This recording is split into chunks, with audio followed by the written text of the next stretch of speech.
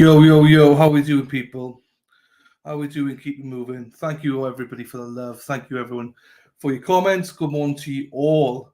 Hope you're all well there. Good morning, Lily. Good morning to True Crime Kangaroo. Started a couple of you. Bibby, thank you so much for the gifted memberships. I appreciate you, my darling. Thank you very much. Yes, it's true. So Melanie and Mark are both in court today. I think Kelly's going in as well. There's a few people going in, so best of luck to them. As I'm sure you and Nettie Jackson are going to be picking their brains, and Little will be picking their brains today. I'll address this because a CD posted, Suzanne. Good morning, I'm not sure if you know, but keep you up with your settings on the YouTube studio for adults. It's in adults already for me, only because of language, and also play only free music so you don't get dinged from your YouTube. So I know Tom CPU's been dinged. I've also been dinged now. I've lost 2 videos, and I'm now constantly getting copyright strikes everywhere. I have got licensed music, but I have now got to dispute everything. So I am doing all that, Susanna. Thank you for looking out for me. I appreciate you. But I have got everything there. But yeah, I am disputing everything. They are on my arse at the minute. On my arse, they are. So not good. So yeah, the last 2 videos, I've currently lost them. So, which when I say lost them, it means that a third party is copyrighting me and taking all the money. Pricks, basically. So I'm disputing it at the minute. So we'll see. Anyway, it doesn't matter. But thank you, Susanna. And maybe that's why Tom has been demonetized as well. I'm not sure. Here we go. Hi, Tim. Good morning to your life in law. Dawn, hello to you, my darling. Yeah, I know. Hopefully, he might be back next week. I don't know. I've not bothered him yet today. I don't want to push him, but he'll be back when he's back. But he loves you all, so he'll be back sooner rather than later. I know that much. Hello to you, Danielle, sorry, not Daniela. Thank you very much. Sorry, the music's a bit crap today because it's okay. It's because I keep getting pinged, even though I paid for the bloody music. But these people, I'm telling you. But anyway, I wanted to do the montages, even though the music's not as good, but you'll have to do, people. But thank you, Danielle. Good morning to you, Carol from Marshfield. How are you doing, my darling? Hello, Lisa. Hacksters in the house. Morning, Fartbox. You were missed yesterday. Jen, people were asking where Fartbox was. Yeah, it must have been busy, I said. Yo-Yo Berg from Pitt. How are you doing, sir? Boo-boo, hello to you, my darling. Or sir, I don't even know. Sir or darling, I don't know. I just call you darling. But don't worry, I call Big D-Dog darling as well. He likes it, so it's fine. Hello, Hollows and Horns. I saw you comment last night. You're the first one on the comments. Thank you very much, Halos and Horns. Thank you very much, Life in Law. Appreciate you. Lulu's mom, hello to you. Yeah, Melanie's there as well, people. Melanie is there as well. Yes, good morning, Gojo. Christ loving mum, hello to you. Thank you. My favorite color. But actually, people say red's a better color for me. It's all good, Vixie. It's all good. They're not going to weigh me down. It's fine. Well, they might do, but it's fine. Gary, hello to you. I missed being in here yesterday live, but I did watch you on replay. Hope you're well, mate. I am very well, thank you, buddy. And you were missed, definitely. Hope you're well, buddy. Glad you're joining your true crime friend. That's it. Thank you, Miss Gold. How are you, my darling? Hope you're well. Lisa, once they flag you, they'll just keep doing it. Yes, I get a minimum of 5 a day. Last night, so the process is they copyright you, you dispute it. Normally that works they keep you waiting 30 days and it's fine. But this company's decided, Hawk, this decided to take me even further now. So now they declined my dispute. I've got to dispute again. But the danger is if I lose this dispute, I could lose a channel. So that's why they do it, so that they know, you might not want to lose your channel. So, but I was not going to dispute it because I was like, I don't want to lose a channel. I'd rather lose revenue over 2 days. But I slept on it. I was like, fuck them. I'm gonna go after them. So that's what I'm doing. So if I lose my channel, please subscribe to my new channel, whatever that will be. We won't get to that. I'm over-exaggerating, I hope. Yes, all good. Hey, you got it all to come. Hackster there. I call her out right there. That's sex. It's all good, people. It's all good. I only say it because the music is different today. That's all. And also, I know other content creators have been pinged, Tom CPU and all that. So if you want to pass a message on to Tom, he's not the only one. Don't worry about it. Let's fight it together, brother. And in the comments stating, I do not own the rights to the bid. I own it. I own it. I paid for it. I paid for it. It's just they're being dicks. Thank you, Hackster. Thank you. Well, it's a third party at the minute, but if YouTube, it's fine. People, it's good. It's all right. It's all good. I'll work at the monetize. Maybe reach out. I'm sure. It's fine. I'm disputing it. It's fine. It's fine. I got it all under control, I think. So it's all good. It's all good, people. Thank you for the love. I appreciate it. Don't worry. Hi there. I'm new. Hello, Eric Cartman. I love that.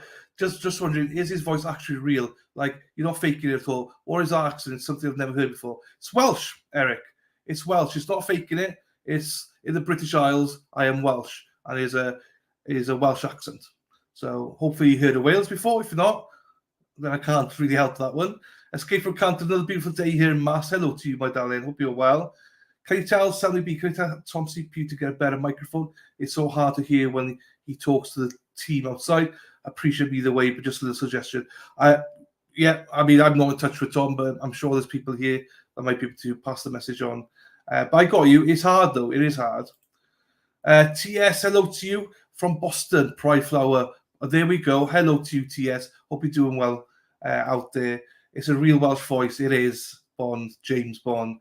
Who is Melanie Mark? Melanie Little is an attorney from the New York area, I believe, and Mark Bedrow is an attorney in the New York area.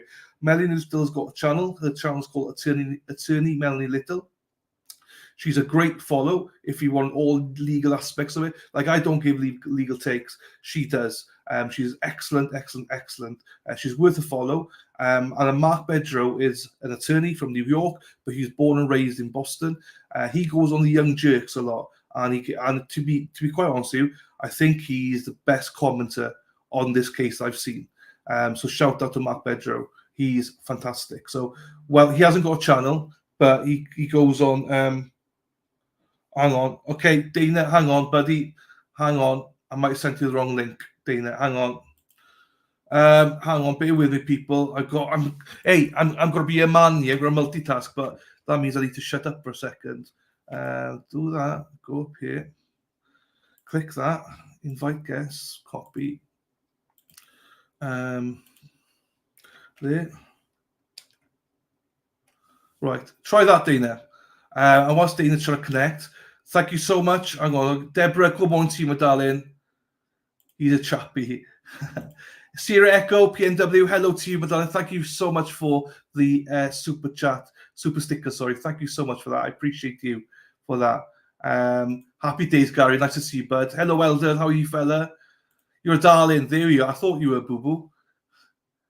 Look at everyone welcoming Eric. Happy days. Unless he's a troll. He's not a troll. He's all good. There you go. Most people have answered the questions. This is why I just let the chat answer them. Hello. Here we go, people. We got a super cool guest now. We got Dana. Hello, fella. How are you? Hey, doing well. How are you? Can you hear me all right? Yeah, I can hear you. Can you hear me? I can hear you okay. I'm trying. I got a headset in, but it's not working so well. It's all good. How's it looking there? Karen just arrived, so. Right, hang on. Let me get that up then. I'll get that next to us here, Dana. Hi, Dylan. Hello, Tracy. How are we doing, my darling? Lovely Tracy. Love Tracy. Right, people, hang on. We'll get this here. We've got two action shots today. We got the bottom screen, obviously, and we got Dana. Hopefully, Dana comes back. But it can be clear. He's back. We got two views here. We got two views. It's great. Oh, hell. It's good, though. All right, let me turn this around and get up here. Walking backwards, I can't flip my camera. Can you hear me all right? Yeah, I can. I love you, Dana. I love it. Great. I'm no Tom DeRosa. I'm no CPU Tom. I love this. Look at this. This is the crew right here. Oh, amazing. Oh. Look at that. Like everybody's here, ready to go, Dylan. Yeah. I don't know who's being called. We talked to Kelly earlier. We're trying to find out who's going to go on the stand. She's thinking maybe state police. Aiden text as well. Aiden message as well. Said Jessica Hyde. Hi, as well. Karen. Good to see you. Good luck today. Thank you, Dana. You bet. Look at Dana. Smoozing with Karen Reed. Look at him. Look at that. Hey, guys. Chat, we've got the big wigs here. Hey, Tracy. How are you doing? She's being shy this morning. No, it's all good. I don't blame her. But hey, you're famous. Like Karen even knows your name, Dana. Oh, sure. That was actually mind blowing, Dylan. I'll tell you. I can imagine. Yeah. Wow. Yeah. They showed up early. We had the. Hold on a second. I met Mr. and Mrs. Reed earlier as well. It was pretty great. Mark Federer's here. Melanie Little's here. I'm sure you already saw that, but yeah, we saw them as well. So that's amazing. All along. I don't know how far I can go in this shirt. Everybody, keep going. All right. Yeah. Sorry, I'm surrounded by lawyers. Yeah. Let me go.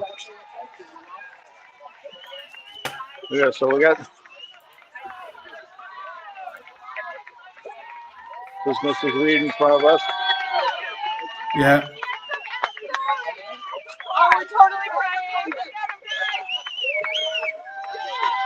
All right, little line as far as I can go. That's fine, mate. That's fine. Good day, Steph. Good day.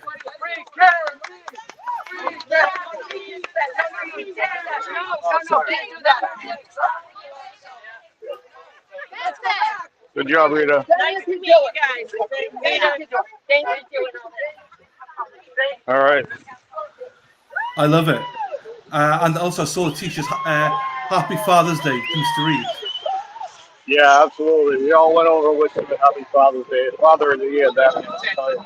Yeah. He's so strong and resilient. He is the rock of that family. So much love to them and good luck to them today. Yeah. So anyway, Jill, I'm going to let you go. I just want to drop on real quick and say hello. Mate, you're a legend. Thank you. Thanks again for coming on last night, too. Dennis and Brenda were very grateful that you did, so appreciate it. Send them my love. Send them my love. Absolutely, always.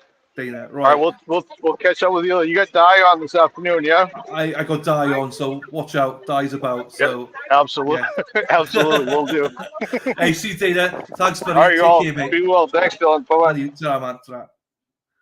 Bye. Right, sorry, people. Now that means for a second, that was great. Look at that exclusive from Dana. Thank you. Shout out to Dana from Resistant to Silence there. Thank you, Dana, for popping on. Dana's always a good support system for me. And I love that. He got a shout out by Karen Reed. Amazing. I love that. I love it for him. You know, he's a great guy. Joni, thank you so much for the 5 gifted memberships. I appreciate you, Joni. Thank you so much for that. Disney Queen, Carol Draper, hello, my darling. How are you? Yeah, please can we like the stream, people? Oh my God. 246 people, 117 likes. Please like the stream. If we only do one thing today, please like the stream. Hello, Eileen. Thank you, my darling. Right, I'm just going to script. Hello, beautiful. How are you doing? Escape from Canton. Hello. Catherine Zeta-Jones is Welsh. You're right. I love it. Good morning to you, Ape. How are you? Hope you're well. There you go. Everyone's here. D.A. Morrissey sucks. I love it. Good morning to you. Jody, good morning to you. From Peabody, hello. The Melanie Mark will be there. I think you should be next. There's more people than me, but I appreciate that, Joe. I do appreciate it. Thank you very much. I do appreciate it. Thank you. The Jew, hello to you. Colorado. Oh, geez. Colorado, how are we doing? Jen T. Cheese and rice. Oh, crap. Right, let me write that down. Oh, no, actually, I'll can someone just put cheese and rice down for me so I know then to actually star it and put it up there. Thank you, Jen. That's a good reminder. Right, Kiki, hello to you. Here you go. Emmy today, maybe. Right, let's go over here. Right, I'm trying to see who I... Eric, I think a lot of people will agree with you. A lot of people would. Heather, good morning, my darling. I love you, Charles. Thank you. Thank you very much for the compliments. Karen, hello to you. I love the fact that everyone gives compliments. I love it. I love it. I love it. Yeah, Melanie is there. She is there. Everyone's there. Hello, Sally. Hope you and the family are well. MJ's in the house. Let's frigging go, MJ. Love you, MJ. Hope you're well, buddy. How sweet it is to be in love by you, by you. I agree. I agree with you, Erin. Hey, Lil G. Let's go, Lil G. Sea Dog. What can we do with a drunken sailor? What can we do with a drunken sailor? I'm joking, sir. She's in the thingy somewhere, but she's there, Lisa. You'll probably see her at the end of the day. Here he is, potty mouth. There he is, Die. Are we ready to rumble? Let's get ready. Let's get ready. Let's get ready to rumble. Psych, Die. We got Die in the house. Love Die. So we've got Die joining us at lunchtime today. Cannot wait to get him up here all fired up as usual. Francesca, hello, my darling. My little Mark Bedrow are in court today, Little G. They're in court. James, how we doing, fella? How we doing? We need to get a Boston. I know. I need to. I was actually looking at flights earlier on. We do definitely need to. The flights are quite cheap. It's the accommodation is expensive. Gee, I won't lie to you. I was shocked. There's Mel. There you go. Lots of lawyers. Watch your wallet. Elaine, I'm so happy for my. Same Elaine. He deserves it. Okay, Jen, how are we doing, Jen? How are we doing, my darling? Hope you're well. Love to see you support Absolute Pixie. How are we doing? Good day, mate. Does Bevel welcome proud? No. Crafty Cow, how are we doing? How are we doing? Yeah, Sean, please send a love to Sean. He still sees it. Good morning from Indiana. That's a second person today from Indiana. There you go.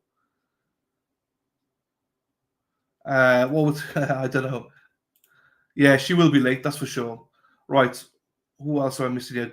GFY. There you go. I'm way behind already. What's this? Skizcorp. Hello, how are you doing? Hope you're well. Jeepers, creepers. Right. Morning to you. There you are. He is. Melly's tall. Miss Wee Lassie, how we doing, my darling? Hope you're well. Cynthia, how we doing? How we doing, Darcy as well? Mark Bradford. Jeez. Oh, thank you to Brenda Sweeney. She sends me stuff over. I'll play some of the videos during the break now when I get a chance. Thank you, Marcia. Thank you, my darling. Please like the video. It helps me out a lot. Hello, Daniela. Hello to you, my darling. So just a reminder, Commonwealth is supposed to be resting on Tuesday, remember? Wow. If that will happen. Like, sub, and share, good people. Thank you very much. Give the like this Canton salute. Yes, please. There you go, Gary. That's the way. You go for a fella. Mona Lisa. I fucking love that name. Hello, my darling. How are you? Yeah, you go. I love it when you come in, Joni. Oh, did you see? Oh, you were the first. Oh, no. So just so everyone knows, hang on. The video. There she is. I did play them all. I did. You have to go to the start, but I did play them all for you. Yes, please like it. Jeez, I'm way behind again. Come on, Deline, you Cash App our card to gift you. Cash App card. I don't do Cash App. We don't do Cash App in the UK. But you don't have to gift me anything, Deborah. It's all good. I appreciate that, though. I do. But you don't have to gift anything, my darling. But if anyone wants to buy me coffee, that's absolutely fine as well. Links at the top. Proctor sucks. Yes, I agree. Audrey, hello to you. Hello, how are you, Audrey? Hope you're well. Cousin Jill. Cousin Jill in the house. Hello, Cousin Jill. Thank God it's Friday. Maura Healy has finally made a statement about that. Yeah, I've not read it, but I heard that, actually. Robin Wilson, she posted it. But thank you. Oh, here we go. Cheese and rice. Cheese and rice. Need to remember that. Cheese and rice. Hey, Patty from Florida. Hey, how are you doing, Patty? Hope you're well. Here we go. Cheese and rice. Reminders. Thank you so much. Thank you, Lisa. Yeah, I know. Yeah, definitely not. Definitely not. Here you go. Everyone say cheese and rice. Thank you very much, everyone. Babs, hello to you, my darling. Bore da, Cariad, morning all. Thank you very much, Anira. Anira is from Wales. Lovely to see you, Anira. Toots, hello to you. Babs, hello to you. Oh, Susanna. Susanna. Oh, Susanna, every day and night. Hello to you. Dina, hello. I'm listening at work. Can't follow messages. It's all right, Dina. Welcome to you. Good day in work today. Hope you have a good day. Melanie's there as well. Yes. Good morning, all from Dina. Hey, Druid Fluid. What's the name? It's like Druid Fluid. Loves it. Hello to you, sir. All right. How am I catching up here? I don't know. Good morning, Stacey. How are we doing? Hope you're well. F YouTube. I agree. Wait, you agree with me? I'm not sure if I do now. Christine, hello to you. I hope you're all well. I'm very well, thank you. Wendy, good morning to you. I'm very well, thank you. Oh, Susanna, yes. Oh, I'm not half up behind then. Are you 14 hours ahead of us, like Lily? No, I'm 5 hours ahead. I'm 5 hours ahead of you in Boston, and I'm about 9 hours probably then behind Lily. Hello, Tiffany's. Hello, Tiffany's. How are we doing? Marsha's got the drums going. Simply Shauna, good morning to you. My favorite morning show guy. Thank you, Simply Shauna. I appreciate that. Let's go, girl. Good morning, Dylan, and good morning, chat friends. Little G, hello to you, my darling. Hope you're well as well. Sandy, hello to you. Running late. I'm running late. Don't worry about it. Don't worry about it. It's all good. It's all gravy, baby. Sea Dog, good morning to the best chat. Good morning to you, sir. You're a big part of the chat. You know that. All of you are. Do you go, hello, let go, hello to you. Oh my God, here he is, the most talented person I've ever met in my life. Not ever met him, the most talented person I know. Microdots, let's go, sir. Microdots, you know how much I love you. You know, let's go. Everyone follow Microdots, you know that. You know the score, people. If you're not following Microdots, what the fuck are you doing, people? Let's go. Hey, thank you, Michael. I'm definitely coming over, sir. Definitely. And I'd love to meet you because I want to shake your hand. I learned a lot of stuff I learned about Karen Reed is down to Microdots. He's got the best videos out there, people. If you still don't know everything about Karen Reed, go follow Microdots. Yeah, amazing. Thank you, friend. Lee D, Sean just posted an interesting comment about Ring video on his Facebook page. Okay, we'll take a look now. And remember, please say hello to Sean because he is reading chat as well. So feel free to say hello to him. Monica, hi Dylan, so nice to see you last night on the Resisted Silence. You woke up in the middle of the night. I didn't wake up, I just didn't go to bed. It's funny because Dennis messaged me that morning to say, hey, I'm going to be on Resisted Silence. Are you around? Are you going to be able to watch it and maybe pop on? And I was like, mate, I'm going to be in bed. I can't. But little did he know that me and Dana had been liaising and Dana had asked me on to surprise him. And I think he was surprised. I think he was shocked. And I loved that. I love Dennis and Brenda. They're my kind of people. So thank you, Monica. I loved it. I love being on there. I love those guys. How's Sean sending love? Yeah, keep sending love. He's okay, guys. Keep sending love. Lorraine, hello to you, Madai. Thank you for the super chat. Happy Friday. Make sure to add a shot of something good to your coffee this morning while we listen to Lali. I know. I got my coffee ready. I got some water ready. Oh, there. I know. Stony, hello, fella. Citgo was a gas station in Reeds. There you go. Hello from Stony and Paul. Hello to you, Stony. Because I did gather that in the end. I didn't know at the time though. And again, thank you, Lorraine, for the super chat. Yeah. Cheese and rice. I need to remember that. Good morning, Katrina. Thank you, my darling. Big love to Sean. But yeah, please keep him coming for Sean. There you go. Microdots love as well. Good morning, Microdots.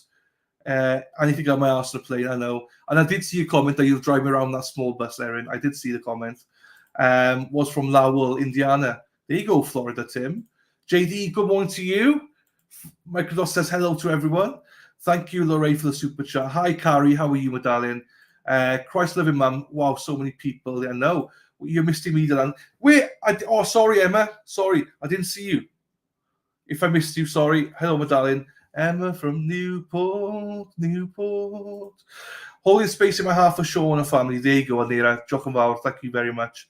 I'll message him now. Oh, Lou Barber. Can I just shout out to Lou Barber for a second? I know she's here somewhere. Lou, what I'm going to do as soon as the stream starts, I'm going to send Sean the picture you sent me of baby Archie. I'm going to send it to him. That will make his day. So I'll do that. What a cute baby. Thank you very much for that. That really made my day yesterday. I was having a crap end of the day, and you really made me smile. There you go. Everyone's here. Hello, Janice. Hello, how are you? Hello, Bet. How are you? I'm going to ride with you guys for a while. There you go, Microdots.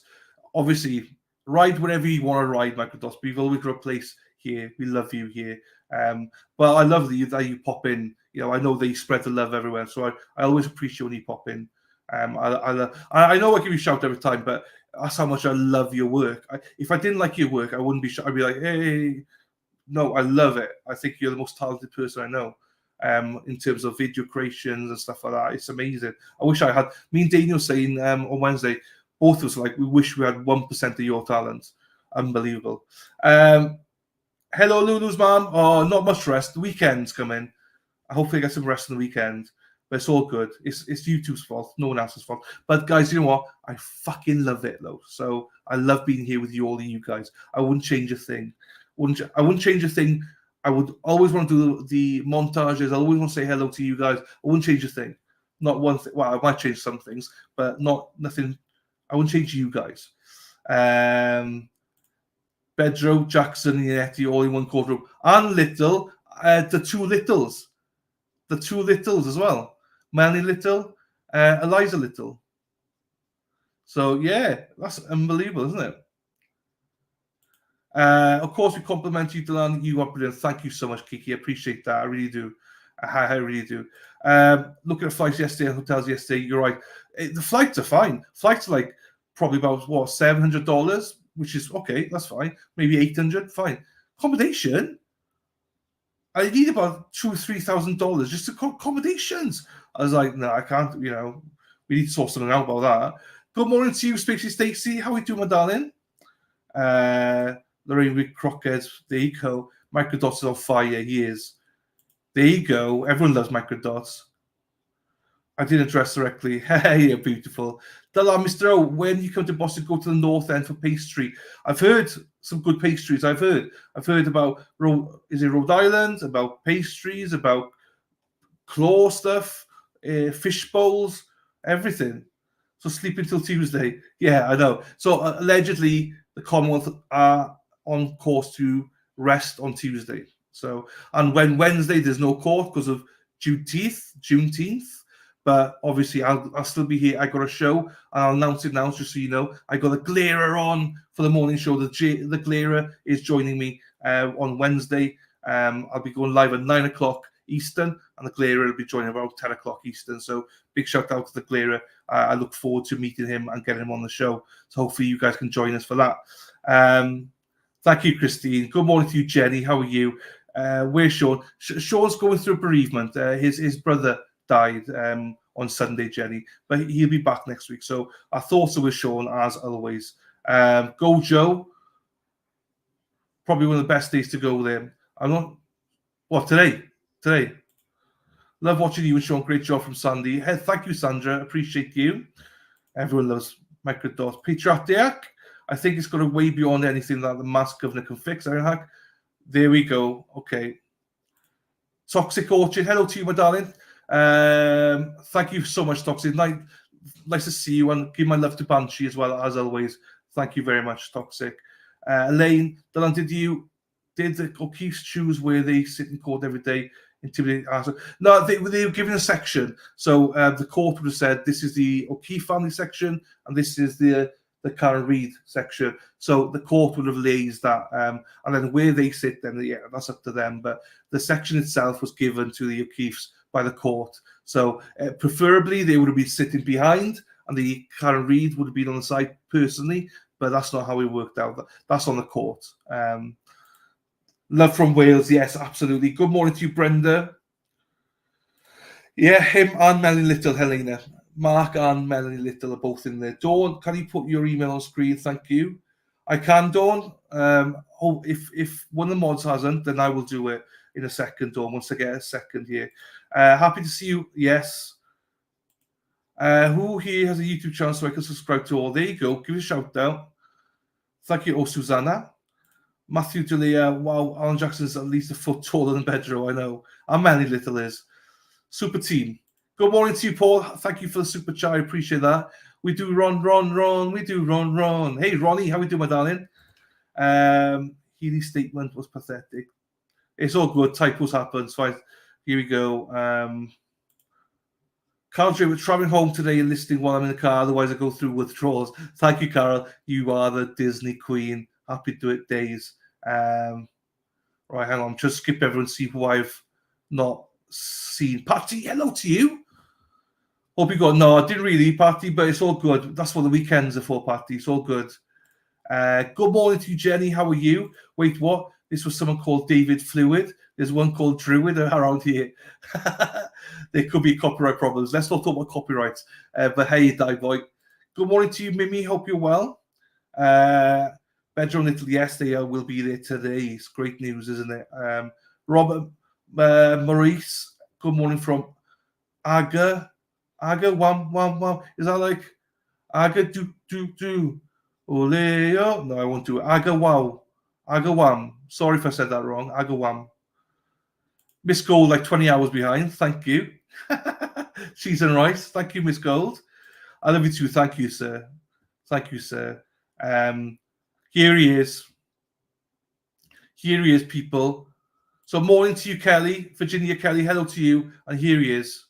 Sean, sending love to you, Dylan, and all the warriors for Karen. And I will be back. I know you will be. I will be sending you a picture of baby Archie in a second now, just to cheer you up because it's an amazing picture. Hang on. I need to put the court stuff up here now before. So, guys, I told you, he looks at the chat, people. He's always in here. So please make sure you send the love. He sees it every day. And some people might think I'm lying when I say that. I'm not. He's always here. He's always here, people. This is the place to be, like he says. This is where he watches the streams. So shout out to you, my friend. I look forward to speaking to you soon. There you go, sub to microdots. There you go. Tony, hey fella. Hope you're well. Oh my God. Melanie, hello to you. I'm glad you caught up. I haven't. I'm well behind. So once again, apologies if I missed you in chat at all or don't say anything to you. Good morning to you, Kate, as well. Good morning, Quizzical Girl. Sub to Sean here. Let go, yes. There you go. I think I've said merch hello to you. I was at court yesterday and it ended the day. It was electric there. Tons of love. Ah, we saw it. It was amazing. It was amazing. There you go. And he's still there. Dr. B. There you go, Dr. B. See? Good morning to you, Tricia. How are you doing, my darling? Yeah, Mark Bedrow's there, Virginia. He's there. Who's on today? We're not really sure. Turtle Boy said one of the forensic experts. Jessica Hyde, he believes, but we don't actually know. We don't know. Lorraine's from Michigan. Where's everyone else from? There you go. Merchant, Virginia. Eileen, hello to you. Thoughts with the El Jefe. There you go. Oh, you're from Texas, Bond. I'm just a girl in the world. Thank you so much. Thank you so much for the super chat and thank you for being here. Redirected here from Melanie's page. I'm here for you. Thank you very much for being here. Obviously, you're not going to get the same kind of legal analysis here, but hopefully you enjoy it. And thank you for the super chat. Also, thank you for chatting. I appreciate you. I really do. Molly Lola Blue, how are you? Hope you're well. Christine Mitchell, it'd be great to hear what Mark and Melanie have to say. Yeah, that's going to be great shows to watch recaps for. Smash that like button. There you go. Dylan, you're sweet. I hope Baby Archie gives He will. And he gave me a smile. When you two were messing me about yesterday, I just got my things and I just looked at baby Archie. I was like, how could he be mad in the world when he got such a beautiful, beautiful baby there? I'm sure you're a happy grandmother. You should be a proud grandmother. Cute as they can be, honestly. Good morning, Vivian. How are you?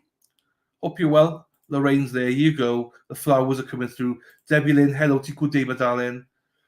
There you go. Look at the flowers. I love it. Welcome, just a girl.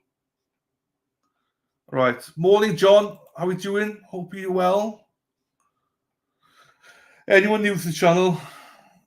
I do try and give shout outs to everyone. Miss Mojo Rising, hello to you, my darling. Hope you're well. Right. I'm trying to get through everyone.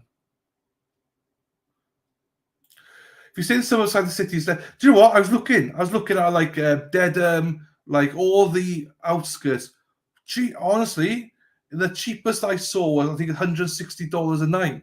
I was like, I think if you go Foxborough way, you can, that way. I think they were getting down to about $120. But yeah, wow. Morning to you. No, I mean, I'll look again. I will look again. It was only a quick search, but hello to you, Laurie. Morning to you, my darling. Right, okay. Let's do a trip to Boston Griff stream. I'll be the White Claws. Yeah, we'll have to do a Griff stream. Jeez. Yeah, but they don't go down too well with people. But, we might do one if people want to. Good morning to you, Violent. Violet Lilac. Good morning. I hope you're not too violent. But good morning to you anyway. Escape from Canton. Hello to you. Hello, Greg. How we do, fella? How we doing, people? Brandy, good morning, Dylan. Thank you very much. Hello to you. Hope you're well. Celery. Reference alert. Attorney Men Little has great KR playlist. 30 shows. Jackson yet at their finest. And she emotion squad for Morrissey happened 3 months ago. There you go. Thank you, Celery. We love Men Little. Thank you for that reference. We love her. She's fantastic. She's got great content. Hopefully everyone is subscribed to her as well. Hope me as well. Cheryl, hello to you, my darling. Thank you very much. I love being on Resist the Silence. I love it. Sherry, hello to you. I know. I can't wait. I know. Thank you very much.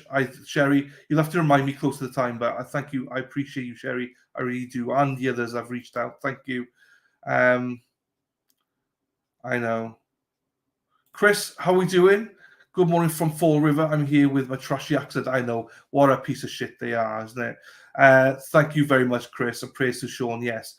Erin Hack, you've been a member for 1 exact year. Jeez. How have I coped?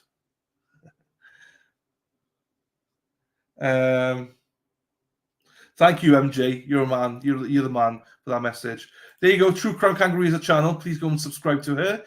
From yesterday. Trident, hello to you. Oh, Mazza Media discussed yesterday. Cool. Mazza Media is another one you should follow. He's really good. Right. I think. Nash, hello, fella. How are we doing? Corrine, hello to you. Jeanette, hello to you as well. CLT, good morning to you, fella. How are we doing? Oh, lady, sorry. I shouldn't say fella. Elizabeth, how are we doing, my darling? I love this group. I try to join when I can, but work full time. I grew up in Sean's neighborhood. I love when something happens and you rant. Yeah, Sean's the best. Sean is the best, isn't he? So I'm glad he's here. There you go. Casey, good morning to you, my darling. Hope you're well. Thank you for the coffee. I believe it was you. Thank you so much. All right, let's go through. I think Vanessa, hello to you. I think I said that already. Right, I'm doubling up here at the minute. Hottie Toddy. Who's baby Archie? Do you have a baby Dylan? No, I don't. Hottie Toddy, you changed your name. That's not your name on Twitter. I don't. Lou, one of the members, has just had a new grandchild called Archie. I believe about 5 years old now. Cute as they can be. Quizzy Girl, there you go. San, hello to you. Hope you're well. Mike, thank you. I do all my streams are always solo, except for when Sean's with me. So, but thank you, Mike. Hello, Kathleen. How are we doing? Elaine, love to you. On your family, Sean. Good morning, Kevin. Right, I think Hippie Chicken Diana, I know. Here we go. Jersey, Wendy, wow. I didn't know that. All right, this means I'm way behind because we've had this conversation. Okay, let me skip a few here then. Judy Cam, hello to you. Hello to you all from a Sheila. Good day, Sheila. Good day, Judy. Good day, Judy. How are we? Put shrimp on the barbie. I know we don't put shrimps on the barbie, but I do, okay? So, good day, Sheila. How are we doing, Judy? Good morning, Shannon. Hello to you. How are you doing, darling? Sending a big hug from Boston. Thank you, Cynthia. We love you, Cynthia. Thank you so much. Darcy, thank you. I'll look at it more properly. I will. Diane, hello to you. Elaine, thank you for the super sticker as well. Australian $8. Thank you so much for that. I do appreciate it. Some of the that might be because honestly, I was looking at the outskirts and they were super expensive. I was like, well, Boston, no chance. Is all the outskirts and they were just so expensive. How many Sheilas are in the house? Raoul's asking. There you go. Jody, thank you so much for becoming a member. I appreciate you. Thank you, darling. Susan, hope you're feeling better, Susan. No, get better soon, Susan. Hope the operation did go well, though. Super Chad, good morning to you. Lola Blue, good morning to you. Seth, good morning to you. This space short by leaving out that we have so much fun. Oh, yeah. The chat's the best thing, Seth. You're right. I'm sorry. I'm just trying to rush through it. The chat is the best thing about this chat. Chat is the best thing about this channel. 100%. This channel would not be the same without the chats. Good morning to you, Super CBD. No, I checked that as well. It's not. A little bit cheaper, not much cheaper. But it's all good, people. It's all good. We'll sort it once we get closer to it. I'm a pussycat, Dylan.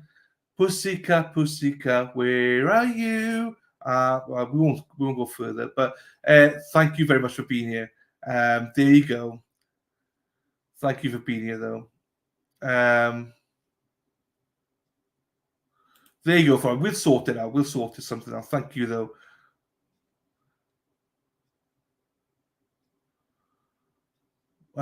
Good morning to you, Kim. Good morning to you.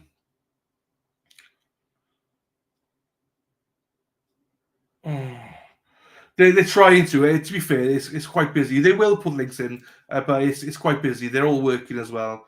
I think we're getting some of them in here, but it's still early for most of them. Most of them. Shout out to my mods as well. They're all like, for some of them, it's like 7 a.m. in the morning, and some of them are in work and stuff. So shout out to my wonderful mods. They're amazing for being here. Some of them are in work as well right now. So I appreciate all of you guys. I really do.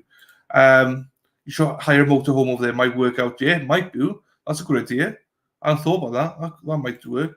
Terry Martins, good morning, Dylan, friends from North Shore, Massachusetts. Thank you, Terry. Thank you for the super chat. Hello to you, my friend. Hope you're well. TJ, hello to you.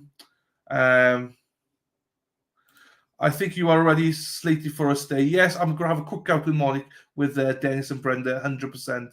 Potty Mouth in the house. Hello to you. How are you, my darling? Hope you're all right for show. Glow, good morning to you.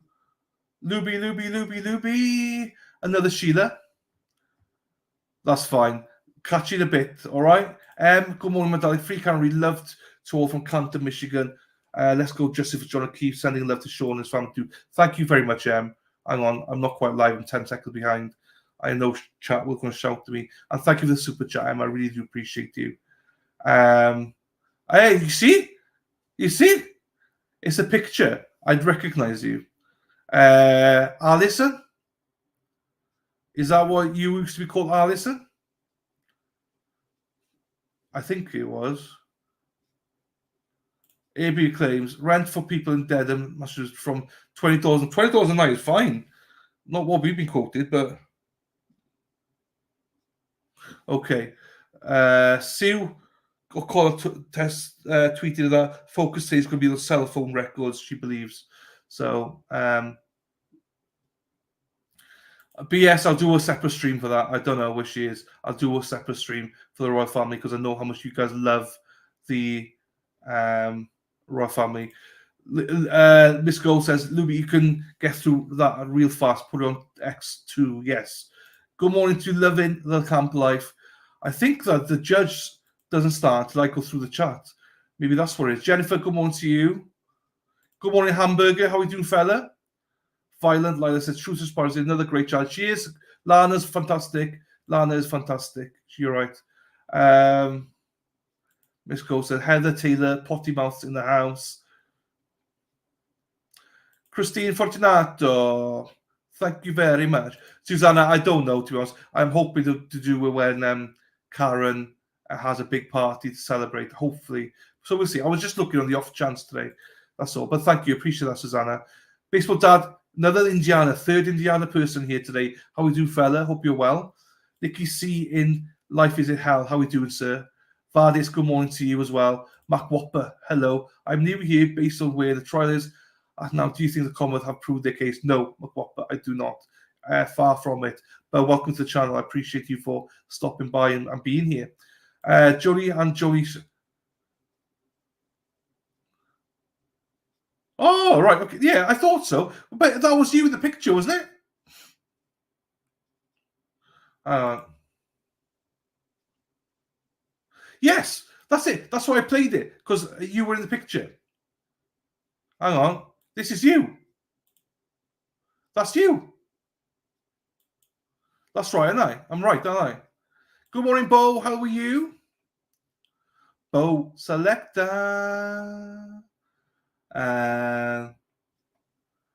Good day, Shayla. Good day. Good day, mate. Right. Chris, you've done. Robin. Hello, Robin. Hey, Robin. How are we doing? I know I'm just so bad at this. Nat, good morning to you, my darling. Slept late again. I wish I slept late today. I am well behind. Closet Academic, hello to you. 2 others, yes. Potentially 4 others as well. I stayed in Millis with another tour ride when I came over last year. I know, that's the only way to do it, I think. Morning, Elise. Hello to my darling. I give you a wave. There you go. I did that before reading your chat. Nancy, the last singing Tom Jones. Pussycat, pussycat, I love you. Where I don't know. Medfield. I was right. Thank you, Hottie Toddy. I don't know how. I just remember stuff. I don't know how I do that.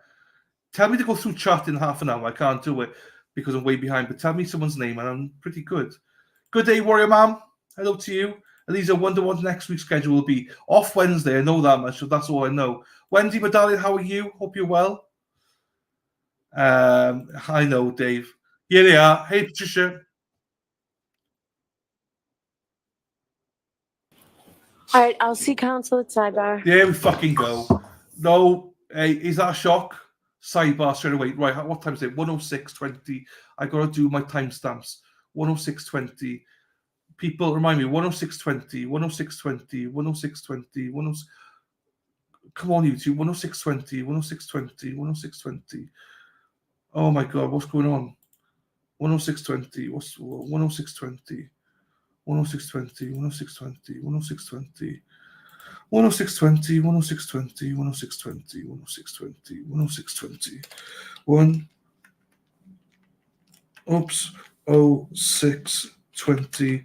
Court begins and sidebar. Right, okay, got that. Put that in, got that.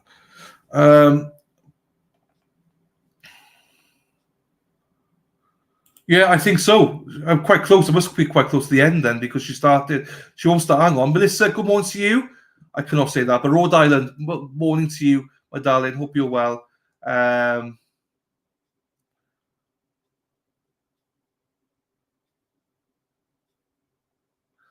Helgo, I wrote it before Dylan said it. Morning. Right. Thank you very much. Hang on, let's have a look. I might need you to start. Amanda, hello, my darling. Hello. Shannon's got it.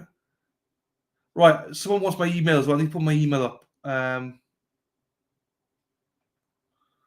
Sidebar. Oh, I must be right to start. Let's go sidebar. There we go.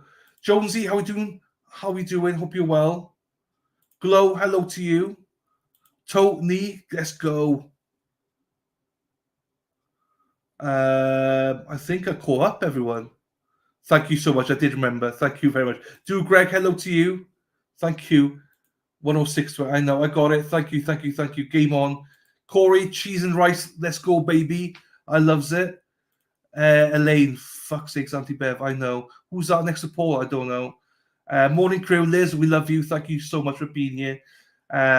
Please hit the like button, please. I do appreciate that. Let's fucking go, Dana Leonard.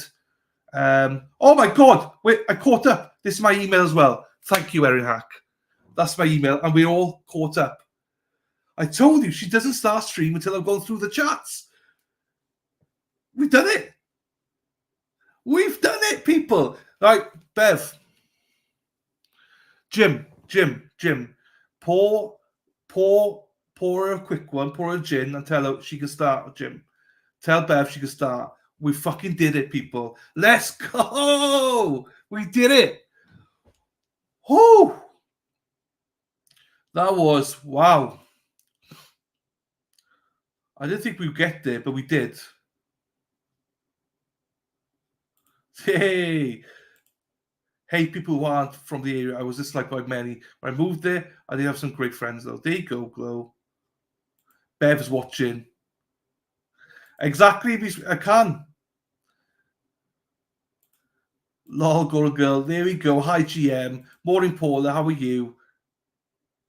Thank you, Bo. Don says, Auntie Bev, better hurry up. She wants to avoid the Cape traffic. Yeah, no, weekend's coming. Bev's on it. Bev's going to be on the booze this weekend. I bet you she's a loosey-goosey on the bender. Do you know what I mean? Hair down. Let's go. Let's go, chaps. I bet you Jim's with her as well. Jim's giving her, woo, dancing with Aunt Bev, giving her a little twirl. Come on, Bev. Oh, Jim, you're so good. I know, Bev. Twirl. Let's go, girl. Let's go, sister. Right, what else we got here then? Bedro is there. Melon Little is there. I put in the word. Thank you, Cedar. I tried to. Ajura has just joined the sidebar. Ajura has just joined the sidebar. So either Jura is going or they need to explain something. So I'll be listening for a bit. No worries. Seen a little bit, Hackster. So Jura is now with all the attorneys. So I know, Gary. I know. I think so as well. So thank you, Chrissy. And you can stay here with me, but you need a car to get. I know. No, I know. Some people have said they can put their head down in some places. I'll be moving around. I can't stay in one spot all that often because there's so many people I need to see. He is Elizabeth. Him and Melly Little are both there, sitting with the Reed family. You spy me with shave the beard. Cracks me up, crab walking. Aunt Bev cracks me up. I love it. Loosey goosey. I know. Whoop. Probably saw the governor speaking yesterday. Maybe actually. Is that Melanie in black? Lady in red. I know she's got a pink handbag. Wish we could control the camera. I know. Who was that woman? The cop? Yeah, it's a juror. It's just a female juror. Right. Yes. Yeah. Camera showed the juror. Oh, I didn't see that. I didn't see that then. Bedro and Meredith are both there today. She might be dismissed. I don't know what's going on though. Maybe. Morning to you, Josie from Arizona. Good morning, my darling. Hope you're well. It might be that personal issues, the juror might have issues, or they may have disclosed that they've heard something about the case. So, you know, juror might want to tell Bev to hurry up and finish. I know. Yeah, I know they are. That's why I have 17, though. Hopefully, we get through this very quickly now.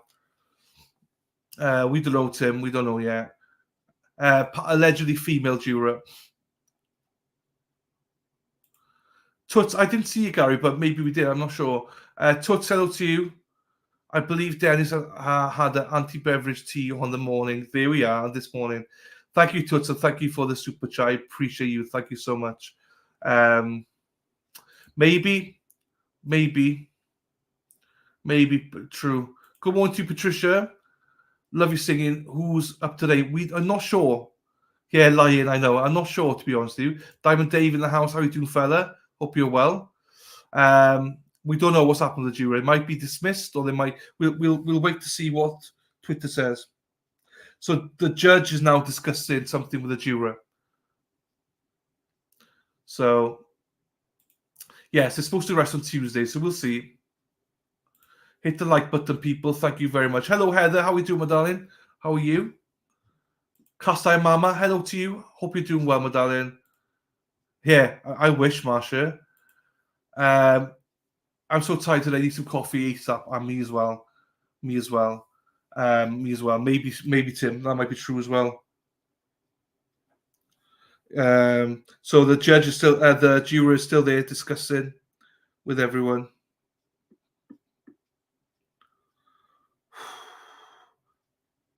Oh, I see some people bought me coffees.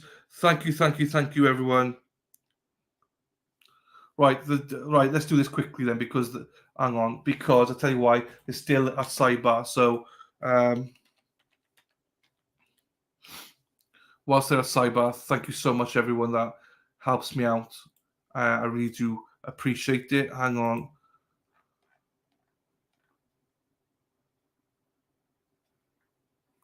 Right, hang on then.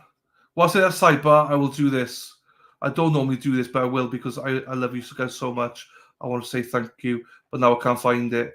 Where the hell is it gone?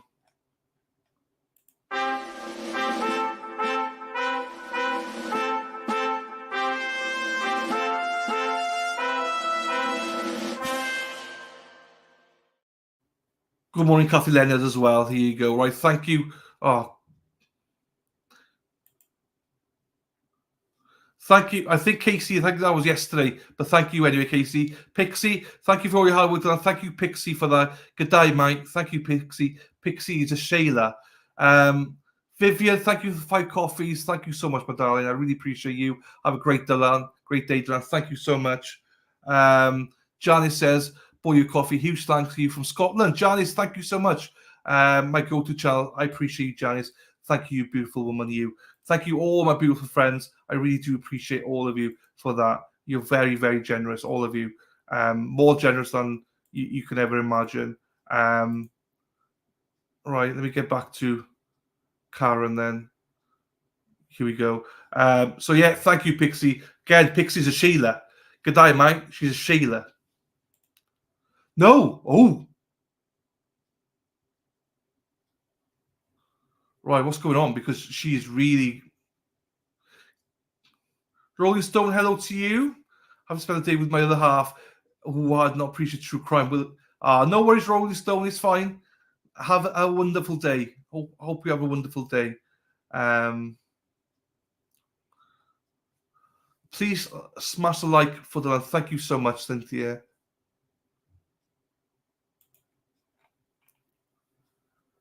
So I'm not sure what's going on.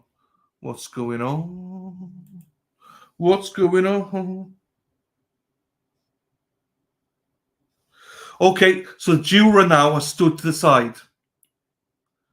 19, right, so juror, Sue O'Connell says, juror now stands to the side as judge and counsel discuss. So something's happened, people.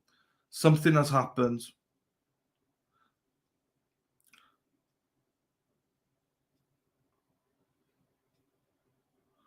Let's go see if there's anyone else.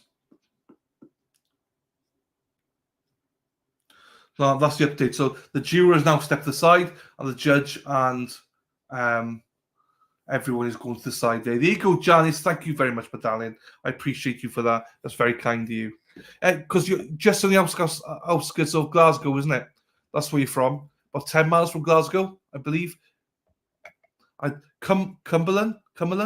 I don't remember, Janice. Tell me where you're from again. I think it's about 10 miles away from Glasgow.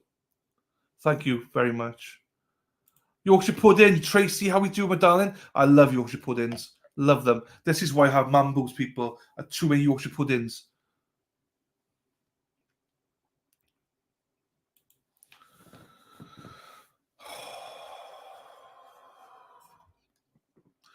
Nah, there won't be mistrial.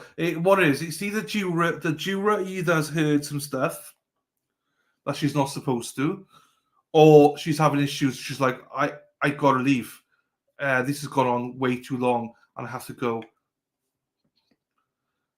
I don't think it's that. Oh, you see, Cumbernauld. I said Cumberland. Cumbernauld. There you go. I loved my time in Glasgow, Janice. I loved it. But I said yesterday, I'm not sure if you were here, when I said, when the women in my life there were all going, I'm going to get my messages. I thought, why do they go to the post office every day? I don't get it. I didn't know what messages were. But now I know. It's great. So Dana. Again, Dana, thank you for joining us. And much love to you and Tracy out there on the streets today. I hope you have a wonderful time out there. It looks like great weather out there today. Yeah, it could be intimidation. Look, we can speculate as much as we want, Tim. You're right. It could be intimidation by somebody. We don't know. It could be a whole variety of stuff. Trisha Lewis, hello to you. Why does she keep shaking her head? Maybe she wants this juror in. Maybe she's just like maybe someone say to her, "Do you want to go on?" No. Or do you want her in? She go, "No." I no idea. No idea. No idea. We can only speculate, people. They brought on 6 extra jurors, but if this one goes, I think we'd have. I think it was 17. So I believe we have 17. So there's 5, I believe, and then we've lost 1. So originally there was 19, but I think 2 dropped out at the start. Then they were down to 17. Then 1 dropped out this week at some point. So we're down 16 now. If this one drops down, we're down 15. That means 12, 34, 15, 3 left. You're right. So 5 down to 3, but initially it was 7 alternates down to 5. Now, if this one goes down to 3, so they're going quick and fast. I am. When there's updates, they're here. I give them to you, Tim. I give you the updates as I get them. This is a service I provide for you, Tim. Just like that. Just like that. Give it to me, baby. Okay, cameras to be shut off. Judge has just announced that the camera is to be shut off. Ted Daniel has just announced the cameras are to be shut off.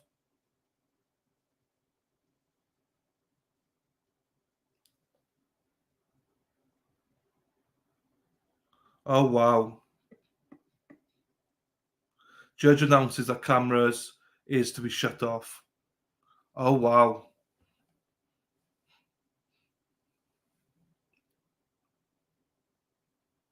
Yeah. That's why we have extras. It's just now, obviously, we're so near that. Well, we're still probably about 2-3 weeks away. So, whew.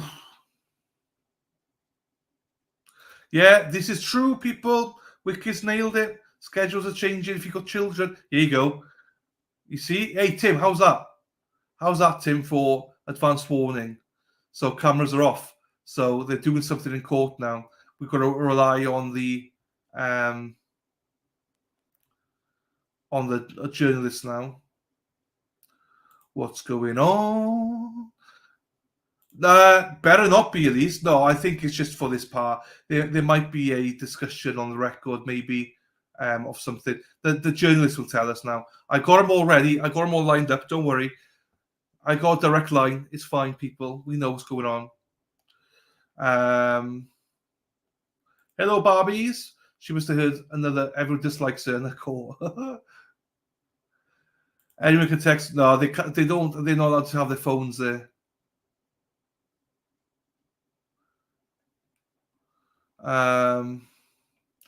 Maybe Glow. Maybe we don't know.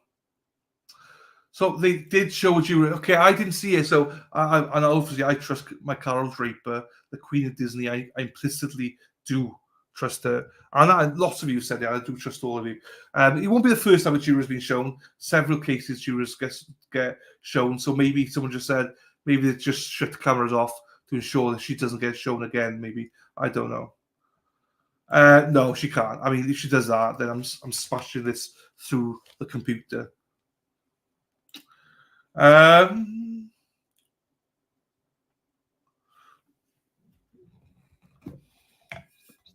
I got to have a little bit of coffee because I'm parched right now.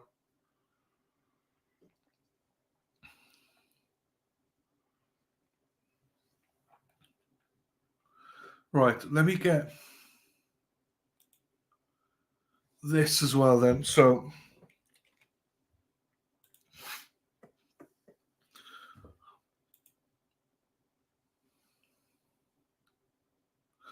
oh my God, no, cameras off for the rest of the morning. So judge says cameras must be shut off for the rest of the morning. They're now in recess. They're now in recess. Cameras are off.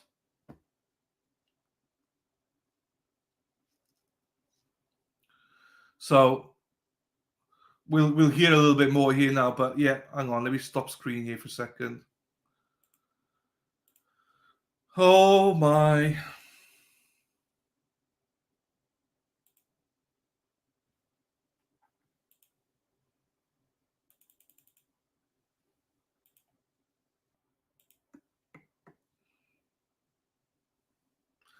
Goes to a chain. We have been given no indication of what the juror issue is. Carry the team at huddle together. So this is all I got for you people. This is all I got.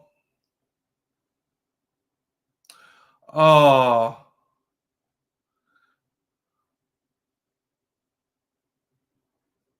Hang on, I gotta do this. Hang on, I gotta do this. 2 seconds, people. I know you'll embrace me on this one.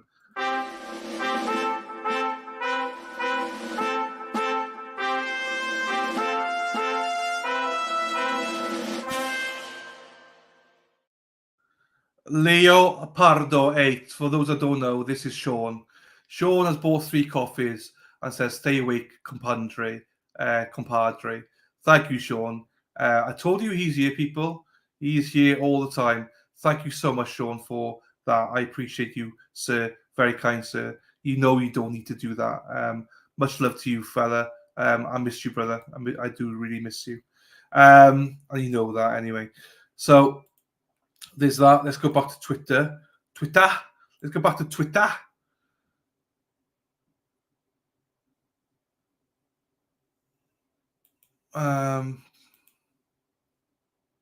Okay, nothing happened on Twitter, but I'll keep the Twitter app so we get to see it.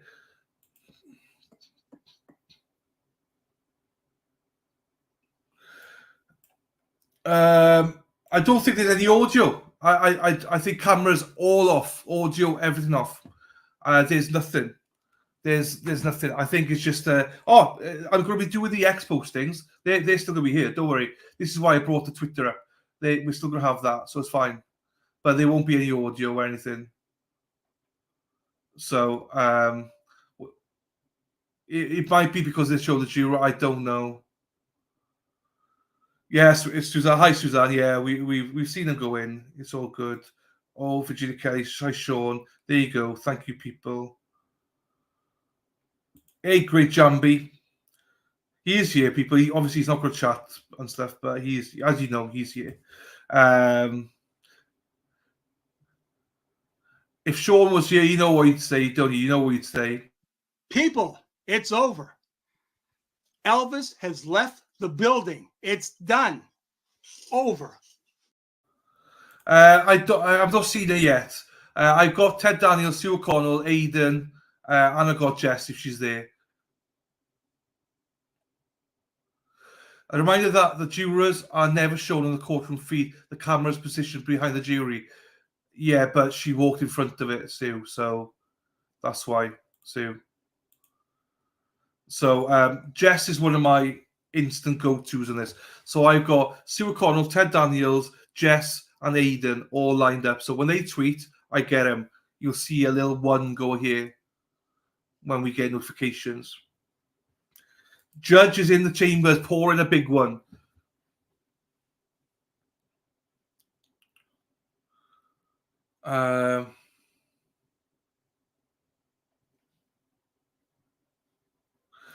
Fall River report. No, just the morning, allegedly, Shannon. We don't know yet, just the morning.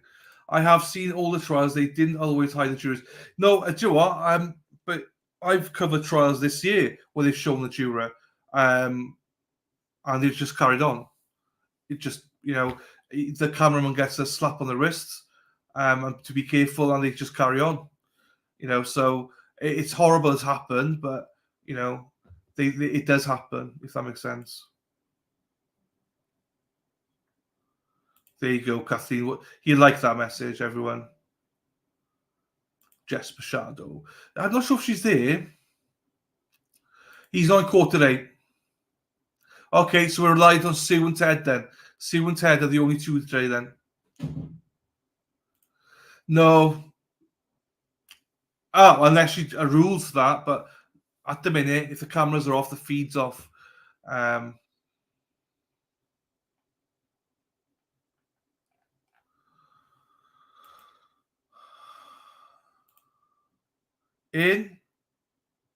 don't tweet them. The tweets are here. I got them all for you people. Those of you on Twitter, hey, I got you. I got you back, people. It's all gonna be here. If it's only tweets we got, they'll be here, people. Honestly, all I need from you guys is to watch out for court for me. Oh my God, I can't believe it. Judge Bev is so corrupt. Oh my God, I can't believe it. Judge Bev is so corrupt.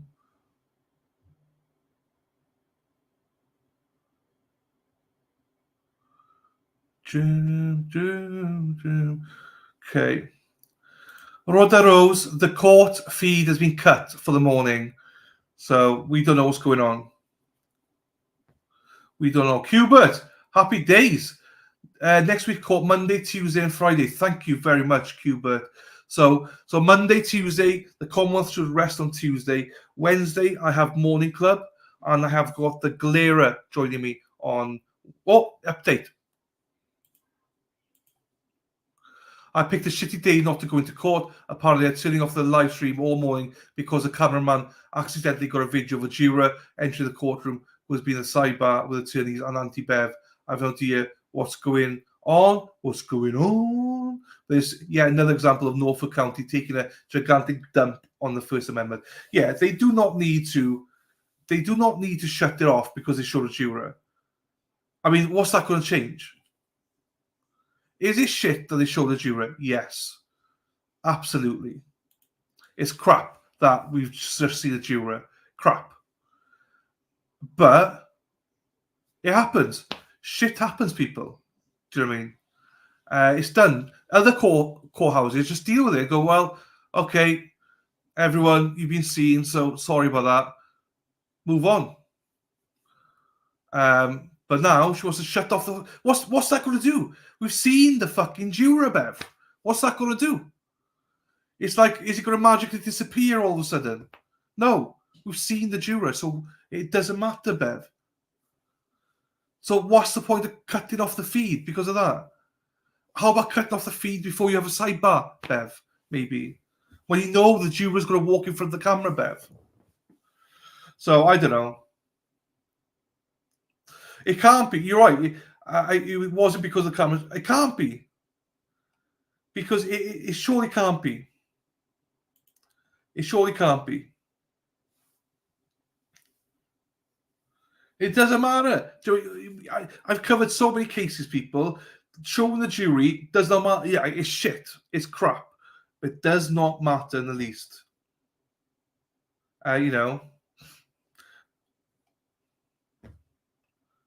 Or if it's that big a deal, then you just let that juror go. You could say to the juror, people know you're here now. Do you want to be recused? Give that juror the option for whatever. But nah. We all heard the disgusting vile words out of Proctor's mouth. I know. It is. I know. Okay, stop speculating. Just relax. No, I think it's healthy to speculate, though, Stefan, because I think everyone's got an opinion on it. I think it's fine to speculate. We won't know. This is the problem is we won't know, but I don't think the judge is going to tell us. So because of that, unfortunately, people are going to speculate. And it's shit. Just where's the transparency in this trial? Where's the transparency with Bev? You know, Bev needs to be gone because it's disgusting. It's disgusting now. Because she shut everything down. She's not even told the journalist. She's not told anyone. Why is the law and crime coming back up for? Thanks for watching. Goodbye. Okay. This, honestly, people, I can tell you now, this does not happen, or I've never seen this happen before in any other trial. If you spot a juror, shit, fine. So it's either there has to be some other reason. There has to be. If there's some other reason, that's fine. I'm fine with that. But just tell us. Don't shut the bloody thing off. Well, hopefully the journalists know. Because otherwise, that's going to be crap. Moves Turf. We all know that Beth isn't the best morning person. She's been throwing a fit, a knee-jerk reaction. She does it all the time, though. For the smallest issue, she just throws it like a tantrum, it seems. But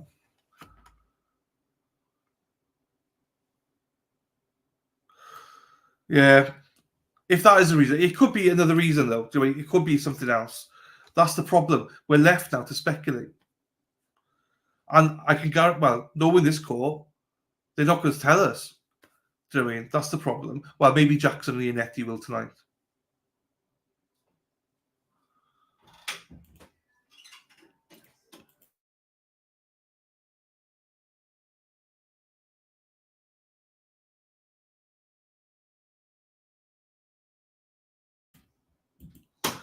I just turned my own camera off there for a second.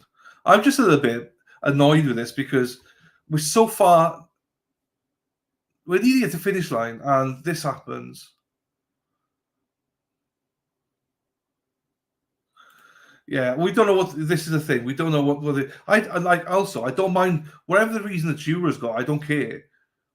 My issue here is that we stopped the whole morning trial because of. Well, we don't know. We don't know. That's the problem. If it's because of the juror, that sucks.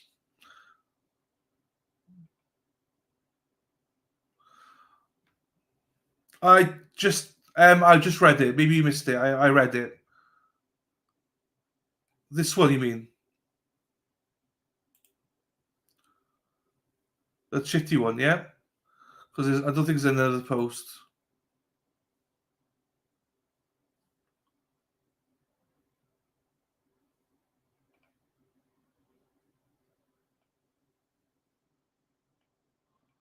Personally, I did not see the juror. So I did not see the juror, so I have no idea what's going on.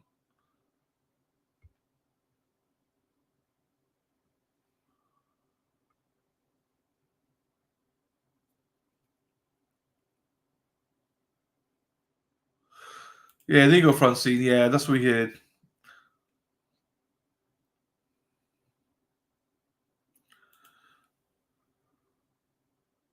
Oh, here we go. That's why. I missed it. Court clerk tells me judge has ordered the camera off for at least the rest of the morning because it caught a juror. So, yeah, this is why it's bullshit.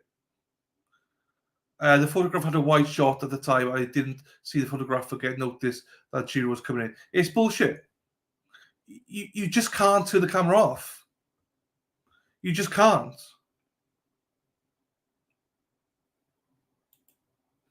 It doesn't matter. I'm sorry to that juror, but it doesn't matter. It's done.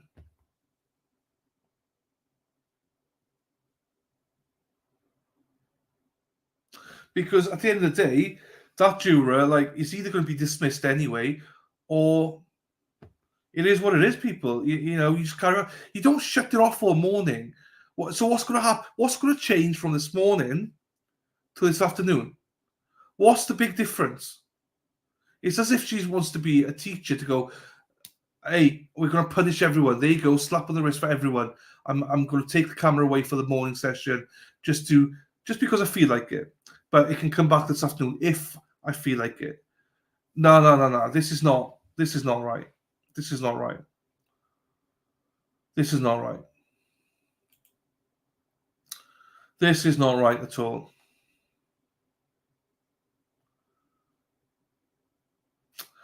Normally they get let go. Sometimes, Gary, they don't get let go at all. They're given the option. In some states, they're just given the option. Right, you've been seen on camera. Are you comfortable with people knowing or not? Because I have seen some jurors being exposed full face and still be on there. They didn't get dismissed. They stayed on. Everywhere's different. Every state's different, obviously. So we don't know. We don't know. I just have, I think.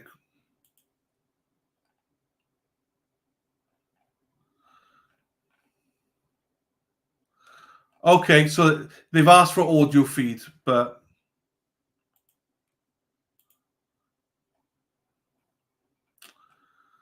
so once you see a one there'll be another.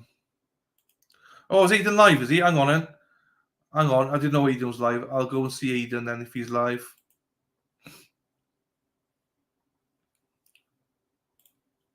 Is he live on Facebook? No, that was 44 minutes ago.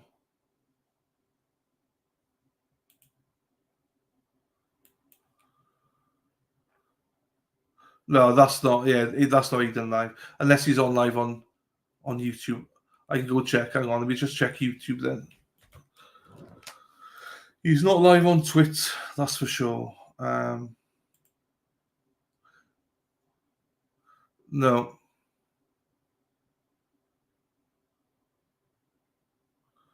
He's not live there either. Hang on, let me just trace Facebook then.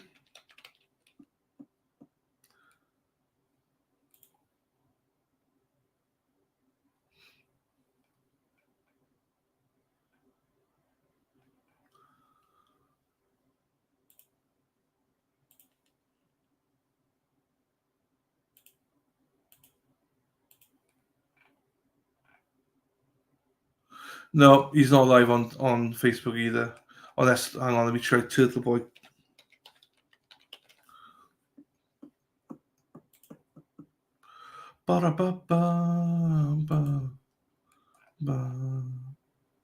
Nope, he's not live anyway. Fine, okay.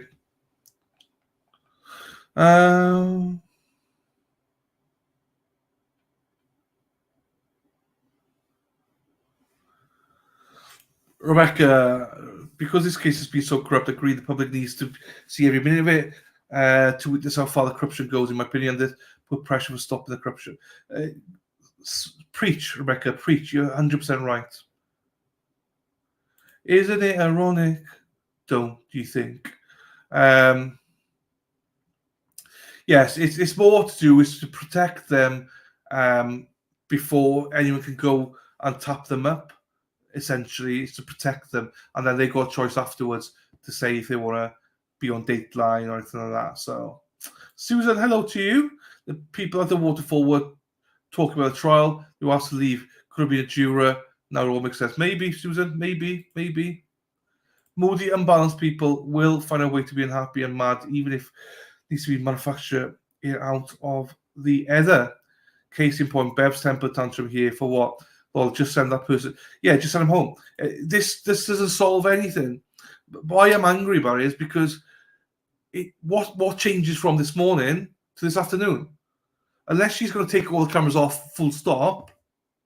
What's changing? Nothing's going to change.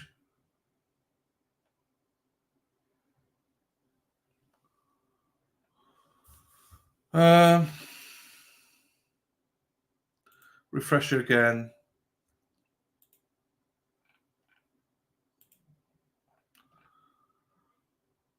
No, nothing from Ted.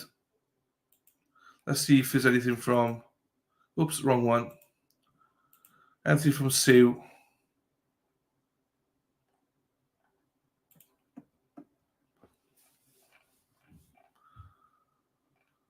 Mine of the jurors are never shown. Yeah, nothing from Sue. Isn't it ironic? Don't you think? Right.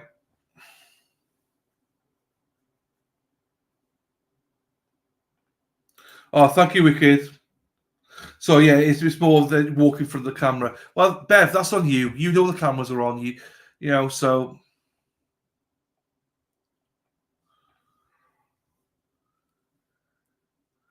no, only one camera. That is just no. She's been an absolute. I don't want to say the word because I Ted. He's not because I just checked 2:30. Ted Daniels replies.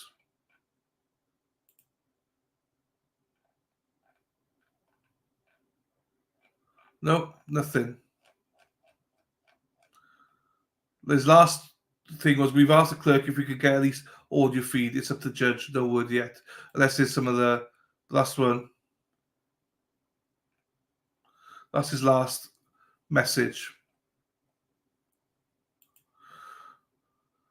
Natty Ice followed you. Hey, Natty, because you follow me whilst we're live, I'll follow you back. I have no idea who you are, but there you go. I followed her back, did I? Did I follow her back? Yes, I did. There you go. What's she about? Chronically ill, lesbian, vegan, vet tech. There you go. But now it is, yes. The private video. Well, I mean, I've got private my video, so people can still go back, obviously. So yeah, I mean, Judge Bev, you fucked this one. What she's trying to do, the cat's on the bag. She's shook, yeah. Right.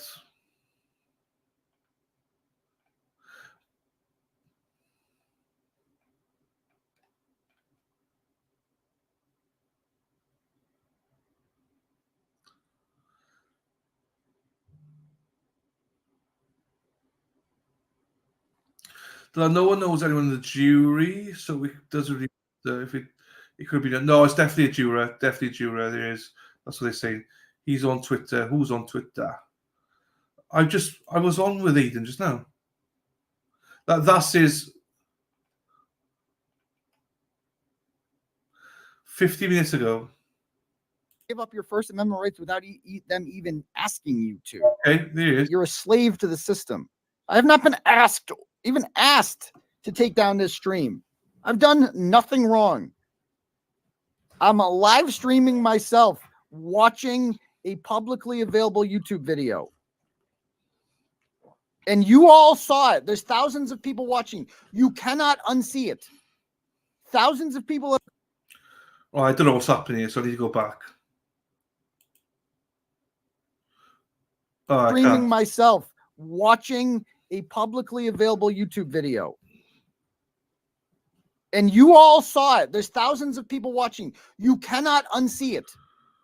Thousands of people have probably screenshotted a picture of that juror. You all have it. People are going to share that on Twitter. There is nothing the Norfolk County. Yeah.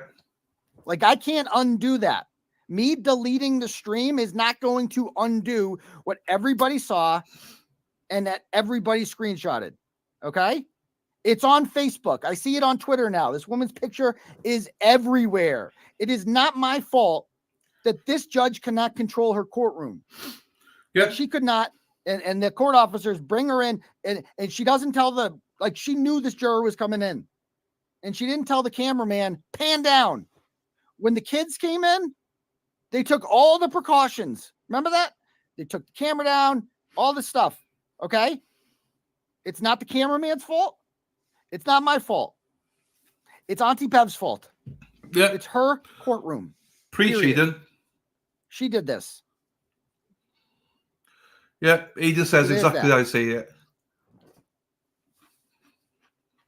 This is insane. I got to text my lawyer. So Steve O'Connell says the mood in the courtroom had been tense. Another juror just came in for a sidebar conversation with Judge Canone. So basically, there's another juror. So whilst Aiden's doing that, I'll go over here so you can see what. Oh, Melissa, follow me. Hello, Melissa. Melissa follows you. There you go. I'll give you a follow back. So she says apparently the pool camera was on a wide shot when the court officers escorted the juror into the court. They didn't enter via the usual route. Video of the feed has been deleted and removed. Court is back in session. Court is back in session. No jurors yet. Sidebar. The mood in the courtroom had been tense. Another juror just came in for a sidebar conversation with Judge Canone and counsel. So there's another juror now up there.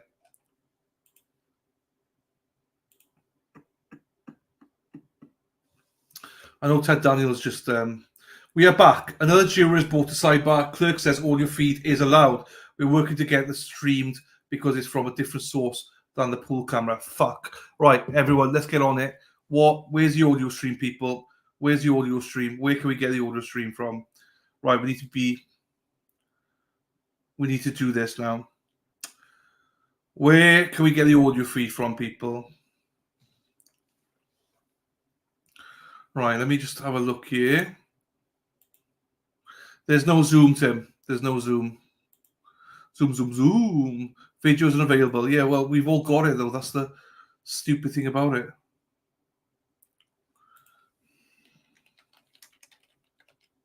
Like, why are we doing it? Like, it's so stupid. It's unbelievable. Audio only. So stupid.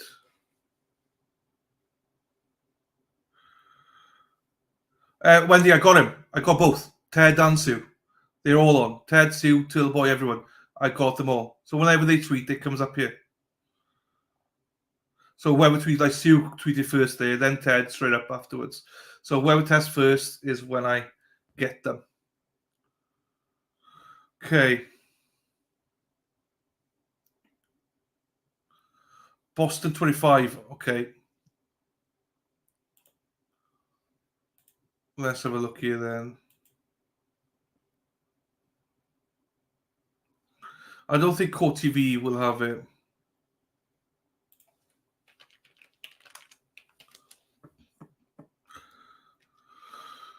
This is a shit show.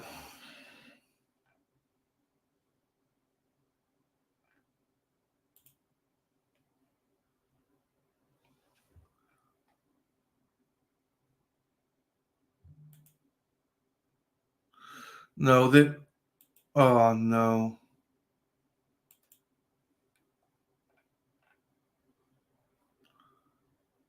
Okay, let's try Court TV then. Okay, sorry people, I thought Court TV wouldn't do it.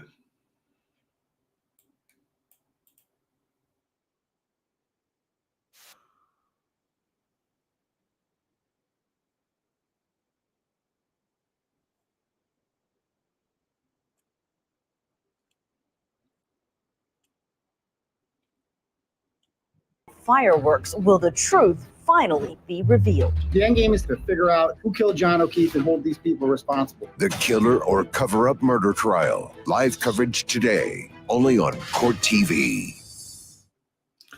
So it's going. It says live in 2 hours. We don't want that one then. Hang on. So you are.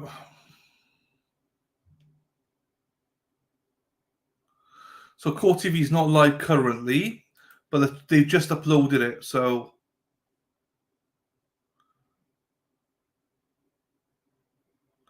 they've just uploaded it. So maybe that's why. But it says go live at 5, which is 12 o'clock. So I got it up there ready. So let's try to find some others just in case as well. I got Court TV. It's there ready. So when it goes live, it's there ready.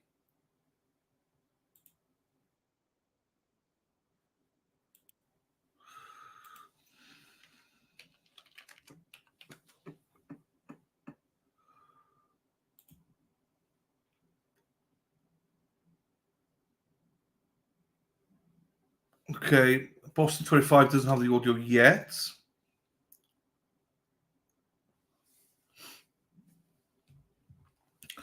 Oh my. Jiro has left the sidebar. counsel remains. So that's why we're not live, people, because the court's not back yet. Court clerk just confirmed for me we can record and live stream the audio from the source being provided. So Court TV, fine. Court TV will do it, yeah. There you go. Thank you, Daily Backup. Yeah, so it will go live. So I'll just leave Court TV up. I'll just leave it up there. Obviously, if you know, Sue O'Connell says mood continues to be tense in the courtroom. Cheese and rice, people. Cheese and rice.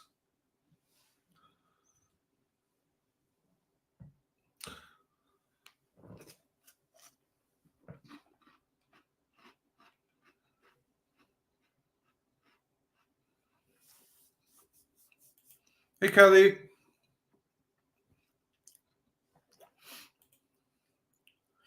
So, there you go. When Sue O'Ted message. Oh my God! Sue O'Connell. And now another juror enters the courtroom. They are at the cyber. That's 3 jurors being pulled in. 3 jurors. So, Haxa, I'll explain to you because I explained to everyone, right? So this morning, a juror went for sidebar with the counsel, right? As she walked towards the juror with the court clerk, the camera caught her. Judge Bev, because she's so fucking drunk still, she's pissed, she's hungover, demanded that the stream is cut. They deleted the stream, deleted the video. Since then, they've now said we can have audio only. Audio only, apparently, for some fucking bizarre reason. I don't know.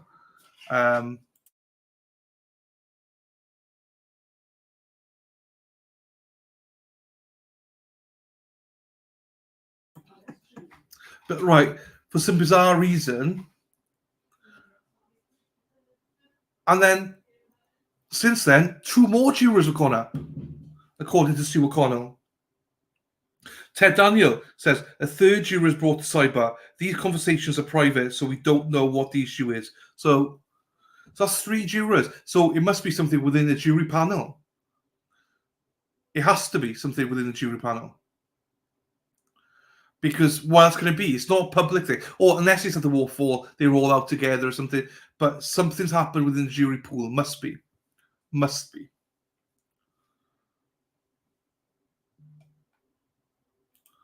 That means it's something that was said in the jury. I agree. So the 3 jurors that have been pulled up are the 3 jurors that sit next to each other, according to Sue O'Connell. Sue O'Connell says, I believe these 3 jurors sit next to each other. Woo!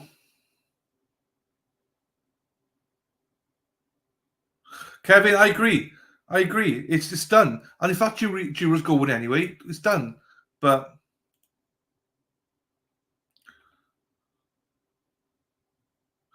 I think maybe because he's going to try and set up the next stream, maybe. I don't know. I'm trying to get rid of women jurors for prosecution gain. Wendy, now that's speculation. That's speculation for you people. I'd like to think not.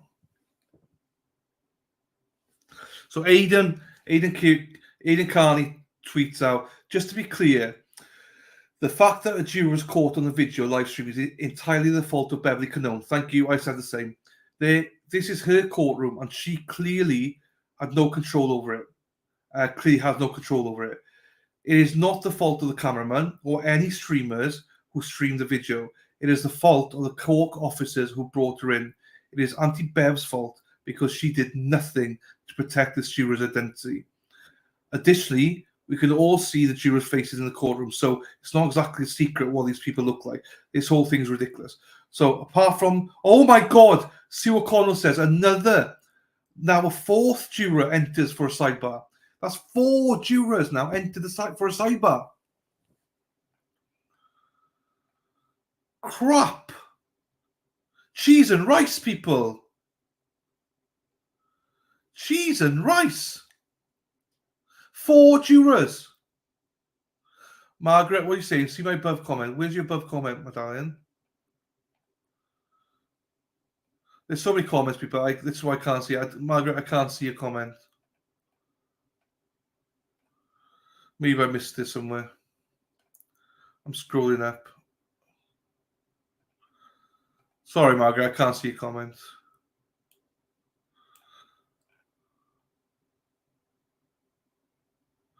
Crafty cow. Crafty cow.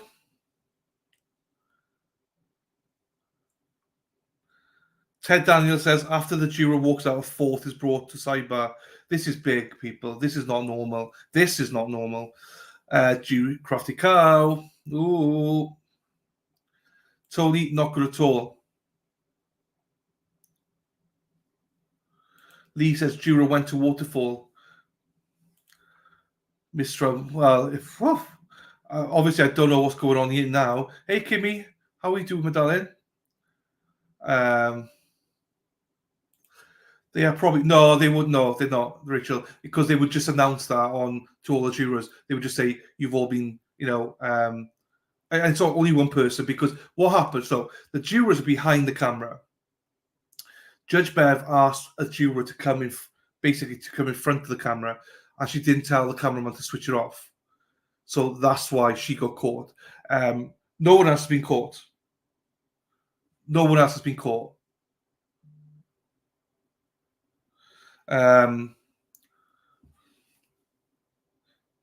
Right, another juror leaves the courtroom. Sidebar still going on.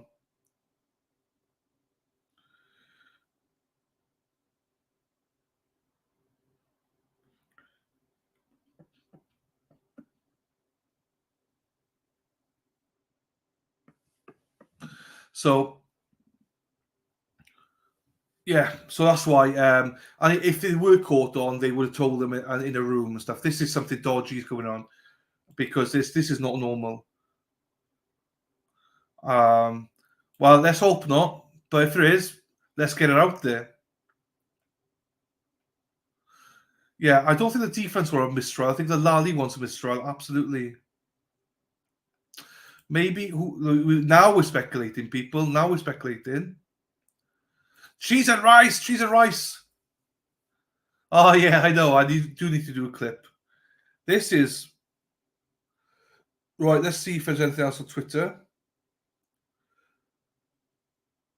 Right, Sue just says that the juror just leaves the courtroom. Sidebar still going. Basically, Sue and Ted are just tweeting the same things. Come on, tweet different things.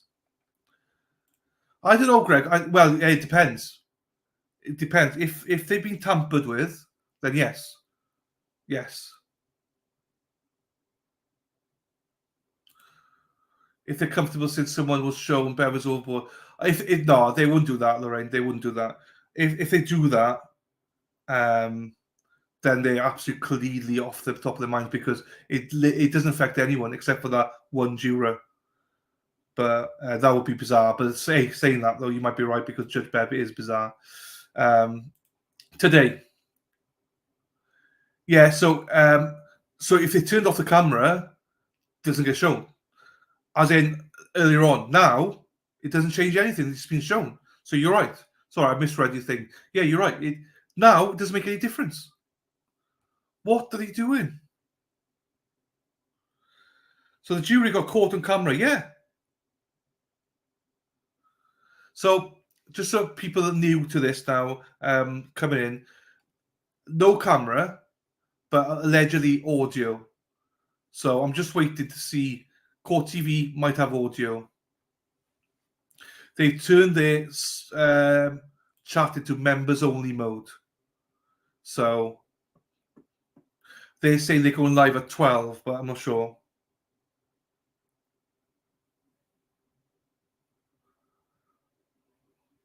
Jury's at Ward 4 last night. I just figured out Golden Girl. I just figured out what cheese and rice meant. I'm trying to be respectful to people. They are asking each juror questions. It's because they're all sat next to each other. So, especially the first three, they sat next to each other. So, like, if they come in, all of them coming in, there's something's happened, obviously. This is not normal. Cheese, beans, and rice. Wait, Margaret, how solid is that now? Are you just speculating, or you is that known? Is that fact? There's a rat in the kitchen. What you gonna do? There's a rat in the kitchen. What you gonna do? I smell a rat. Right, someone's there. Do you think they're concerned about? So, Leah, what's happened is, according to Ted and Sue, is that's the excuse they're giving. That's the excuse they gave is why they shut the camera off. That ain't people. People, let's talk. That is not the reason the cameras are off, people. It is not normal to get 4 jurors pulled up and to go to sidebar. Something's happened. Some jurors have been talking to each other or something. Something's happened. You do not switch it. It makes no sense. The cat's out of the bag. We've seen the juror. What does switching off a camera, what difference does that make? Nothing. So there's something else going on here. They're going to use that as an excuse, but there's something else going on here.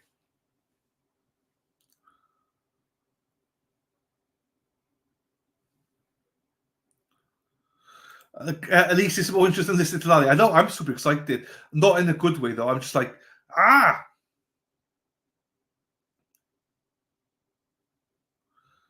It's the defense won't ask for a mistrial unless there's Penn, what are you doing? Penn Gaming, you're an absolute arsehole. If you have stock in Penn Gaming, what a piece of crap.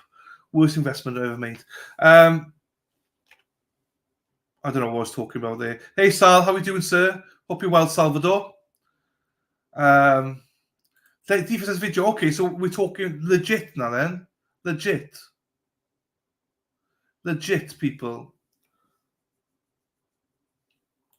Juror got shown, so judge ordered cameras off for the time being. Yes. So, and they're bringing in other jurors. So maybe if she just said, oh. So the juror, Sue O'Connell, says the juror who had the first sidebar this morning is back. She's back in the room. Ted says the same thing. Juror who first went to sidebar this morning has returned and is back at sidebar. They just say the same thing. I mean, I don't need to follow both of them, but I mean, I don't know which one's the best one. So Jess is my go-to one, but she's not there. So there we are. Number 1 juror is back. Not number 1. The first juror this morning is back. Guess who's back? Juror 1's back. Jurors talking to witnesses in Waterfall yesterday. Right, how much of this is speculation, people? I love it if it's true because there's going to be mistrial then, 100%. Or they're all going to be kicked off. Yes, can we get dismissal with prejudice, please? Thank you. Aidan says, you cannot unring a bell. Millions of people saw that juror walk into the courtroom. Taking down live streams of it will not solve anything. Millions of people saw them and screenshots will circulate all over social media as they are now. It is not the public's fault this happened, and we should not be forced to have our speeches pressed by being told we can't share screenshots. There you go. Maybe EU, maybe. Irritate, maybe. Well, maybe they will now, based on this. If that's true about the waterfall stuff, people, they will question everyone. That would make more sense.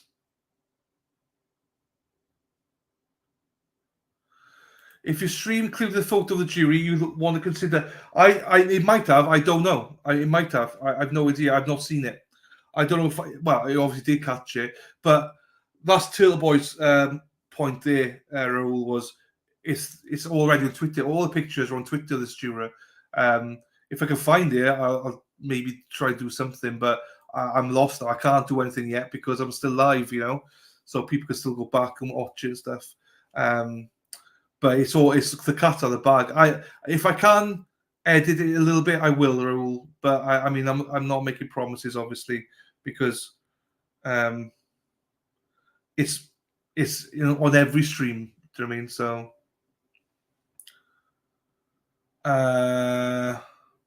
And there, so do I.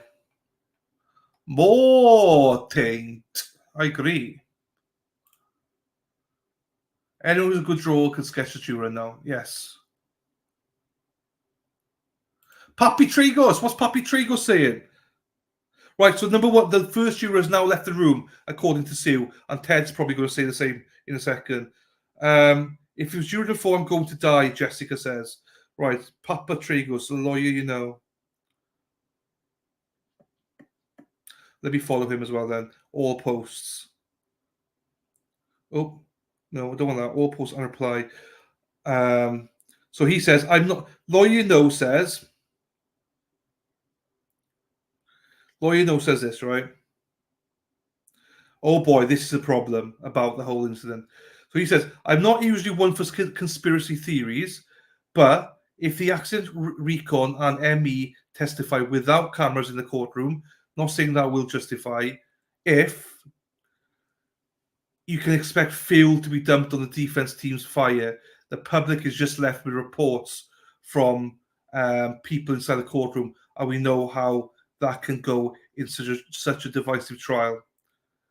Oh boy, yeah. If the ME testifies or the accident recon testifies without cameras on, oh baby. Strap in, people. Aiden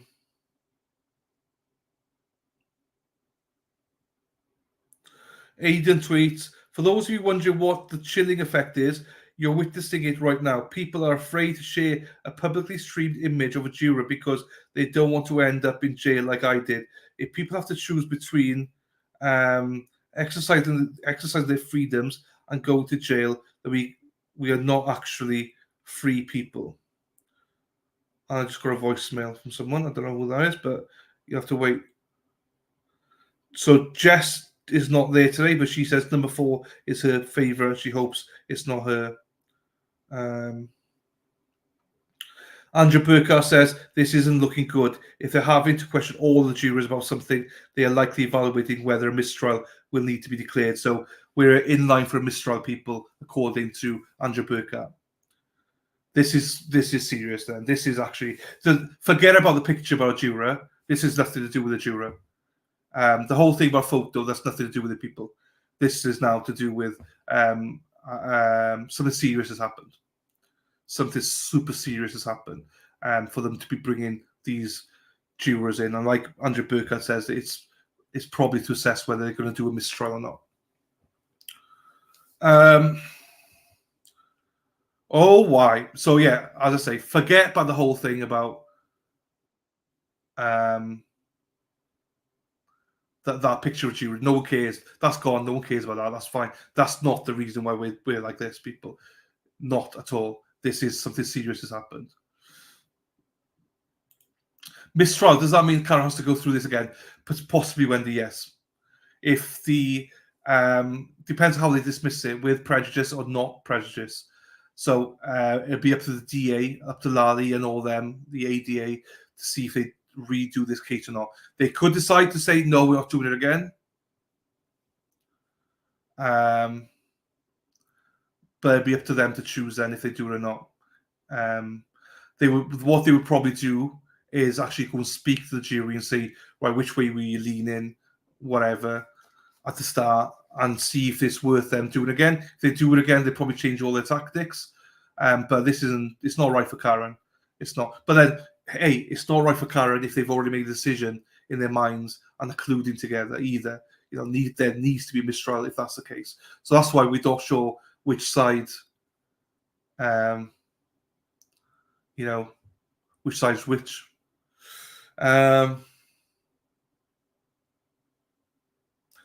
Yeah, if they admit a witness, then goodbye. Bye-bye, baby. Say goodbye. Bye, baby. Say goodbye. If they've met a witness and spoke to a witness, then you're a piece of shit, jury. You just, like...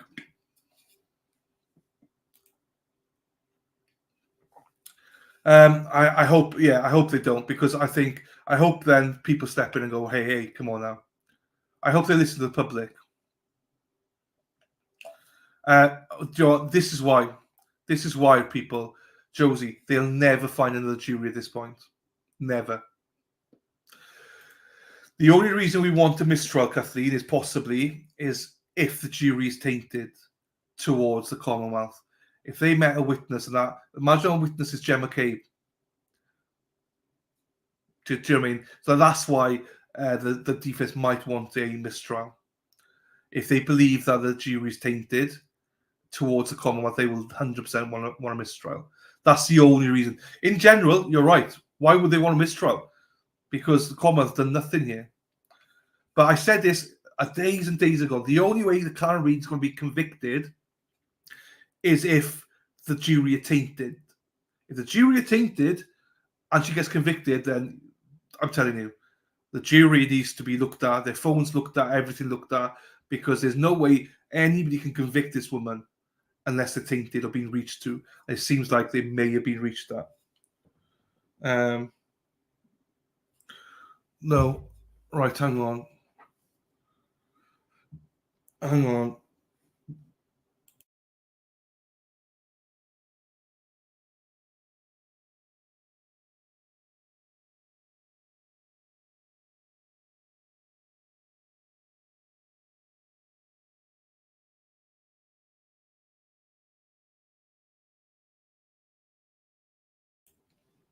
So I just mute that for a second. Yeah, again, yeah, I agree with you. I agree, but we don't know why the jury met with the witness, if that makes sense. Oh, so okay, so the witness that was caught is the one that Jessica loves. Her favorite juror is the one they caught on screen. Right, let me just check Court TV then. Oh, you're awesome. You're awesome. Right.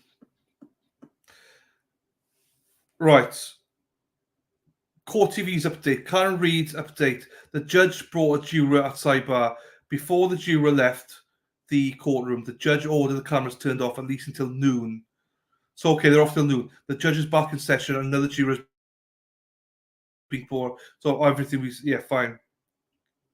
The 4 jurors, right. I'll put Court TV on my follow list then.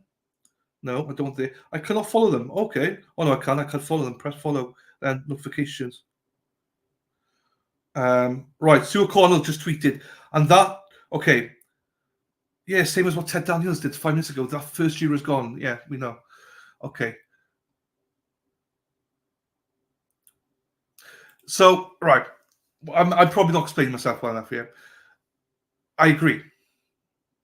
However, I think the point is, if the jury have met some of the witnesses, the witness, allegedly, we don't, like, I don't know, the witnesses could have tried to persuade them to vote a certain way.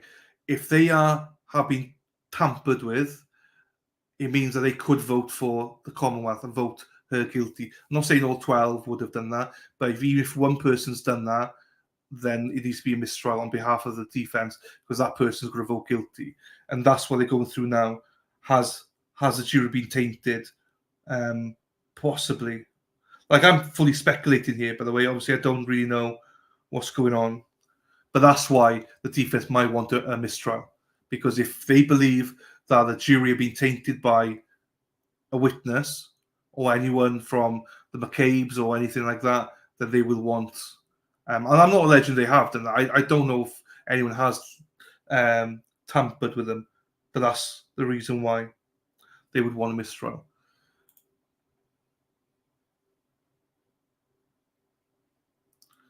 Yeah, Cabby, yes. The taint is real, people. It's the only way she gets found guilty, people, if it's tainted. The only way she gets found guilty, the only way Karen Reid gets found guilty is if this jury pool is tainted. And we've said this all along. I've said it all along. If she's found guilty, this jury pool is tainted. You cannot convict this woman unless it's tainted. And look what's happening right now, possibly. Thank you, Dr. Tracy. Thank you. Yeah, Court TV did say thank you very much, my darling. So that's 5 o'clock my time. Cheese and rice. That's a long time for me to talk. All right. Right, I must be way behind because everyone's here. Hey, Mexi Taxi, how you doing, my darling?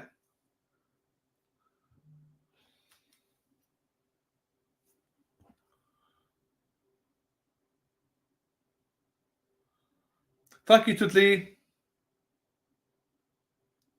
Hello, Tudley Pip. Right.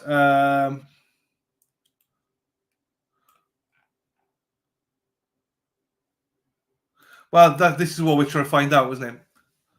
That's what we're trying to find out, Elizabeth. Yeah, maybe this is the only way that they might want to have a mistrial. Perry's in the house. Hey, fella. Bring in the taint team. There you go, Heather. Potty mouth. I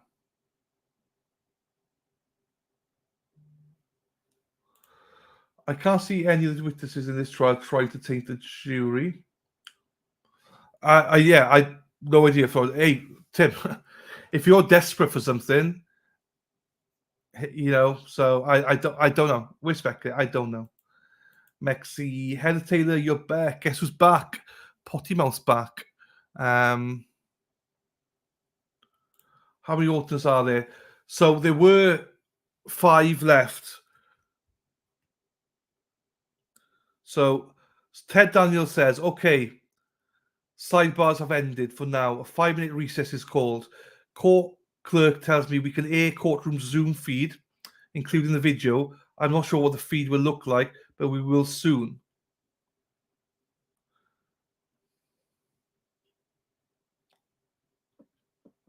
But then we can't record it.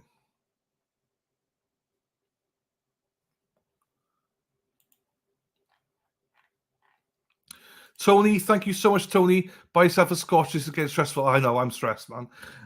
Thank you, Tony. I appreciate that. Thank you so much for your generosity. I appreciate my brother. Thank you. Apparently, I'm going to have to look at this, right? Because if the other streamers are doing it, I'll stream it,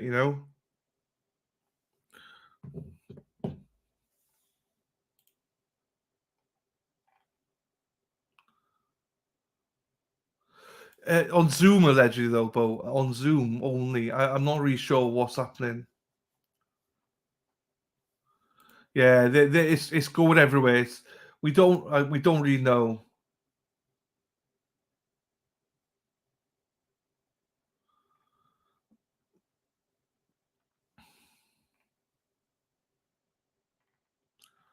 Oh,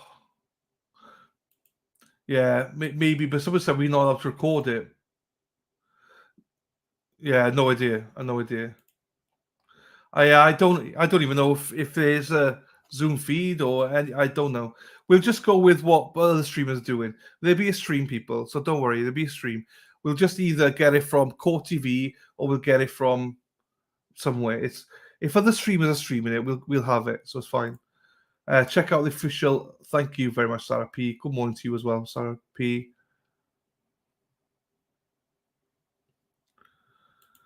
Yeah, Wendy just said it's on Zoom, Wendy. So we'll see.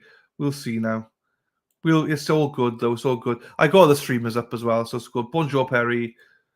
Jill says David Bienick giving updates on Jura. Seems one look to say goodbye. Or David, is that another one? David Bienick. I don't know who that is, but let's give him a follow then. David Bienick. Oh my days. Bienick. News reporter. I'll follow him. All posts and replies, notifications. Right. He says, okay, so he says the first juror is back. This is ages ago, right? The juror holds up her hands as if to say goodbye and exits the courtroom. So maybe a juror waved goodbye. Wow, okay.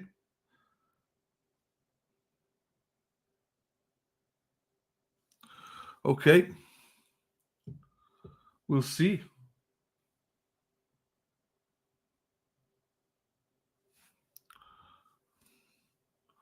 Hang on. Right.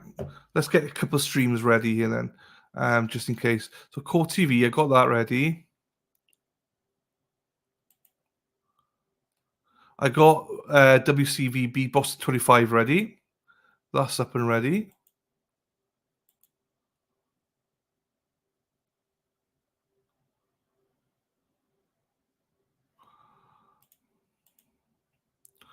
Hang on.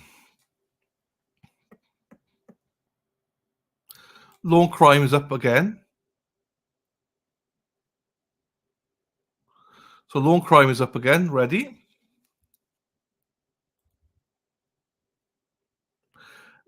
Aunt Bev, though, what a complete nuisance she is.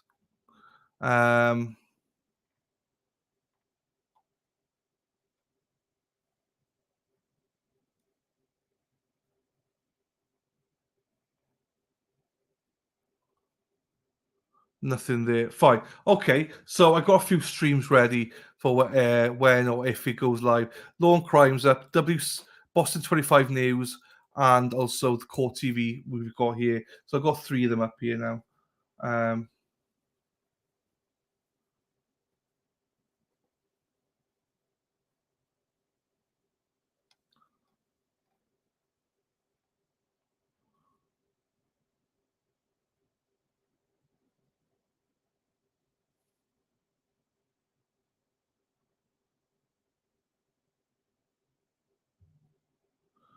Cheers, Di. Yeah, I got it all ready anyway. So for when if they do.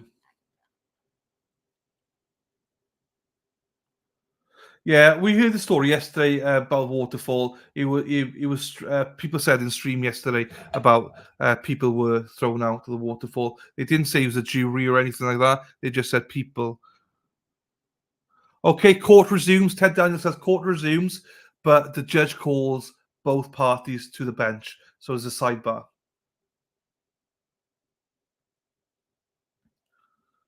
There you go. Jenny says the young jerks tweeted something about defensive possession of a juror with witness at the waterfall last night, 8:58. So okay, people.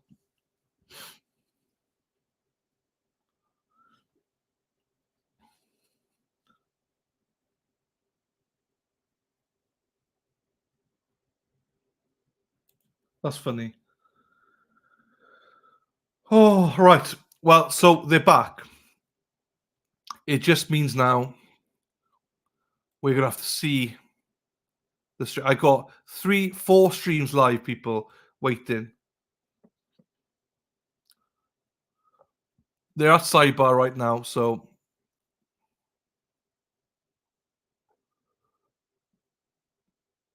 they're back in. Glow, they're back in now.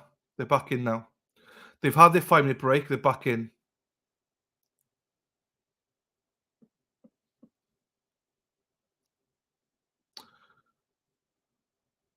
And then Jessica's Fall River reporter.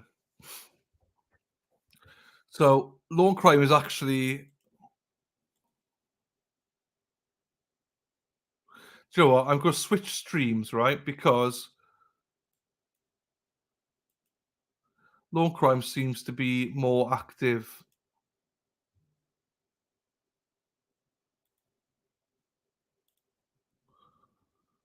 So, okay, Sue O'Connell says cheese and rice, people. Cheese and rice. So, Sue O'Connell says the first juror is back at the sidebar. This is the 4th conversation with the judge and counsel. So that juror's back. So the guy who said she waved goodbye, it's not true.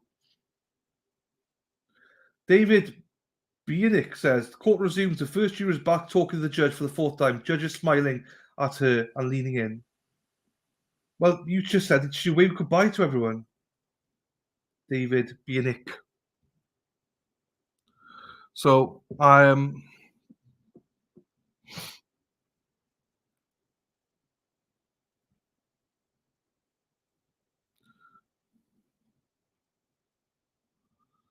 Oh Christ! Let's not look at this chart. I mean, I can only imagine what it's like. So yeah. So We got everything ready. We are ready to go, people. I'm all fingers here. I'm all fingers. I've got fingers in every pie going here. I've got Twitter, Facebook, 4 streams, you guys, everything. So, I need to send. Hey, Sean, let me send you, baby Archie. Let me.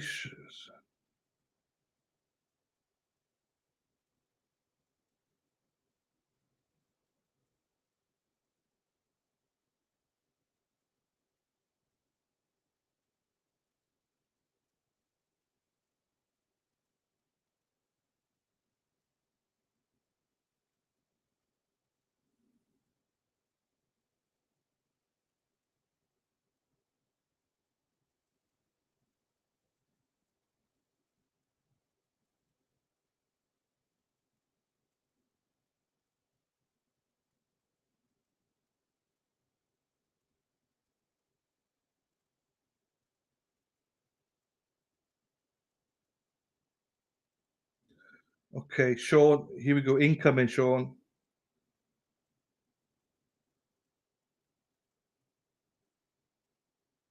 Right, Lou, I've sent him the baby pic. He would love it.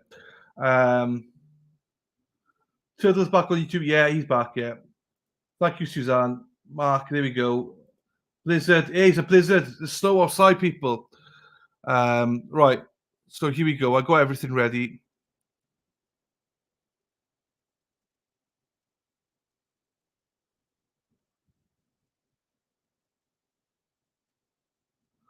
Okay, so hang on. Let me just follow quickly here, Andrea, because she's just said something.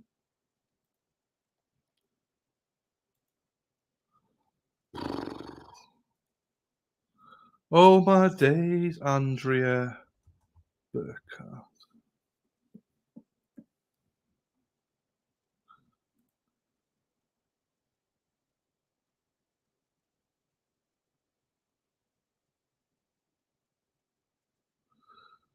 So she says, if it's true that a juror met at the waterfall bar talking to witness was seen, if it's true, if it's juror misconduct and could be a serious problem, the question would be whether only the juror who did it has to be excused, with the rest continuing, or if it affects the others on the panel as well. Oh my days! Right, Bev, fuck off. It's another fucking recess, people. Another recess. So the juror's gone. There's another recess now. Cheese and rice, people. Cheese and rice. Oh my days. Cheese and rice.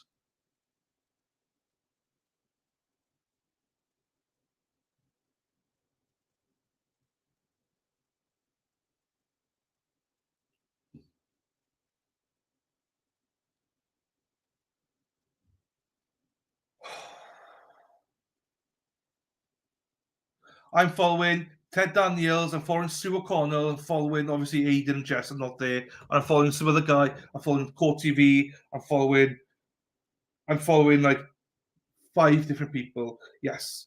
We're sorted, everyone. We've got basically Sue and Ted just tweet the same things like 30 seconds after each other. So whichever one tweets first, I'll read out. Oh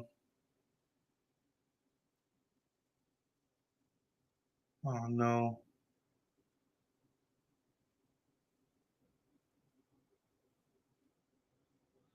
Thanks, Tim.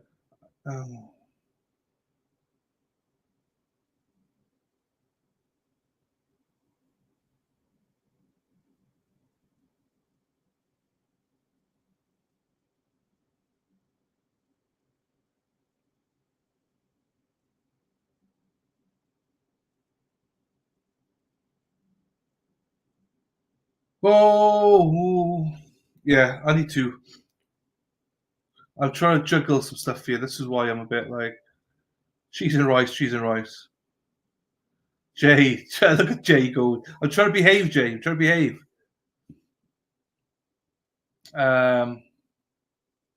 Take your potty breaks, everyone. Joe, hello, medallion. Right. Miss Sirius Black, hello, how are you? How are you, darling? Hope you're well. Thank you very much for queso y frioles. I have no idea what that means, but thank you, Miss Irish Black. Thank you for the super chat as well. Thank you, darling. So we'll see what's going on. I know people saying Zoom, but allegedly we're not supposed to stream Zoom or record Zoom, Aiden said. So I'm just waiting to see what Core TV and everyone's doing. No, we're back. I can hear it. Can you all hear it?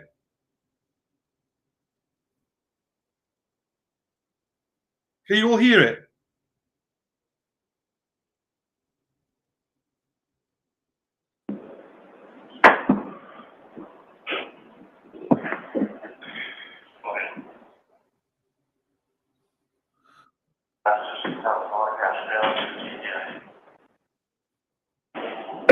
Hang on then.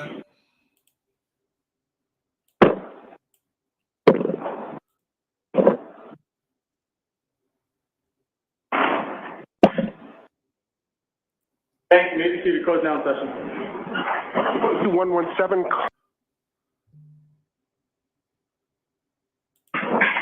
You got it? Good morning, Julian. I appreciate your patience. Let me ask you those 3 questions. Is everyone able to follow the instructions and refrain from discussing this case with anyone? Yes. Thank you. Everyone said yes or nodded affirmatively. Were you also able to follow the instructions and refrain from doing any independent research or investigation into this case? Everyone said yes or nodded affirmatively. Did anyone happen to see, hear, or read anything about this case since we left yesterday? Everyone said no or shook their head. So you'll see that there's a juror who is not with us at this point. There are good and sufficient reasons for that juror to be excused. It's personal to that juror. Do not concern yourselves with it in any way. Okay, and we will move on. All right, your first witness, please, Mr. Lally. Yes, Your Honor, the Commonwealth call Miss Jessica Hyde to the stand.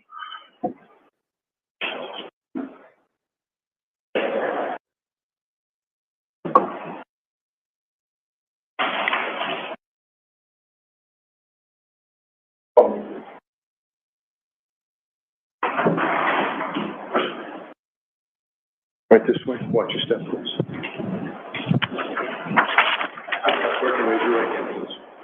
You solemnly swear the evidence before the court and jury in the case now hearing for the truth, the whole truth, and nothing but the truth, so help me God. I swear. Thank you.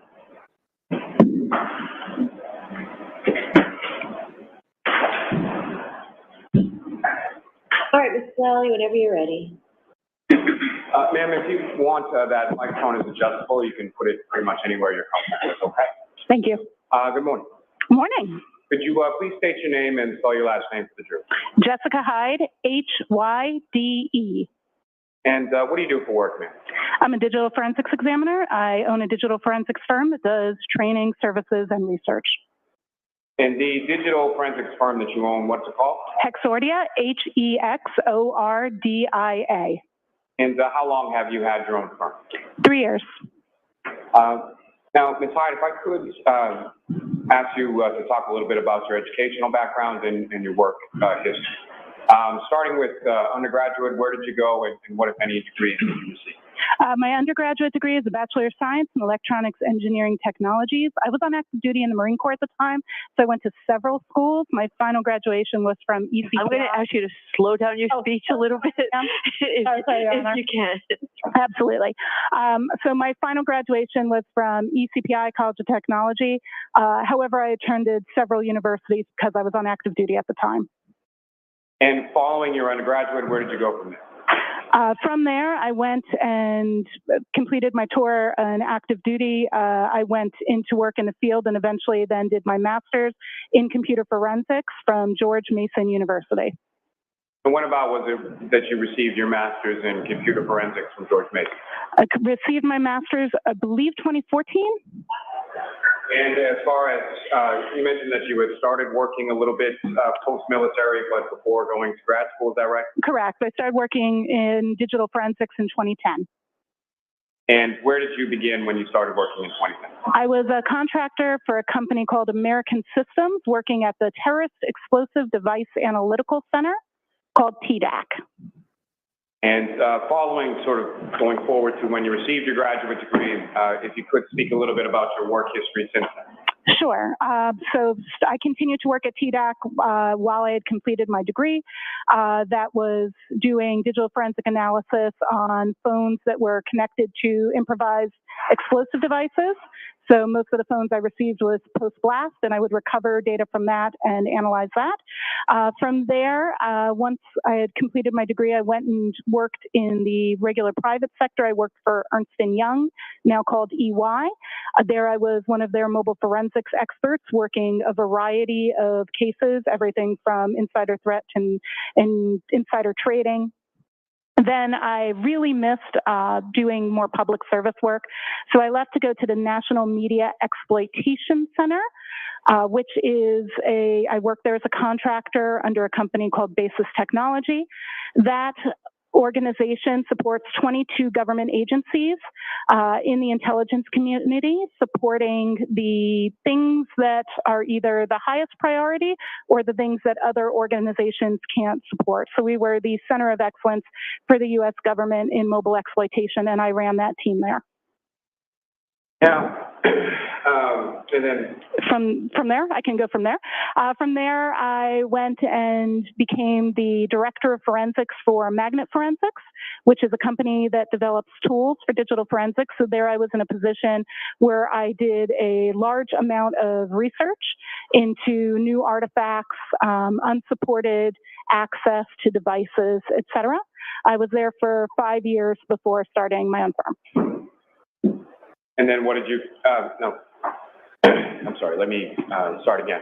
As far as what, if any, teaching experience in relation to this? That is an excellent question. I've actually been an adjunct professor at George Mason University since 2016. I've taught 20 terms in their graduate program. I teach the mobile forensic analysis course in their digital forensics master's program. In addition to your work and your teaching and all your training, are there any professional organizations related to your field that you're a member of? Actually, several.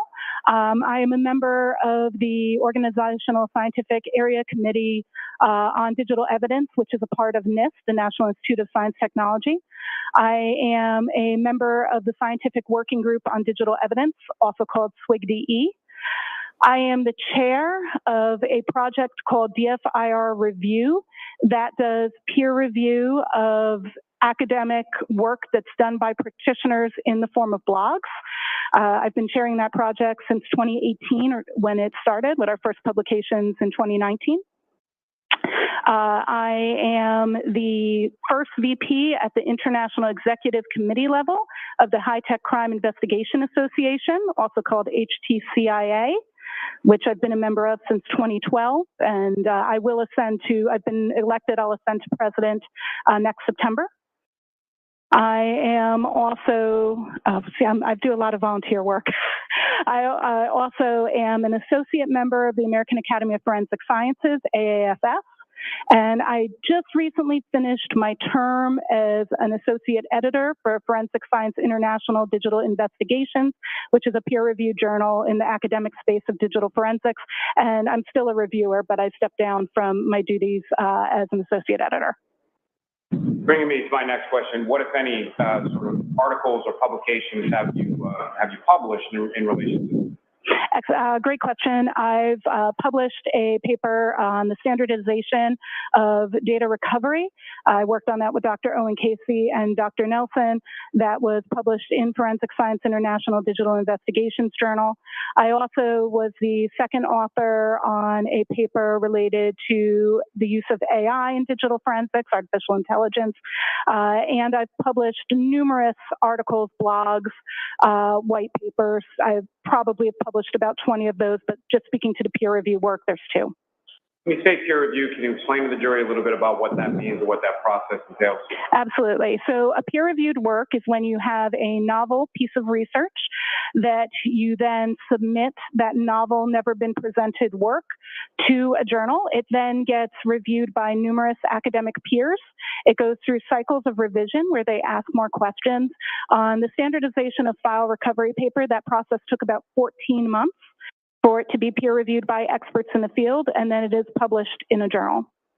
So you've had both articles that you've authored that have been peer-reviewed and published, as well as you've performed the role of reviewer of other people's work?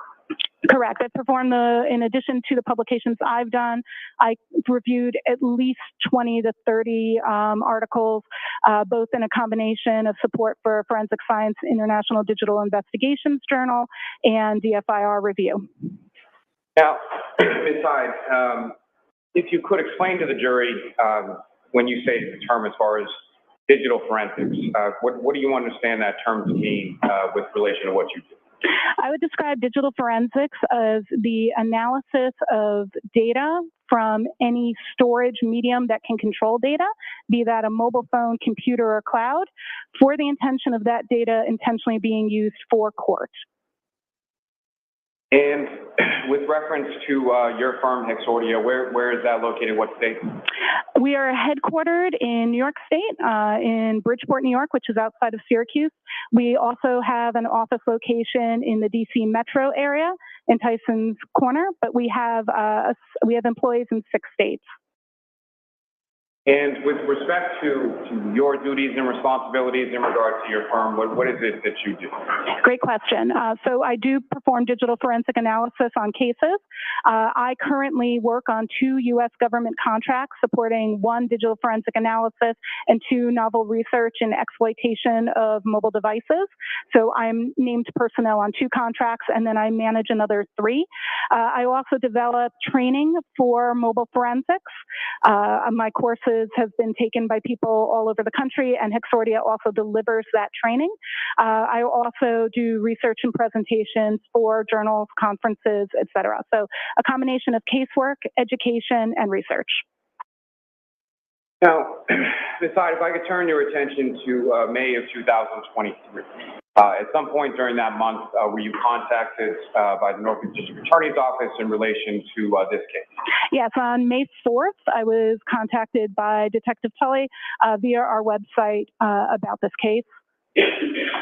And eventually, was there a contract that was executed and you agreed to do some work in relation to one specific area of this case? Yes, contract was executed on May 9th and work began on May 10th of 2023. And as far as the specific information in relation to this case, what was it that you looked at? I'm sorry. Let me start by saying, what was it that you were asked to look at? I was asked to look at 2 specific Google search terms that took place on January 29th. And with regard to the information that was provided, and we'll get to that in a moment, but with respect to the question that was asked, was it a question that was posed, or were you asked to find some sort of specific response? I was asked to look at the timelines and timestamps related to those Google searches. Now, with regard to what, if anything, was then provided to you, or what, if anything, did you review in the course of your analysis? I received 2 reports. I received the affidavit from Richard Green, and I received the report from Trooper, I don't want to butcher his name, but something along the lines of Nicholas Garino. Perfect. Oh, good. And is it your understanding that Mr. Green was a person that was retained by the defense in this case? Yes, I was aware of that. So you essentially received reports from the trooper from the state police and a witness for the defense, correct? That is correct. In addition to those 2 reports, what, if anything else, did you receive in relation to your analysis? On May 10th, I received via U.S. Postal Mail a copy of the drive with data from a phone that was identified to me as belonging to Jennifer McCabe. It was a full file system extraction from a gray key. And so when you received that information, what, if anything, did you do with it? The first thing I did with that data set, after having been retained was I made a forensic copy. I used an ArcPoint Atrio to copy the data from that original disk, which was then placed in our safe, to our working copy drive. And that ArcPoint Atrio, what is that? It's a forensics tool that does extraction and duplication. And then once that process was completed, what did you do? I immediately verified the hash values of my new image to make sure that it matched the hash value of the original image. And what is the hash value? A hash value is an algorithmic numerical representation of the data. So when you have a hash value, that value is unique to a certain set of data. So when you have that same hash value matching, you're ensuring that your copy that you made was correct and not in any way damaged or corrupt. And as far as matching those hash values, were you able to do so? Yes, the hash values of both the copy I made to work from and the original matched. They also matched the document that came along with the drive stating the original hash value. And then what did you do from there? From there, I processed the image in several forensics tools. I used Celebrite Physical Analyzer. I used Magnet Axiom. I used a tool called ARTX, A-R-T-E-X. I utilized a tool called iLeap, and I later used a tool called Sanderson Forensics SQLite, but I did not use that tool at this point. Now, with reference to the tools that you used, that you just went through, are those fairly common tools, or are those tools that are commonly used within your industry? Yes, they are commonly used digital forensics tools that are very standard for other forensics examiners to use on mobile exploitation. And as far as those different types of tools, so I guess my question is, there were a variety of different tools that you used. Correct. And why were you using the different tools? So different forensics tools have different capabilities and look at data a little bit differently. Phones have thousands of applications. If you look at the Apple Store or the Google Play Store, you can download a total of 6 million apps between the two. Commercial forensics tools, they can only support so many applications, so they each work and support different bits of data. So it's important to use multiple tools so you can see the results from different data sets and be able to compare those results and enhance those with manual analysis. And with respect to using those sort of different variety of tools from Celebrite to Axiom to ArtX, et cetera, is that something that you typically do as far as your normal process of conducting a forensic analysis? Yeah, that's very, very typical for me to process with multiple tools to ensure that I'm getting the most complete interpretations from forensics tools. Of course, you go beyond that with your analysis, but it's absolutely pertinent to do that. I would run some of those tools before others because of speed, and so I can begin analysis while other tools are running. If I could ask you just about the last one that you mentioned, just briefly, as far as the Sanderson tool. Yes. Can you explain to the jury sort of what that is and how that interplays with the other tools and analysis? The Sanderson tool is meant to look at a specific type of data structure called a SQLite database. SQLite databases are very nuanced, and this particular tool allows you to take that database and explore it at a deeper level than the other forensics tools allow. And just for the record, when you use that term as far as the SQLite database, how is that spelled? It is capital SQL, lowercase I-T-E, and SQLite is also commonly pronounced as SQLite, so both pronunciations are acceptable. Now, once you received the extraction, made the copy, and then ran it through of those variety of tools, what is it that you specifically were looking at, and what is it that you were trying to ascertain, or the question that you were trying to answer? So in looking at that analysis, I was focused specifically on the data that took place on January 29th.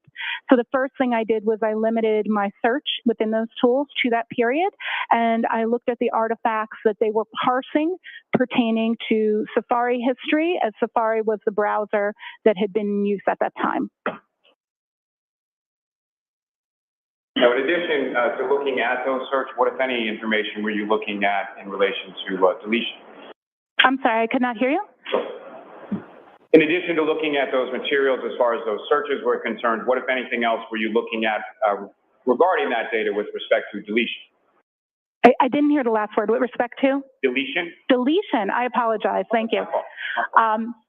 Yeah, so one of the things that was asked, one of the things that was actually in the affidavit from Richard Green was that it was stated that there was belief that one of the search terms had been deleted. So I was specifically looking at that search term to see if what the reason was for the suspicion of deletion. There is the tools denote things based on how they are running as an automatic process. The tools are designed to parse through large amounts of data to make it easier. So the tools will often flag certain data as recovered.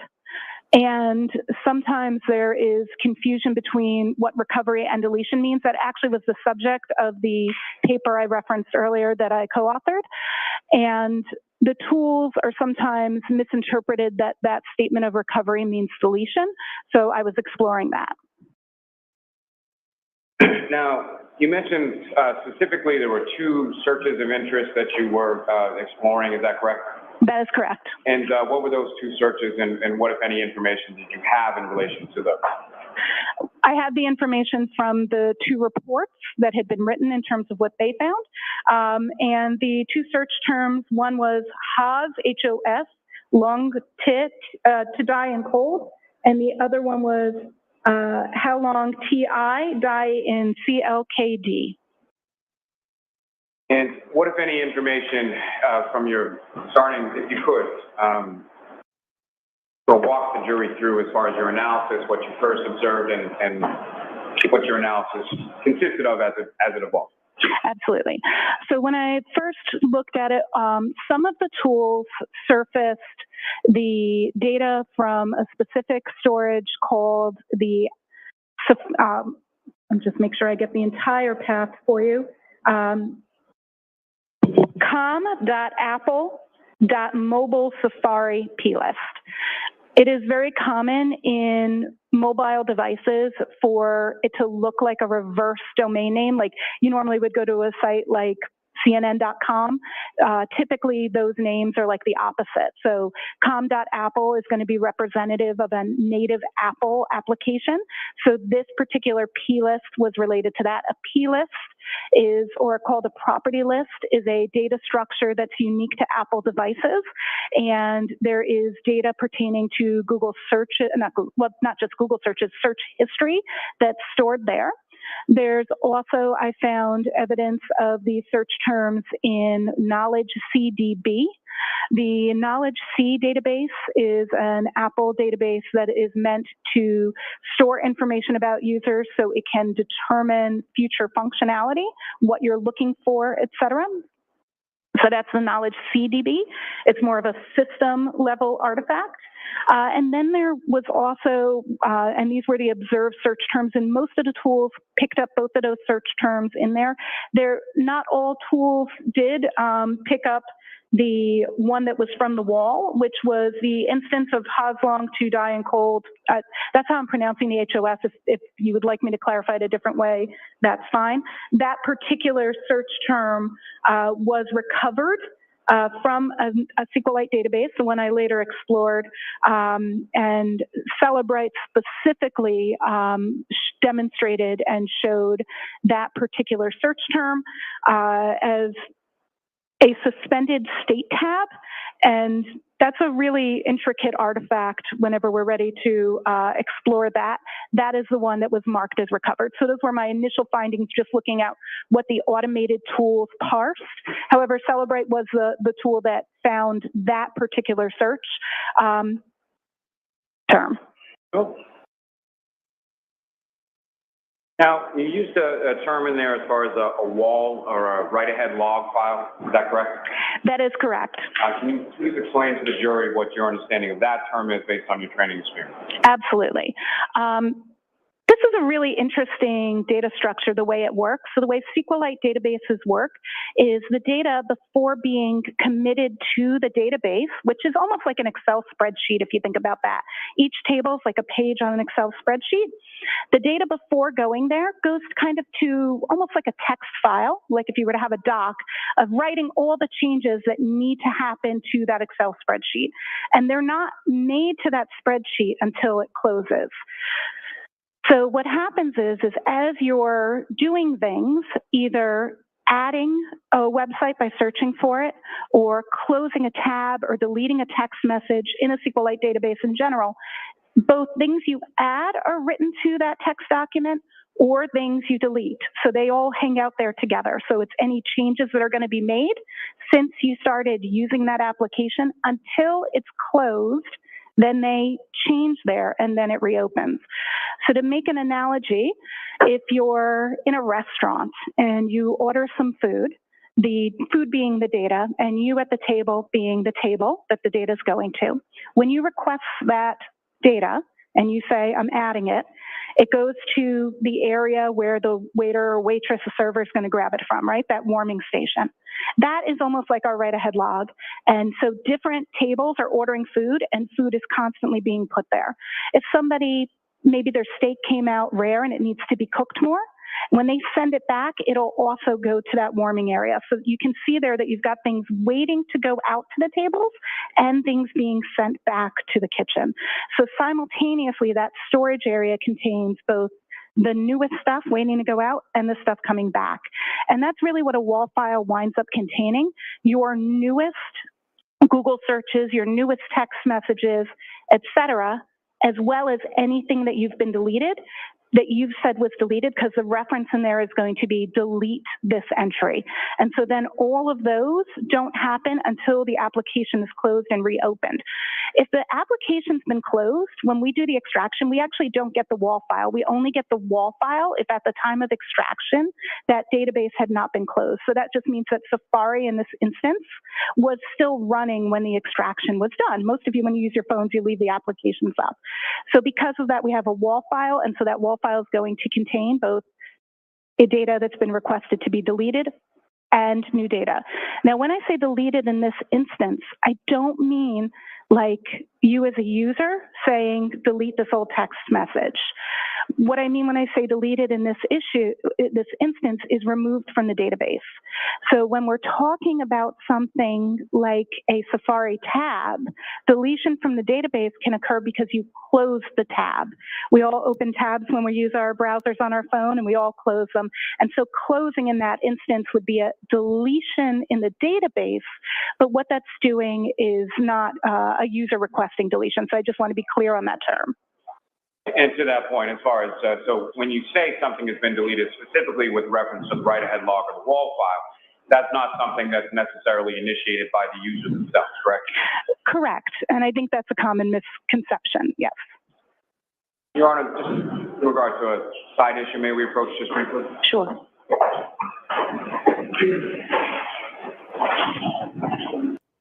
All right.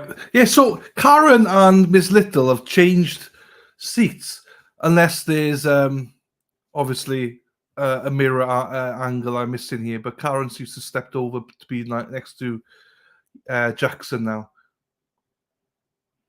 So I haven't got a frigging clue what's going on with this witness, as in the sense of I don't understand. I don't think the jury can understand what she's on about. Lali needs to really dumb it down for them. Randy, I'm glad you're in. I haven't got. I can't take her in. I can't take her in, Randy. Same. T-Bow, medium rare. Who said that? Paul, nice. My kind of man, medium rare. Happy days. Miss Gold, Lil G said, no problem. I asked the person who originally asked. I was just glad someone else chimed in. I'm sensitive to this because my mother had cancer and living there. What are we doing? What's going on? Oops, sorry, I don't know what's going on, people. I pulled that up. I don't know why I pulled it up. Lil G, I hope you're okay, my darling. testimony regarding something within your field called an artifact. Is that correct? That's correct. And can you explain to the jury what you understand that term to mean? An artifact is any trace that's left behind by any action on a digital piece of data.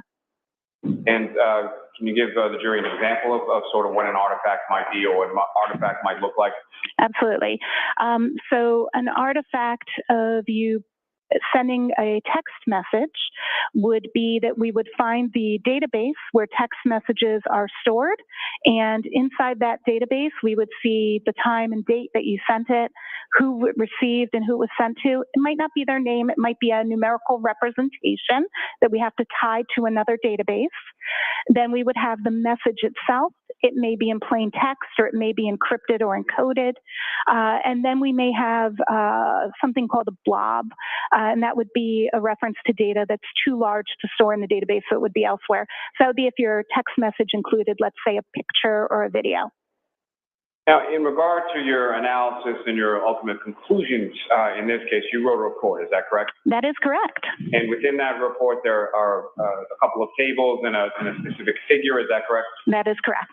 Your Honor, with the court's permission, if I could, I'd like to publish to the jury Table 1 from Ms. Hyde's report. Okay.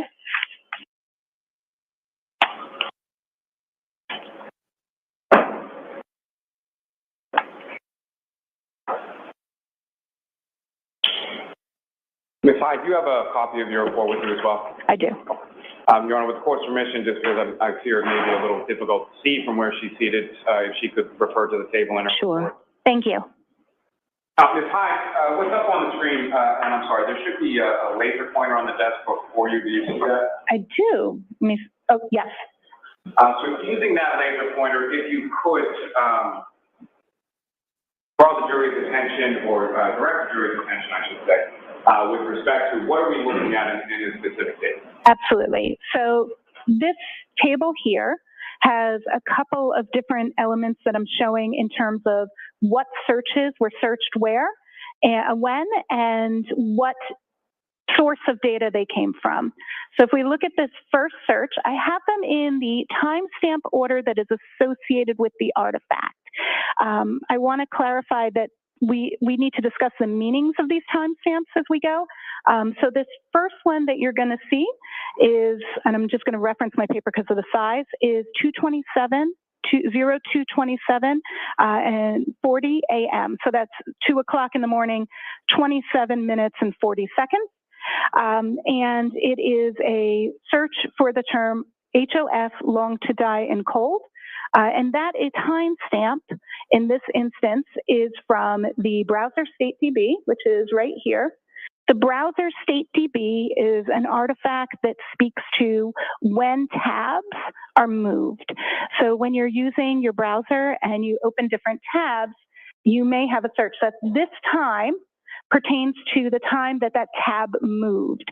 It could be lots of things. It could be you switch tabs. It could be you close the tab. It could be you minimize the application. Depending on the version of iOS, what can be that browser state of the tab that changes this timestamp differs. But what's very special to know about this timestamp is that that is not the time necessarily of the search. If a browser is opened and a single search is made, those will match. However, as long as that browser hasn't been closed, moved to the background, etc. If that browser has had any activity that happens to that tab in terms of application closing, minimizing, this can update. That is what that timestamp is for. This search term is always going to be the most recent search term in that tab. That means the last item that was opened in that tab was HOF long TI die and cold. We cannot tell by this particular artifact what time that search occurred. It is a high likelihood that that tab was opened at this time because there was another search that occurred at 2:27 in the morning. It was a sports site. I cannot pronounce it. It began with an H.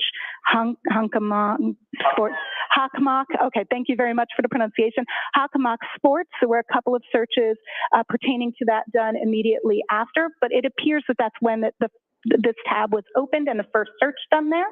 So this search we know was done by this, and we know that it was the last search in the tab because it comes from this source, the browser state DB. And that means that particular timestamp and search pertains to what has happened with the tab. And that's what allows you to open your Safari browser on your iPhone and then open it on your iPad or your Mac and have the same tab. That's the function there. This search here, this is really interesting. So at 6:22:49 a.m., we have an entry in CacheDB that is specifically, if we dig into this URL, this is an Apple suggested term. So when you use a browser and you start to type a search you've never typed before, the browser tries to help you and say, are you searching for this? So as the user began to type the phrase in the immediate search after, which is how long TI to die in CKLD, this particular suggestion came up, indicating in all likeliness that the search term being typed had not previously been searched, because Apple suggested, instead of a previous search, it suggested how long does it take to digest food. After how long to digest food had been suggested, the user then has a search at that time, 6:23:51, for how long TI die in cold, and that is coming from the mobile Safari plist, the com.apple.mobile Safari plist I mentioned earlier, and the search is also shown in the knowledge CDB. That's commonly what we would expect. We would expect that search to be in both of those, both that plist and that database. Then the... Can I stop you? Yeah, absolutely. As far as the expectation of that being in both of those, the plist and the other database, why is that? That is because the search is not being tracked not only by the plist for Safari, but also by the system itself to be able to do that predictive coding. So in the future, when you start to type how long, it gives you what you searched last time. And with respect to that, how long it takes to digest food? Based on your analysis, was that a search term that was ever entered into this home? Correct. The source of that, if you look at this first line where it says cdn2smooth.apple.com, that's what indicates that this is an Apple suggested term, not a user input term. I'm sorry, I interrupted you. If you could please continue with the next. Absolutely. The next search that was done immediately after the search at 6:23, the next search was how long TI die in CLKD. Again, we see that search both in the Knowledge CDB and the mobile Safari plist. And then we have, so we see it in both databases. Then, so that's how long to die in cold. Sorry, I was on the next line. Then at 6:24, we get the next search, which is HOS long to die in cold. And we have that search again, both in the Knowledge CDB and the plist. If I were timelining this based on activity as opposed to timestamps associated, what I see here is the beginning of a user typing a search, Apple making a suggestion of how long to digest food. The user does not take that suggestion and rather inputs how long TI die in CKLD. They then make a second search of HOS long to die in cold. That search winds up being the last search in the tab, and that is why we see it in the this particular browser state DB. It should be noted that this is in one of those WAW files and not the raw file. And so as far as sort of towards the top there, and I know we'll get a little more to this in a moment, but as far as that reading is 2:27:40 in the morning as far as the timestamp associated with the search. Why would that timestamp be associated with it if it's searched later on in the morning? Because that table isn't showing the time of that search. It's showing the state of the database. So it's saying that the last time that tab was touched, moved to the background or foreground, was 2:27 a.m. The website, as you search more websites in the tab, that gets updated. So the current state that this is showing is that the tab was moved to the background or opened or some action for the tab at 2:27 a.m. when the Hakmak Sports, I got it right. Hakmak Sports website was visited. And then once the Hakmak Sports website was visited, that tab was in continual use. There are other searches and activity that happens. We don't see that happens eventually. This search gets made at 6:23 a.m., this search at 6:24 a.m. That winds up being the last search in the tab. And because it's the last search in the tab, that's what the final update is and the final status.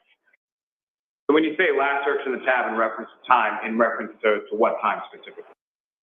I'm sorry, I don't understand the question. That question, let me rephrase. So as far as the 227 tab is closed and then another search done at 6:23, is that correct?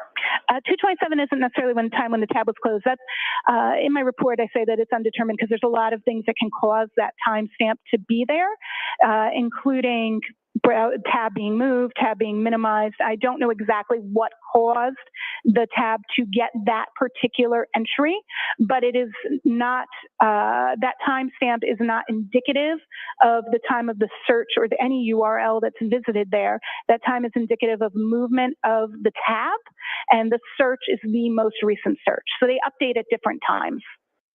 So I guess my question is, as far as from what your analysis is here, is there any use of that tab between, or is there any evidence or artifact of use of that tab between the 227 timestamp and the 623 timestamp?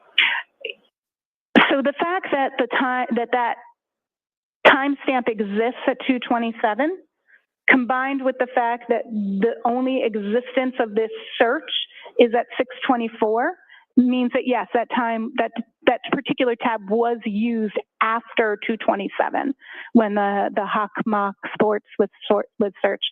I apologize for not being familiar with that name. Oh, that's absolutely fine.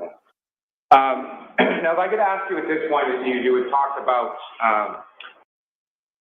one in particular database having sort of an intricate artifact. If you could remind the jury what that is, and if you could explain that. So the artifact that needed a little bit more explanation and digging was this browser state tab. And that's because if you look at the end of the file name, you'll see it's a db-wall. That means it wasn't in the regular database. It was in the write-ahead log. And to Celebrate's credit, that tool actually parsed the write-ahead log and displayed it where the other tools did not. If you remember before, we talked about write-ahead logs, and we talked about the fact that they can contain data that is both removed from a database and data that's not yet to be committed.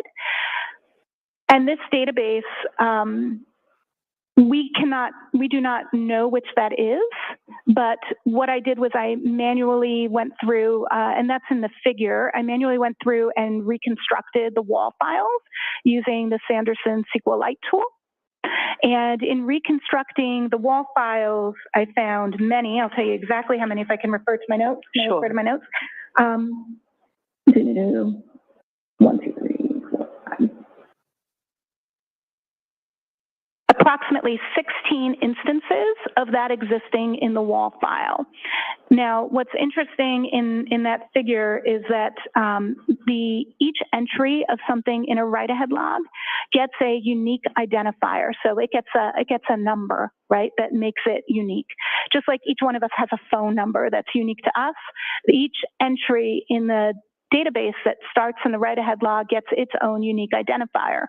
And that unique identifier in this instance in all 16 entries in the wall file is the same, which shows that it's truly only one search, not multiple searches for that search term in terms of what exists in the wall file. So that's the first piece of nuance there, that it only truly was searched one. And you would have to really dig into that wall file to expose that, but I think it was pertinent to know how many times this was searched. I'm sorry. Yes, please. Stop you there for one moment.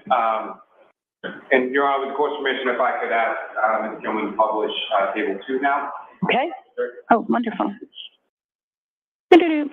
May I look at Table 2? Sure. Thank you, Your Honor. And Ms. Hyde, do you recognize what's up on the screen? I do. That is Table 2 of my report on page 4.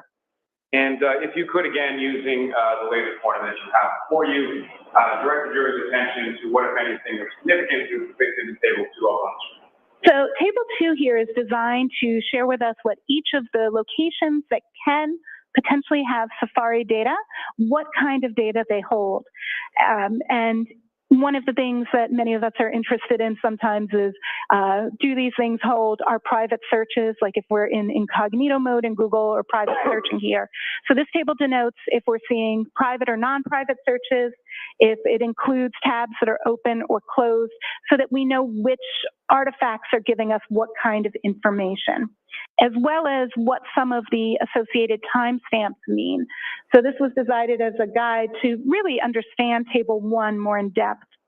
So this first one here, this refers to the History DB wall file. And that file has non-private searches, it includes closed tabs, and the visit time there is the time that a user reopened the tab.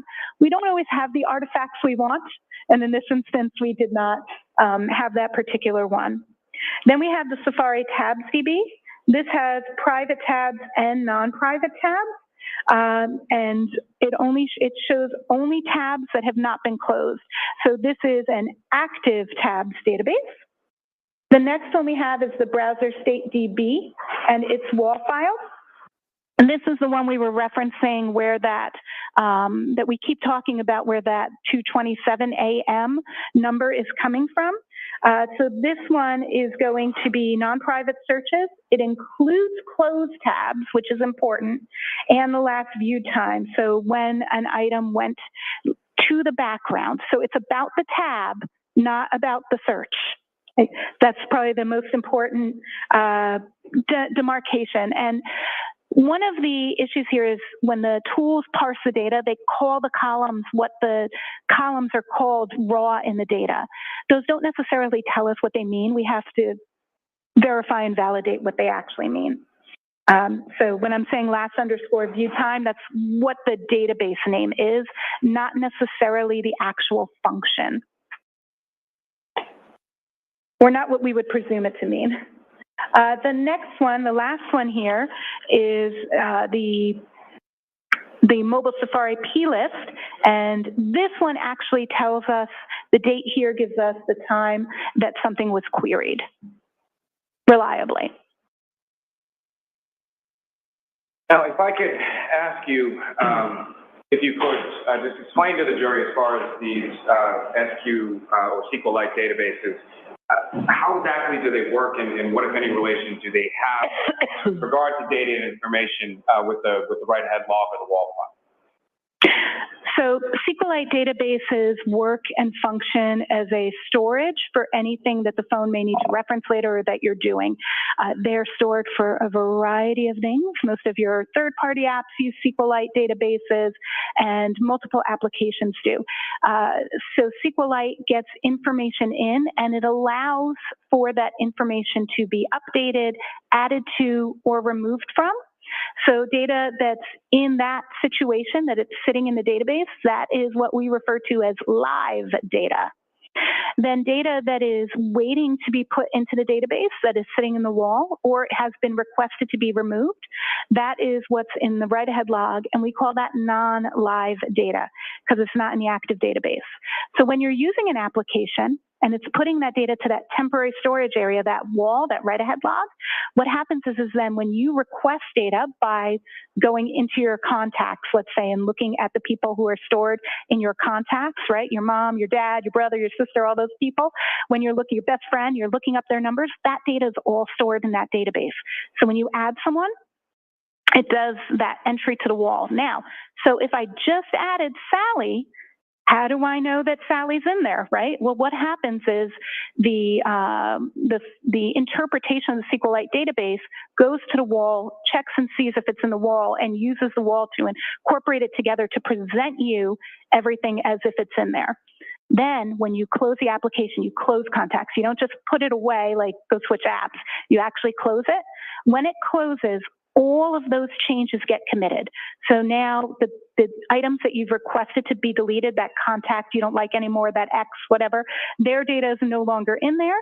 The data that you've added is now in there, and now that's all live. Sometimes we can get more complex and recover some of those items that are left over because they are marked for deletion but still sit in the database, or they're sitting on a page that is no longer active in the database. So there's a lot of places that we can recover data from in addition to the wall that exists in the database after something has happened, but that isn't pertinent to this particular use case. Now, as far as that sort of interplay between the SQLite database and the wall, what if any sort of, as a forensic examiner, what if any sort of complexities arise out of it? Oh, one of the biggest complexities is the assumption that because data exists in the write-ahead log, that a user took an action to delete it. When I teach at the university, when I peer review my colleagues' reports, this is one of the most common mistakes I see. And it's really because some of the forensics tools to indicate that the file has been recovered, they put a big X on it. And that was actually a big subject of that standardization of file recovery paper I referenced earlier. And it speaks about all kinds of files, but actually has a special section on SQLite, specifically because that nuance is often missed by examiners. Now, in reference to that being marked as deleted or misinterpreted as deleted by user, is there a specific tool of the tools that you mentioned before, as far as Celebrite versus Axiom versus that has that information that others may not? So Celebrite and Magnet Axiom, both Celebrite Physical Analyzer and Magnet Axiom, both have file system viewers that then have SQLite database viewers. I would say that those SQLite database viewers have more of a basic function in terms of looking at data in the live database. They don't allow for deep analysis of the write-ahead logs, which is why in my analysis I use the specialized Sanderson forensic browser for SQLite. And so when you see something like that in a Celebrite extraction, is there, what if any further analysis do you do to sort of look behind it? Absolutely. Anytime I see an entry marked as recovered, and I'll use the term recovered instead of deleted, by Celebrite, and the source is a write-ahead log, I would go and begin reconstruction of the write-ahead logs using Sanderson's forensics tool to get to the meat of, is this something that it has been deleted, or is this something that has yet to be written to the database? You can often see remnants of that based on how many unique entries there are of it. What the other thing we do is, so I mentioned that when we have the wall file, it hasn't been applied. So if I take the SQLite database and the wall file out, and I make another copy of them. So I've got one copy I'm looking at Sanderson, and I take another copy and I actually open it. What's cool is it does the commits. So then I have a copy of the database that actually has all those changes. So I now know if the entry was deleted by just comparing the two. So I can do that analysis by basically making the database think it was reopened, by reopening it with a non-forensics tool in that instance, just to see what it would look like in real life. And then I can look at the difference between the two and determine if something was marked for deletion or addition. Now, are there different reasons from your training, your experience, and your knowledge of these systems? Is there different reasons for why it's your conclusion that that particular search or those search terms were not deleted by the user specifically?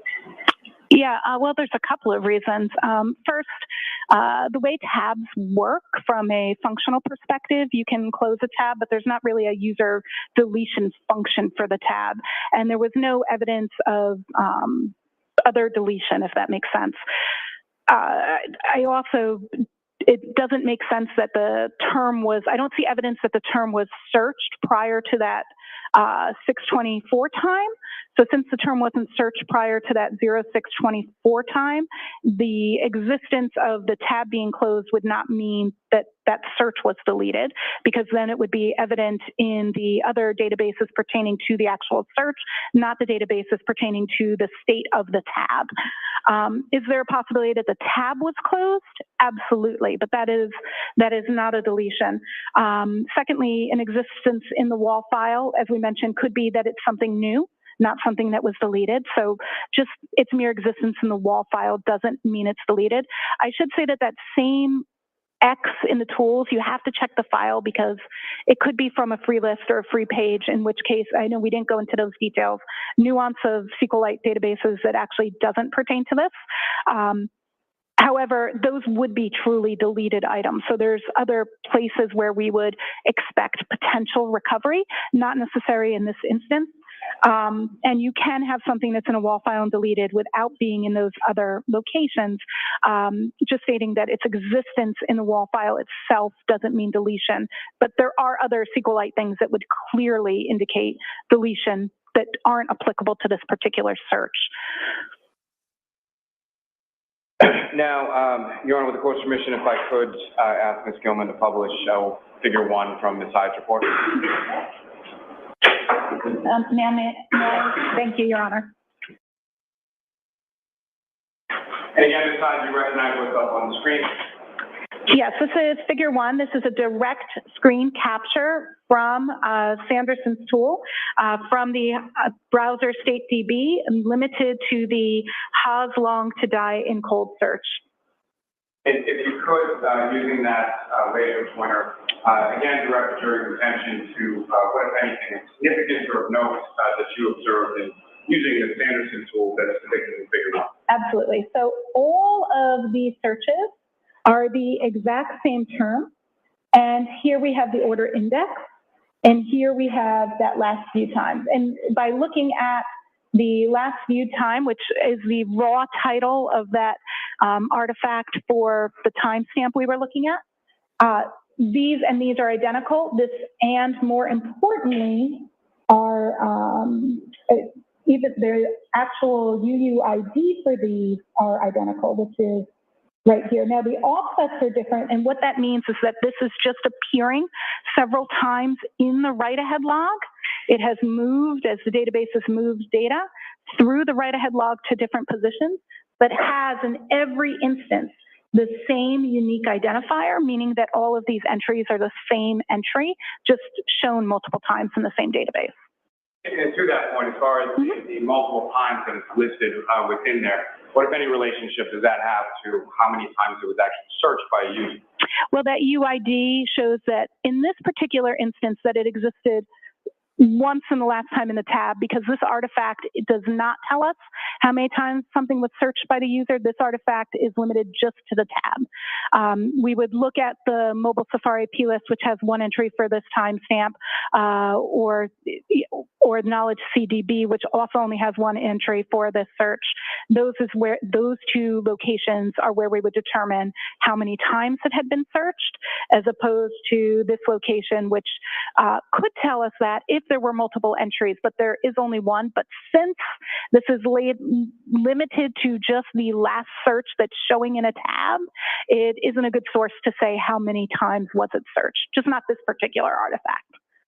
But from other artifacts, you were able to determine that? Absolutely. You can determine that from both mobile Safari plist and knowledge CDB. And I'm sorry, I jumped in there just as far as turning your attention back to figure 1. What, if anything, else significance do you know in that? That's really what's of significance, is that it is the same entry there multiple times, and we can tell by the unique identifier that it is the exact same entry also. And it's, although it's the same search term and the same timestamp, it's only one instance of it, just it's stored in the database multiple times at multiple offsets. Now, from the timestamp associated with that depicted in this figure, what, if anything, can you say as to or what, if anything, were you able to conclude from your analysis as to the time that the website was viewed? Well, I guess I should really clearly, for people who may not be familiar, that doesn't look like a normal time, right? That's because this is an Apple WebKit timestamp, so we actually convert it to a regular time. But when you look at this number raw, you can actually see that it's consistent throughout, even though you don't know what it is. But if we put it into a decoder, this particular timestamp is where we're getting January 29th, 2022 at 02 47 a.m. And to be clear, just for real clarity, when we actually translate this timestamp, it's in universal time constant, not in local time, but for the sake of conversationalists, I'm using the local time here as opposed to the time in the universal time constant, which is how this artifact is particularly stored. Now, with your analysis, is there some kind of testing that you conduct, or can you explain to the jury sort of what that is and how it relates to your analysis here? Absolutely. So with this artifact and being able to determine what this timestamp really means, I actually did quite a bit of testing, which is fun, but that's okay. So we went ahead and took a jailbroken iPhone, and the purpose of a phone being jailbroken is we're bypassing the security protocol so we can monitor the data and its storage in real time and bring the data through. We did this manually in terms of pulling the data out, and we also did multiple forensic images at different stages.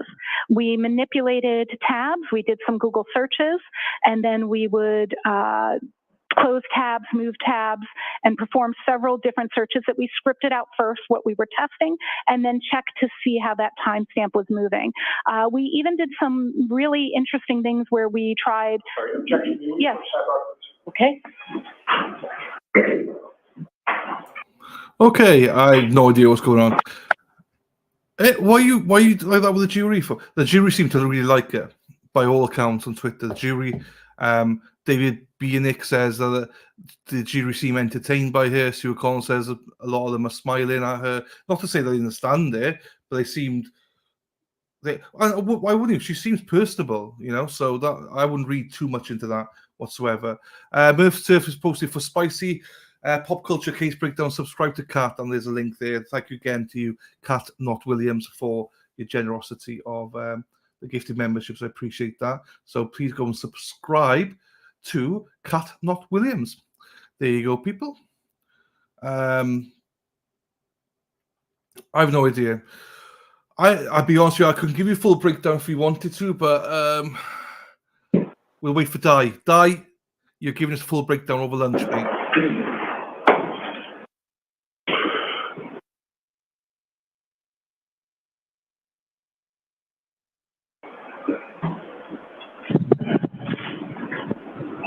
Miss Hyde, I'm sorry.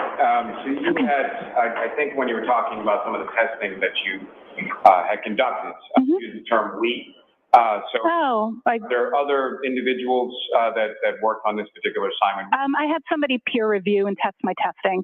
So they didn't work on the case, but as I was testing, one of my team members just validated that I was following my test plan. That's just normal practice that we use peer review. So the testing that you were testifying about is testing that you... I conducted, correct. But I had peer review by my team member on the script I had made to do my testing. So, and I use when I do testing, I'm following the NIST guidelines for data set generation and testing that's outlined by OSAC, which ironically, I should disclose I'm a co-author on. And then, if you could, I'm sorry, Ms. Hyde, just continue as far as your test. Absolutely. Your test. Yeah, so then populated the device and looked at all of the different data that came back from the different states while it was jailbroken. And the changes that happened, what I was saying was interesting is then tied it to a Mac and saw how the browser state changed if we change the browser and the tab on a Mac and how that would affect it. And because we could see the differences, and by we, I mean that I had my testing peer reviewed, because I could see the differences of what the data looked like when I was altering it both in the Mac and on the phone, I was getting differences in those timestamps and those different conditions. So in other words, I could get a timestamp that showed in the browser state DB that was earlier than the current search by a variety of means, including manipulating the tabs, closing them, opening them, switching which one was in proper view forward, as well as looking at that tab on an external device, including a Mac and an iPad on the same account. Now, throughout the course of your work, I think you alluded to it earlier in your testimony as far as your experience is concerned. You've had occasion to work both as a forensic forensic extractions, forensic investigator. Yes. As well as working also in research and development. Is that correct? Correct. And so, from the R&D side, what, if any, role does that play as far as your analysis, in general terms, in your analysis here, when it came to some of the devices or some of the things, the tools that you were implementing? I believe that my experience in research, development, and reverse engineering throughout my career pertaining to artifacts, of course, influences and my analysis processes in terms of wanting to ensure I understand how things work. I think it actually gives me a better understanding in many ways of how data moves through devices, as well as how understanding why the tools parse and represent data the way they do, in terms of the fact that they are presenting the data as they parse it using the proper algorithms to dissect that data and determine what it is based on testing and knowledge. So I think it actually influences in a positive way the depth that I go through in my analysis. You had mentioned earlier in your testimony that you had reviewed both Trooper Garino's report as well as an affidavit from Mr. Green. Is that correct? Correct. And with regard to the affidavit from Mr. Green, what, if any, issues, of course, of significance did you observe in his analysis? In Mr. Green's analysis, there is a conclusion that is drawn that a search occurred at 02:47 a.m. on January 29th. Based on the artifact recovered from Browser State DB that Celebrite parses. And there are two errors with that. The assumption that that is the time of the search is a misunderstanding of the Browser State DB artifact, because that artifact is not the time of search, it's the time of movement of the tab, as well as the statement that, that it was deleted due to the demarcation of Celebrite as recovered. And based on the totality of your analysis, your testing, and everything that you looked at in this case, what, if any, conclusions did you come to? My conclusion is that there was a search at 02:47 a.m. for Mock Sports, and that browser was in use, and there were continual searches due through the night. The phone was, I do agree with Mr. Green's findings that the phone was in use at that time at 02:27. Later, the phone a web search is done at 6:23 a.m.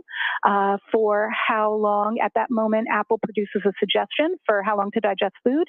The search is instead completed with how long TI, die, and CKLD at 6:23.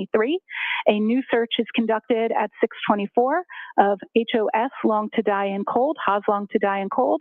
That search is then the last search that is made in that particular tab. And that's my conclusion. What, if any, conclusion did you come to in regard to items being deleted pertaining to those artifacts you were looking at? In regards to those artifacts pertaining to those search terms, I had no evidence of deletion. I have a moment, Your Honor? Yes.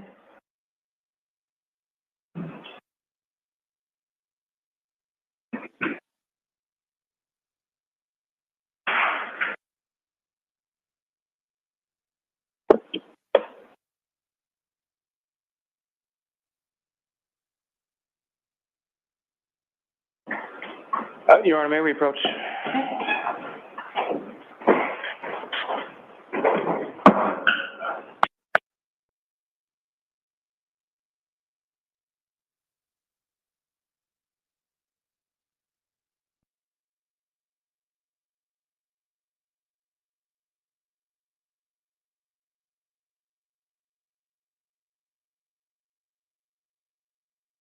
I had to go to the toilet just as they were doing that. Sorry. Oh, for cheese and rice, people. What's going on? Right, don't worry. I have got lunch break. We have, in about an hour and 20 minutes, we have got a Celebrite expert coming on to the lunch break. We have got Di, better known as David the Druid. He will be joining us so he can break it all down for us, people. So do not worry. Yeah, one for Slash, one for a wee, as they say. I thought it was a good time to go. I do feel sorry for that. Do you know what I mean? Oh my God, that was not me. Right, let's hang on. Let's get into the stream then. Just in case.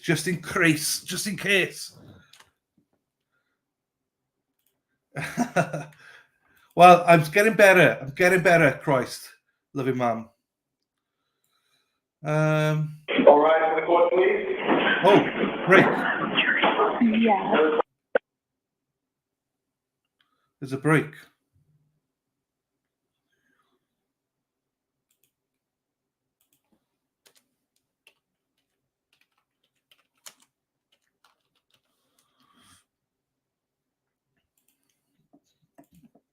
I'm just checking the site now. Everyone else is on break as well. I'm just checking some other sites. Karen Reid trial.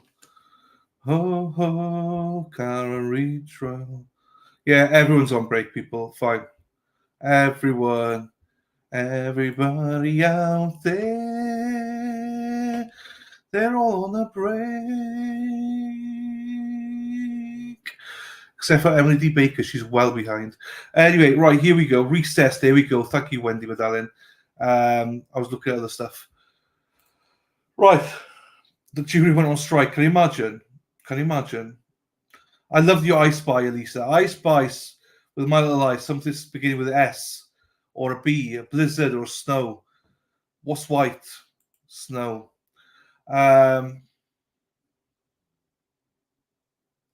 So someone's here. Who was it? So some people come in late and said, "Do I need to go back to the start?" No. So let's summarize. Today. What's happened is this. Essentially, we came in this morning. There was a sidebar, right? The sidebar concluded with a juror being shown on TV. So the judge, as she always does, goes in a hissy fit, closes everything down, whatever. We then find out that 3 additional jurors are called up to be discussed. And that goes on for a couple of hours. And then in the end, a juror the judge says, for personal reasons, has left the jury pool. So we're now down to 15. So we got 3 jurors. 3 alternates, left in this case. What? Jenny says what? Jenny from the block. What's Jenny from the block saying? What? What am I looking at here now? Why is it Jenny? What? Jenny? No, wait, Dylan, I need to see this. What's this?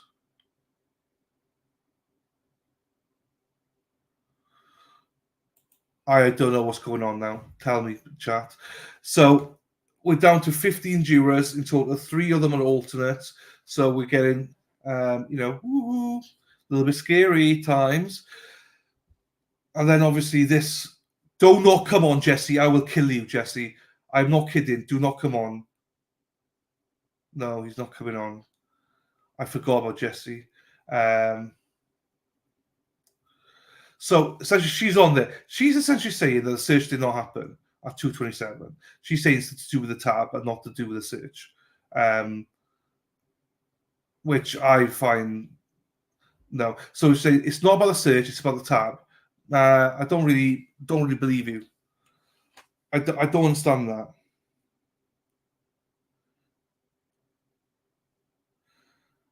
that. So Hyde is basically saying that search for sports was done at 2:27 and search for Hostlong to Dine Cold was done at 6:23 and 6:24. And there's no evidence of any deletions or purposeful deletions. So essentially that's what she's saying is the search did not happen at 2:27. It happened at 6:23, 6:24. But that at 2:27, The search, as McCabe said, was about basketball teams, and that is it. So forget about the search. It's all about the tab, is what she's saying. So, essentially. But we'll know more once the experts come on. Do you know what I mean? So the expert is coming on with a defense. So I'm not, take what she says with a pinch of salt. She used 5 different tools. She did, yes.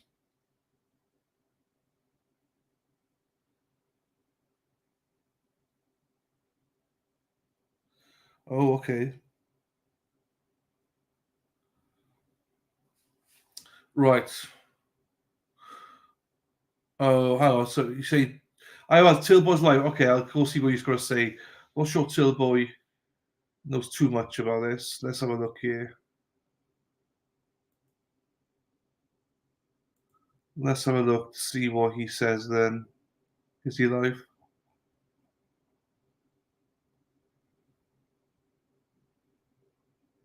So Lawyer says, whether you agree with what the expert says or not, the defense needs to be very careful with her. Yes.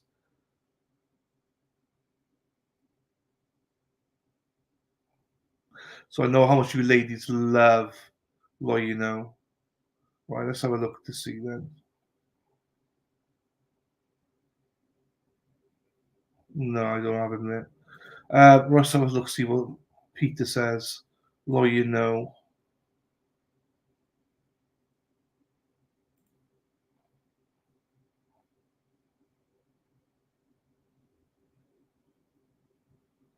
Okay, no, he doesn't. Basically, Peter's just saying whether you believe it or not, you've got to be very careful with it. So, so the 3 they agree with are correct, but only the 227 is inaccurate. This is why we're waiting for Richard Greer. So we'll have to wait for Richard Greer. But I get what Peter's saying. You've got to be careful with her because it seems as well that the jury like her. Or there's some of them likes her. So we've got to be careful, with that, is what he's trying to say. I think, so if you're a jury, she's personable. She says, forget about the search. Because when she said, forget about the search, it's about the tabs, it was reported like everyone wrote that down. So if people can believe that, then they're going to believe it. I mean, that's where Richard Greer comes in. This is why the defense cross is important. So, yeah. Ultimately, the one key thing here, people, is this, right? Whether she did it or not, right? Whether she did it or not, right? Say she didn't do it, right? Where is the evidence that Karen ever hit John? How did Karen hit John? So they could go in about these searches as much as they want, but ultimately,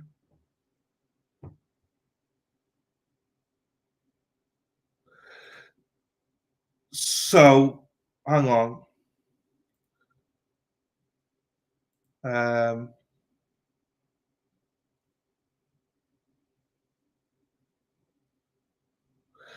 Essentially, she cannot confirm that, right? I made some notes here because there were errors allegedly. Hang on, and I think Ted Daniel said something here. Let me just get Ted up here. So Ted Daniel says ADA Lally asked Hyde about the defense expert who determined search did at 2:27 a.m.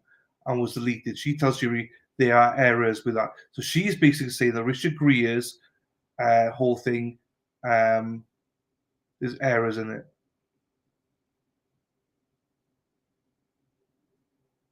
Yeah, it's the battle of the experts. I agree.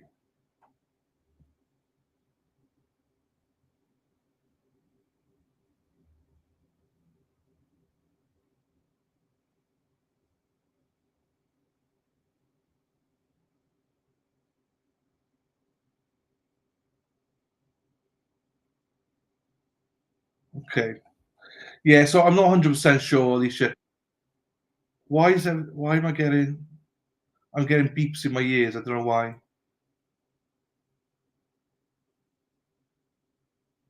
No, it's a morning break. We don't break for another hour and 10 minutes for lunch break.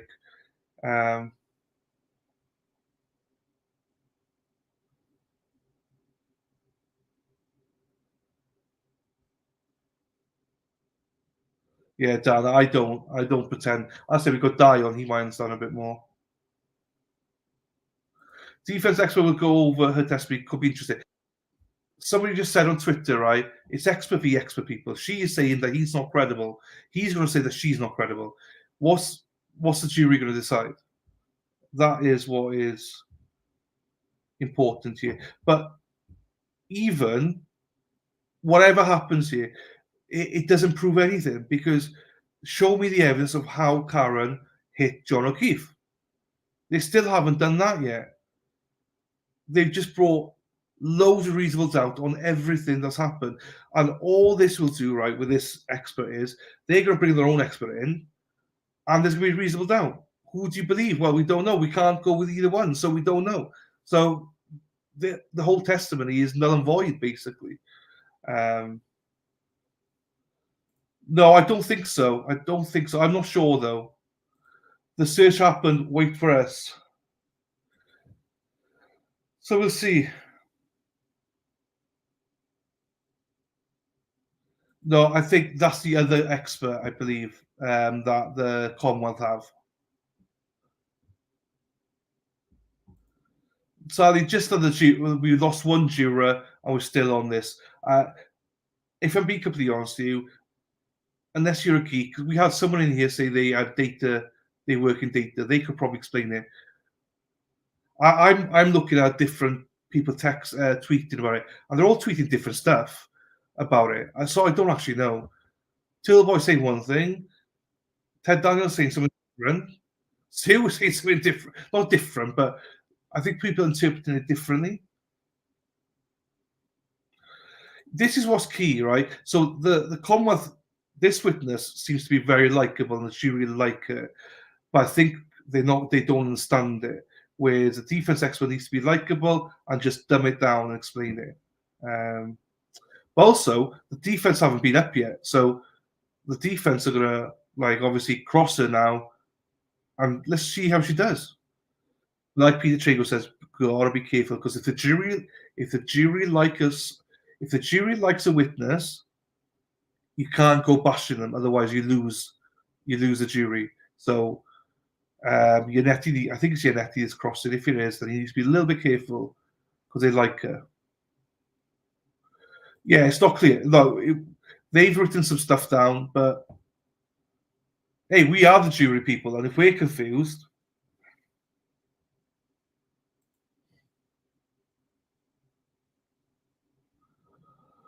oh my days. I can't wait, Die. I can't wait for you to be here to break this all down for us, sir. Can't wait. Albert, I agree. Still no Emmy understands. Zero proof for the Commonwealth. This is what This is what we need to remember, right? There's nothing. This search, in the grand scheme of things, right? This search is not even important. Who cares? Because the part we care about is how are they going to prove that she hit them? Because if they can't prove that, then who cares who searched for? You know, because that doesn't matter. Second jury dismissed. Yeah, okay. Jessica says second jury dismissed from Karen Reid murder trial. It's the one she likes as well. Hang on here now. Then let's get here. Let's get. Why is something's going off my head? I got beeps in my head. Why have I got beeps in my head? Where's the bloody beeps in my head?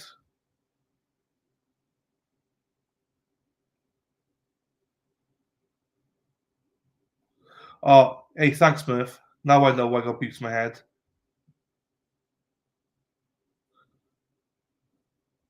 She still made the damn search. Thank you, Murph. I got you. Murph is my resident expert on Celebrite, so thank you, Murphy. Murph's turf, thank you, Murph, for explaining stuff to me. No matter what, she still did the search. Thank you. That's all I need to know, Murph. That's all I need to know. Right, hang on. I've got this to play here.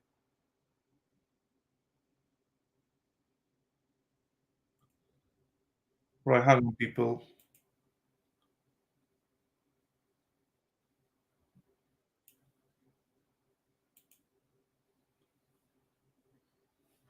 Two seconds.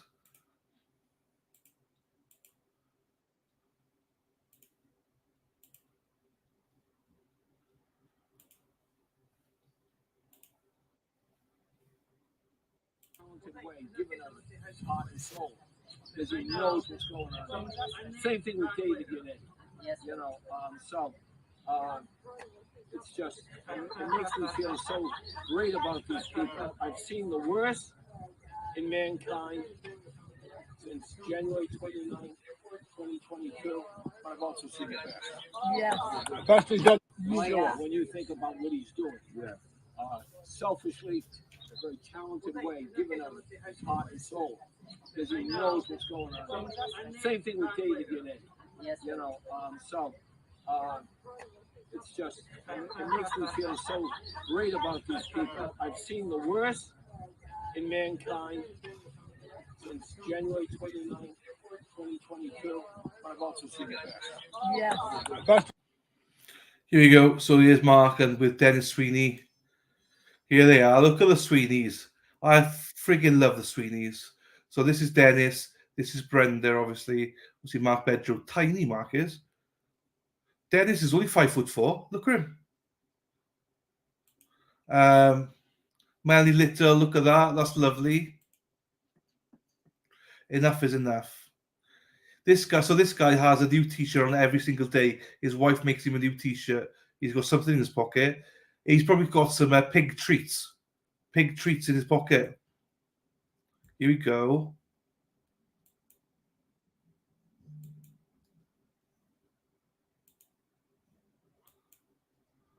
There's a morning crew down there. Our warriors on the streets. There we go, people. We love these people. Look at them. Thank you to each and every one of you. If you ever see this stream, thank you, each and every one of you. We love you all. The dog. Who wouldn't want to be there right now? Who wouldn't want to be there? I'd love to be there right now. Here they come. Here they come. Fist pumps.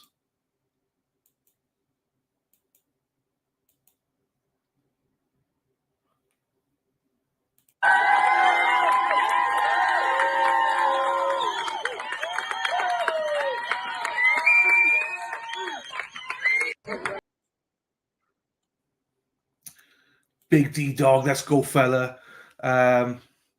See you, Miss Gold. See you, darling. Right. Hang on, I got to do this because I got quite a few here. So let me do this whilst we're on break. Oh.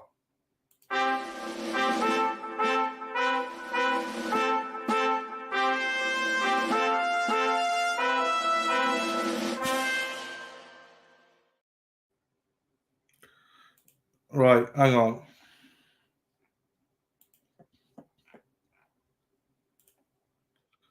So thank you to Hippie Chick from Indiana. Oh, here we go.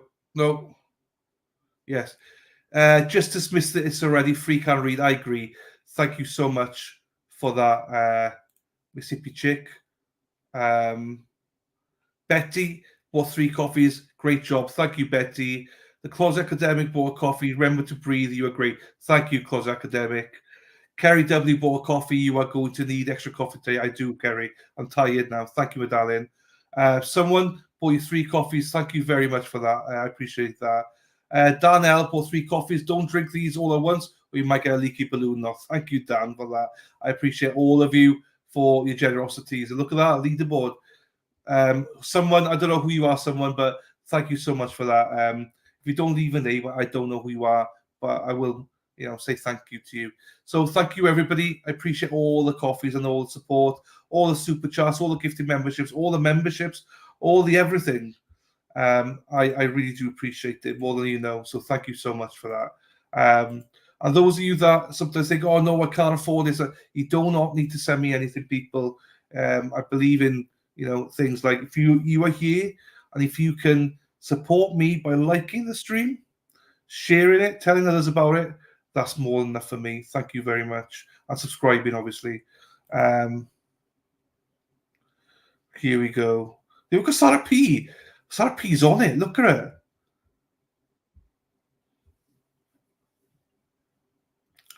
Look at that. Thank you, supporting. Thank you, Hippie Chick, Betty, Closet Academic, Kerry, someone, Dan. Look at that. How the fuck did you do that? That's super quick, that was. Right. What else is going on?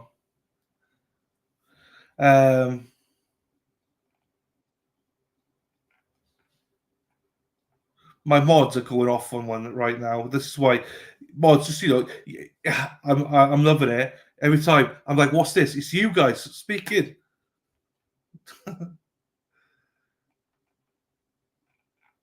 Right, I'm going to close that down because it beeps in my head and I get distracted.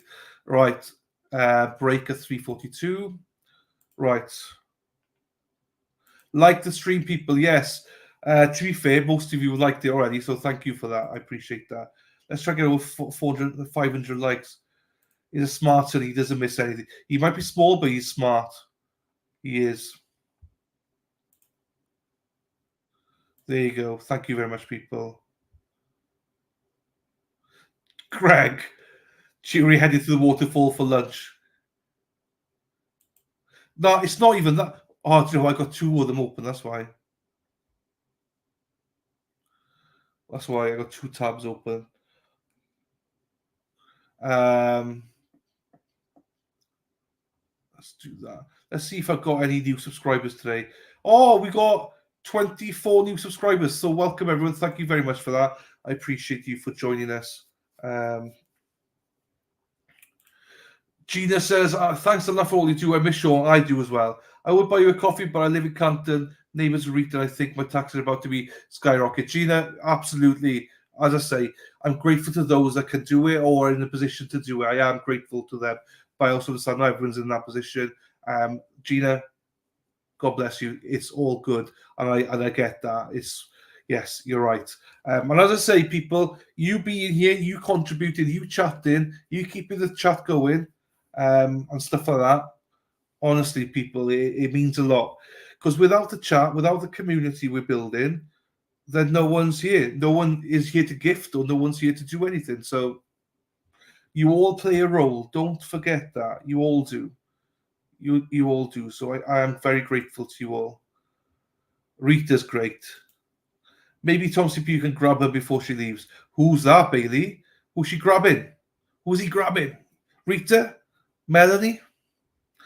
I know he's trying to buy flowers for Melanie. I know that much. Please hit the like button. Thank you, Sarah P.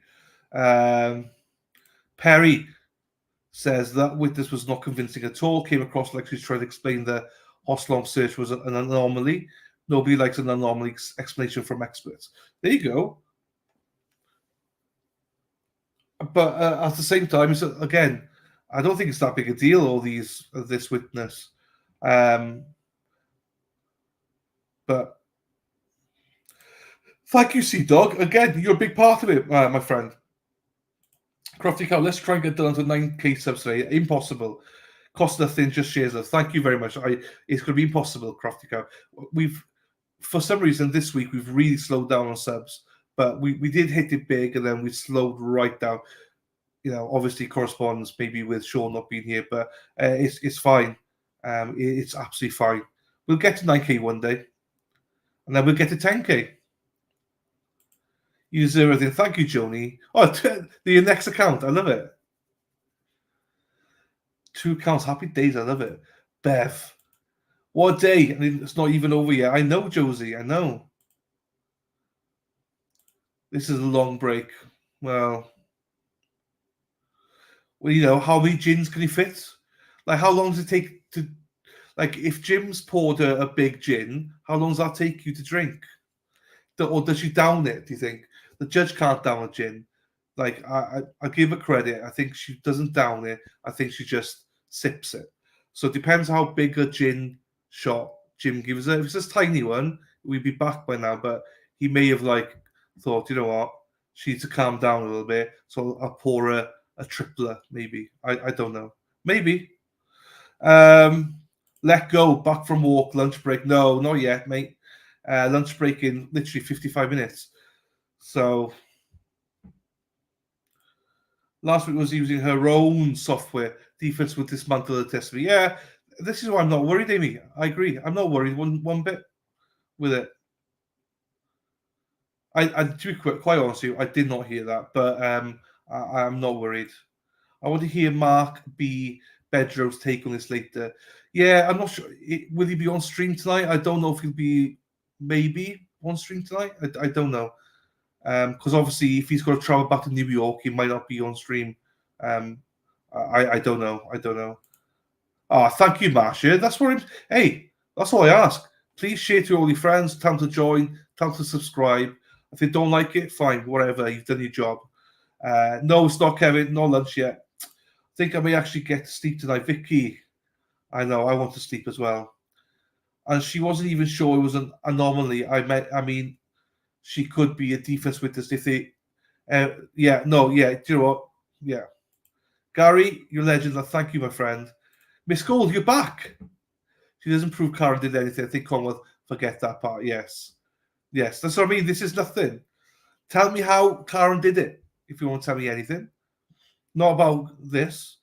Amy, yes, and she recreated data files. I just had to walk my neighbour's dog, or she left it crap outside my door. Oh, Perry. You're awesome, Perry. Look at you trying to act all hard in chat, and look at you, you're a big softie. Gina says, good day to have Mark be in the courtroom. We'll hear everything that went on. Yeah, and Melanie. Let's not forget about Melanie as well, Gina. Melanie and Mark are awesome. They might do a show together on this, maybe. Mega glass of gin. It's a tall glass. It's probably glass from the waterfall. If you keep this up till I predict 25k by the end of the year, Crafty Cow, I wish. I'm happy. I'm happy with slow growth. It's all good. I'm glad people are growing very quickly.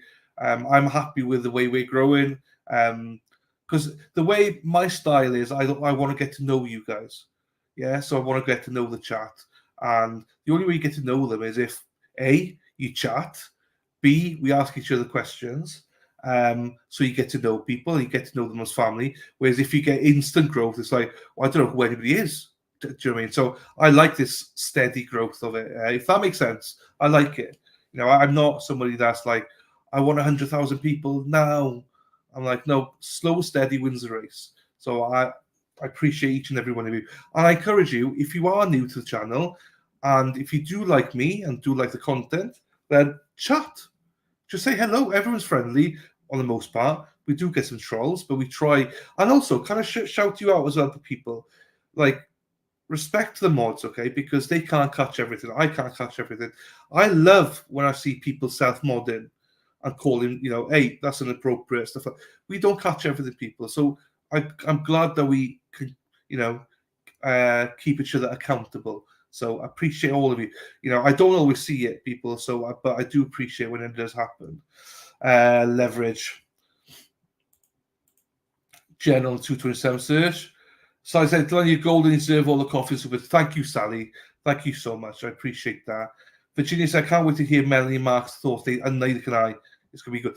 The only thing I'm worried about, they might not be on tonight. They probably will. They probably do a late stream, I imagine. Unless they're staying in Boston tonight. I have no idea. Yes. Again, it comes down to experts against experts. Who's believable, you know?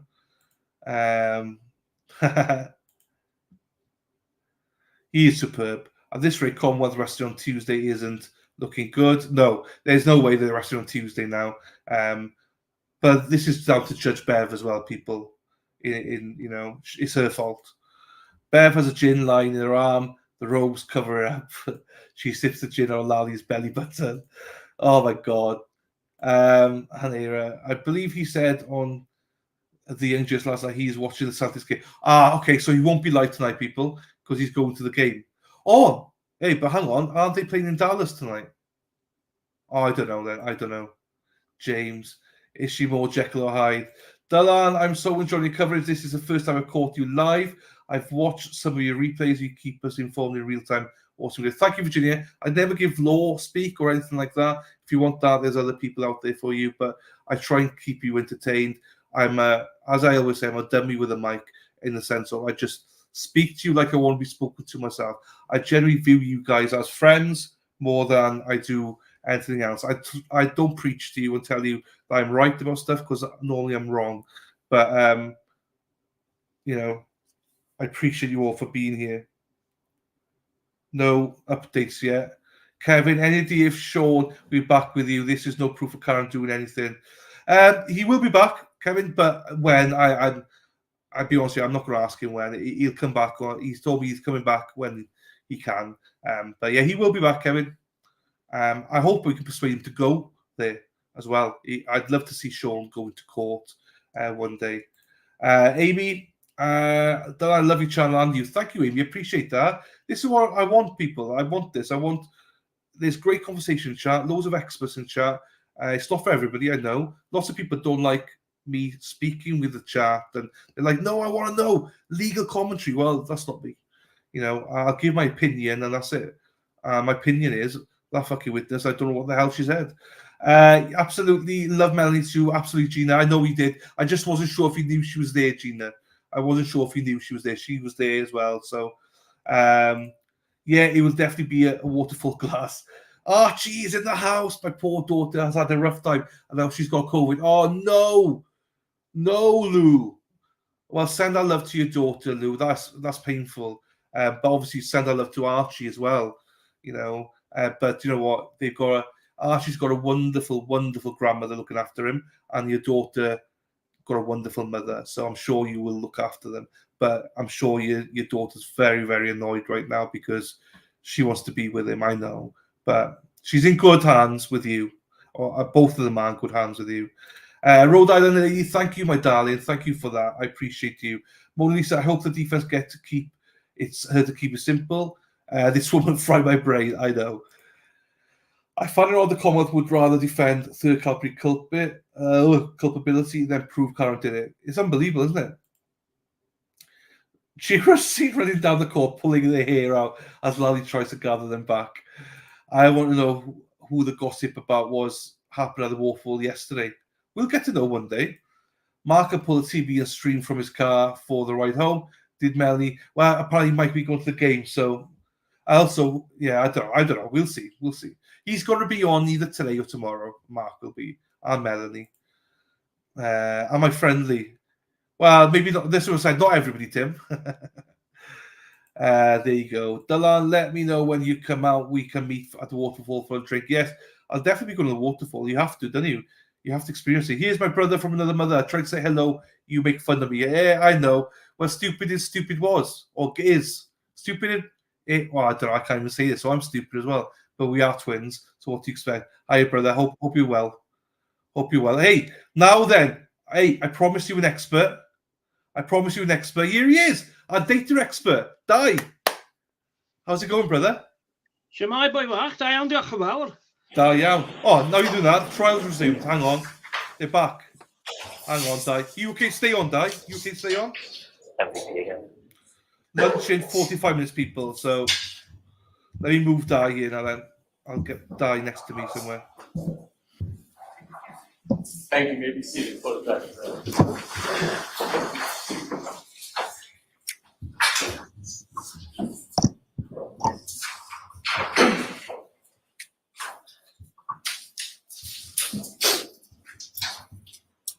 Would you like to step?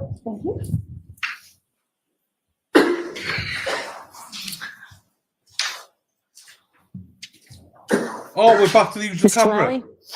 Yes, Your Honor. The Commonwealth that seeks to introduce and admit as the next three exhibits, Table 1, Table 2, and Figure 1 from Ms. Hyde's report. Okay. There's no objection, Mr. There's Nady. no objection, Your Honor. Thank you. Just Table 1, Table 2. I think the order I gave. Thank you.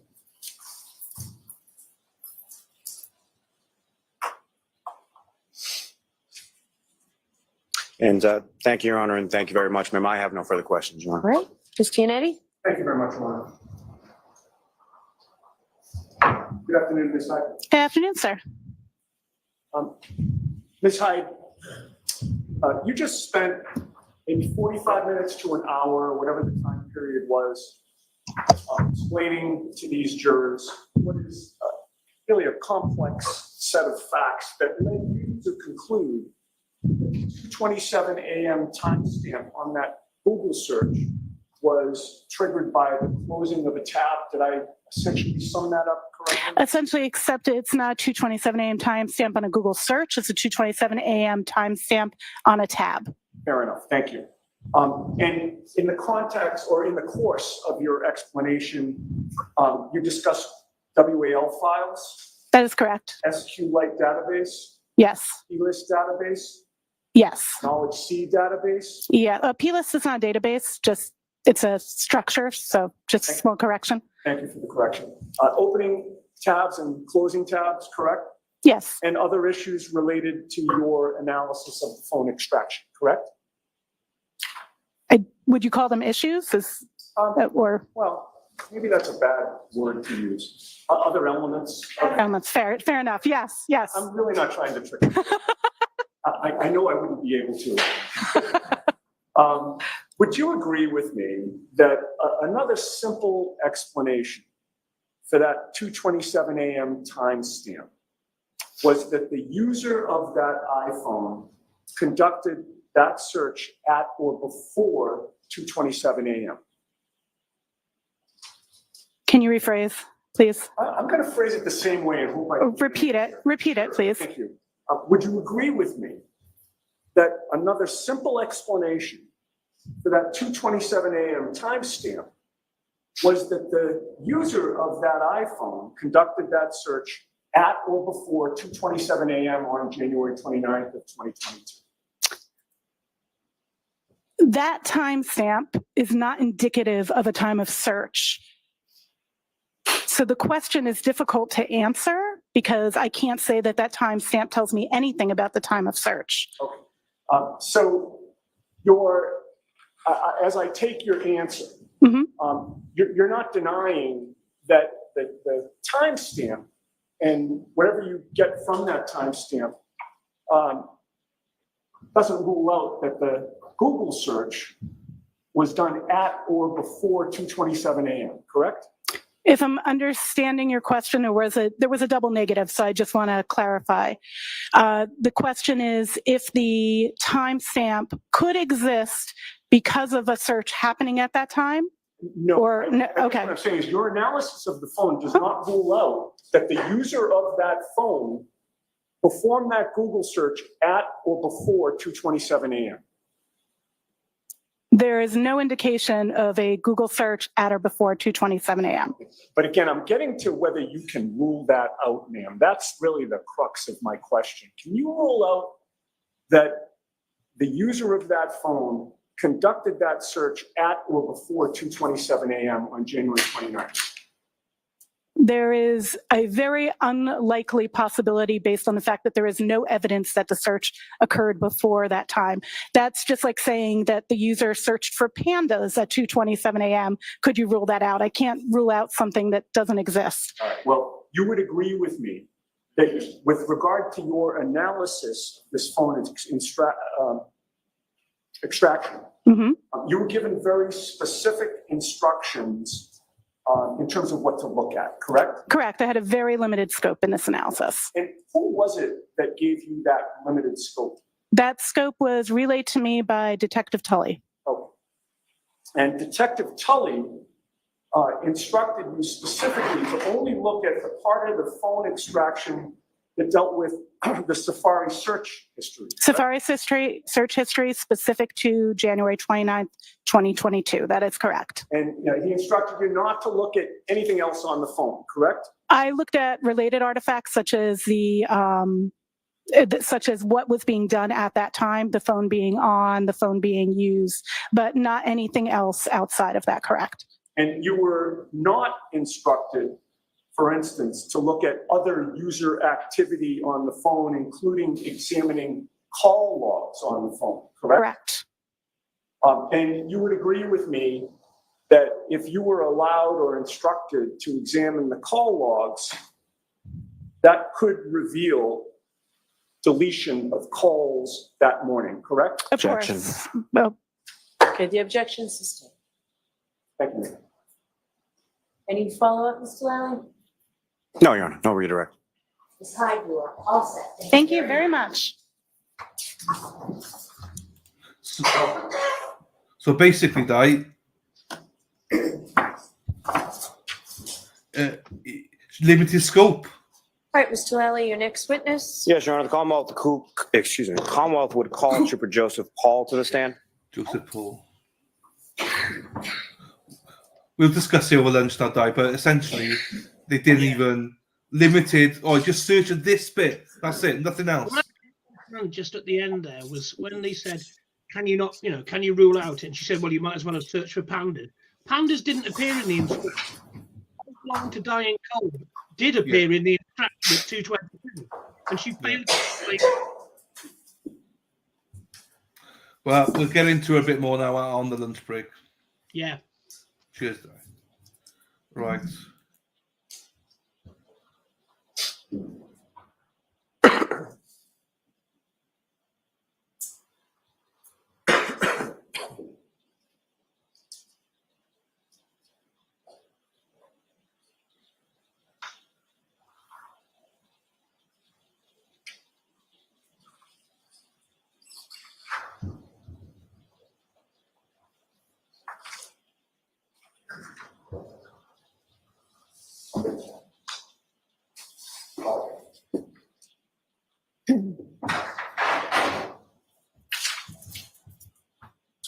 Step back. Watch your step for me. Name, standing, face apart. Just officer, the others give the court and jury in the case down here, the truth, the whole truth, and nothing but the truth, so help you God. I do. Morning. Good morning. Good afternoon.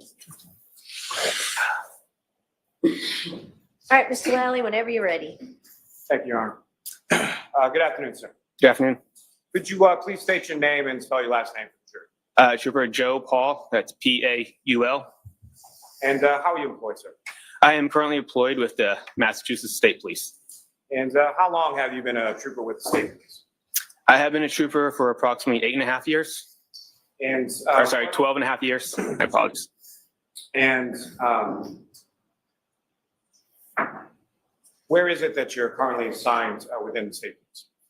I am currently assigned to our Collision Analysis and Reconstruction section, otherwise known as CARS, our recon. And how long have you had that assignment to the reconstruction of the cars? That was for about 8.5 years.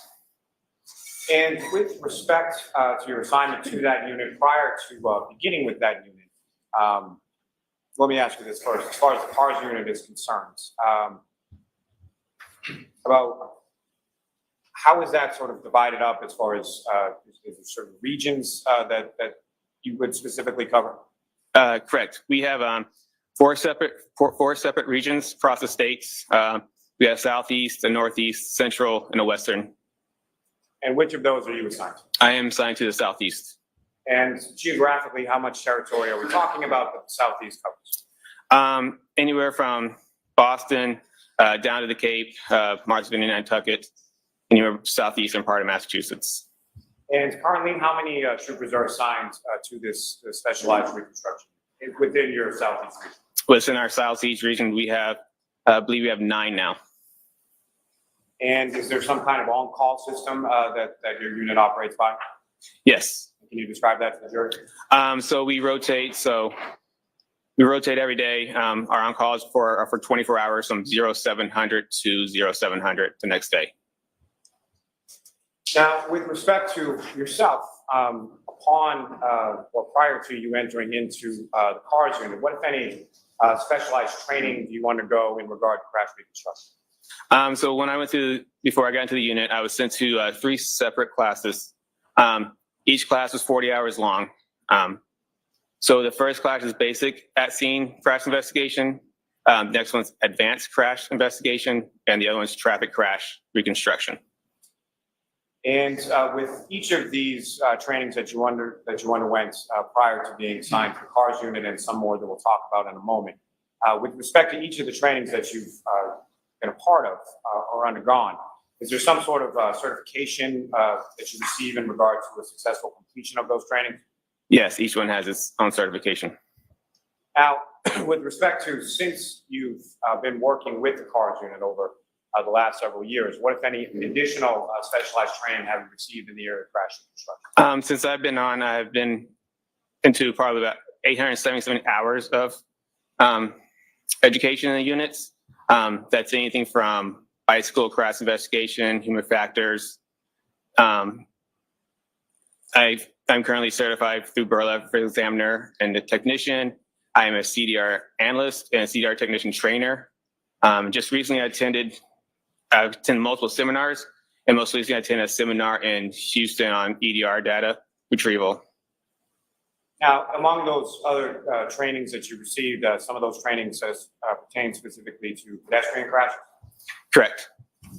And in addition to the training that you received through the state police, what, if any, professional organizations do you belong to in regard to crash reconstruction? Yes, I am currently part of NAPARS, which is the National Professional Accident Reconstruction Section, and I'm also certified through ACTAR, which is the Accreditation Commission for Traffic Accident Reconstruction. Now, if I can focus specifically just for a moment on the ACTAR certification, can you explain to the jury sort of what goes into that, and as far as that certification is concerned, how does one obtain? Okay, so first thing you do is you got to submit an application to ACTAR to be allowed to take the test, and part of the you got to tell them how much education you've had, how many crashes you investigated, basically anything within the crash investigation world. And then once they find that you're accepted to take the test, then you got to set a time for the test. We did it as a section throughout our state, and the test is a 2-part test. It's a practical and theory portion of the test. Each part's 4 hours long, and you got to pass both portions to be certified through ACTAR. So there's a written exam and a practical portion of the test as well? Correct. And can you explain to the jury sort of the practical portion? What does that consist of? The practical portion is you basically have to analyze a collision. So they give you a simulated crash, and you have to go through and document the evidence. You have to answer a series of questions based on that specific crash. So where you can find the speeds, the distances, times, and everything else related to that collision. And you successfully completed and received that certification, sir, is that correct? That's correct. And how long ago was it that you first received your ACTAR certification? In 2019. And how long is that sort of in perpetuity, or is there a sort of continuing educational component attached to it? There is a continuation educational component attached to it. The test is it's certified for 5 years, and within those 5 years, you still have to maintain a certain amount of education to reapply for ACTAR again. And with respect to that ACTAR examination, are you familiar with sort of the success rate or the passing rates when it comes to that examination? Correct. And what is it? It's fairly low. I can tell you within my unit at the time I took it, there were probably 20-something of us that took it, and only 3 of us passed it at the time. Yeah, it's not a very high pass rate. Now, over the course, let me ask you this: when you first sort of enter into the CARS units, are you just sort of you go through the training and then you are on call and get sent out on the road by yourself, or how does that work? No, you first get initially assigned to a field training officer, and then at that point you shadow the field training officer to various crashes. And is there any sort of set time period for how long that shadowing process goes on for? It's not really a set time. It's more based on experience, on how many crashes you go to and how much experience you have in the field. And then they basically, well, if they feel like if you're deemed qualified, then they'll send you on the road on your own. And over the course of your years within the CARS or the reconstruction unit, approximately how many crashes have you responded to and investigated? As of now, I've been to approximately 196 crashes, and I've probably assisted another 100, 150 crashes. And of those, of all those crashes that you've responded to, investigated, if you know percentage-wise or number-wise, approximately how many of those have been crashes involving pedestrians? I know I've been to approximately 55 pedestrian crashes, and I've assisted others on pedestrian crashes also. So, I mean, 55 out of 196. Now, with respect, if I could, turn your attention to January 29th, 2022. Do you recall that date? I do. And at some point over the course of that date, were you contacted by somebody in regard to a pedestrian collision that occurred, in the town of Kansas? I was. And do you recall who was it that first reached out, or how did you first become aware of this? My sergeant, Sergeant Brian Mahoney, was the one who called me at the time. And initially, as far as your involvement was concerned, what was your understanding as the initial request for your involvement? My initial request was to image the airbag control module, do a little inspection, test the vehicle, and map the scene out. Now, you've used that term a couple of times, and if I could just ask you to explain it a bit for the jury. When you say an airbag control module or an ACM, what is that, and what do you understand that term to mean in the context of crash reconstruction? The ACM is the module in a car that controls the airbags and the seatbelt pretensioners. And what you were referencing before as far as being a CDR, having taken CDR trainings and being a CDR instructor, what, if any, relationship does the CDR have to ACM? CDR is just the crash data retrieval software. It's the software that we use to image or download an airbag control module. And can you explain to the jury sort of the process of physically sort of how that's done as far as what are you doing to the vehicle in order to download that information? Yes. There are two ways really to download a vehicle. It's either one is direct to module or just direct to the vehicle through the DLC port or the diagnostic link connector. Direct to module, we don't use a direct to module if a vehicle had no power. Then we would have to go directly find the module inside the vehicle and go right to that specific module. But if the car has power, we would go direct to the DLC port, which is the same port that you see when you're like a technician would do the diagnostics on a car. They would plug underneath the steering wheel, and then we'll get there, extract the information from there. Now, once that information is extracted, what, if any, training have you received in regards to reading or interpreting the data that's extracted from? Yes, I've been certified through as a CDR analyst, and I've taken 2 classes on it now. Now, sir, turning your attention to February 1st, 2022. On that date, where, if anywhere, did you go in relation to your investigation of this case? I went to the Canton Police Department. Now, at some point prior to that, were you made aware, or did you do any research into sort of what the weather was like around the time? What was reported to you initially as around the time of that crash occurred? I reported that I know it was snowing and turned to a blizzard at the time. Now, initially on February 1st, 2022, where did you go? To Canton Police Department. Now, sir, at some point in time on that date, did you also have occasion to go to a residence or a street called Fairview Road in the town of Canton? I did. And specifically, there was a address that you were directed to, is that correct? That's correct. And who, if anyone, did you go there with? I believe it was one of the Canton police officers, Lieutenant Paul Gallagher, I think his name was. I met him there. And without anything specific as to what was told to you by Lieutenant Gallagher, what was sort of the purpose of having Lieutenant Gallagher there with you at that time? He was going to show me where basically the evidence that they have at that point was. Now, in addition to that, were you also able to, you're familiar with another specialized unit within the state police called the CERT team? I am. And at some points, did you have access to certain diagrams created by Lieutenant O'Hara within the CERT unit? Yes, I was. May I approach the witness, John? Yes.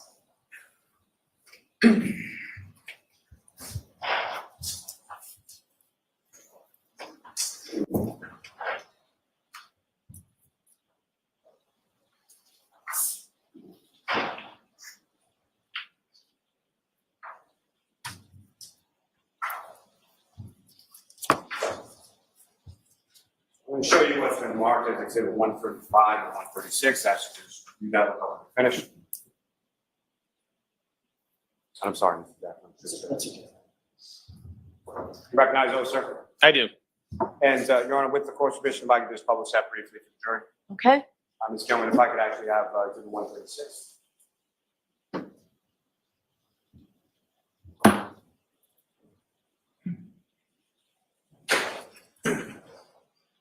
And Trooper Paul, do you recognize what's up on the screen as Exhibit 136? I do. This is the diagram that you were able to view from the created by Lieutenant Howard consortium. Yes, it was. And what's contained, at least from this overhead shot, is that fair and accurate trail of the roadway or the conditions of the roadway, absent obviously the weather at the time that you went out there on February 1st. Correct. So you can take that. Thank you.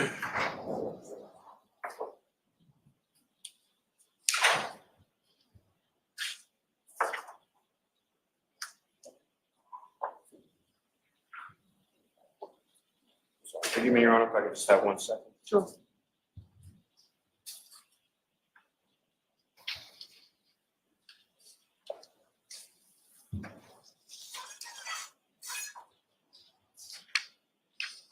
May I approach the witness, Your Honor? Yes.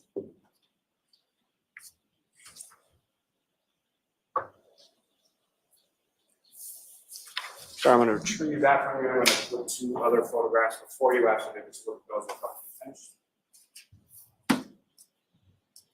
Yep.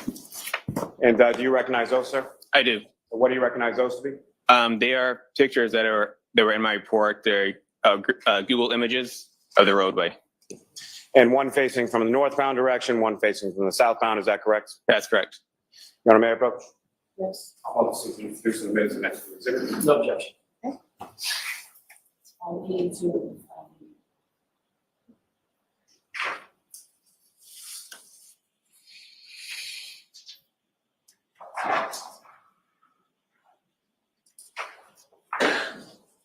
And Your Honor, with the court's permission, if I could just publish these first return to the witness and publish the Yes. hearing.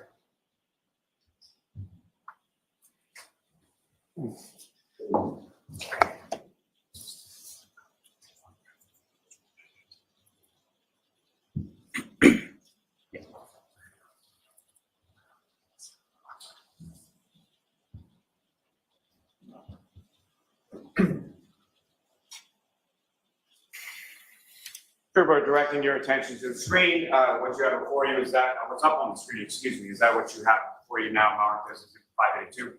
Yes, it is. And if you could, there should be a laser pointer on the desk somewhere before you start. Using that laser pointer directs the jury's attention to sort of what we're looking at in this particular photograph of the road. All right. So this is Ferry Road, it's facing northbound. 34 Fairview Road would be on to the left. Now, with regard to the roadway, when you went there, what if any observations or what if anything did you note about sort of roadway surface or markings on the roadway or general overall condition of the road? The roadway was, there's no significant difference, anything significant with the roadway. As far as the roadway material, were you able to observe whether or not it was sort of asphalt, concrete, or anything? Right. Yes, it was an asphalt roadway. And as far as the markings within the roadway, what if any observations you made of those? There was double yellow stone line, white fog lines, both sides of the edge of the road. Is that what we're going after, the roadways? And then as far as adjacent to the roadway or adjacent to the fog line, what if anything did you observe there? So as you look at the picture, the left side has asphalt curbings. These are about 5 inches tall, same on both sides, and there's a sidewalk along the right side of the roadway here. And the side of the asphalt curbings, that's the same side that 34 Fairview is located on, is that correct? Correct. Ms. Gilman, if I could have the next slide.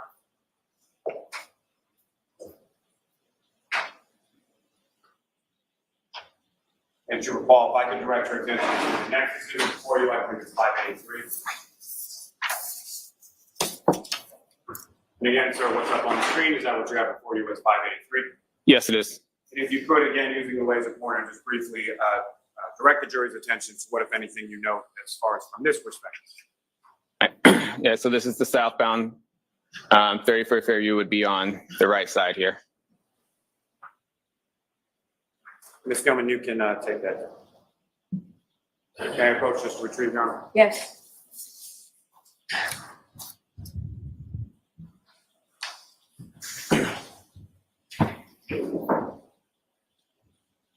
Now, Trooper, with regard to With regard to the roadway, as far as Fairview Road, what, if anything, did you note in regard to postings regarding the speed limit on that particular roadway? Yes, the posting for a speed limit is 30 miles per hour. At this area, it's only posted 30 miles per hour for northbound operators, and I believe it was like 19 Fairview Road is posted in front of. For the southbound operators, it was not posted.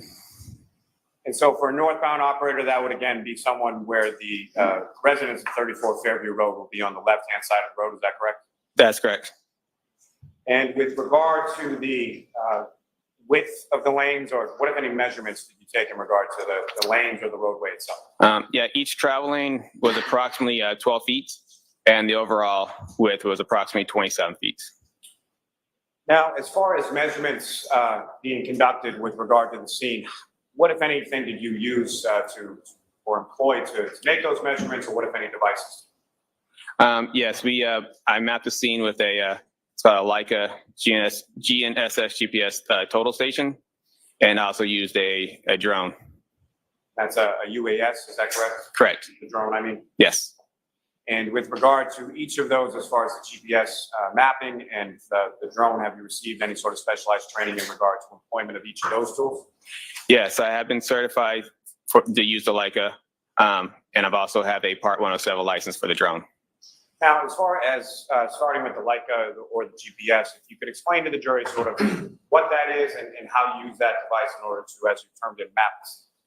Yes, it's essentially what surveyors would use to make roadways. It uses satellites and GPS data plus cell phone data to make marks on the roadway, or actually not marks, but just mark points in the roadway that are within millimeters of the device. And with regard to the drone device, sir, how does that, can you explain to the jury sort of how that works and how that's used? Yeah, so the drone, and we fly the drone around the area. We set it to set up a grid pattern to fly around the scene. And while it's flying this grid pattern, it takes a series of photographs. And these photographs are also GPS marked. So once we get all the photographs in, we throw into a program, and the program will essentially stitch us all together. And then once we get that picture, we throw it into a diagramming system. And that diagramming system, have you also received training in regard to utilization of that diagramming system? Yes, I have. And the one that you're currently using within the CARS unit, what is that diagramming system or software called? It's IMS 360. And Your Honor, may I approach the witness? Yes.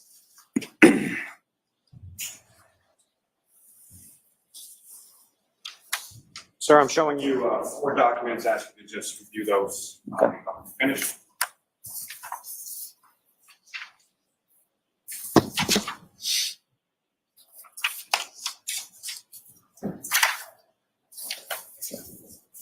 And do you recognize those, sir? I do. And what do you recognize those to be? These are the diagrams that we print out through the program. And the last one is the drone image. Is that correct? Yes, they're all drone images. The last one is just one that was put into my diagram, and I labeled it as a drone image. Your Honor, may I approach? Yes. I'm also seeking to introduce the witness next 4 exhibits. No objection.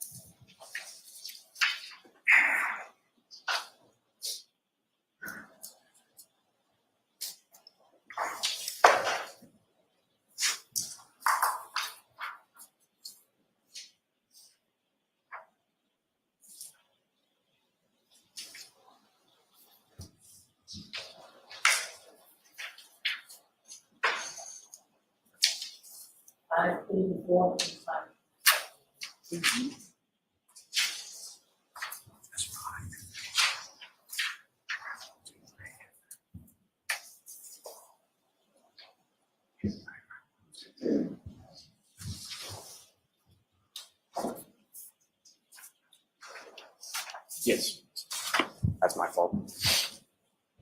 Thank you very much. Sure. Now, Trooper Paul, are you familiar with the term, well, let me ask you this, in regard to the roadway itself. What, if anything else, beyond sort of lane width and overall width, what, if any, other measurements did you take there? So we took measurements for the evidence. And let me ask it this way: as far as with elevation and incline of the roadway, what, if any, measurements did you take in regard to that? Yeah, so we took the elevation and roadway measurements, or the elevation for the roadway. And where in relation to the residents at 34 Fairview did you take that? Sort of the entire street, or just in the general area of that specific address? In the general area of that specific address. And from your measurements, as far as, well, let me ask you this: how was measurement regarded to elevation or incline? What kind of tool do you use for that? We have a level, it's a digital level that we'll place on the roadway, and we'll get a measurement from that.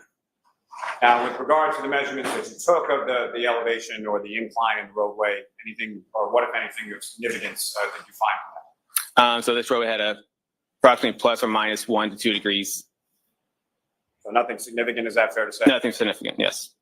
Now, sir, through your training and experience as a crash reconstructionist, are you familiar with the term related to crash reconstruction called roadway evidence? Yes. And can you explain to the jury sort of what your understanding of that term is and what types of things could be termed as roadway evidence? Roadway evidence is anything that's related to the collision you're investigating at the time. It could be anything from vehicle debris, gouge marks, tire marks, anything that's related to a vehicle or whatever type of crash you are investigating. It could be vehicle or pedestrians. So any sort of anything from either the vehicle, pedestrian as well, is that correct? Correct. So pieces from a vehicle, holding items from a pedestrian, correct? Yes. Now, with respect to both your review of the CERT team diagrams as well as speaking with members of the Canton Police Department, were you able to then plot certain pieces of roadway evidence onto those diagrams that you that I just showed you a few moments ago? Yes, I was. Now, with reference to, you're familiar also through your training and experience when it comes to pedestrian crashes, as far as sort of the physics or kinematics of how pedestrians interact with vehicles in the course of a collision? Yes, I am.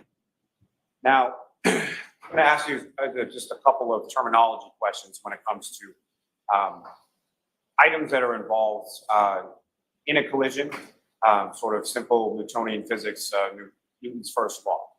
Can you explain what that is to the jury and sort of how that pertains to any collision between two objects? The first law? Yes.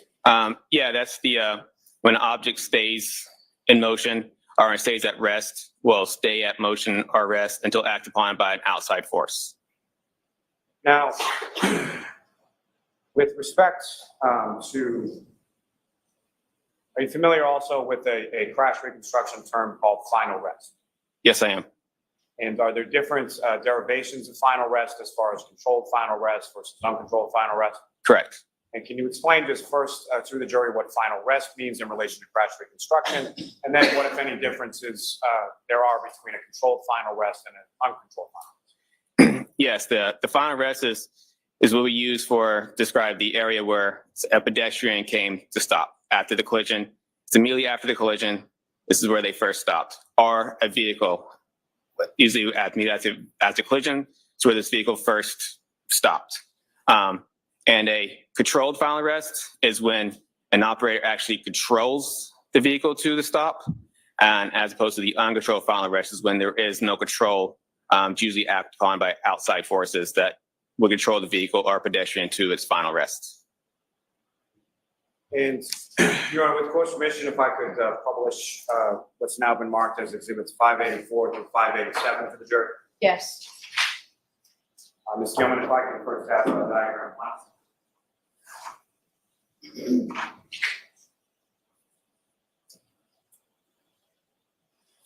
And Your Honor, may I approach this to return the exhibits to the witness? Ms. Gilman, if I could ask you to zoom in just a little bit on that. And now, Trooper, what you have up on the screen, is that what you have before you as first in that exhibit? Yes, it is.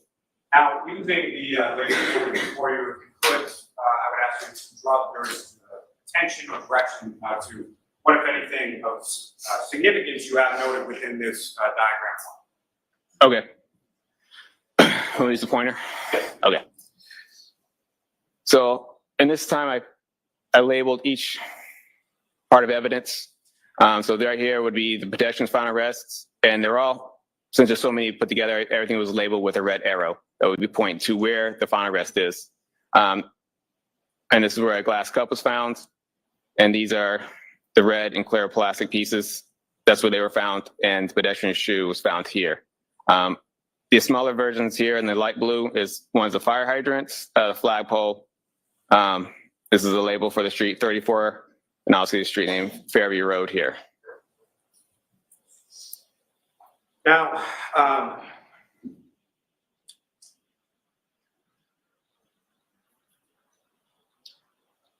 as far as measurements were concerned, what, if anything, were you able to do to measure sort of between different points of roadway evidence, or specifically from the pedestrian or Mr. O'Keefe's final arrest in reference to other items that you have depicted on the diagram? So we're talking about, like, so on these diagrams, it's hard to see here, but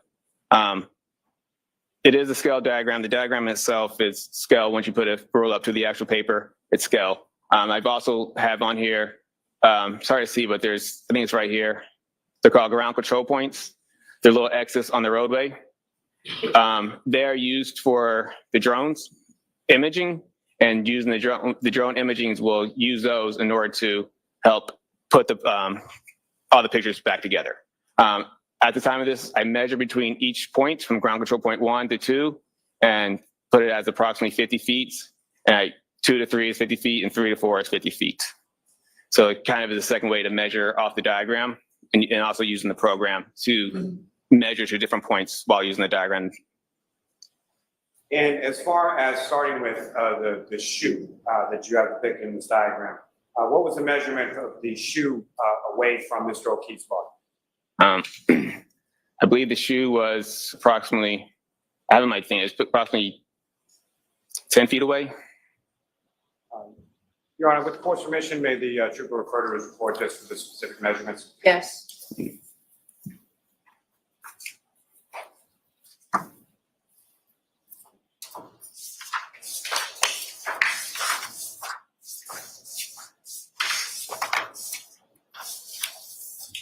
Okay.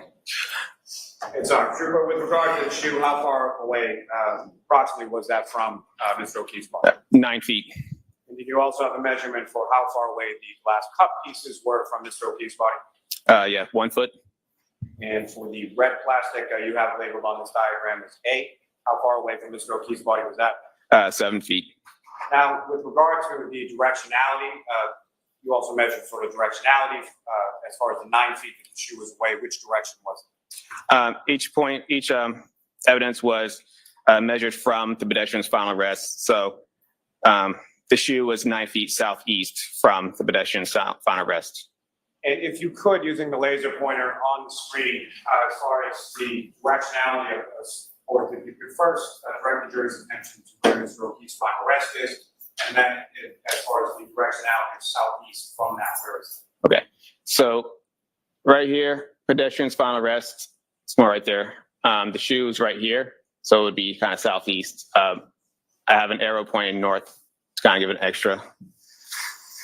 And the glass cup that was 1 foot away, which direction was that? It was about 1 foot north. I think it was found like within, right next to him, so. And the red plastic that you have labeled as A, and that was 7 feet. Which direction was that, sir? That one was east, so it's right here. As far as the clear plastic, what was the measurement and what was the directionality for that item, sir? 10 feet southeast, so we're about over here. And the red plastic that you have labeled on the diagram is B. How far was that, and what directionality was that? That was 12 feet southeast, and that was found right here. Okay. Sir, if I could direct your attention to the next exhibit before your diagram number 2 of this gentleman, if I could have that, please.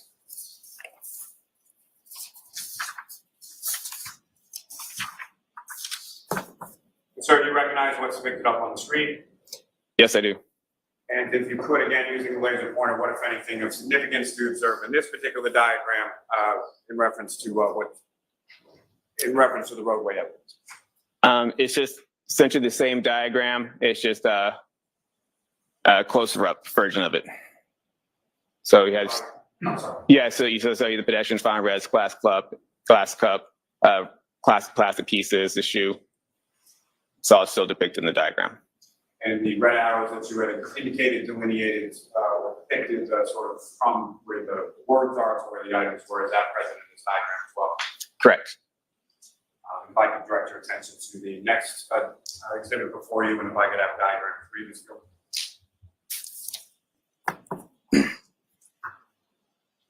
And again, Trooper, do you recognize what's up on the screen? I do. And if you could just describe to the jury, what are we looking at in this diagram? Yeah, so this is just a closer up to the evidence. It's a little smaller scale.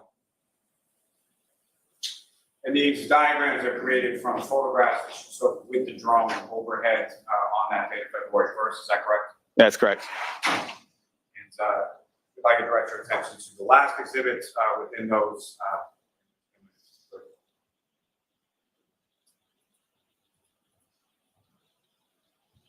And again, sir, if you could, you recognize what's up on the screen? I do. And could you describe to the jury again using the laser pointer to delineate what, if anything, is significant to observe in this drone photograph and diagram you have on? Yeah, so this is from my report. It's the same diagram. Has the same amount of evidence on here. There's a house, there's a light pole here. These lines here, which I mentioned earlier, were the edge of the road and the edge of the sidewalk. Thanks. Someone you can take that down. All right, Mr. Lally, why don't we pause here for the lunch and recess? Trooper Paul will have you back with us this afternoon, okay? And if you follow the jurors out, please. Court, all rise for jury. And jurors, why don't we take 45 minutes? You are muted. I'll see counsel at sidebar. Let's see what happens at sidebar. Sidebar 45907, 45907, 45907, 45907. Sidebar. Then let's see what time they go for lunch. Let's just see if they have anything to put on the record. To see. Thank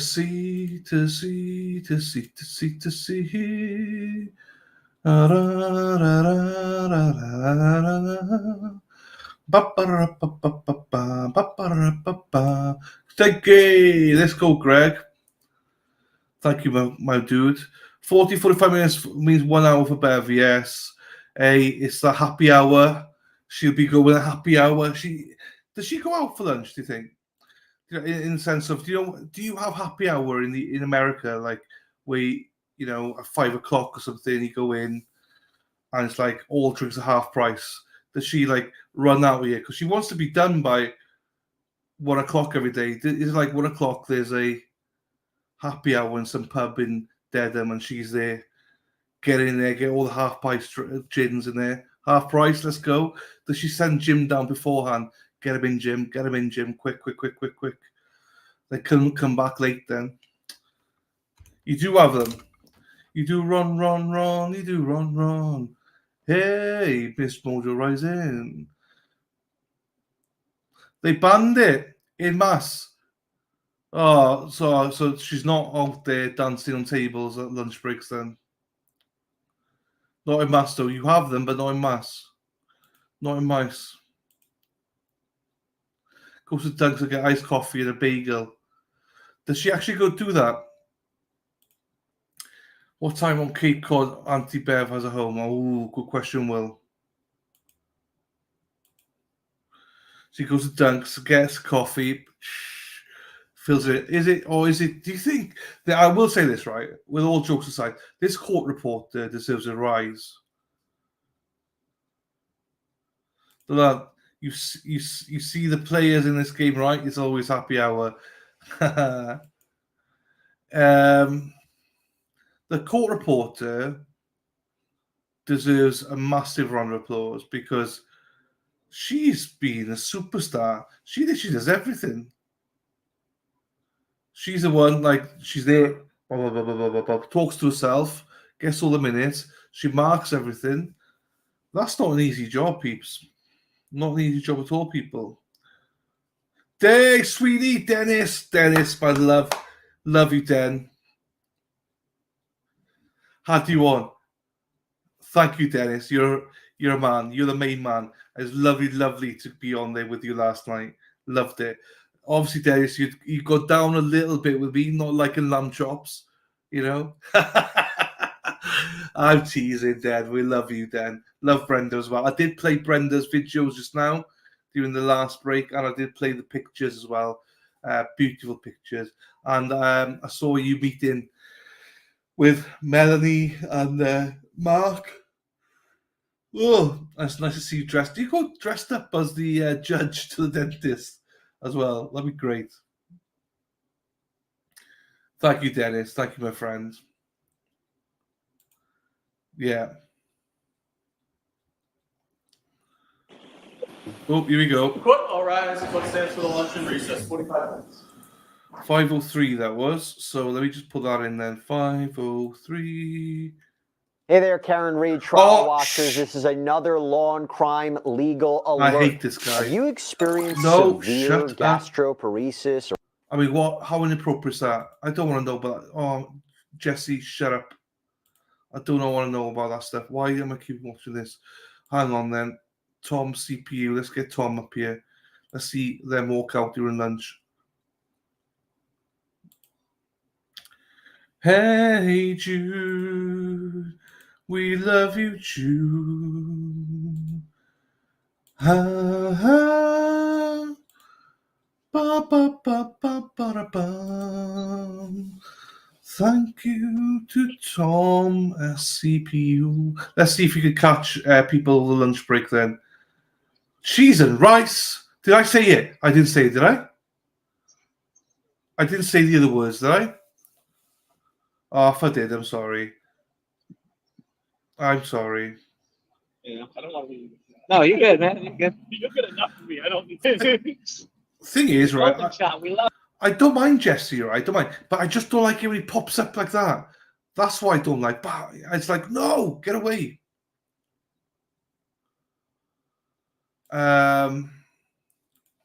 So cheese and rice. I'm sorry if I said the other word. I didn't mean to. Brad. Absolutely. I just don't want to watch it. I know where it's at. How do you start on this? I gotta go make it.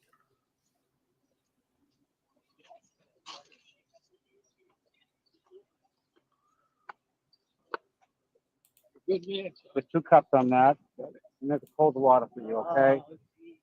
All right, I'm gonna go catch up. Sure. I'll be right back.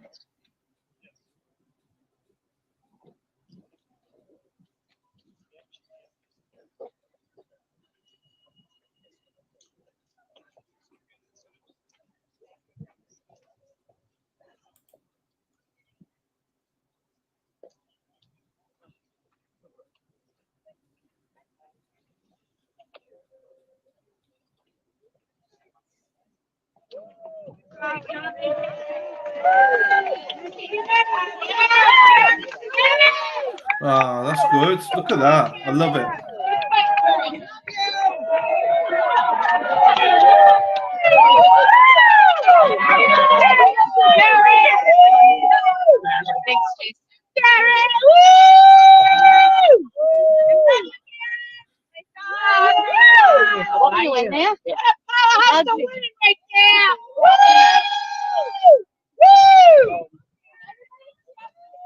How you doing in there? You okay? Yeah. Yeah. Worried. Oh my God, you're gonna hate me. I have one in my car. Yeah.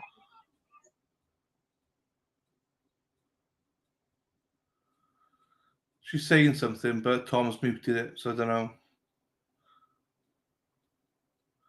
I don't know what she's. Oh, there's a gift of some sort.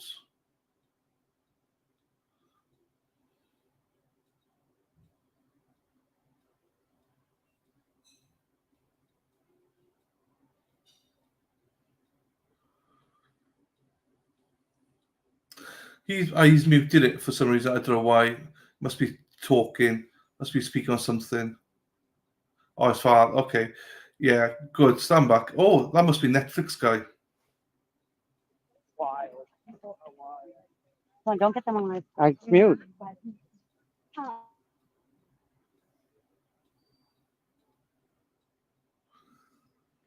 Come on, Tom. Get away from that.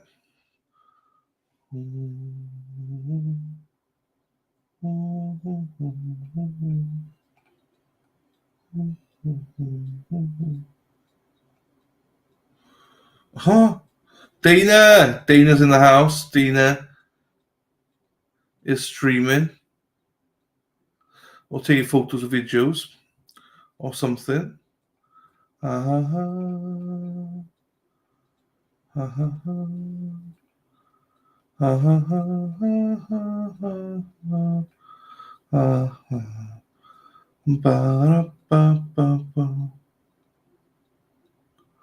Oh, that's where they go. They go in there. Oh.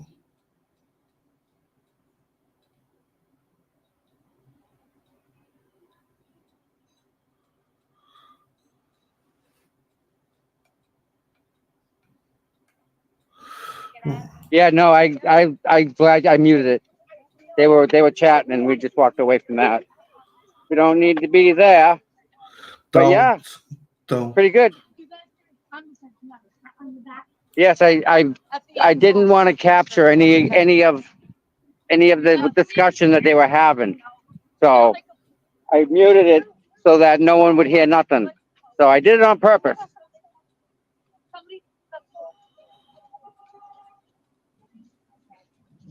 Right. So the microphone it's a tough mic, but I at least have it to a point where I can mute it. Yeah, I put my coffee down, my water down somewhere. I don't know where I did. Oh, there it is. Where? The lunch is coming here. Yeah, well, they know that. Where are you guys coming back? Yes. I love this. Look at this. At least it's a breeze. All right, I'll see you guys. I know. Oh, no? I mean, Oh, yeah, I saw that. Thanks to this lady. I know, on top of it. I love it. It's fucking awesome. Yep. He'll appeal it. But that's all right. The point is it's still. Yep. Hold on. Should we? Yeah, all done with that. And what'd they get him for? You know, Stuff to Taiwan. yeah. Yeah. I don't know how much. You ain't about the law. Yeah, they must do. Right, hang on. Let me move this for a second. I'll keep that up so you can see it. So I know there's a few people wanting to know what's going on. What's going on? So recap of this morning. So we came into court this morning. Instantly, Judge Bev calls for a sidebar. She calls for sidebar, and then as soon as she calls for a sidebar, there was a juror that walks in, and the cameraman caught the juror. Right, that was the first thing. So the judge demands that the stream is cut, everything off, no more visuals, anything like that. Fine, whatever. Next thing we see reported were that in total, 4 different jurors were called up to see the judge and the both sets of attorneys. Lots of people speculated because there was a witness and a juror that met up at the waterfall yesterday or last night, but we don't really officially know that. Dane and Tracy, hello. So what happened then was that back and forward, Ted Daniels, Sue O'Connell was saying that it's going to be audio only. So we had one witness on with audio only. One juror has now left the building. They say on her own accord, but we don't actually know. whether she's forced to, whether there's any truth to the stories about the waterfall and stuff like that.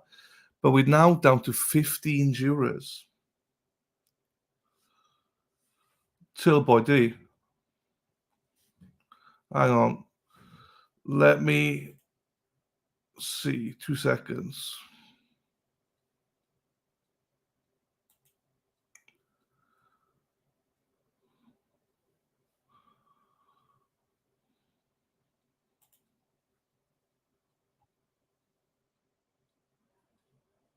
Where is he?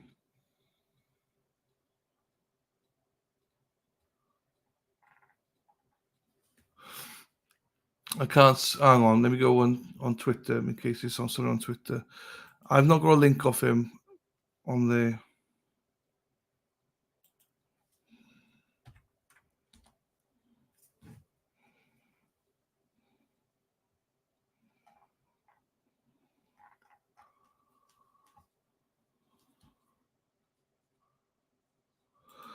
Jessica, I've not had a link off him. I've not had a link off him.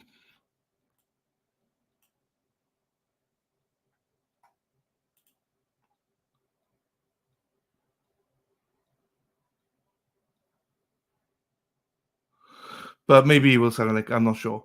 So yeah, we're down to 15 jurors. We are now. Let me cut that back down.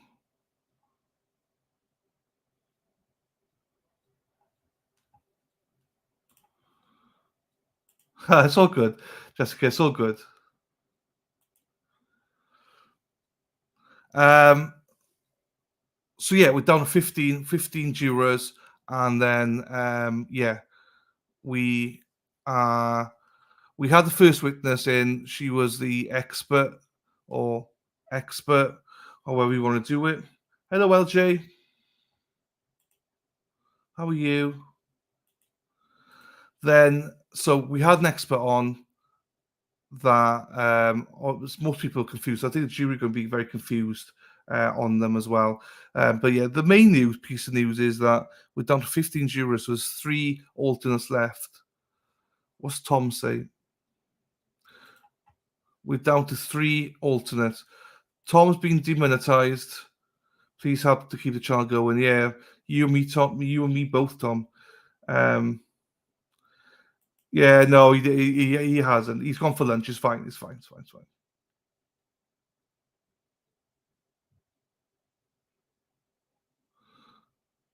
Okay. Let me just check something here.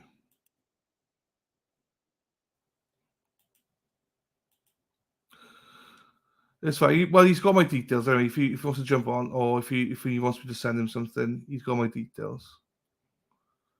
Right. Whilst we do that, I wanted to play you something here quickly. So this is a summary from Emily D. Baker from day 24. Very quickly. It's only 8 minutes, but this is something that she played. So let me just play this.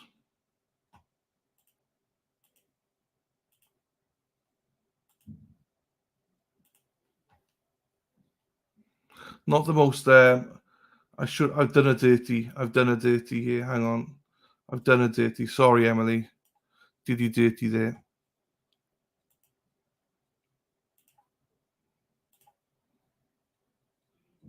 Striking her boyfriend,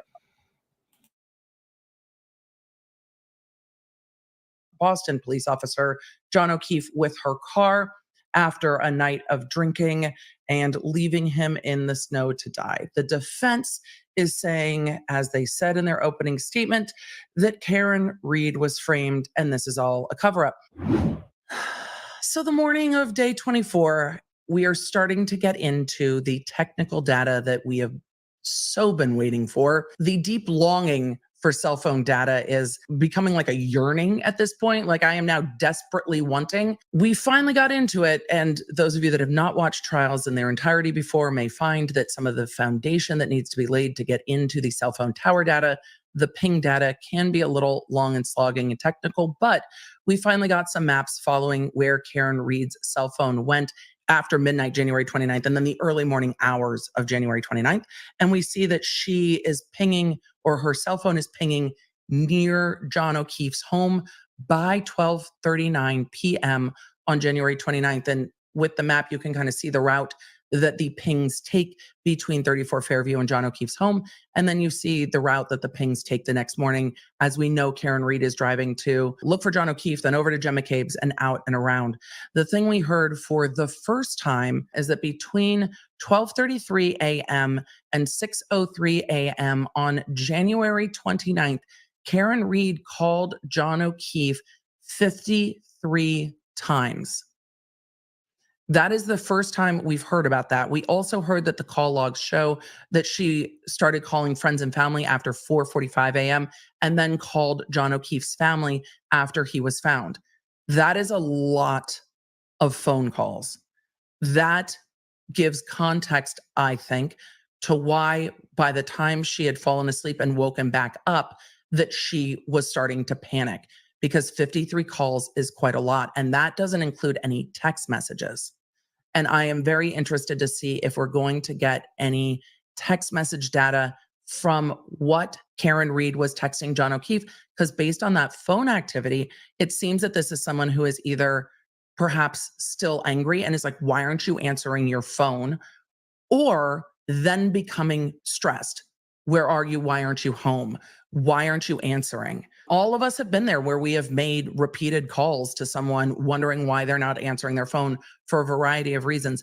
53 calls is a lot. And from the testimony we heard in Aruba, we know that when John O'Keefe and Karen Reed have had arguments, that blowing up his phone is her behavior.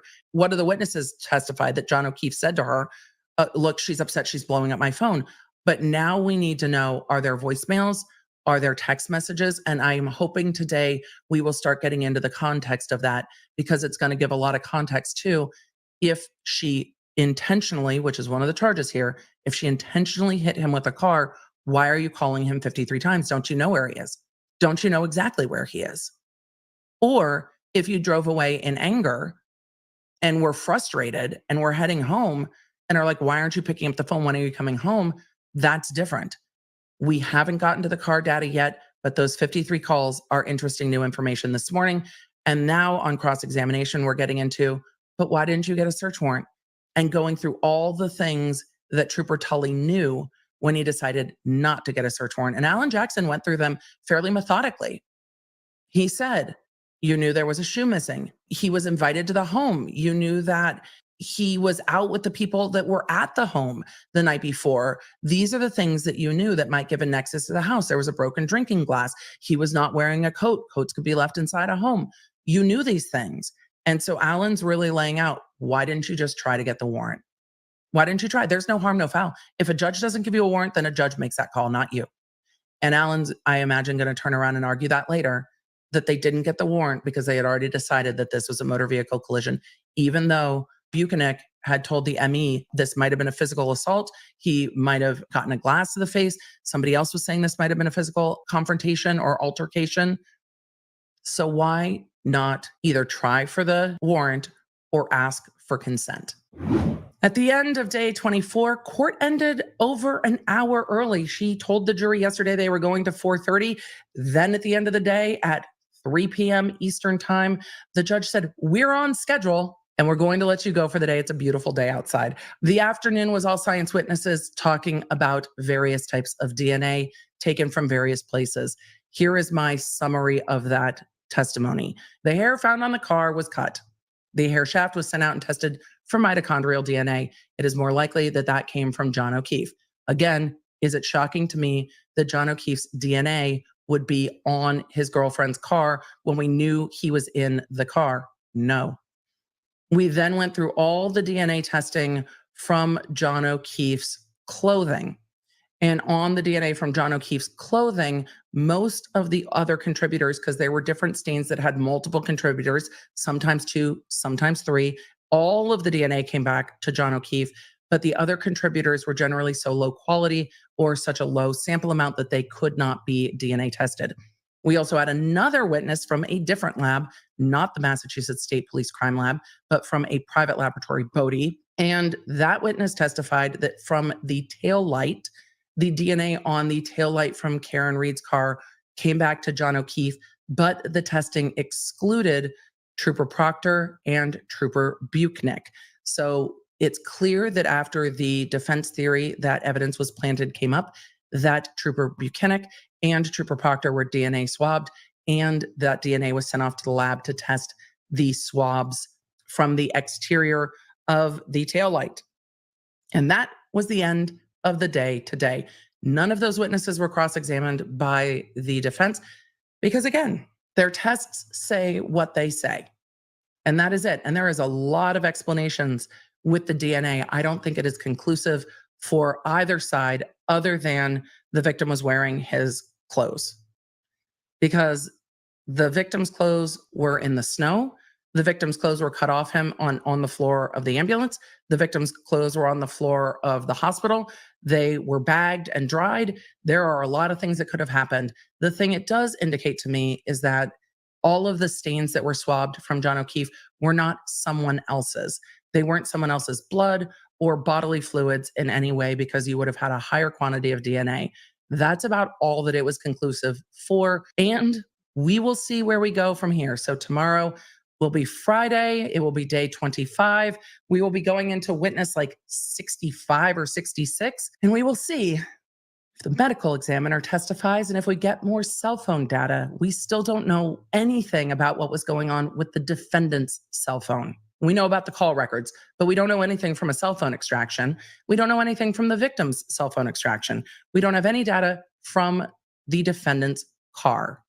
That is a lot of critical information in this case, and we are coming up on a Friday on day 25. For deep dives into the stories that I covered. I like ETP. I don't like watching trials with her, no offense to her, because she pauses all the time, but I love her summaries. Love her summaries. She's very intelligent. But if you don't mind the whole stopping, starting stuff, then, you know, that's why she's got 34,000 followers right now. There's a lot of love for her, do you know what I mean? So that's what I'm saying. There's always streamers out there for everybody. But thanks to her, she's great. She's amazing. And I love her recaps. If you don't watch her recaps, always watch them, because they she's got another site. It's not just Emily D. Baker. She's got Emily D. Baker Quick Bits. So just search Quick Bits at the end as well. She's great. I'll just saw this. What a pretty dame is an Eira. So a lot of the people here in mass that believe she's guilty and from the other side have been reporting these streams to YouTube. Yes, tell me about it, LJ. I get loads of them. I get false accusations. I have got trolls in my comments saying all sorts of stuff just for me to lose my channel. So yes, those pieces of shit, those mofos that are reporting all of our channels, they are a nightmare at times, because they say stuff. It's unbelievable. They get you in trouble, man. Get you into trouble. This is why I got to be careful with chat, because people come in chat and say something really bad. Luckily, I got filters for most of the bad words, but YouTube will trigger it and close your channel down. So, you know, it's unbelievable. And obviously, those of you that start today will know that I couldn't. I get at least 5 copyright strikes a day from people about my music. I've lost 2 videos already, which I'm still fighting to get back. So yeah, I mean, honestly, these people are. So I understand what Tom is getting. It's unbelievable. You know, to be fair, the trolls haven't been so bad for me. It's more for me for the music stuff. But you know, it plays your channel, because YouTube are very quick to just get rid of your channel. You know, it's. Thank you, Jody. Let's go. Stephen Sad. Emily's spot on as always, Gary. You're right. In English, rather. Yeah, Eira. And Eira, snow. That is awful. Hey, Kat, how are we doing? You right? It's Stephen Sadland. It is. This day is already over. It's over, Boston Russian. It's over. Boston Russo. Russian. What? Hey, hang on. Literally, I got Boston Russo in my chat, but it comes up as Boston Russian. The fuck's that? You just changed your name, like literally less than 2 minutes ago. I bet my house that this woman is going to prison. Johnny, come lately. Okay, how much is your house worth? How much is it worth, Johnny? Then we can have a bet. Thank you, Jody. God forbid if they stay late or 2 days in a row. I know. See, it's Fixie, we got you. Everyone entitled to believe what they want. There's no reason to take down creators just because they think differently. Yeah, but they're pieces of shit, aren't they? Do you know what I mean? They come in lately. Right, Gary, I know, Sarah, but I know what you mean, though. They just can't handle the truth, and she's not guilty. Like, hey, if you want to believe she's guilty, that's fine. I mean, hey, good on you. If you haven't got a brain, then hey, on to you. It just means that they thought she was guilty before the trial. No one with any piece of logic could tell me, right, or persuade me that based on evidence that's been presented, that Karen's guilty. The only people that think she's guilty are the people that came into this trial thinking she's guilty, or those that just want to go against the grain, because there's lots of them around as well. EDB is good for people new to watching trials. She pauses, explain terminology and things. Yeah, I used to. When I came into trials, I hated it. I couldn't do it. Personally. But everyone's different, obviously. Even if you're not new to trials, she's great to watch. Do you know what I mean? If that's what you want to do, I might come across now as saying I don't like her for that. It's just not my cup of tea. But that's why I did this channel like I did it, because this is my cup of tea. But Emily's done it like she wants to do it, which is amazing, you know. So, and that's why I always say each streamer has their own desires. So, that's what makes it so special. It makes it all special. So I used to watch. First trial I ever watched properly was Murdoch. I couldn't handle it with Emily, so I'd watch it on Law and Crime without chat. Then after breaks, then I'd jump straight on to Emily to hear her recaps. So she's great for recaps. She's great for it. These mofos will stop at nothing. They won't, Anira. But what will you do with a mofo? What will you do with a mofo? Knowing that the footage was deleted off the Ring app to prove Karen pulling a garage at 12:41 a.m. is enough to end the BS. It is, and the fact that she didn't have access to it. Now we know that. Unlike you people can't watch a stream, she talks too much for me. Yeah. Again, I'm in the same boat as you, but again, I appreciate that 34,000 people think differently, you know, and I appreciate that. Some people don't mind it. I get that. I got people that watch her and me, and for that very reason. So what they tend to do is watch me, and then when there's something that's happened, they like pause, watch Emily because they know she'll stop it to describe it. So if you wanted real time to know what's going on, she's amazing. You know, she is amazing like that. I'm a little bit, because I try to look at it from a juror point of view rather than a legal point of view. So that's the only difference. But I love her. She's amazing. Andrew Burkhart's another one. She's amazing. You know, as a law head. You know, so is Melanie. It's so many of them. Do you know what I mean? So I love it. Everyone's got their own opinion. While the narcissists, we all got enough going on with the world. Absolutely, Vicky. Absolutely. Looks like Johnny come lately will be homeless. I know. That's just whatever. Johnny, welcome. Do you know what I mean?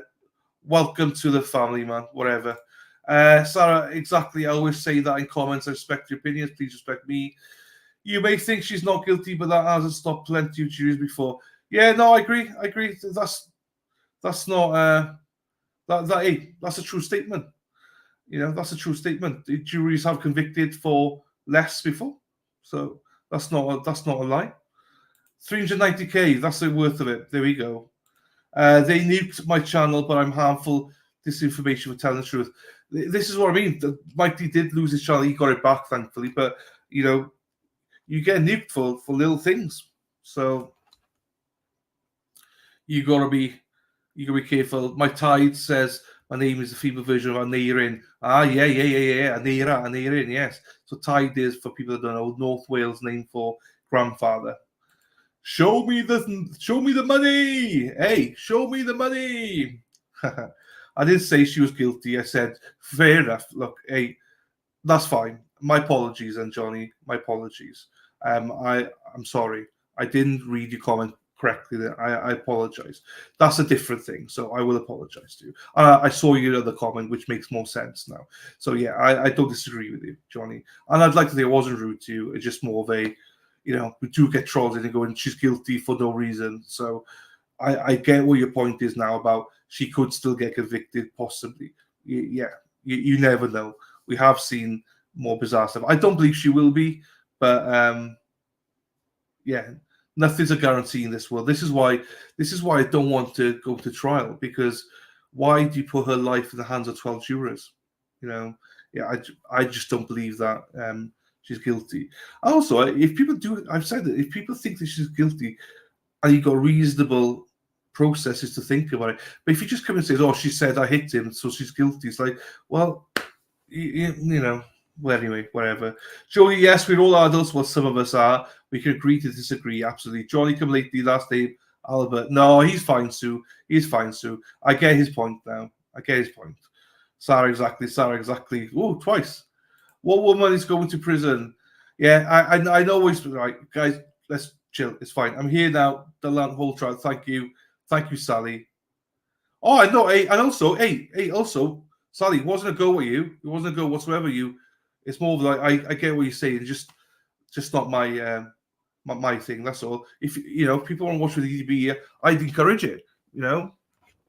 If you need to learn, just people are differently. Sorry, I might come across as a bit rude to you. I didn't mean that at all. If it did come across, Kev's in the house. Kev, hey, doing? She must be talking about Gemma Cave. Gone were the days where you could go down the pub and have a healthy debate and not be nasty to each other. I know, it's gone. EDB cracks me up watching reactions to some of the fuckery in the game. I always like to go whack. So say now there's something that happens, I try and look at the timestamp and go, right, okay, and then I just try and go back and see what her reaction is afterwards. So I agree, Virginia. She's amazing, and not just that, but there's lots of amazing people reactions as well. So I miss them days, Gary. Some loyalty, but Lisa, I do exactly the same. If you don't think that I want to learn as well, if I want the legal analysis, I watch EDB, I watch Andrew Burkhardt, I watch Peter Tragos, I watch, when I can, I try and watch Mark Bedrow, because I think, to me personally, Mark Bedrow is the best one in this trial. He's come from nowhere, and I've loved his commentary. And there's others, there's other people that you can. There's just too many streamers. I mean, there's just too many. Vixie Blaze, there we go. There you go. You guys have quite literally watched other people be convicted and sent to prison on far less evidence. Suggest this is the jury that will finally get one right. It's absurd. Yeah, no, Johnny, I know you mean. We have watched a few that I was a bit like, whoa, I didn't believe that. But yeah. My sister loves EDB because she always explains what you just heard. There you go, KFL. That's the beauty of it. That's the beauty of, like, I think Melly does the same. I think she stops her as well. So if you want to learn the lingo and stuff like that, or what's happening, but I just go back afterwards, and if I want to know the legal terms. But yeah, this is the beauty of streams, people. You get to choose. Juries are full of people like Coffin Duffer, Grant Smith Ellis. Oh, the towel. Johnny, yes, the towel. But Johnny, you speak sense, man. You do. There can be a Coffin Duffer or a Grant Smith Ellis on there. I just hope there's not like 12. Do you know what I mean? It's sad, Gary. So many in our country, divides everywhere. I know. I prefer your way, Amanda. Hey, Amanda. I don't think I've seen you today yet. I also don't like all the pauses and other who walk to talk over testimony. So glad I found this channel watching a crazy rant from Sean. I know, he's the best. Yeah, and again, I appreciate that. Thank you, Amanda. But again, again, some people want to hear the commentary over it. My preference is not to. Horses for courses, but this is why I made this channel for people like you, Amanda. So I appreciate you being here. I like the analysis and insight. I always watch live and then later in the day. There you go, Shop Mom. Shop Mom, nice to see you, my darling. They convicted Zach Hansen. I think that's what Johnny's saying. Johnny, do you know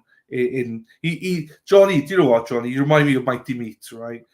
Super negative. I love Mighty Meat, by the way. That's not any kind of slight on you, because I love Mighty. Just like Mighty's always the same, very negative. But I get it. Convinced me otherwise. No, he's not Sue. He's fine, Sue. He's fine. It really is sad. Here's a point. I never thought Casey Anthony would. Yeah, this is what I mean. He's got a point. I agree with him. Now I know what he meant. I get what he's saying. No, you never know. Pippi, you can't trust any of the new here, but she's made a statement. The Guardian has no paywall. I don't look at local press from the UK. I don't believe any of them.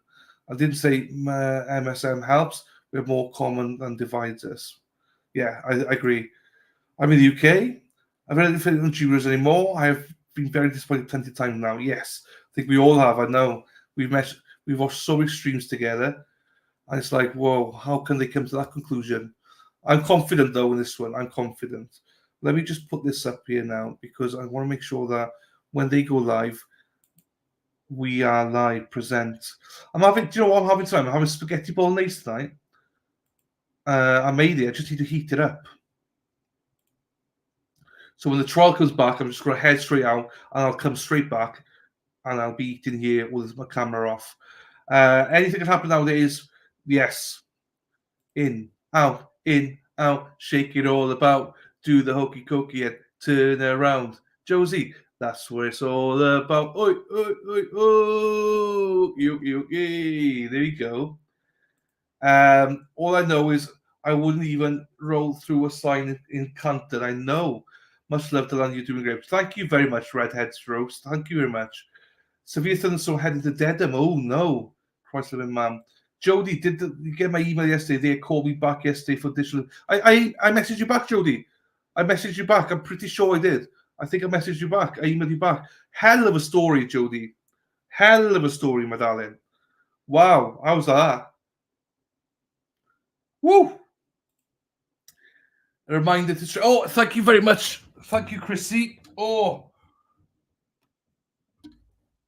I do need to stretch more, people. I do. Right, I need to stretch. Right, what I'll do is this, right?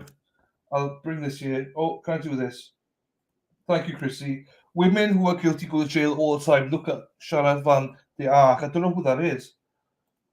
No, I told her. Thank you, Sally. Sometimes my words come out a little bit more. I knew what you meant, and I agree with you. Love Mark. Hello, my darling. I love Mark. I know. He's great, isn't he? Lunch. So when I go to the left, it looks like I'm going to the right. To the left. One step to the left. To the right. It's not big time. Vixie says, I watched EDB this morning on like 1.75 speed. She's too funny. She's amazing. It's always good to learn. Hey, guys, that's what I love. I do it all the time. I love to learn. Jeez, look at this. Right, hang on. He's new to me.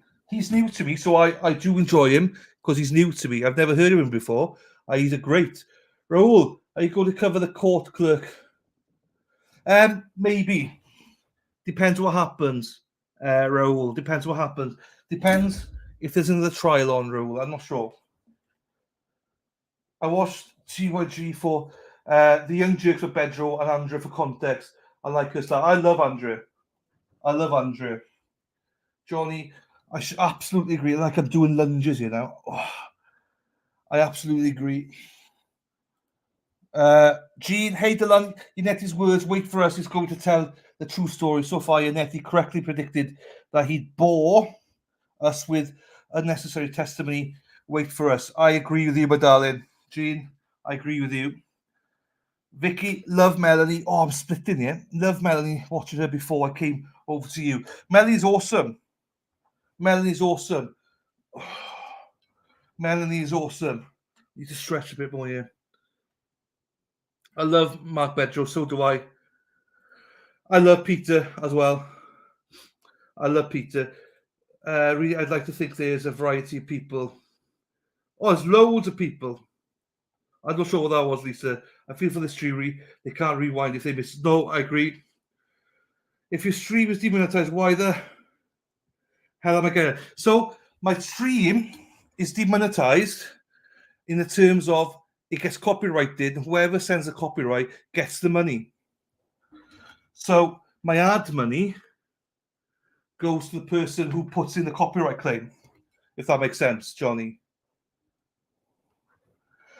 So my last two streams, they've the claimant has taken it. Obviously, I'm disputing it, but currently they got it. Dylan, there are so many great streamers. Love you and Sean, Bedroom, Young Jerks, LTL, Melanie, Little TB, The Glera, Mazda Media. There's so many. And The Glera is on here on Wednesday, remember, people. They've got that Runkle Bailey, Civil Law, Trigos.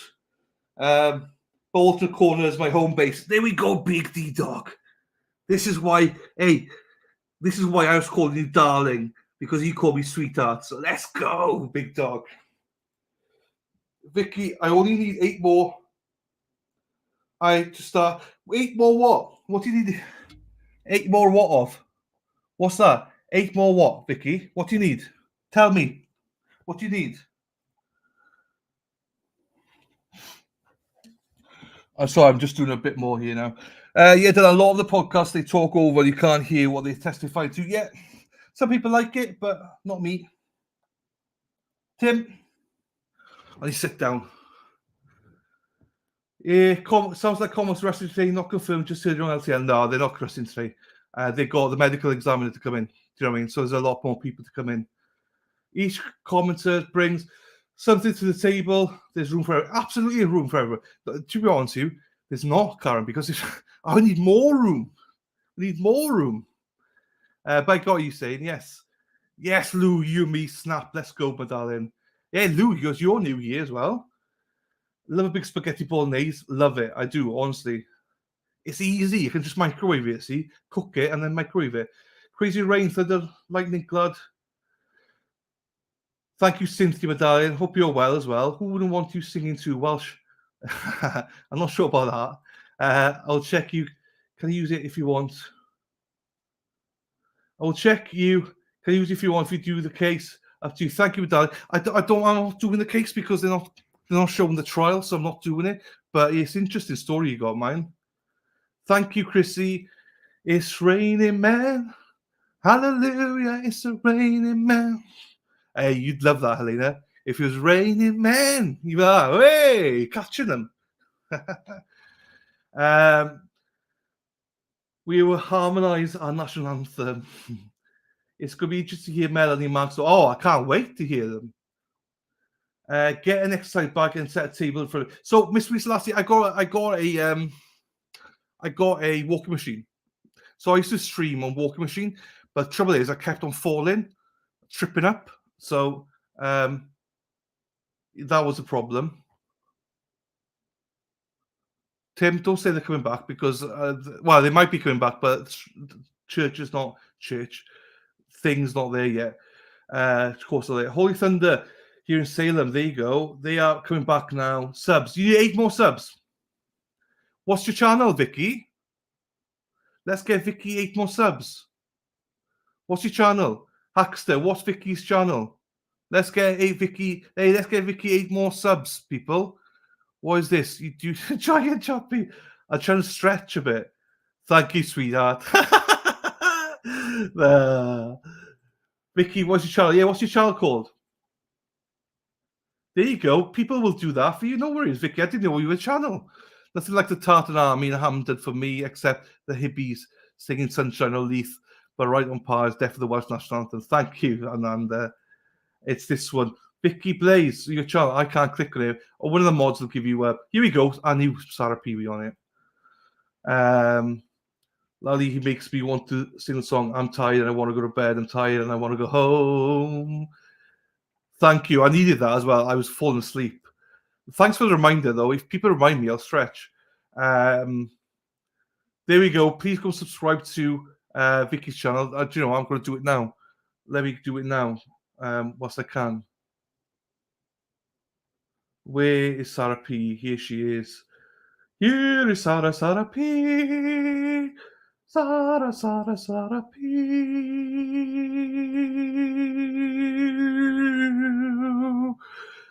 I've just subscribed to you, Vicky. It did move up. It says 45 subscribers, and I did it. I only went up to stay at 45, but I definitely have subscribed to you, Vicky. 47, right? That's fine. It did work. It would. Oh, Tarek reading. Happy days. There you go. So I've been working. Is Karen free yet? Don't forget stretch, Stoney. I've done it. I've done it, Stoney. I've done it. Oh, done my stretching, Stoney. Done it. I feel good now. I feel good. Da, da, da, da, da, da. I knew that I would. Now, da, da, da, da, da, da. Stretching's good. Da, da, da, da, da, da, da. I knew what it good. Now, da, da, da, da, da, da, da. Stretching's good. Doom, doom. Stretching's good. Doom, doom. I knew it would. Bow, bow, bow, bow, bow. Bow, bow, bow, da, ba, da, ba, bow. Bow, bow, bow, bow, bow, bow, bow, bow. Look at Tom.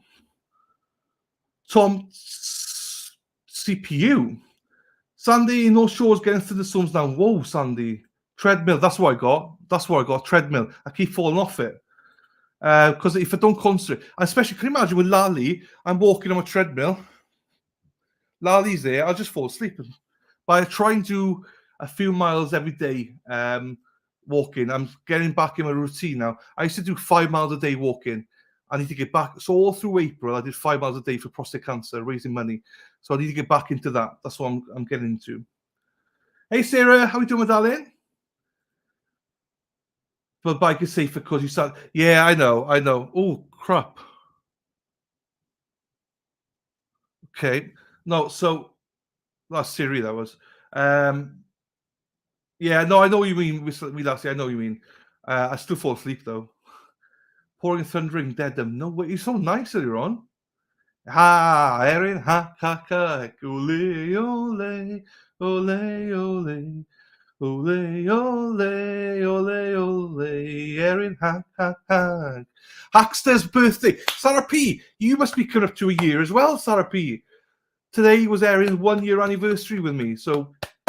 And Sarah P, I think you're number 3, Sarah P, even though you were originally number 1, but I think you're literally next couple of days, Sarah. Just ask some chair yoga during the trials. I'll do it with you. Happy days, Amanda. Then think it is a Rocket LTL. That's fine, Tim. That's fine. I heard that Jura heard another Jura say she didn't like the Karen Smiles. I don't know, though. No, I'm not going down there. I'll subscribe because he watched the channel. There, Sarah P did post the channel, and Erin Hacker's just done it now. There you go. Happy days. I didn't know that. Lally sucks. Done, Vixie. There you go. And there's the link again. Lodland's a songbird. Thank you, guys, especially done. Thank you, Vicky. No worries at all. I hope you need 8. I hope you get 8 anyway. We get you more than 8. It's fine. Subscribe to your channel, Vicky. There you go. We got more than 8. The lads now.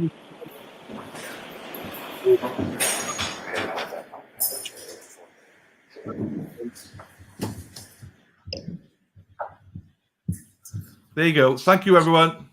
Right, here we go. Thank you. You can see it first back.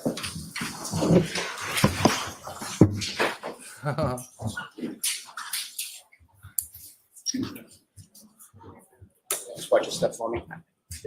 Almost there. Afternoon, Trooper. No.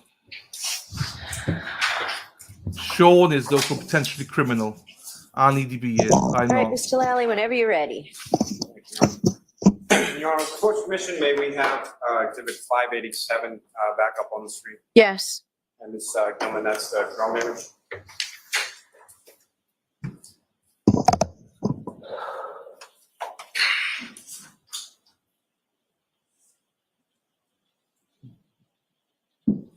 Mr. Trooper Paul, directing your attention to what's up on the screen that's now been marked as Exhibit 587.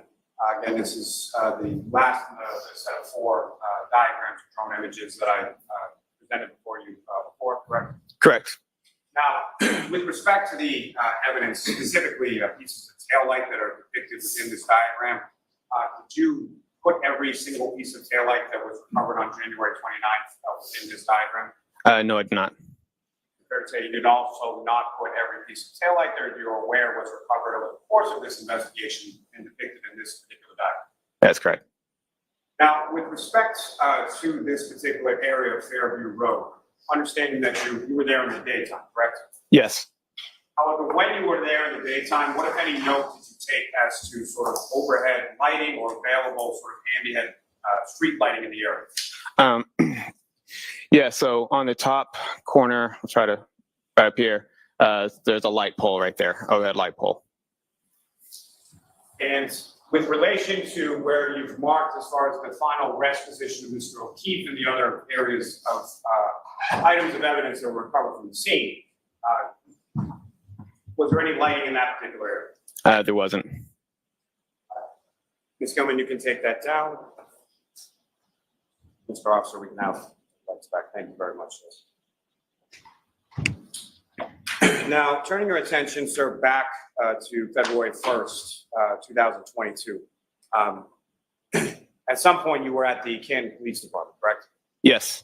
And where specifically within the Canton Police Department did you go? To the back in the garage area. And within the garage area, what if anything did you do in the garage area? In the garage area is where we imaged the airbag control module. And so, I'm sorry, it's fair to say the vehicle, the defendant's vehicle was located in that garage area? That is correct. And you imaged that vehicle, and what, if anything else, did you do with respect to that vehicle that day? At that point, we just analyzed the damage to the vehicle. Now, at some point,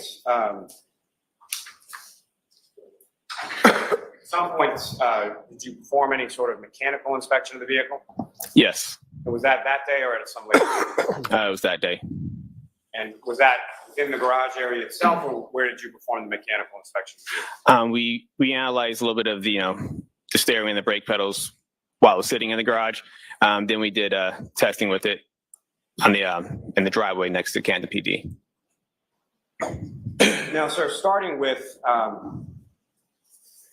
a visual inspection of the vehicle.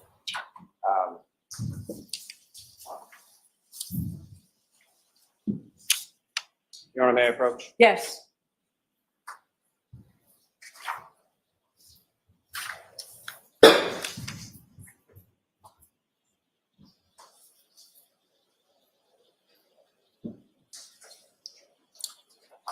I'm showing you two photographs. Ask you to just review those, look up when you finish. Do you recognize those? I do. And what do you recognize those to be? They are crime scene photos that I've attached to my report. Your Honor, the Commonwealth is seeking to introduce and admit as the next 2 exhibits. Objection, Your Honor. Yep, sorry.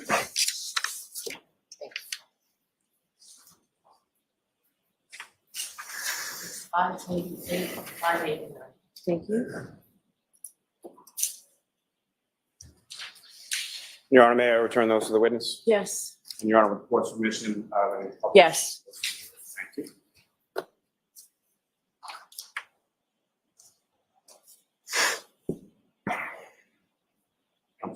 One moment, Your Honor. Okay.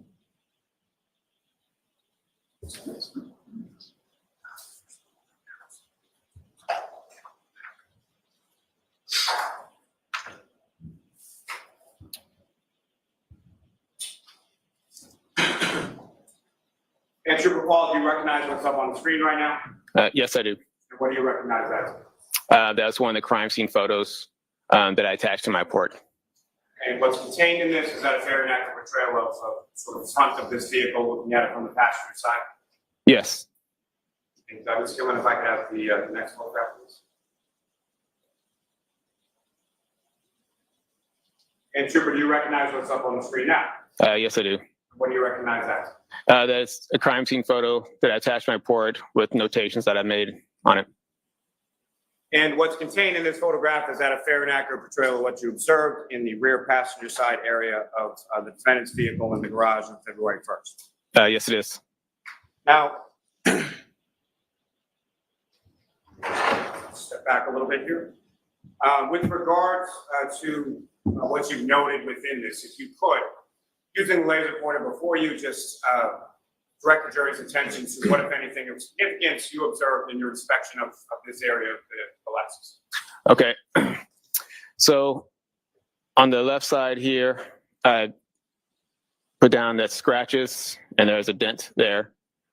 The broken taillight here was here. There's some scratches on the bottom right rear bumper here. And there was glass from a cut back on the bumper. As far as the glass on the bumper, what, if any, observations did you make of that in relation to the vehicle itself? Yeah, it appeared to be from a cup as opposed to any glass that came from the vehicle. Objection. So I'll strike the first part of the answer, but the second part will stand. I have no objections to the second part. Thank you. Now, with regard to the dents that you've delineated within this photograph, did you take any measurements from the ground as to where that was located? Yes, I did. And how far did you measure the dent to be approximately from the ground? Approximately 48 to 50 inches from the ground. And what, if any, measurements did you take as far as from one part of the vehicle to the other, as far as where the dents were located? Yeah, so it was approximately 19 inches from the right side of the vehicle. Now, the scratches that you were talking about before, where were they in relation to the dent? Right above the dent. I can see right there. That's my hand shaky. Now, as far as you obviously also made observations of the driver's side taillight as well. Yes. And so, from what you observed of the driver's side taillight versus the passenger side taillight, what, if any, observations did you make as far as the color of the pieces that you found missing from the passenger side taillight? As compared to the left side of the taillight? Yes. So on the left side of the taillight, there was red and clear plastic pieces. Now, the scratch marks along the bumper, did you take any measurements with relation to them? Yes. And specifically, did you take measurements from the ground to where they were located? Yes. What did you measure those? They were approximately 27 to 28 inches from the ground. Thank you, sir. Mr. Wynn, you can take that down.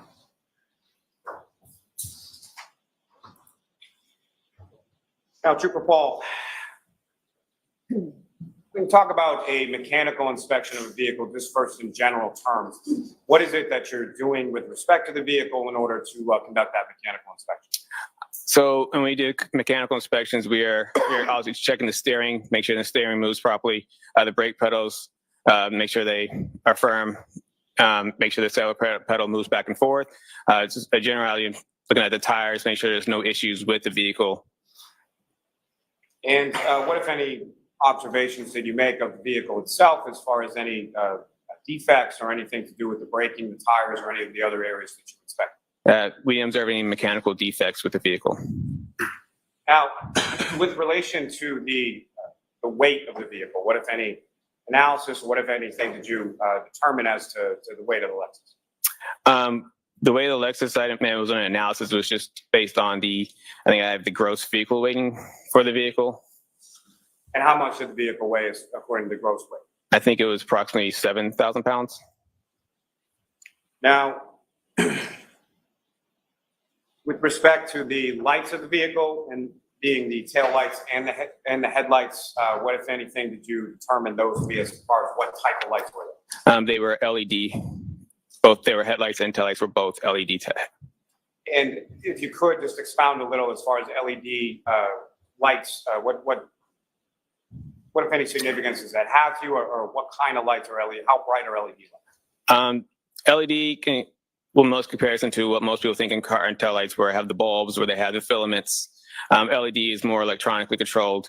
There's a sensor that will light up, as opposed to a bulb type headlight and taillights. Now, are you familiar with an organization called NHTSA? Yes. And what does NHTSA stand for? It's the National Highway Traffic Safety Administration.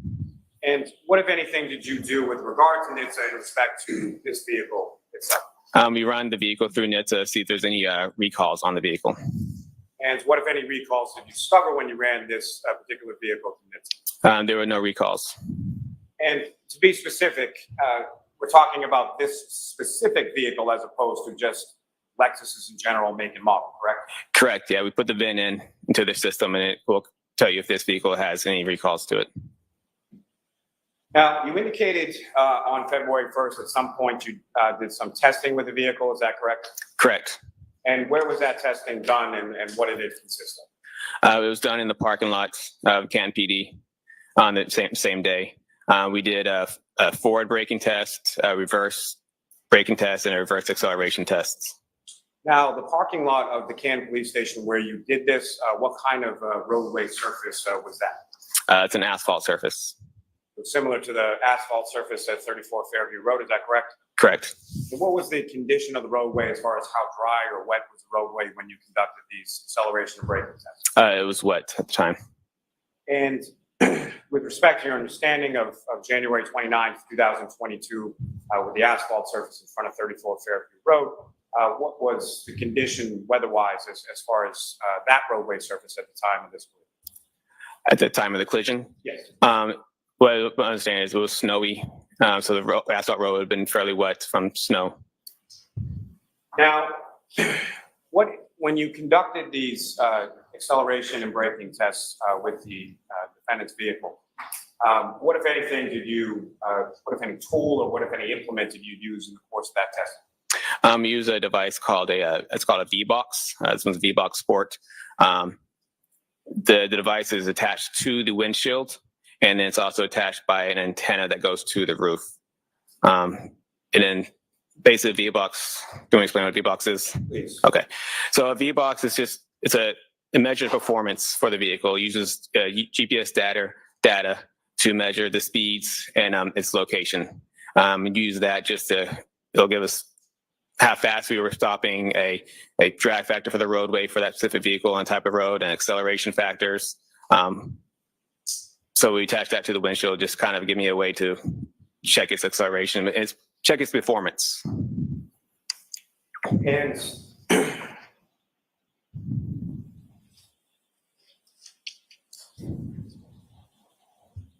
sorry, Your Honor, one moment, please. Sure.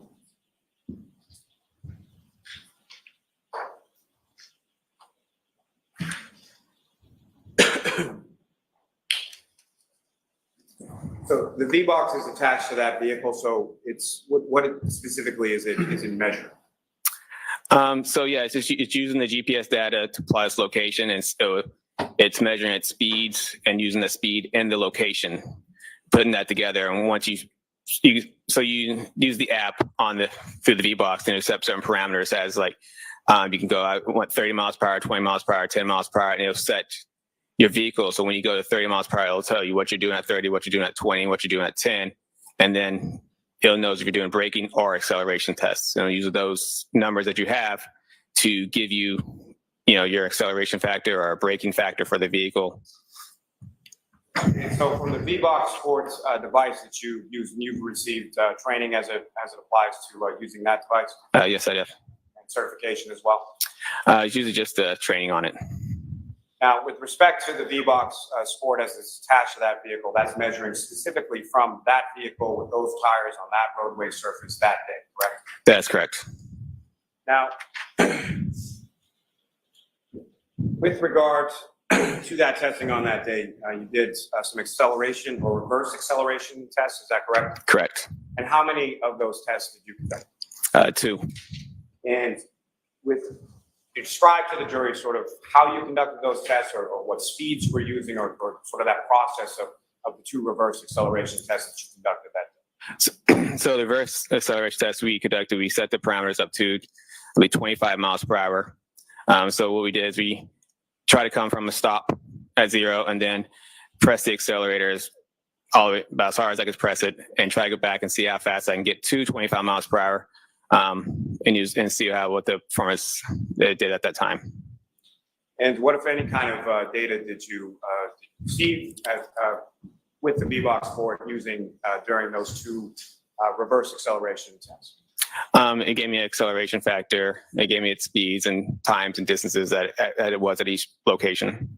And if you could explain to the jury, so when you say acceleration factor, what is an acceleration factor? It's just a number of how fast the vehicle could travel from an acceleration. And it could be a light acceleration to a medium acceleration, a hard acceleration. They all have a different number that you can use to kind of relate it back to what the acceleration is for that vehicle. And what was the acceleration factor that you were able to obtain with those two reverse acceleration tests? I believe this was I had 0.317, I believe. Now, during the course of those the reverse acceleration tests that you conducted on that day, what, if anything, did you know? Well, let me ask you this. As far as the operation of the vehicle, who was actually physically operating the vehicle? I was actually operating the vehicle. And what, if anything, did you know during your operation of that vehicle during the reverse acceleration test that you conducted? We also noted the accelerator pedal moved freely. There was no binding. There were no interference from anything on the floor. Nothing interfered with the accelerator pedal. It worked as it's supposed to. And when you're doing this reverse acceleration test, how are you, if at all, are you manipulating the steering wheel at all, or is it a straight line test, or how is the test? How is the vehicle directed during the test? So I try to keep it fairly straight. And when you accelerated in reverse in a fairly straight fashion with the steering wheel, what, if anything, did you note about that? We kept the vehicle fairly straight. There was it was fairly easy to keep control of.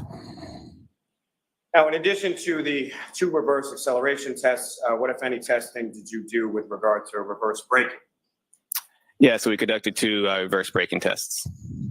And again, similar, can you describe to the jury, this is also with the V-Box board attached, is that correct? Correct. So you're obtaining data from that as well? Yes. And during the course of the reverse braking test, what, if anything, first as far as data is concerned, how fast were these tests being conducted? What, if anything, was input, and what, if any, data did you receive from? Yeah, so the reverse braking one, we try to get up to about 30 miles per hour. And then once we get up to that speed, that's when we apply the brakes, try to brake the brakes fairly hard to try to get the vehicle to stop. And are you also familiar with the term known as a deceleration factor? Correct. And can you explain to the jury what that is? It's just essentially the opposite of an acceleration factor. This is a number for how fast the vehicle would slow down. And with regard to the deceleration factor from the two reverse braking tests that you conducted on that date, what, if any, figure did you receive from the instrument from the V-Box board? For the reverse braking? Yes. I believe this one was so it gets you a drag factor number for this vehicle too, and it's our deceleration factor, which is both are used the same way. This one was I think it was 7.1. Now, with regard, again, you're operating the vehicle during these two reverse braking tests, is that correct? Yes, I was. And what, if anything, did you note in regards to the operation of the vehicle when you were conducting these two reverse braking tests? Yeah, the brake pedal was firm. There was no pulsation from the brake.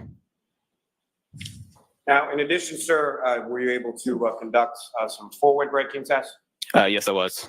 And similar again, could you describe to the jury as far as how you were operating the vehicle during the forward braking test? Yes, essentially the same thing as reverse. If I was going forward this time, I got up to 30 miles per hour, and I would just apply the brakes about as hard as I could apply them to the stops.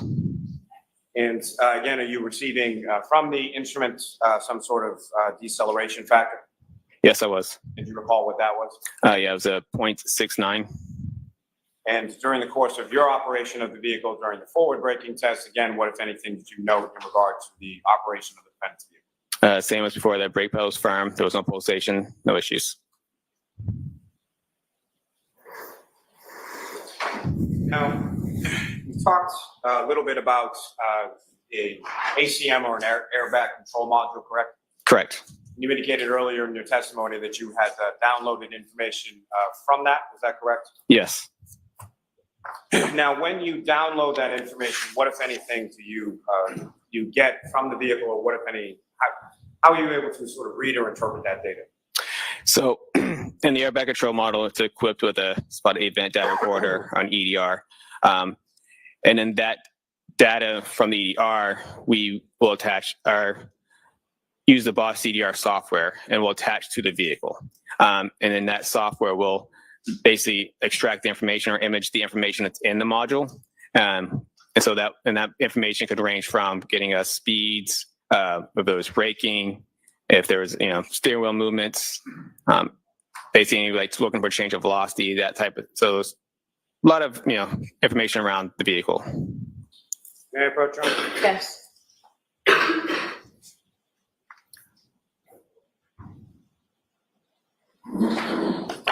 Showing you the document, sir, 7 pages in length. Just ask you to review that when we finish. Okay.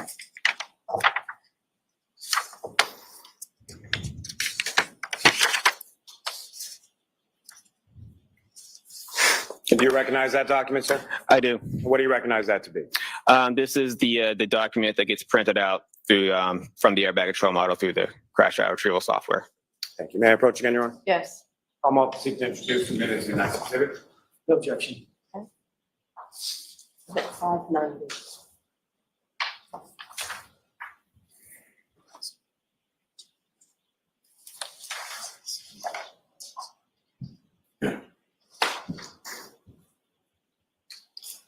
Now, sir, when it comes to the CDR printouts, or let me ask you this.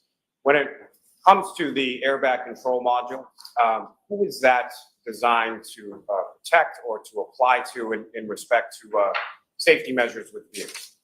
Applies to the occupants inside the vehicle.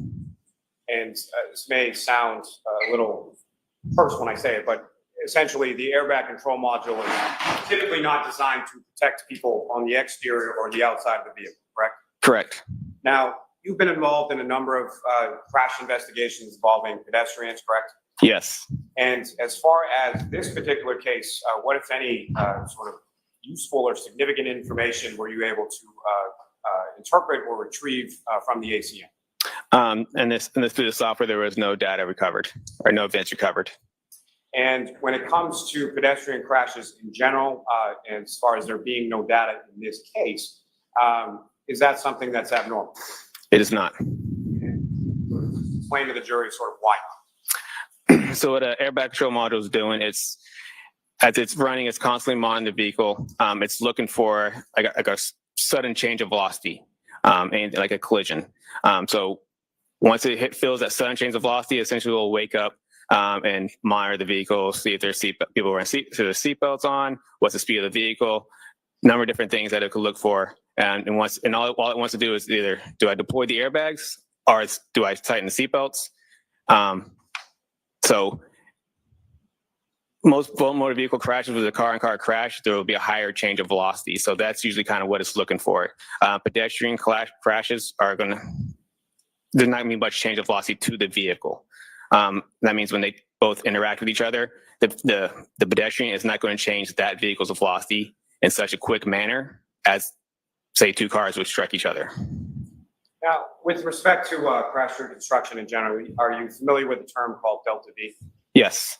And can you explain to the jury sort of what that term means as far as what is a delta V and what is it measured? So that's kind of what I was saying about the change of velocity. It was a change of velocity. And I mean, like change of velocity, like it's also going to be within a certain amount of time. So change amount of speed within a certain amount of time. So. And with respect to people as it applies to crashes or collisions involving pedestrians, and I think you've said a little bit about this, but what, if any, impact on the velocity of the vehicle would striking a pedestrian typically have? Very little. Now, specifically when it applies to pedestrian collisions in general, are you familiar with the concept of linear momentum? Yes. And when it Can you explain to the jury sort of what that is and how it applies with pedestrian crashes in general? Linear momentum. Momentum is essentially when two objects interact with each other. They come in with momentum and they leave with momentum, with essentially the same momentum. And linear momentum just means something that's in line with each other. Now, as far as we talked a little bit earlier in your testimony about roadway evidence, when it comes to your experience with pedestrian collisions, what, if any, relationship does that linear momentum have in relation to roadway evidence that you would expect to find at a scene of a pedestrian collision? So when a pedestrian strikes a vehicle, they will go in the direction where the vehicle was traveling. So if the vehicle is traveling one way, the pedestrian strikes, it will go essentially that same way, depending on what part that vehicle strikes. Now, as far as other items that the pedestrian may either have in their hand or other items of looser fitting clothing, what, if any, experience do you have as far as observations of those on collision scenes involving pedestrian collisions? Yeah, so it's not uncommon for pedestrians to lose essentially any sort of loose clothing. So, shoes, belts, hats, anything that's not very strapped on very well, could leave the body. And as far as directionality is concerned, when it applies to that linear momentum that you were speaking of before, those sort of loosely held or handheld items, or would glasses be included within that as well? Correct. So those types of items, as far as directionality is concerned, what, if anything, can you tell the jury about that? Yeah, so they will go in the same direction the pedestrian travels post-impact. We usually use that as kind of a post-impact path of travel for the pedestrian, showing that this is the direction that they would have traveled from where they got struck. Now, are you also familiar with the reconstruction terms known as area of impact and point of impact? Correct. And can you explain what those terms mean in a crash reconstruction context for the jury? Yeah, so an area impact is essentially the area where the crash happens, where these two vehicles or vehicle pedestrians, where their initial impact happens. Point impact is the same thing. It's just more down to like that specific point at that specific area. Area can mean a little bit broader in that sense. And what are some of is this something that is delineated somewhat, at least by roadway evidence? Correct. And if you could describe to the jury sort of what types of roadway evidence that would lead you or any crash reconstructionists to formulate an opinion as to the area of impact?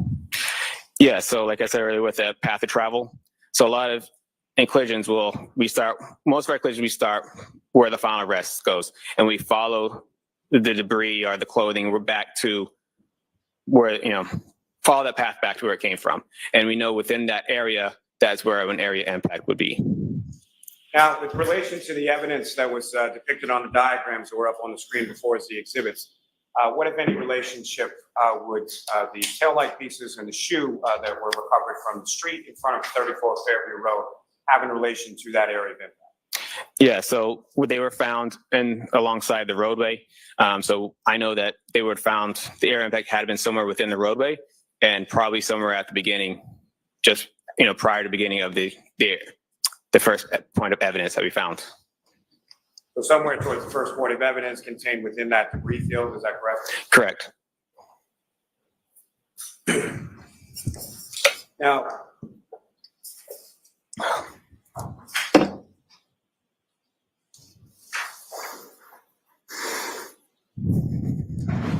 could have one more? Yes.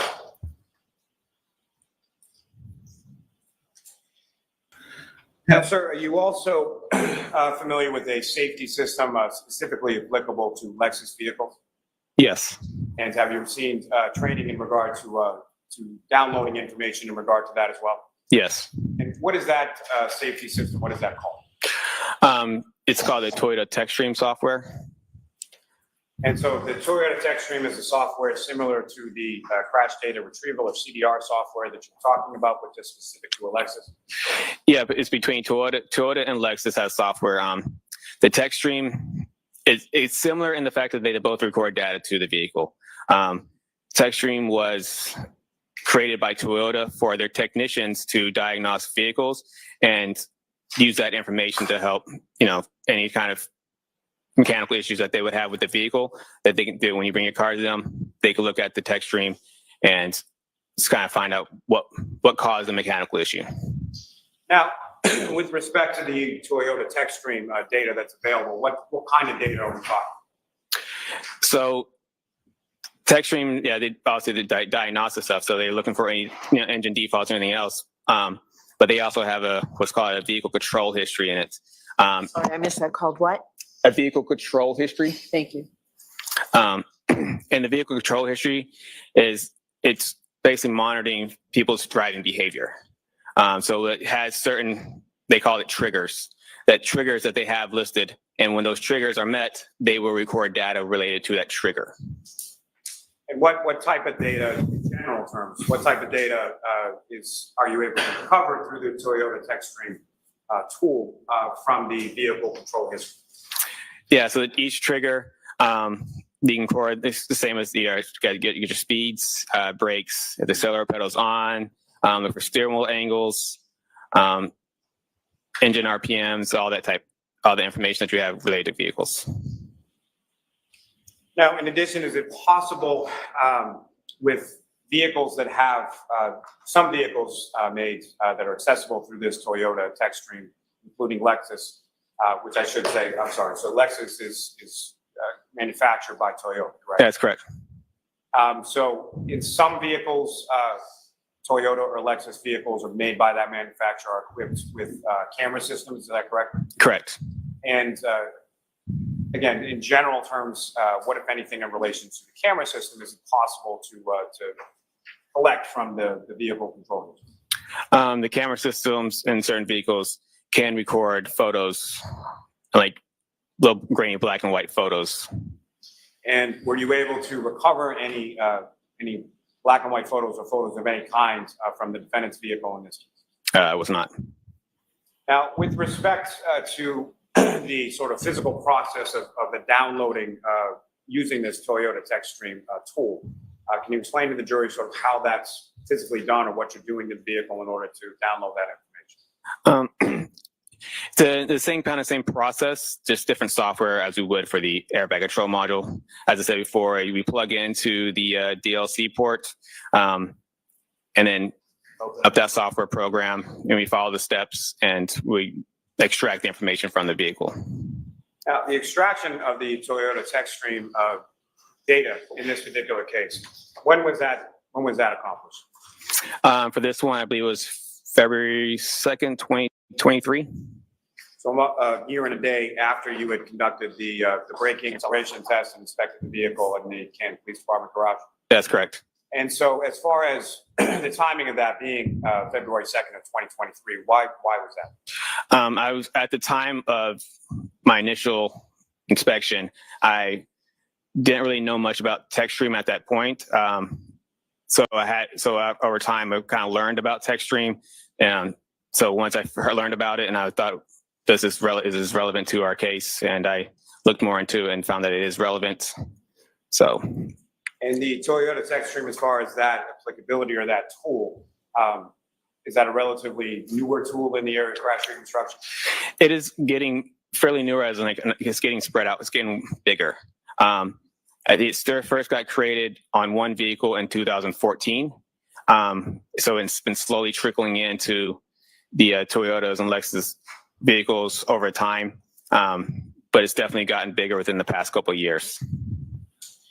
Now, with regard to this information, when you were then able to download that information, you received some data, is that correct? That's correct. And you mentioned that it goes, or it's measured sort of by triggers, is that correct? That's correct. And from the data that you were able to obtain from the defendant's vehicle, what type of data were you able to retrieve as it relates to the vehicle control history? Yes. So, this had like a page and a half full of triggers that over the vehicle's time span that it that it captured. And with respect to the triggers, how many triggers did it capture? It's like a page and a half. I don't know exact numbers of how many triggers that was on each page, but there was, it's at least a good page and a half full of triggers. Your Honor, may the trooper refer to his notes in regard to that? The trooper, if I could direct you, I think it's page 9 of your report. Okay.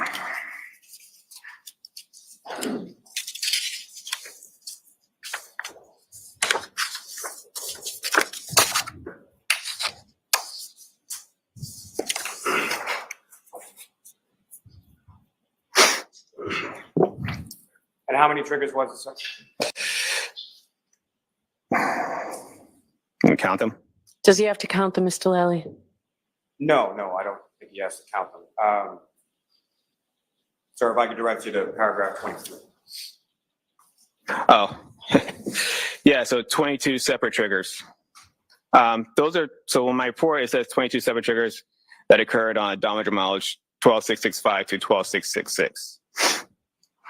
And with regard to the mileage that you noted as far as being between miles 12665 and miles 12666, that's 12,665 to 12,666, correct? Correct. And what was the mileage that you observed on the vehicle at inspection?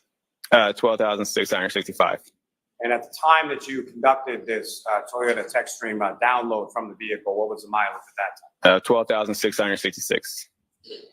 And there's also reference within the vehicle control history data in regard to something called a key cycle. Is that correct? Correct. And can you explain to the jury sort of what a key cycle is and what are the different things that could trigger a key cycle? Key cycle is essentially, so it's from the ignition cycle. It's let's take that. So a key cycle is essentially from when the vehicle's off, it's pressed on. It doesn't necessarily need to be running or turned on. It just needs to be turned on and then off again, and that would be one key cycle.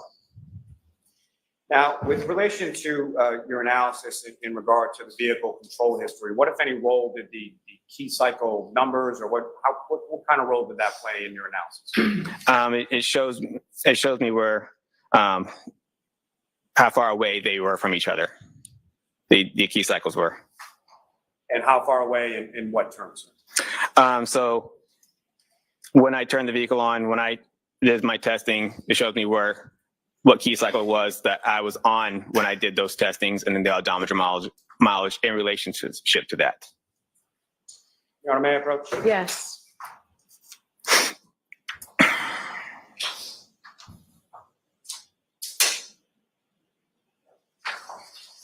Sir, I'm showing you the documents. He's asked you to look at that. Look up. Finish. And do you recognize that, sir? I do. And what do you recognize that to? That is the table from the vehicle control history from my report. And Your Honor, may I approach? Yes. Come off the seat, introduce the minutes and next exhibit. No objection, Your Honor. Okay. The 591. Your Honor, may I have a moment and then return it to the witness? Yes. Yeah, you have a moment, Lally. You have about 10 minutes, mate. That's fine. Your Honor, with the court's permission, if I could ask to publish this for the jury.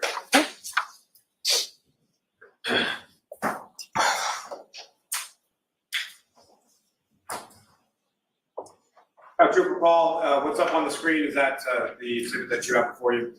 Yes, it is.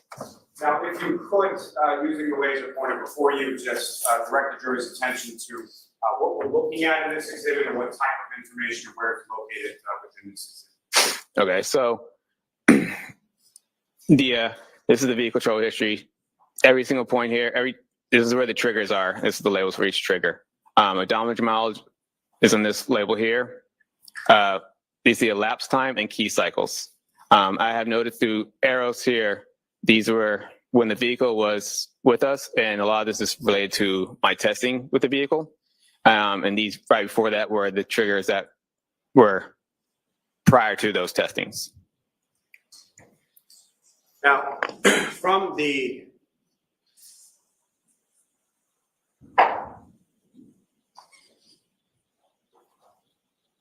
Within this table, sir, there are two triggers recorded at odometer mile 12,629.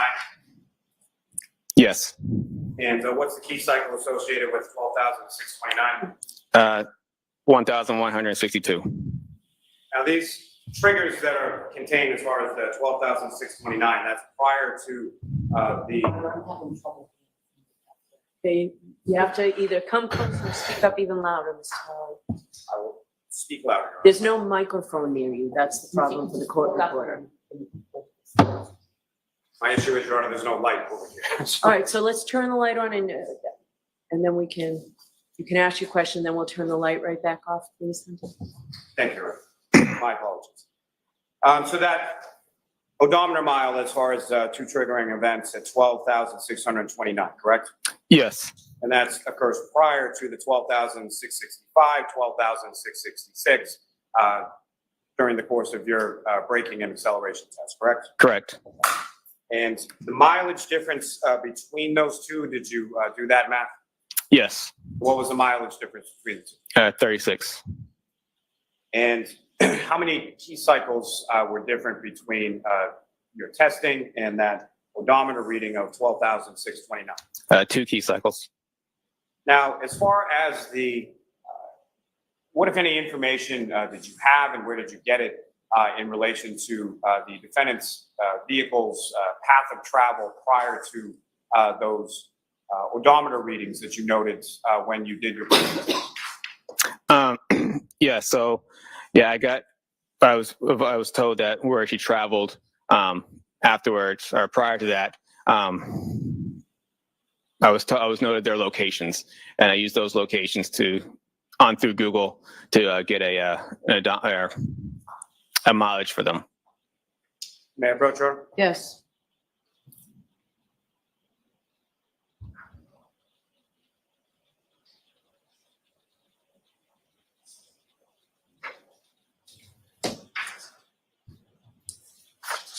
Oh, you another document, sir? Do you recognize that?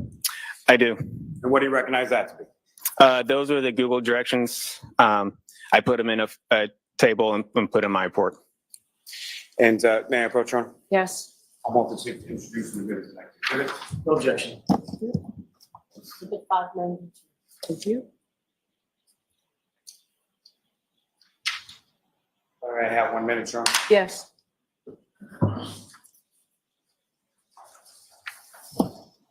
May I return it to the witness, sir? Yes. And Your Honor, with court's permission, if I could publish it to the jury. Okay.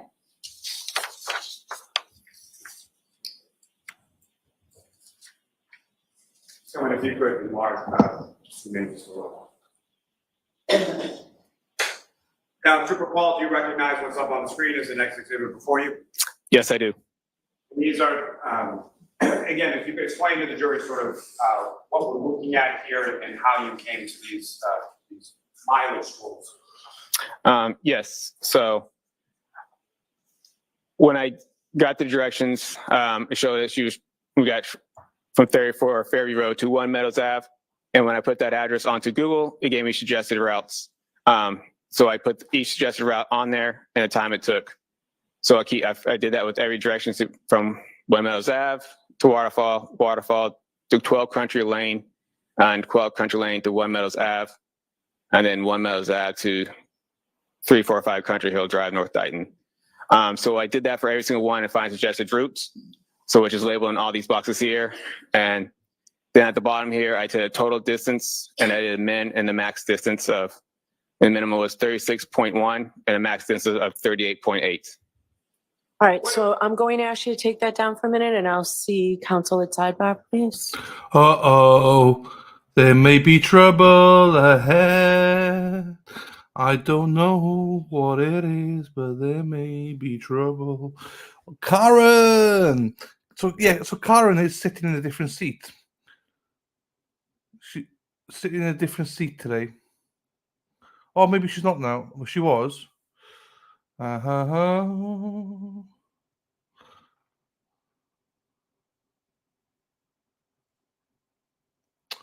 Just remember, I don't know what's going on. So we just got to remember Jackson's doing the Paul. Stop looking at Karen, man. Just stop it. Oh, at least he listened. He's not looking at her anymore.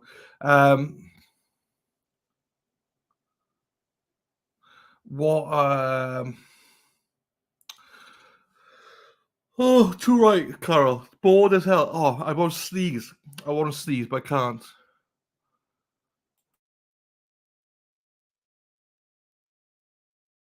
Okay, I sneezed. Oh.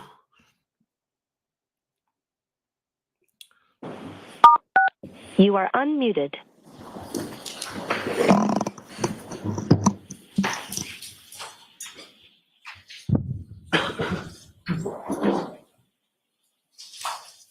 Now, in addition to those distances there depicted in that exhibit, sir,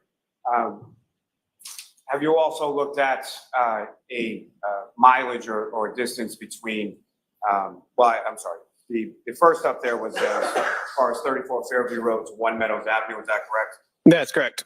And that gave you sort of 3 different routes of travel, is that correct? Yes, And the minute of the max was 2.2 to 2.6. correct. Now, if you were to add that as an additional sort of distance travel to the 36.1 to 38.8 that you had calculated, how much of a difference does that make? Between the two min maxes, Yes. only at 2.7. And as far as your analysis that we're about to discuss, adding in that approximate 2 points, whatever miles, how much of a difference does that make to your analysis and ultimate conclusions in regard to the VCH or vehicle control history data? As we're going later, but so the 36 is just within the realm that she could have traveled 36. The odometer mileage is odometer mileage. So 36 is 36. That's what's on the vehicle. So within the realm of possibilities that the vehicle could have traveled 36 miles after the 2 triggers that are in this vehicle. Now, with respect to that minimum and max, as far as the 36.1, 38.8, what, if any, relationship does that have to the difference in the odometer readings that you observed between when you conducted the braking test and when you observed these 2 triggering events that you were talking about at the earlier mile? That's it. No difference. The odometer mileage is 36. And so I guess what I'm asking, sir, is the 36 miles, is that within the range of the 2 triggering events that you were just talking about? Yes, it was. Now, as far as within your report and your analysis, did you come up with sort of a label as far as these 2 different triggering events that you observed? Yes, I did.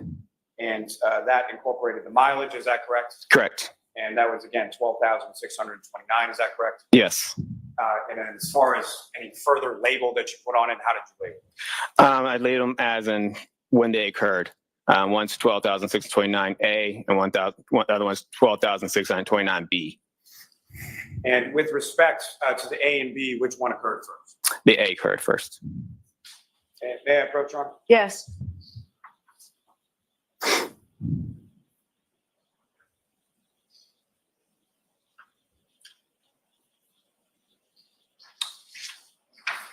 First, you have another document asking you to just review that. Finished. Yep. And do you recognize that? I do. It's the data chart from the 12,629 miles A chart. May I approach again, Your Honor? Yes. Almost seek to introduce the minutes of the next exhibit. No objection. Okay.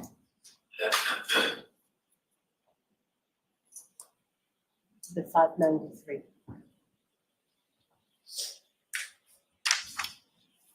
And again, if I could just have a moment, Your Honor. Yes.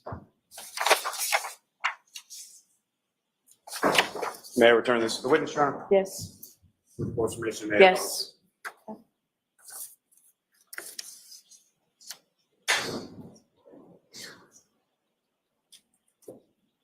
Okay, so with the document before you, what's now up on the screen, do you recognize that as what's now been marked as the next exhibit?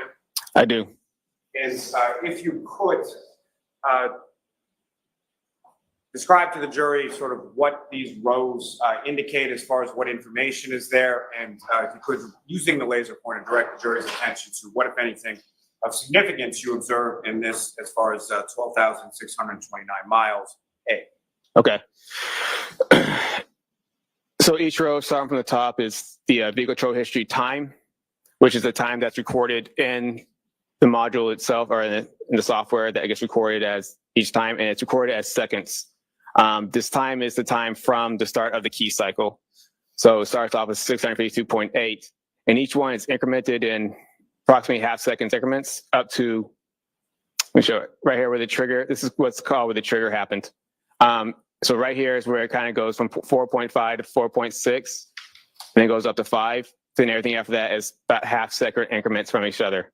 Recorded 10 seconds of time, which is labeled in this one, total time of 10 seconds. And I'll just put time from trigger, just kind of label it back to, here's the trigger right here. And that's the time between each one. Sorry if I can read this right. So and right here, this is the vehicle speeds. The blue is just labeled because that's the speed. Zeros are labeled as a light blue is 0. So if I could read this.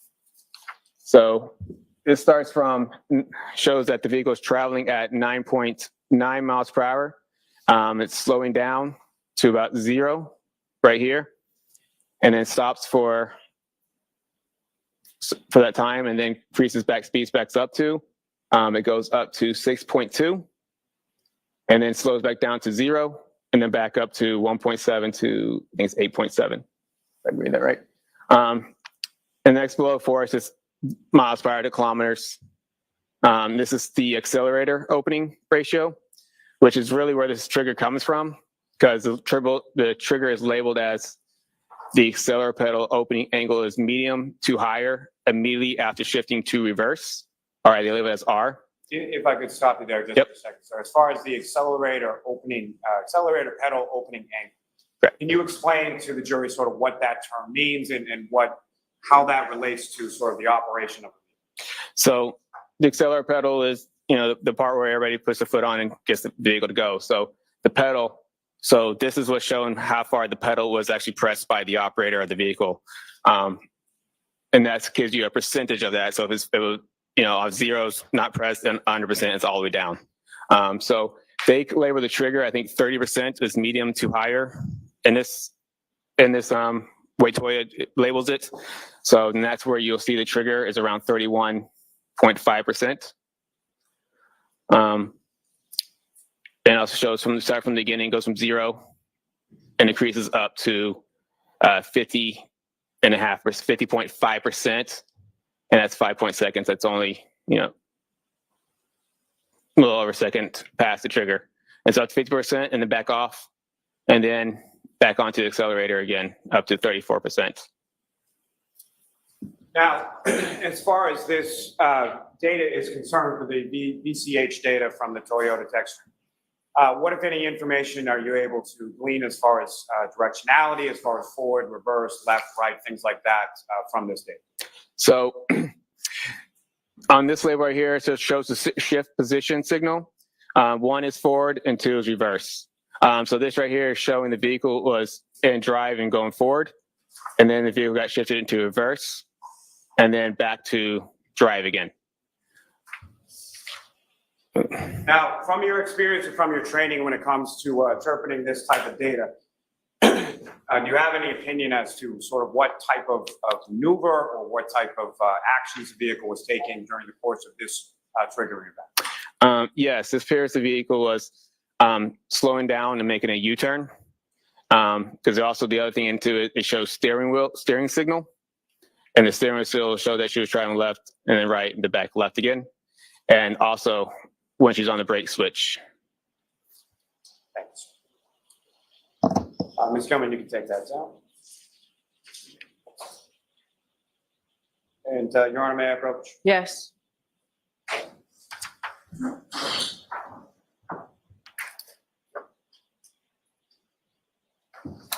Sir, if I could just retrieve the one we have before. So,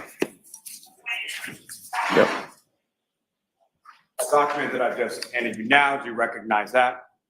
Yes. And what do you recognize that to be? It's the one, the 12,000, the data chart from my report as labeled as 12,629 miles B. So that's the second triggering event within this same mileage reading on the odometer, same key cycle?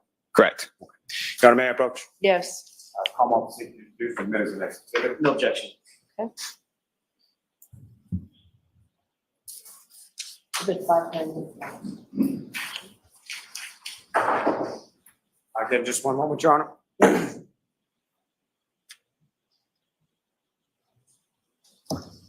May I approach the witness? Yes, and for the sake of taking the best use of our time, if they're in evidence for the rest of this afternoon, both of you can then just ask to, just go ahead and put them up and not ask for permission. Thank you, Your Honor. And Ms. Gilman, if I could.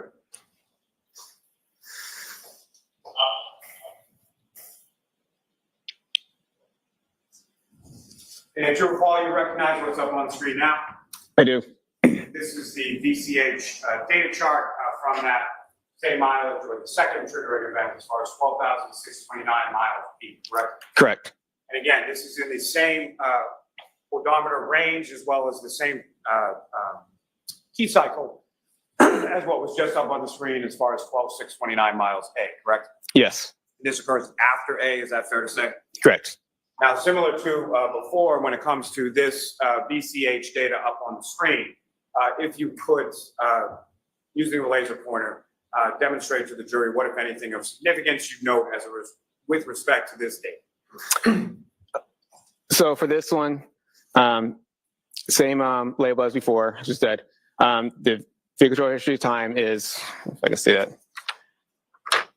the trigger time is 1,142.2 seconds after key cycle. And this one shows all the same thing, 10 seconds of data. And what's good, so the vehicle speed on this one shows that she's slowing down. It's 13.7 miles per hour and gets down to 0. Then she's down to 0 for a while, and then the vehicle speed increases up to 24.2 miles per hour at its max speed. Then it goes down to 23.6 as the last two labels.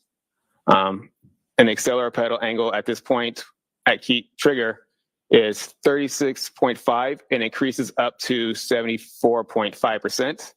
And it stays around 74.5%, 74, 73.5, and 74. Now, that's 74.5% as far as the pressure being applied to the accelerator pedal, correct? Correct. And with respect to that 74.5, that's about 3/4 down, is that correct? Yes. Now, with regard to this data from 12,629 miles B, what, if anything, are you able to tell from this data as far as when that occurred in relation to 12,629A? So they occurred about approximately 8 minutes. So 1269A occurred 8 minutes prior to the other one, and they both occurred within the same odometer mileage. Now, with respect to the duration of the data that you were able to obtain from this one, specifically 12,629 miles B, what kind of duration of data are we looking at in this particular table or chart? What, say that again? How long a period of time does this depend? So this is from the start of key cycle, or this whole just this one? Just this one. Okay, so this is 10 seconds of data. And with respect to that 10 seconds of data, as far as the 24.2 miles per hour, when does that occur within the 10 seconds of data for this particular event? So 24.2, as I'll point out, is right here. It's actually around the 9-second mark. Now, similar to the other charts for A that was up on the screen a moment before, is there an indication as far as the accelerator pedal opening angle? Yes. And what, if any, significance does that have, or what, if anything, does that indicate to you from this data on the screen? It shows that the accelerator pedal angle went up to 74.5%. So as out of 100%, it went up to 74.5%. Now, with respect to directionality for this, what, if any, data is contained within this chart in respect to that? Yeah, so on the bottom row, it shows the steering signal. It just shows slowing down zeros like 0.5, 9, 13.5, 13.5. I think it's 13.5, 0, 4.5. And we're talking about steering wheel, how far does the steering wheel move from left to right? So that's the degrees of a steering wheel angle. Now, as far as when the vehicle is shifted sort of from drive or neutral or park or whatever it was, at some point, is there an indication in this data set on this table as far as when the vehicle was placed into reverse? Yes.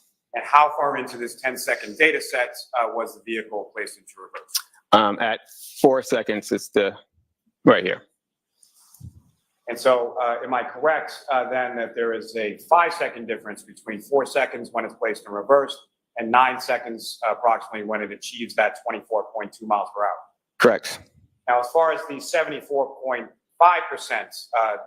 pressure that's placed on the accelerator pedal, when is that recorded in seconds in relation to the 10-second data set in this table? 74.5 starts at the 8 seconds. Now, as far as this trigger is concerned, I understand from your testimony that the maximum speed is 24.2. Is that correct? Correct.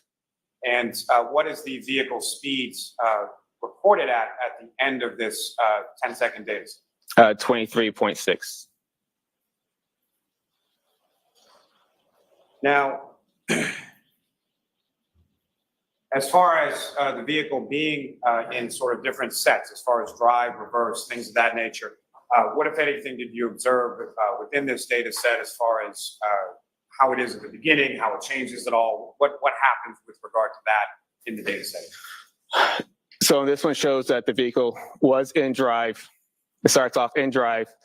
It's slowing down to 0, and it goes to 0, which is neutral, then goes down, then it goes into reverse. So it's going straight, it stops, then it gets placed in reverse, and then goes back, goes in reverse.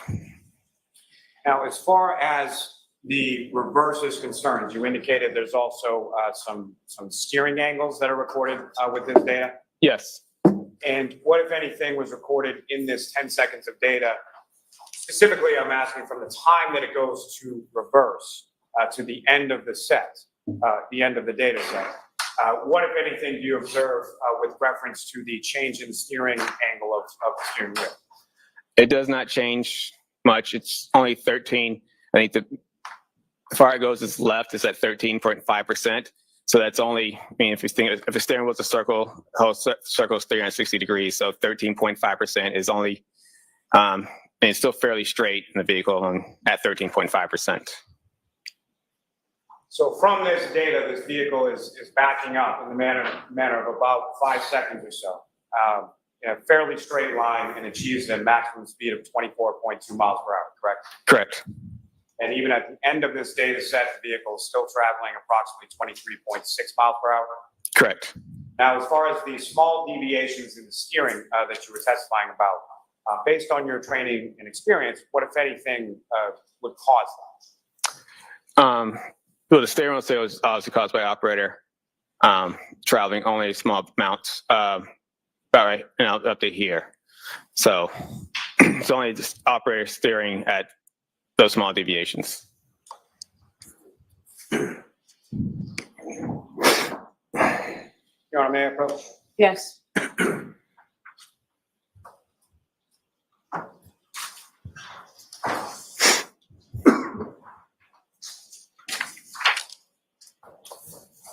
Grab that one.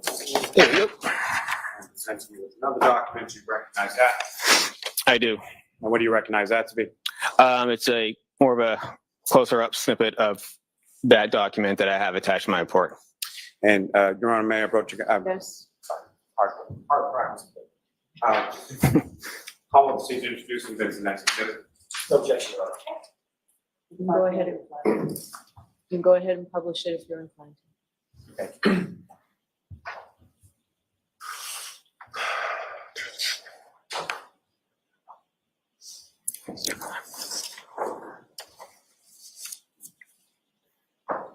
To recall, from what's depicted up on the screen as this next exhibit, if you could, using the laser pointer, just direct the jury's attention to what, if anything, of significance you observe in this portion of the data. Yeah, so I circled in here the drop from 24.2 to 23.6, and also the steering wheel signal went from a left at 4.5 to a right 4.5, so positive to a negative.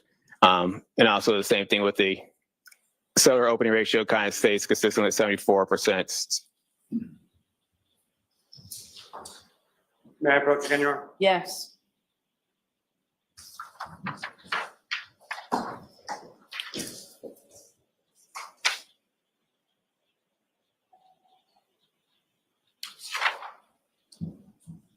Borrow that back. I'm showing you another document. sir. Okay. You recognize that? I do. What do you recognize that to be? It's a vehicle control history distance chart. I have attached, I calculated and attached to my report. And may I approach again, Your Honor? Yes. I'm about to see if you can produce the next exhibit. No objection. Okay. So go ahead and publish it if you're inclined.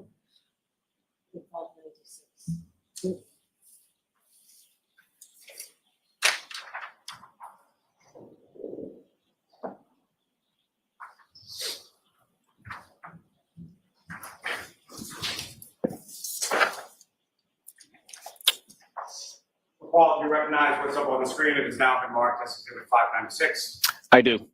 And again, if you could, using the laser pointer, let me ask you this first. As far as this table and this information up on the screen, I should have asked you this before. How was this table created, and what, if anything, does this illustrate? Yeah, so this illustrates from the chart of 12,609B. I started from when the vehicle was placed into reverse, and when it immediately goes from 0 and travels up to 23.6. Just that's like the last part of that last chart we had. And what, if anything, were you able to do as far as distance travel, and how were you able to determine that?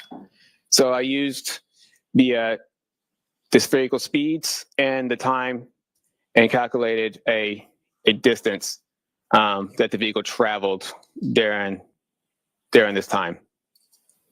And as far as the total distance traveled from the 0 to the 23.6 at the end, what was the total distance there? 97.35 feet. And with respect to the vehicle's maximum speed, as far as 24.2 miles per hour that's recorded within this data set, how much distance had the vehicle traveled prior to achieving that 24.2 mile per hour? 62.51 feet. Thanks.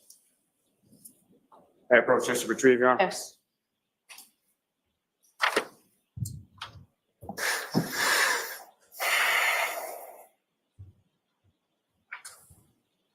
Now, Paul, with regard to, based on your training and experience, with respect to this type of data and crash reconstruction in general, this particular set of data from,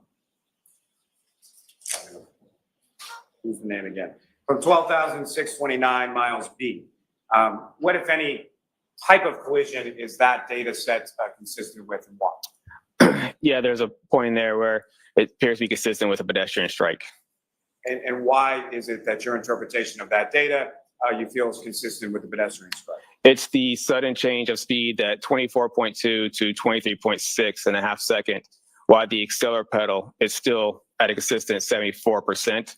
And also the steering wheel angle goes left at 4.5 degrees and also goes right to 4.5 degrees, and then goes back to left after that. So right at that spot is something that's consistent with a pedestrian strike. Now, with respect to Mr. O'Keefe, the pedestrian in this collision, what, if any, data were you able to see or review in relation to your reconstruction analysis in this case? Say As far as Mr. O'Keefe, what, if anything, did you learn about his injuries?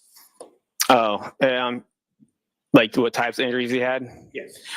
Yeah, there were blunt force injuries. I believe it was abrasions or lacerations, and blunt force injuries. And the injuries that you observed or that you were informed about, you learned this from the medical examiner, is that correct?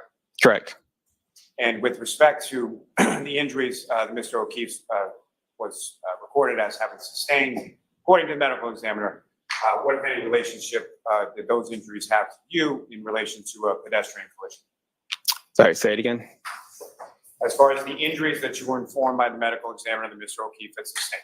Yes. What, if any, relationship did those injuries have in relation to a pedestrian collision? They are consistent with a pedestrian collision.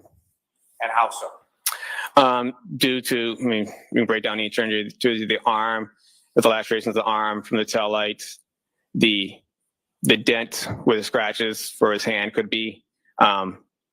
Those are something that would be consistent with this, in this particular case, with striking the Lexus.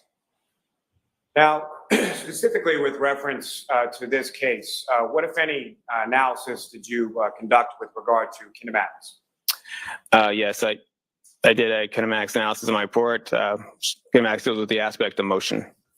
And I'm sorry, if you could expand upon that just a little bit and explain to the jury sort of what a kinematics analysis is. So kinematics analysis is, like I said, it deals with the aspects of motion. Pedestrian crashes get labeled in certain types of how they interact. So in this particular case, I kind of labeled it as a forward projection crash with a side swipe. And what I mean by forward projection means that when a pedestrian gets struck by a vehicle, well, basically their principal impact forces are above the pedestrian center of gravity, as in this case where you get the higher back of the vehicle. When you get struck by something like that, it projects you forward in the direction of the vehicle. And in this situation where he gets more struck through the side of the vehicle along the taillight area, that it projected him to forward and then to the left due to this more of a side swipe manner. Now, with respect to the, you mentioned the height of the vehicle, as far as the shape of the back of the vehicle, what, if any, relationship does that have in regard to you sort of labeling this as a forward projection / side swipe collision? Yeah, due to it being pretty flat, it's not the front of the vehicle where you have the hood and the pedestrian staying above the hood. It's the back of the vehicle. It's pretty flat and it's pretty higher up. Now, with respect, you also made aware through your review of the medical examiner's report that there was injury to the back of Mr. O'Keefe's head. Yes. And based on your training experience in particular with pedestrian collisions, what, if any, significance did that have in relation to your opinion as to how Mr. O'Keefe interacted with the defendant's vehicle? So when you look at the damage, he would have interacted with that left side of the vehicle. And when he got struck by the vehicle on the left side, it would have caused his vehicle to rotate kind of counterclockwise. And then when that rotation, he could turn it into his back, and his back could have struck the ground. I noted at the scene that there was asphalt curbing, which could have, somewhere he could have struck his head in there, or somewhere along any of the pavement would have caused damage. Most forward projection crashes have damage on both sides of the body. Why is that? Due to them get projected forward, so they get hit from behind, they would have damage to the back, and then when they get projected forward, they get damage to the front. So, I mean, in this case, he got projected and got spun counterclockwise due to where he got impacted the vehicle. Now, with regard to the vehicle speeds, kinematically speaking, from your analysis in respect to that, what, if anything, can you say in relation to, just in general terms, as far as the pedestrian collision is concerned, how much of that vehicle speed would a pedestrian be assuming in the context of a pedestrian collision with forward projection? Forward projection will have almost 100% speed post-impact. And more, like I said, in this case, it's more the fact that he didn't get 100%, like his center of mass didn't strike the vehicle, so he would not have been thrown 100% of the vehicle speed post-impact. His right side would have sustained the vehicle speed, and that would cause him to spin out. So as opposed to traditional forward projection, if he was right there in the middle of the vehicle, he would have got projected forward, and he would have sustained, his full body would have sustained the vehicle speed. Is that abnormal as far as the sort of forward projection type of pedestrian collision? And what I'm going to ask is specifically to not having any contact with sort of the bottom of the vehicle or being run over or something like that. Can you expound upon that a little? Yeah, due to the side swipe manner that projected him off to the left, it wouldn't show that he would have been, the car would have ran over him and traveled over him.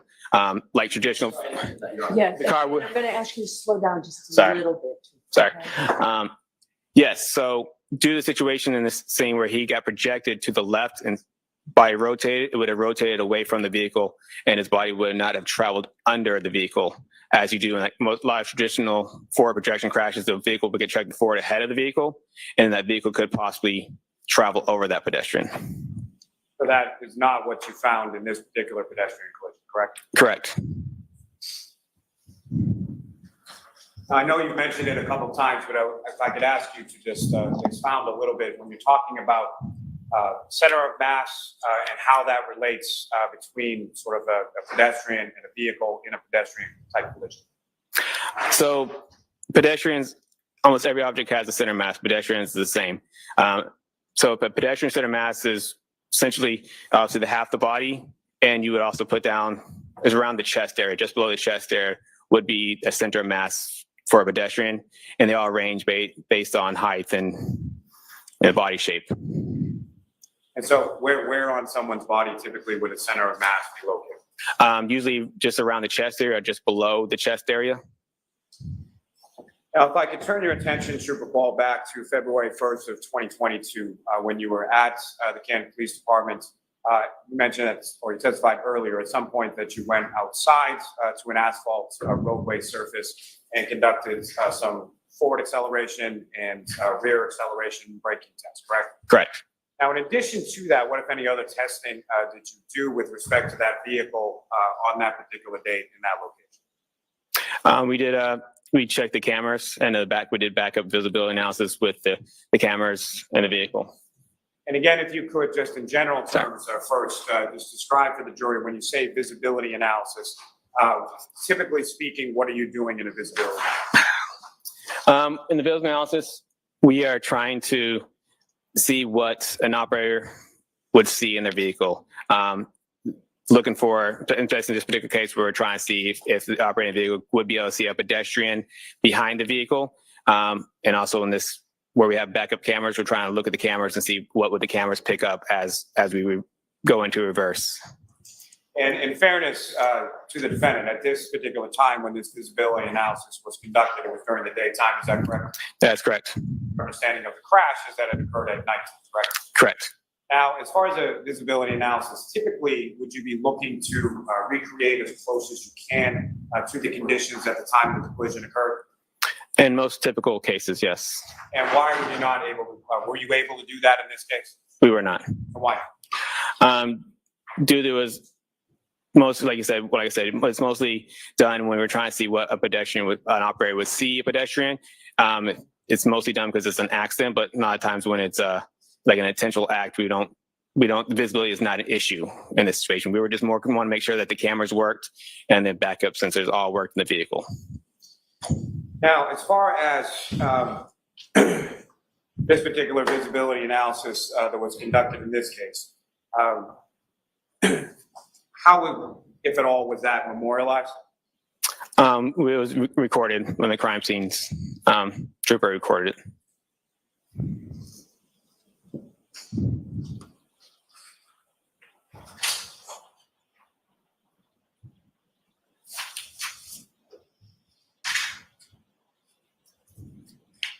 My apologies.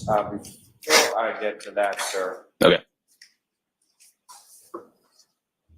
I could turn your attention just back to the text stream just for a moment. And Your Honor, may I approach? Yes.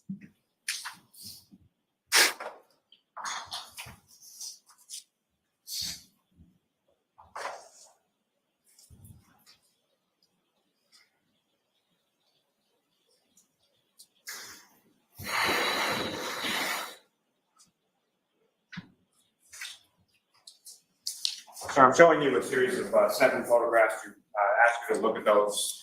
And first, I'm just going to ask you generally if you recognize those.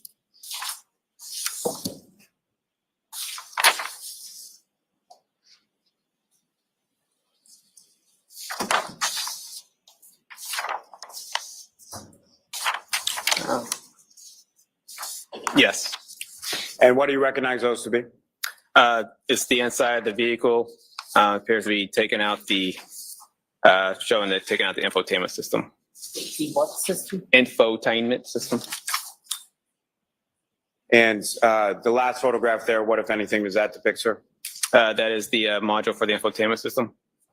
And what, if any, involvement did you have in respect to this investigation in regard to the infotainment system? I didn't have anything. That was Trooper Nick Marino's did the infotainment system in this vehicle. And you indicated earlier in your testimony that you had training as it relates to Burla, correct? Correct. And what, if any, relationship does Burla have with respect to the infotainment system? They had tools that to forensically diagnose the infotainment systems. And if you know, are you familiar with whether or not that was able to be accomplished in this particular case? It was not. And do you know why not? Because they had to go to, I think Burla didn't have the equipment, so they went to a. Sustain. Your Honor, may I approach? Yes. Now, as far as those photographs, they're an accurate portrayal of what you observed in the vehicle during the time that you were conducting your testing. Yes. Your Honor, Commonwealth seems to introduce them as the next step in exhibit. Any objections, Mr. Jackson? I'm sorry, I was writing a note. With those 5 photographs? 7. 7. No objection.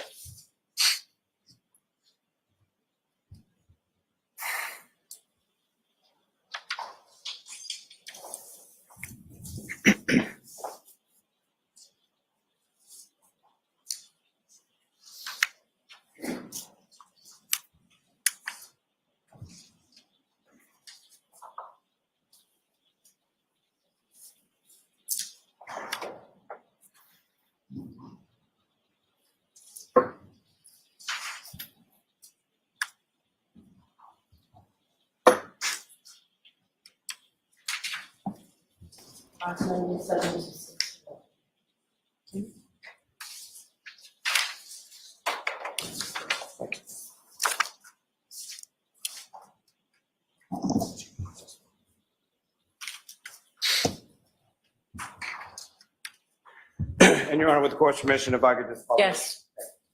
Now, Ms. Gilman, if I could have the photograph labeled BEP2. And Trooper Paul, do you recognize what's up on the screen and is now been marked as exhibit 597? Yes. And what part of the vehicle are we looking at in this photograph? That's the steering wheel. And Ms. Gilman, if I could have BEP3. And Trooper Paul, do you recognize what's now up on the screen and is marked as exhibit 598? Yes, I do.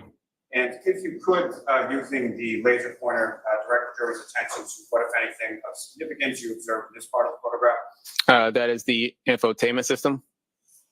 And as far as the infotainment system, when you were operating that vehicle, what, if anything, was displayed on that screen within the infotainment system? If you were in drive, it just had, the radio navigation stuff. But if you're in reverse, that's where the backup cameras and sensors would be. And Ms. Gilman, if I could have BEP4, sorry. And Trooper Paul, do you recognize what's up on the screen as exhibit 599? Yes, I do. And what, if anything, are we looking at in this? That's the push button start, the ignition. So that's how this vehicle is started and stopped, essentially, as a push button start. Is that correct? Correct. Ms. Gilman, if I could have BEP22. And Trooper Paul, do you recognize what's up on the screen as now marked as exhibit 601? Yes. If you could, using the laser pointer, direct the jury's attention to what, if anything, you observe of significance in this. Yes, that's the infotainment system. It's on, shows satellite here. Looks like that's the navigation. Thank you. Ms. Gilman, you can take that down.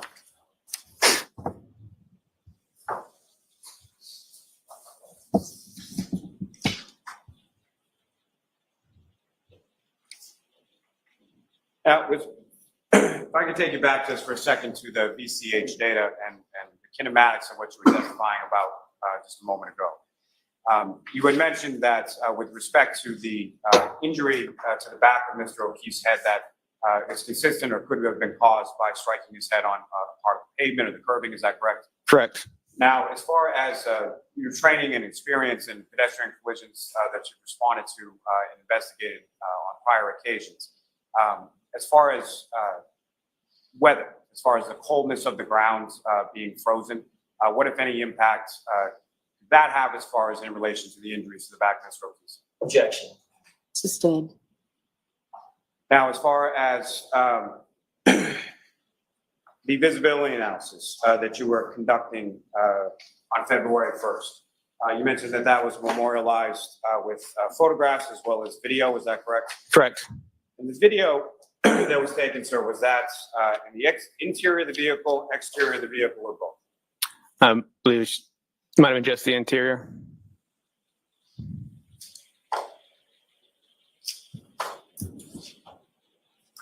May I approach, Your Honor? Yes.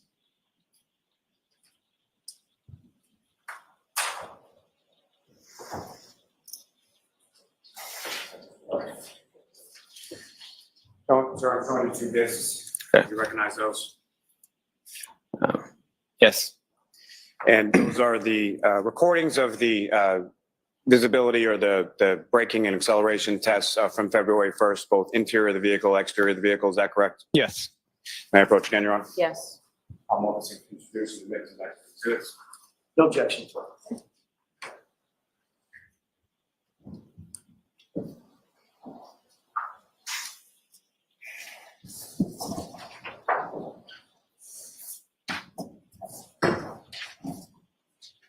So for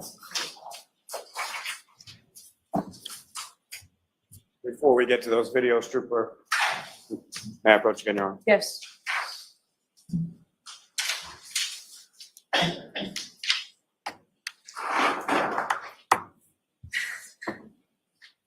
Lally, it's fucking pissing me off. Just grab it, Lally. So I'm showing you another series of, I believe, 8 photographs. Actually, I'll show them a couple when you're finished.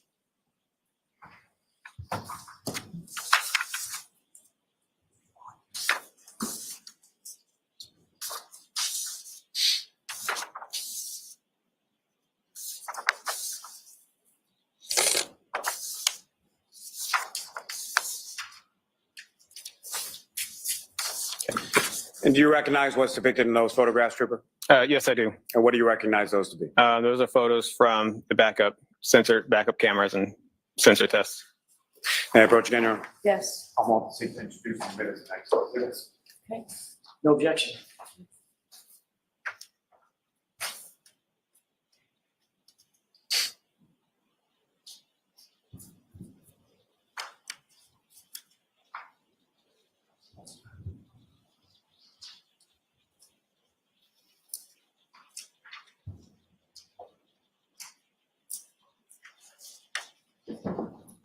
I mean, I don't know what to say. I'm struggling with this.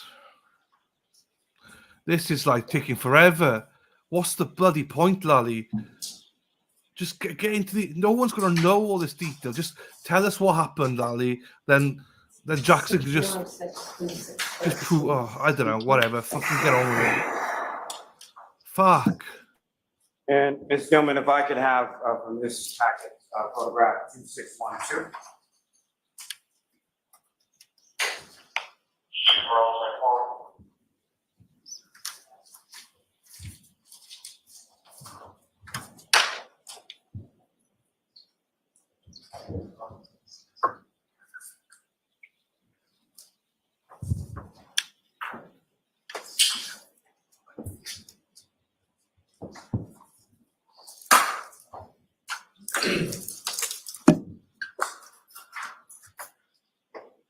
Trooper, if you could, please describe to the jury what we're looking at in this photograph that's now been marked as Exhibit 606. Yes, this is the view from the operator as they would turn around and look to the back of the vehicle.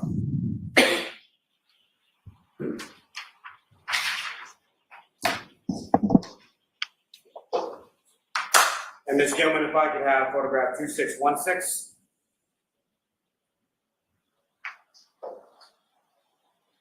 And Trooper Paul, do you recognize what's up on the screen and has now been marked as Exhibit 610? Yes. And can you please describe to the jury what, if anything, we're looking at here? Yes, that's the view inside the vehicle showing the infotainment system and the backup cameras on it. Now, as far as the backup cameras on this particular vehicle, what kind of view was able to be portrayed, or what did you observe on the screen when you placed the vehicle on reverse?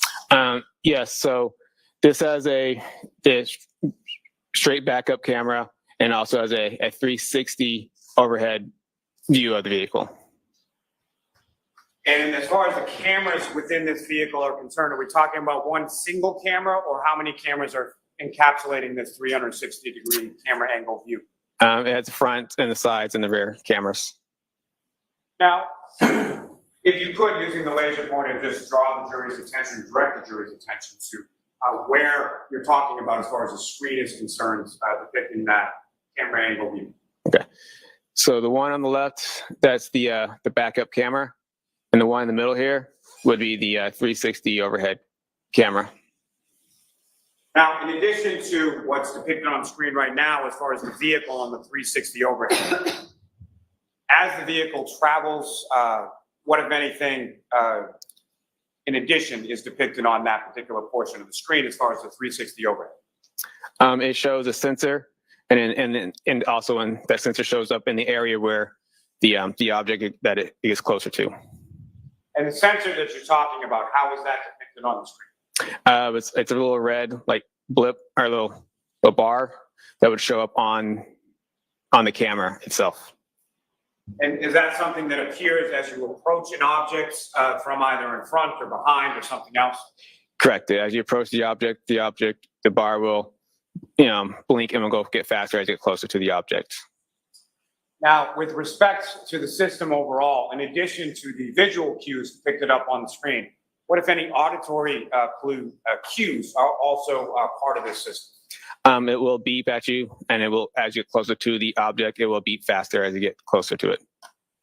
And as far as getting closer to an object, the beeping that you're talking about, it increases in speed or rapidity, is that correct? Correct. And how does it, what, if anything, does it do as far as the volume of the beeping that you? I guess it would increase as it would get faster. So it gets faster and it gets louder as you get closer to an object, correct? Yep. Now, with respect to sort of the middle of the screen here, up on the dashboard, what, if anything, do you observe there? Could you direct the jury's attention to what, if any, devices are up there right now? Yes. So that right here, this blue device, that's the V-Box Sport that attached to the windshield. So that's something that you attach to the vehicle. It's not necessarily something that was in the vehicle when you began to operate it around. Yes.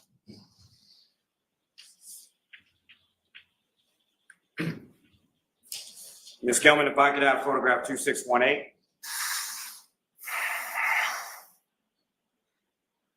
And Trooper Paul, if you could describe to the jury, or using the laser pointer, if you could draw the jury's attention to what, if anything, is significant to observe in this portion or closer up image of the screen in the center console. Yeah, so this is one on the left here is the backup camera, and the one in the middle is the 360 overhead camera. The bars and lines are showing the path of the vehicle. Okay. Ms. Gelman, you can take this down.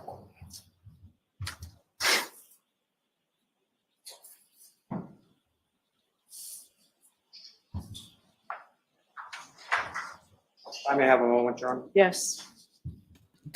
Lally, just finish, Lally.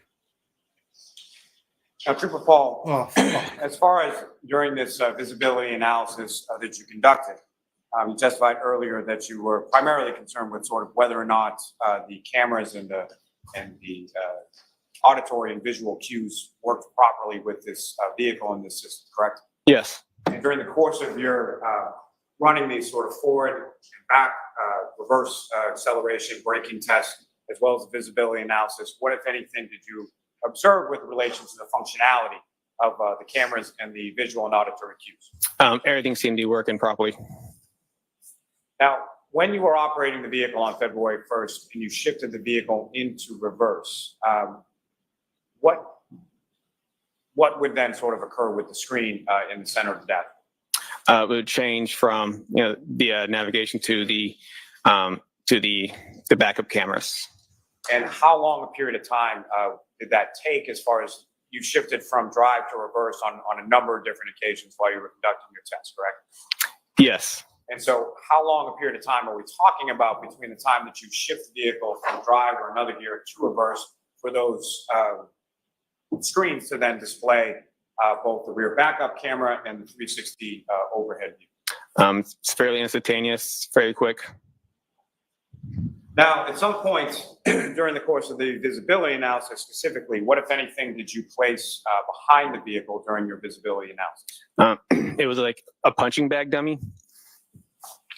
And where did you place that in relation to the vehicle? Along the right rear.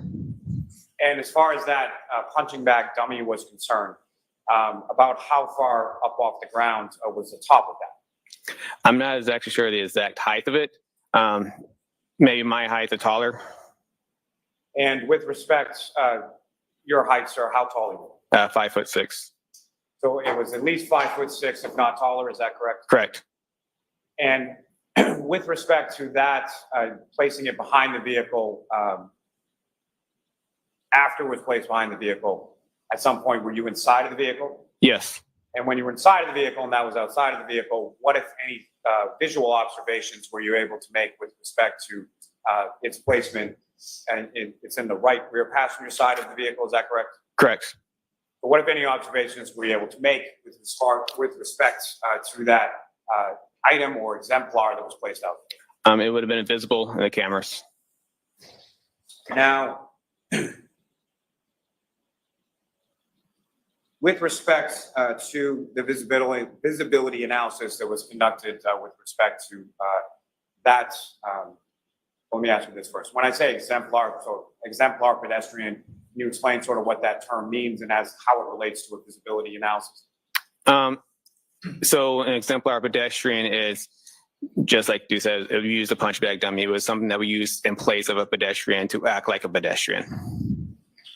Now, when that exemplar pedestrian was placed in the rear passenger side area of the vehicle, what, if any, obstructions did you observe as far as just from a visual perspective, sort of turning your head or looking, or cameras or anything else, as far as where that exemplar was placed? There were no obstructions. Now, if that exemplar was placed directly next to the vehicle versus feet away from the vehicle, what, if any, difference did you note as far as the visibility was concerned? Yeah, so if it was placed right next to the vehicle, it'd be blocked by the back pillar of the vehicle. If you place it like 5 feet away, you would be able to see the dummy and the cameras and also in the side mirrors. So at a distance of at least 5 feet, it was fully visible from where you sat in the vehicle? Yes. Your Honor, with the court's permission, if we could, I would ask, I'm sorry, I'm not sure what exhibit numbers they are, but the 2 videos that were just introduced. Okay. And Ms. Gilman, if I could have the exterior video first. Just for the record, they are 604 and 605. Please. And,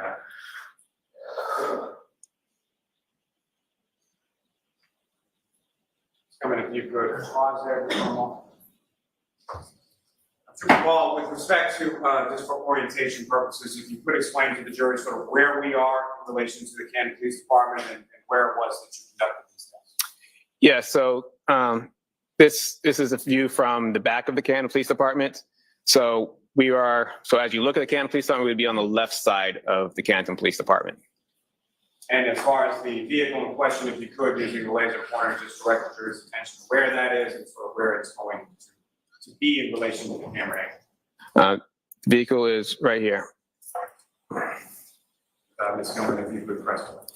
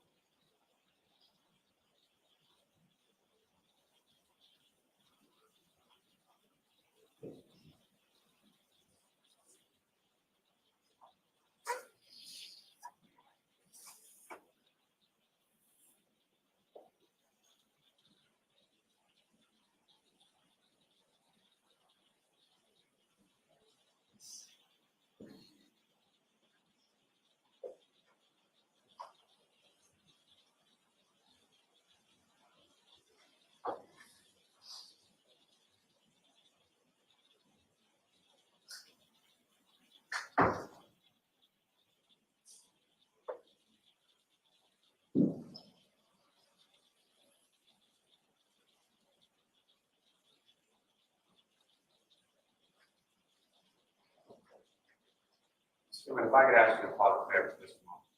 Trooper Paul, during these testing that you were conducting here with the acceleration, reverse braking, all of those, the highest speeds that you recorded during the course of that testing was 30 miles an hour, is that correct? Yes. And the highest speed that was contained within that VCH data for the second or the B of those two data sets, what was the highest miles per hour there? 24. Now, with respect to the braking in this vehicle, what if anything was this vehicle equipped with? Had ABS brakes, anti-lock brake system. And with relation to anti-lock brake system or ABS, what if any relationship does that have with regard to braking and what is then visible on the pavement? It doesn't leave visible tire marks. And why is that so? Due to when the brakes, as the brake is about to lock up, it transfers over to another tire. So it kind of rotates between tires. So the tires never fully lock up and slide across the pavement. Now, in relation to ABS not leaving marks on the pavement, what if any relationship does that have as far as the sound difference between ABS brakes and non-ABS brakes? Yeah, the sound would be different because you would hear a car sliding across the pavement as opposed to just hard braking and engine slowing down. As far as sort of screeching of braking and tire coming to a brake, what would you expect to hear with respect to ABS braking? There would be no screeching of the tires. And Ms. Gilman, if you could press play from here.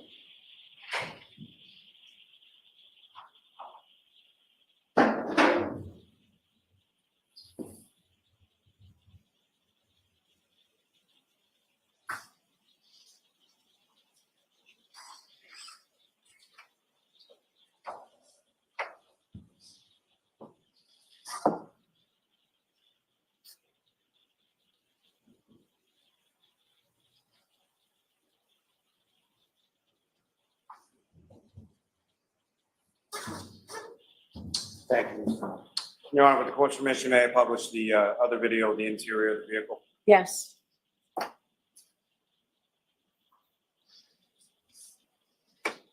Ms. Gilman, if you could just pause it briefly. Again, Trooper Paul, with reference to what's up on the screen, if you could, just using the laser pointer, direct the jury's attention to the screen in the center of the dashboard and just as far as what different parts of the screen are visible. So right here is the reverse camera, 360 camera. And as far as this particular portion of the interior of the vehicle, are we looking at what was done with regard to acceleration or braking test, or are we looking at the visibility? This is the visibility analysis. Ms. Gilman, if you could please press.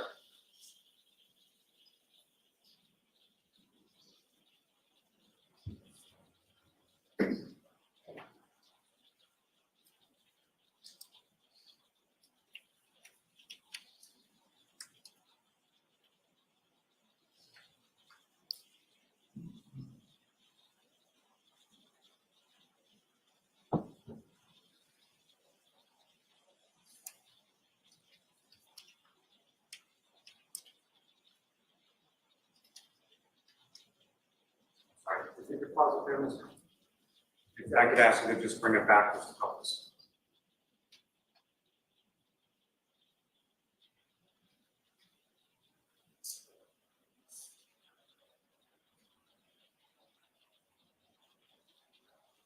Pause it there.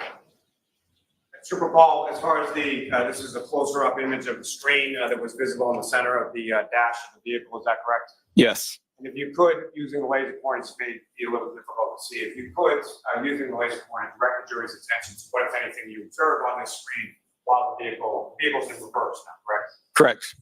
If you could, direct the jury's attention to what, if anything, you observe on this screen as the vehicle's in reverse with the exemplar pedestrian behind.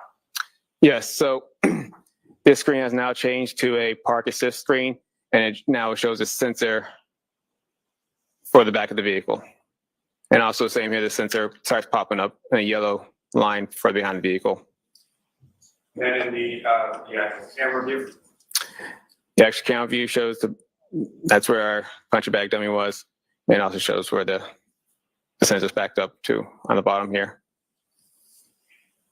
And Ms. Gilman, for the record, this is about 34 seconds in, if you could press play from here.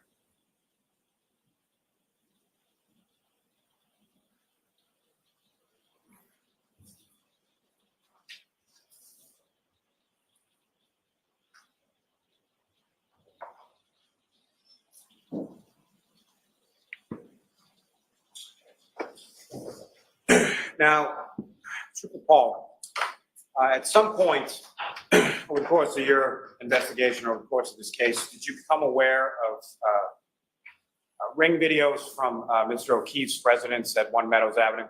Yes. And specifically, have you had occasion to see a video depicting the defendant backing out of the garage as snow was coming down? Yes. I'm going to allow it. Yeah. Your Honor, with the court's permission, if I could publish to the jury with the witness on the stand, Exhibit 6, video number 153. Objection, may we approach? Yes. If this guy is now going to say, yeah, no way can she crack that, or any, get the fuck out. Honestly, this mofo, what Lali's trying to introduce this guy as his expert to state that Karen could not have broken a taillight against that because of some weird reason or something. This guy is not even qualified to wipe anyone's ass, let alone be a witness or key witness for Lally. This is bullshit, all this. And I put a tweet up earlier on about the corruption somebody posted about.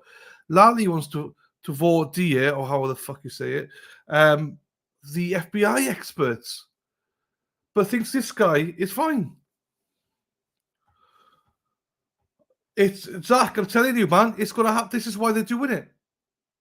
Well, unless Jackson gets his way now and says, "Hey, mofo, get off that, Lally, sit the f down, Lally, you mofo." This is not even proper. Look at the perfect conditions. It's dry. It's not wet. Clear road, well, or whatever you call that, ahead of him. Try doing it, dude, when you're going around a corner at 24 miles per hour in icy conditions, or as Lally says, in a blizzard. Try doing that, mofo. Ain't gonna happen, dude. So he took big D dog. He took a 3-week course, he testified. And they don't want somebody, 3 experts from the FBI who got PhDs, or they're not qualified. I want to voir dire them. He's a midget. I don't like, whatever, but I mean, he's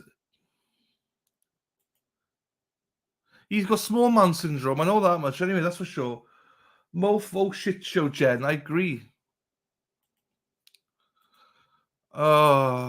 It's not a curve. Exactly. This, you can't do this. How is this even in?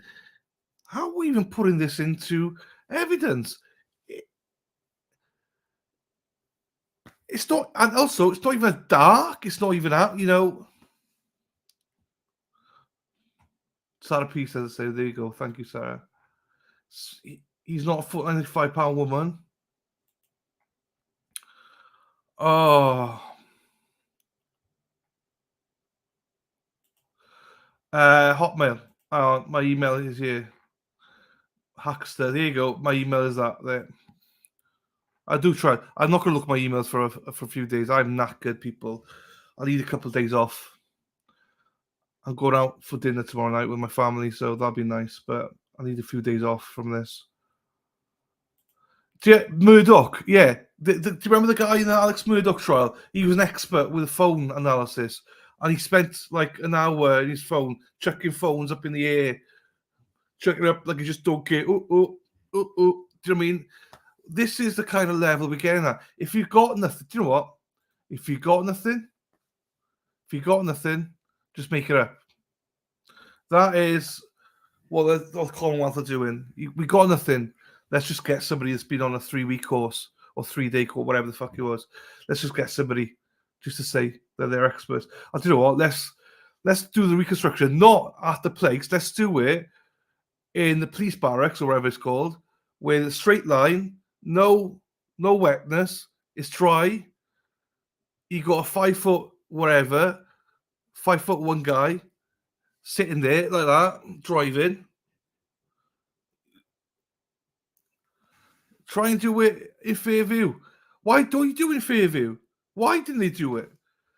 Even if they did it in perfect conditions, it's that corner. It's that like when Turtle Boy did it, he smashed into the pavement. Oh yes, and that one as well, Alicia. And that it's definitely corruption is unbelievable, unbelievable.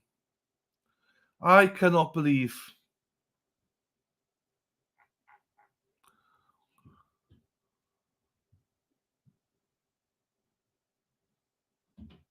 I do wonder what's going on now. Because that's why they put in the video. I don't think Jackson expected him to put the video in. You cannot put this video in through this guy.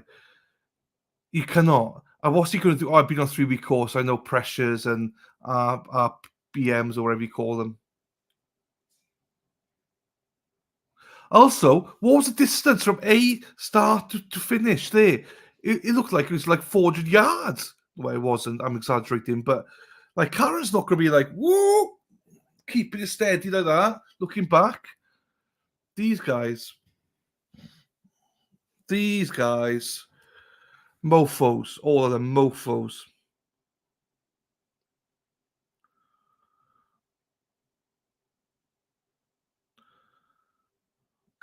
Oh. You are unmuted. Judge Bev. Oh. What's the time there? It is now 9:45. 9:45 for me. Karen is all about making the GTA Grand Theft Auto. Yeah, when Sean comes back, honestly, people, watch his first show. He's going to blow a gasket. It's 9:45 here, Zach. They'll finish for the day next, will they? So I think this is probably the last question he's got, I imagine, or one of the last questions. And so Jackson might have a little bit.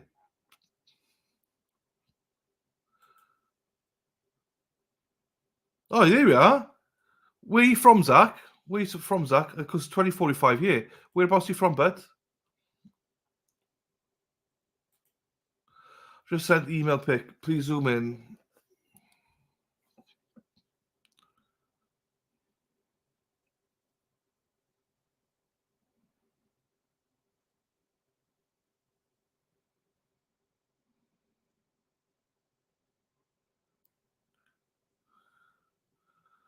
Hi ho. Oh, thank you, everyone. You're sending me stuff. Sorry, haven't seen all of these things.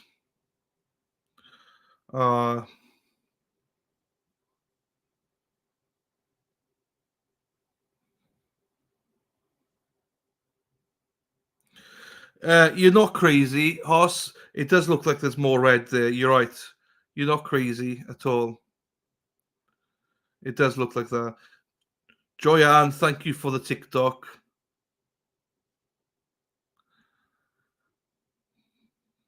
They go to my junk for some reason. I don't know why.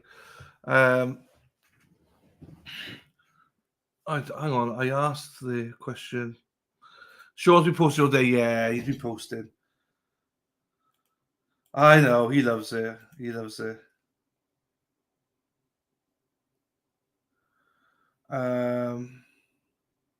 No, I can't either. I miss my buddy. Yeah, that's what I was asking. Whereabouts in the UK from, Zach? It's all good, people. I know. It's all good. Look, no one misses Sean more than I miss Sean. I know. He adds a lot of value to the channel, so I miss him. Oh. All right. I appreciate your patience. You are unmuted. A few things. So I'm going to send you home for the day because the lawyers and I are staying, and Trooper, I'm going to ask you to stay. Sometimes when we take these breaks, when I talk to the lawyers and then don't schedule you, it's because we have to do things in the case to facilitate getting this case to you now as efficiently as possible. Next week, we will be in session here Monday. Tuesday's going to be a full day of the lawyers and I with witnesses to make sure that the case is ready for you to wrap up. So Tuesday you will be off, we'll be working. Wednesday is a federal holiday, so court is not in session on Wednesday. We'll have a full day Thursday and half a day Friday. It's a little different than we looked at, but I am assured that we are still on schedule to getting the case to you folks to begin your deliberations sometime that last week. Okay, so we appreciate everybody's patience. I appreciate the lawyers now really trying to work to get this case to you as efficiently as possible. So those cautions: do not discuss this case with anyone. Don't do any independent research or investigation into this case. If you happen to see, hear, read anything about this case, please disregard it and let us know. We will see you on Monday. Monday will be a full day. Have a great weekend. Thank you very much. All rise for the court, please. Okay, so hang on. You are muted. No, I'm not. I'm not muted, you mother. Don't follow me, please. 7:50 they finished today, so let's go 7:50 then.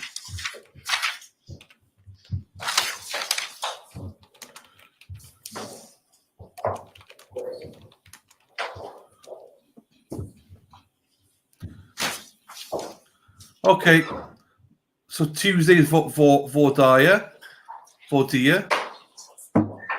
Monday full day, Wednesday off, Thursday full day, Friday half day. All right. So, Trooper, we're going to have a voir dire of you, sir. Mr. Lally's going to ask you some questions. Mr. Jackson's going to ask you some questions. You'll be shown a video. Okay. All right, Mr. Lally.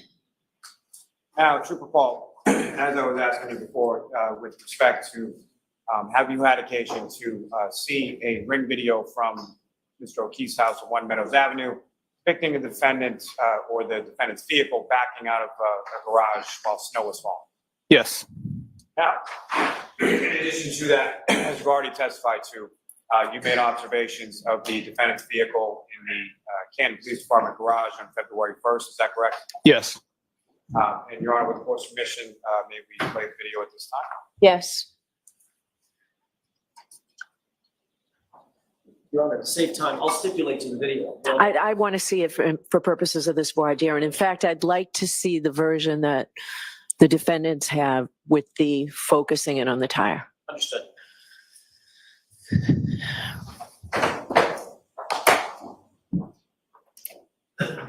Both. Go ahead, Ms. Gilman, you show yours, and then I'm going to ask from the defense. 153.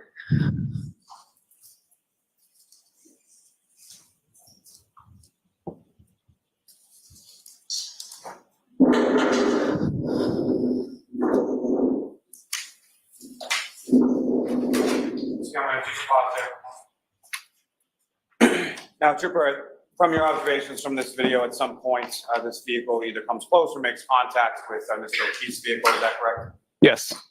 Now, in addition to your observations of this video and your observations of the defendant's vehicle, at some point, have you also seen photographs of Mr. O'Keefe's vehicle? Yes. And is your understanding that those photographs of Mr. O'Keefe's vehicle were taken by State Police Crime Scene Services on February 3rd? Is that correct? Yes. Now, with reference to your observations in this vehicle, what I'm going to ask you is in regard to the significance that you observe, significance of the impact between the two vehicles. In respect to Mr. O'Keefe's vehicle, what, if anything, did you observe on his vehicle at that time? At the photos or now? Right now. Oh, right now. There was snow on the vehicle. And then with respect to the contact between the defendant's vehicle and victim Mr. O'Keefe's vehicle, what, if anything, did you observe to occur with relation to the snow based on the significance of the impact between the two? The snow doesn't move. And Ms. Gilman, if you could press play at this.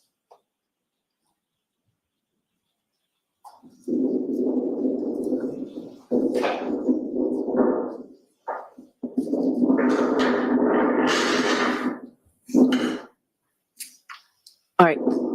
Can I see the other video? Please.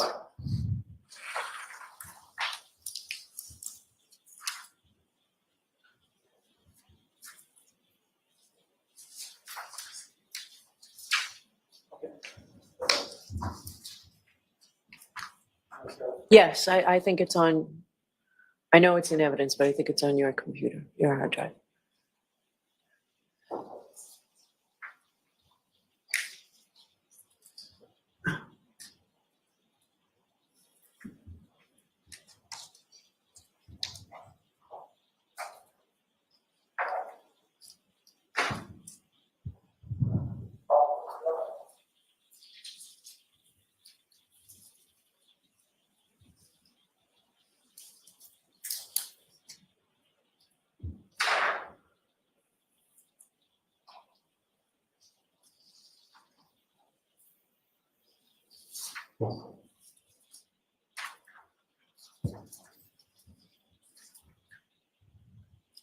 All right. Thank you. Okay, could you turn the lights on, please? Your Honor, if I could, there's just two photographs that I'd like to. Sure. Purposes. Ms. Gilman, if I could have what's now been marked as Exhibit 549. And before you do that, what is the exhibit we just saw through your IT person? What It's number? the same exhibit. It has not been enhanced in any way. It was just magnified for purposes of this, of showing. In other words, the magnification is not embedded in the video. It's Okay. the same video. Okay. We just magnified it. Okay. All right, thank you.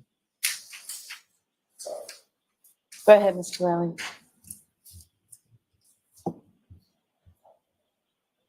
And Trooper, do you recognize what's up on the screen now? Yes.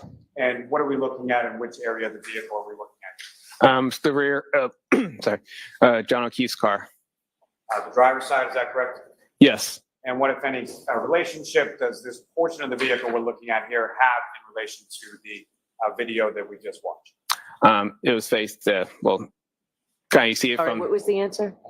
I didn't hear. Sorry, it was faced kind of the same way you see the back left rear corner of the vehicle as you do in this picture here. And Ms. Gilman, if I could have what's now been marked as Exhibit 559.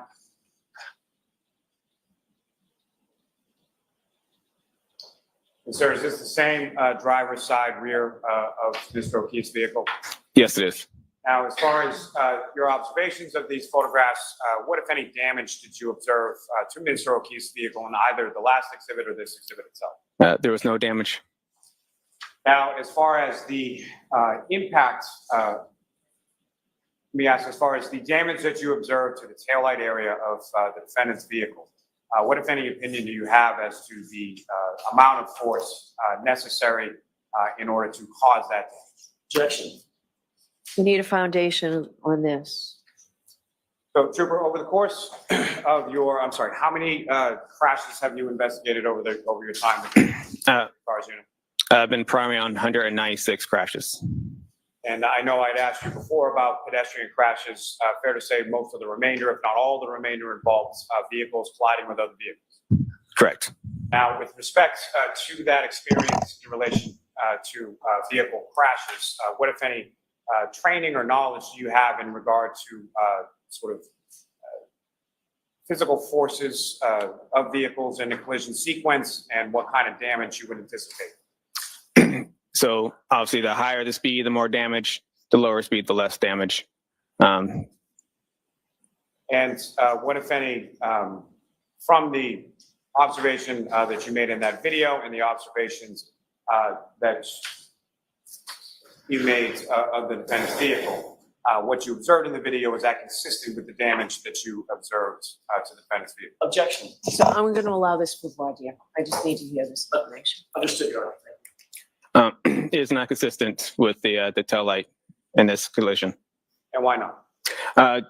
For one thing, the collision, the tail light is, what I say, 42 to 50 inches off the ground. So that vehicle would have to have damage 42 to 50 inches off the ground, because they would have had to contact each other in the same distance from the ground, and there's no damage to that vehicle. So if the tail light breaks, it should leave some sort of scratching, maybe a dent, something on some sort of damage to that vehicle should have occurred. And with respect to, I think you just answered it. So as far as Mr. O'Keefe's vehicle, what kind of damage would you expect from an impact significant enough to break the plastic on the tail light of the defendant's vehicle? It would be probably higher speed than what we saw. For purposes of voir dire, I need to hear all of this. Go ahead. A higher speed than what we probably would saw in there. If it's not, it was minimal, maybe it would crack a tail light or something like that, but it wouldn't. I mean, the damage is different. And also, you know, we have a bumper that's also in the way too. And to that point, Trooper, when it comes to a bumper, from a functional standpoint, what is a bumper and what does it do with respect to a vehicle and a collision sequence? The bumper is, you know, it's basically meant as another cushion to absorb the impact to another vehicle, from one vehicle to another vehicle. And it kind of sticks out to kind of also preserve whatever, you know, the tail lights and everything else and the damage on top of it. So in order, from your experience as far as responding and investigating collisions, specifically collisions between motor vehicles, the speed that you observed the defendant's vehicle traveling in that video, what, if any, relationship does that have, specifically as to the bumper, as to the damage that you observed to the defendant's vehicle? So if you look at the defendant's vehicle, there is a scratch mark that is along the left side starts from her bumper around the rear. That could be consistently with his hitting his bumper. That would be around the same height level. He has a little ridge there on his bumper. So that bumper could have been hit that little ridge. And also the bumper in itself, and here is a different material. Hers is a little lighter, like a glossy colored paint. This is more a duller flat finish. So it might have why it would show up on her bumper more than it would show up on his bumper. And finally, sir, in your opinion, the damage to the defendant's taillight is that something that could have occurred or could have been caused by the crash or the contact of the vehicles that you observed in that video? Objection. No. So again, this is voir dire, Mr. Jackson, going in here. No. And again, sir, why not? For thing, the bumpers, you have to go push through the bumpers in order to hit the tail light against the other vehicle. And there's no damage to that, significant damage to a bumper in order to push back into the car. And again, there was no snow on the vehicle. By that, I mean Mr. O'Keefe's vehicle that even came off the vehicle that you observed during the course of that contact between the two vehicles. That's correct. I have nothing further on. All right, Mr. Jackson. Did you ever put the two cars together? I did not. No, you didn't, did you? You never tested whether or not the SUV would match up with the Traverse, did you? What do you mean? You just said, oh, look, one of them has matte finish, one of them has glossy finish, so it couldn't have happened. right? No, I'm confused by the question. I'm talking about the tail light. We're talking about the tail light. Yeah. Are we talking about the tail light? Or are we talking about the bumper? Yeah, we were talking about the taillight. So one person at a time, you both are talking over each other. You started talking about the bumpers. Yes. You said, well, one has matte finish and one has glossy finish, right? Yes. You said, well, you'd expect one of them to like slide off of each other, and they could have done this and they could have done that, right? Not slide off each other. You were suggesting that the two cars wouldn't match up such that the taillight could make contact with any part of the traverse. That's what you were suggesting. I'm saying it didn't match up because there's no damage to the traverse. You didn't test whether or not the lens, the right rear lens on the SUV could match up to any part of the traverse, right? And make contact, physical contact with it, right? When I see a picture of the traverse, Yes or no? when I see the picture No, of the traverse, this is a voir dire. I need the information, you Mr. asked me a Jack. question. Yeah, And I said, yes or no question, Trooper.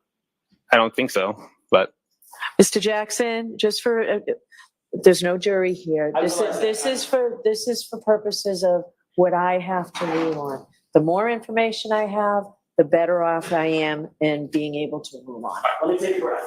So this is you trying to keep the evidence out. So you want to give me the information. Understood.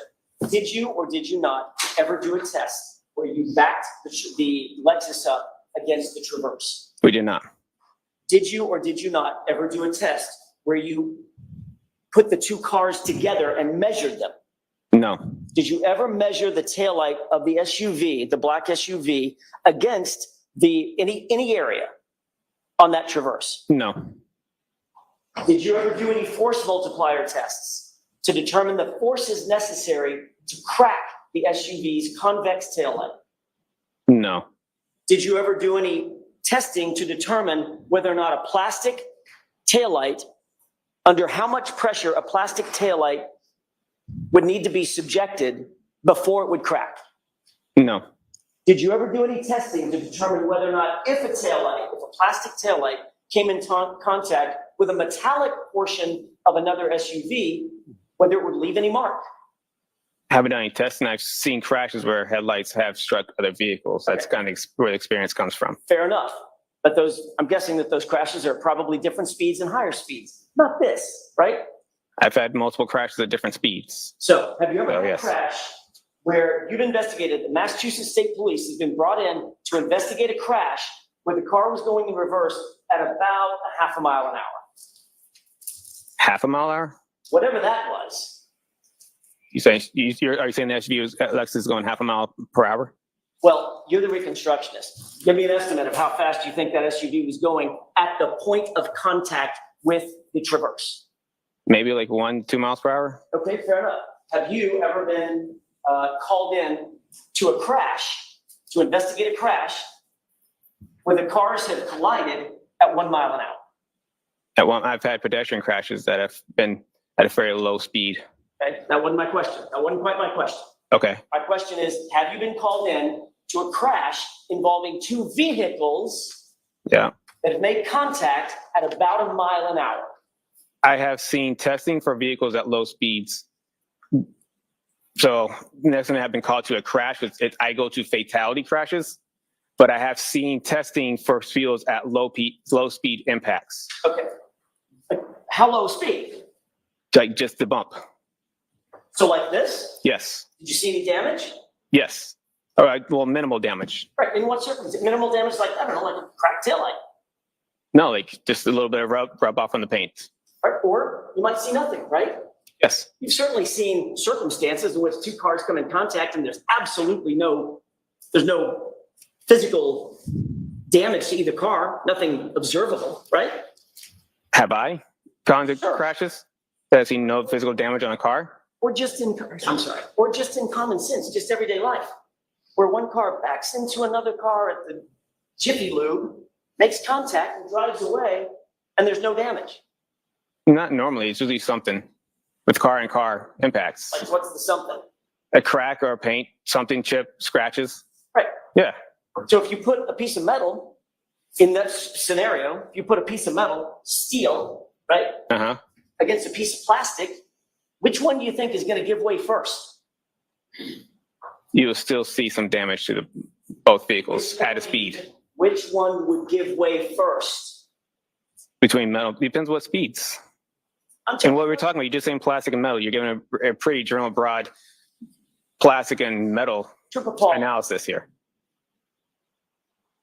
You admit, you got to agree with me, that there are circumstances in which low speed, very, very low speed contact between two cars can certainly leave damage on one and not damage on the other, damage on both, or no damage on either one. Observe it. Yes, I just said in that situation where the scratch on the side of her car had a scratch mark and his doesn't appear to have anything. And you said under questioning by Mr. Lally that certain circumstances like this could lead to a lens material, right, plastic material cracking, right?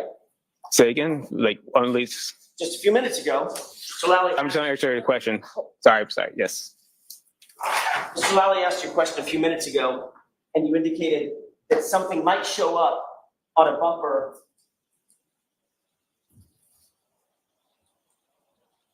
Something might, something might, like a taillight, might actually crack, correct? At a low speed impact. A taillight might crack in a low speed impact? Correct. Yeah, it might crack. Okay, now, Mr. Lally also said you saw this video where the cars come close to or make contact, right? That's how he worded the question. Remember that? Come close, yep. Which one is it? Did it come close or did it make contact? I said it might. I don't know if that scratch from the side is. It's something that's consistent with the height of the bumper. Like I said, I didn't measure them from side by side, but you can clearly see there's a scratch on the side, and that's something that looks like that would come back. So as I look at the bumper, and I see the bumper, and it has that little divot, and I look at her side of her car with that scratch mark, that kind of lines up a little bit of why that could be where that was from. I thought you said there was no damage on that car, on the Traverse. There is no damage, and that's why I went to why there's the two different paint materials there, that why one could have showed up on her car because it's that flat, the glossy paint on there, and it could have scratched on it. While you have something that's a little more rougher texture with like a flat, flat color on there, so that wouldn't leave on there. So you just described the circumstance in which two cars come in contact, you don't see any observable damage on one, and you do on the other. That's what I suggested that when you asked me that a second ago. Yeah. With regard to the video, let's get back to the question that I asked, which was, in that video, did the SUV come close to, or did it come in contact with the Traverse? Again, I don't know, because I'm saying based off the damage that is something consistent with that. So most likely it did come in contact with the bumper to bumper, but I don't know definitively because there is no damage to his car, but it's something that could explain why there's a scratch mark alongside the right rear side of his car, her car. Did you see the tire move, sir? Did you see the wheel on the Traverse move in that video? No, I couldn't see the wheel move. I beg your pardon? I didn't see it move.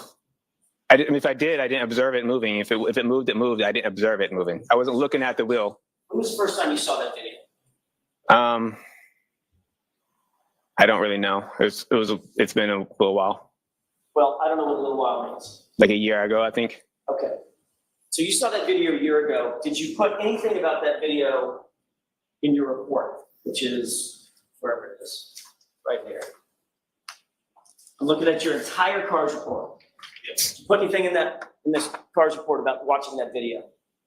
No, because I watched the video like after the report was done, and I watched it first time on court TV. So who on court TV during this trial? Like prior hearing? No, when it was on TV at some point. When did you and Mr. Lally have a discussion about you testifying about this video?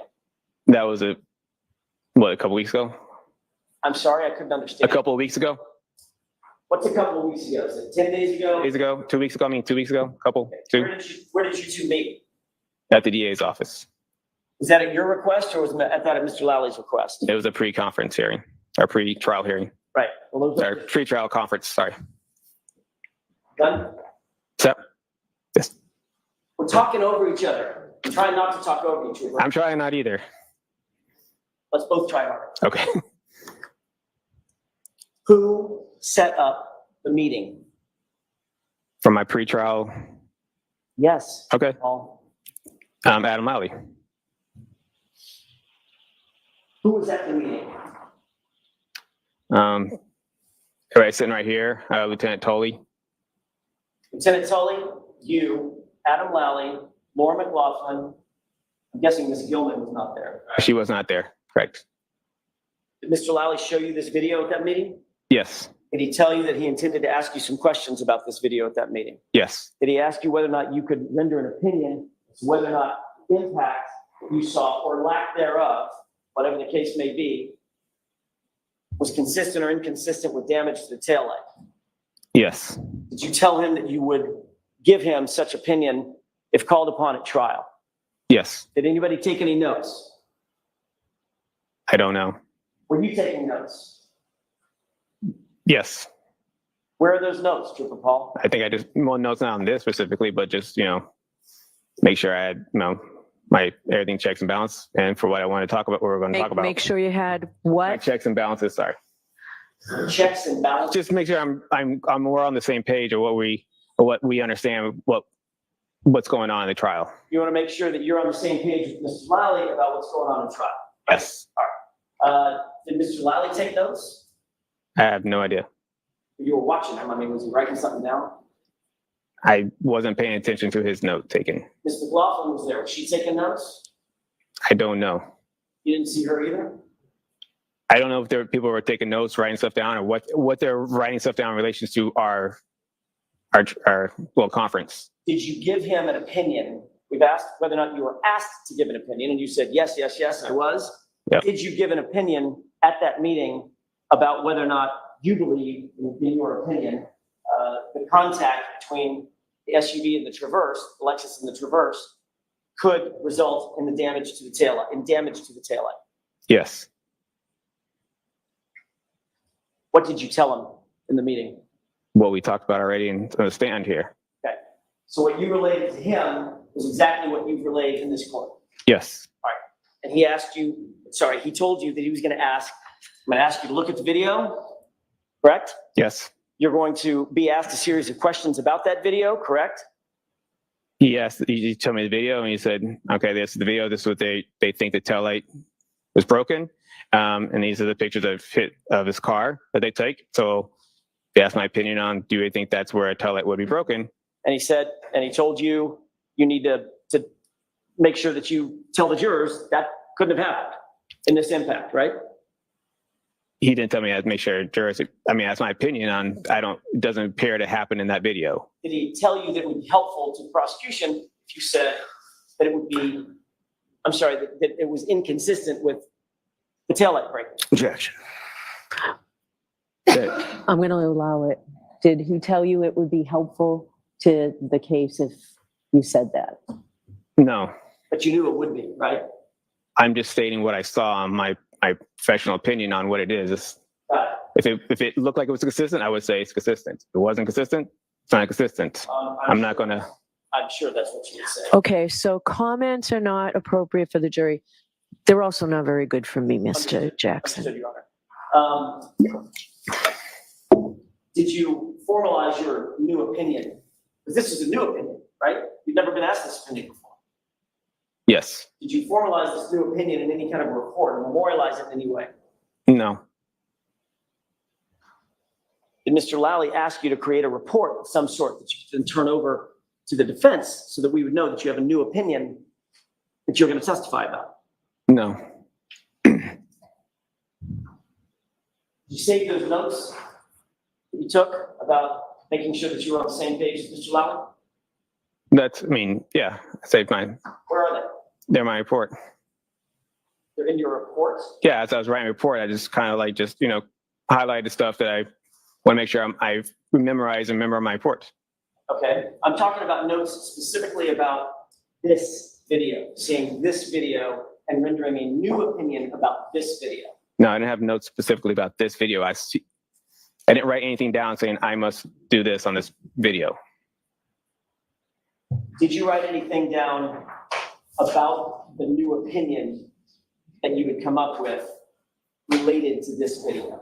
No, I did not. I'm just moving on. Yep.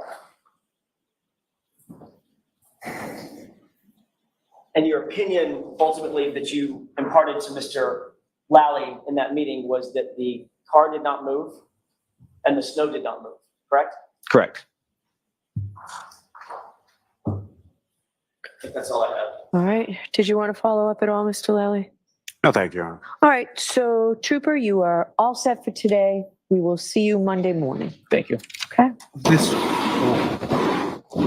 This trooper has just had a taste of what it's going to be like on Monday. Wow.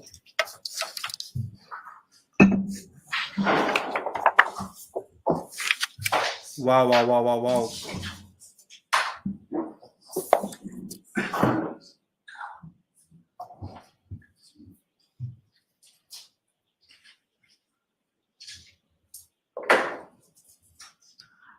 All right. So you're moving to exclude this. I'll hear you, Mr. Jackson. Your Honor, it's very clear that this is a blatant violation. Commonwealth has at least the obligation to provide us with any new opinions that any expert's going to testify to on direct examination.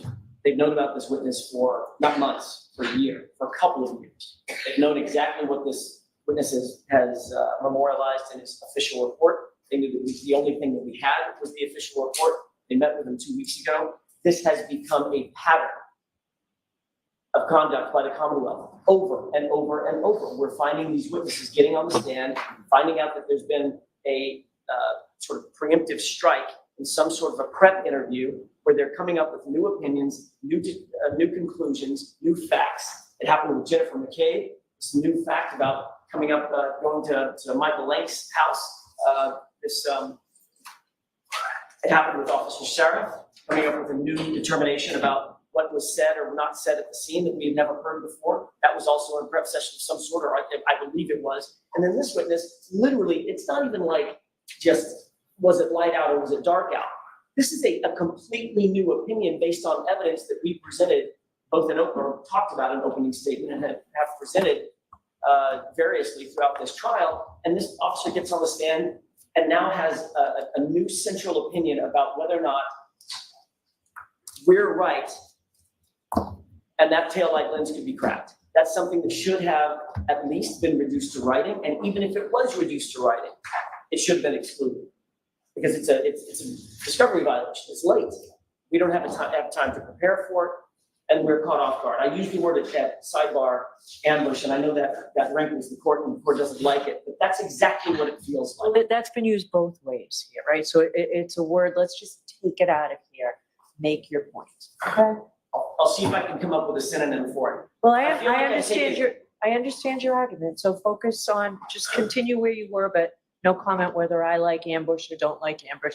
It's a word I've heard a lot on both sides. I understand, Your Honor. My point is the evidence that now is being sought should never be presented in front of you.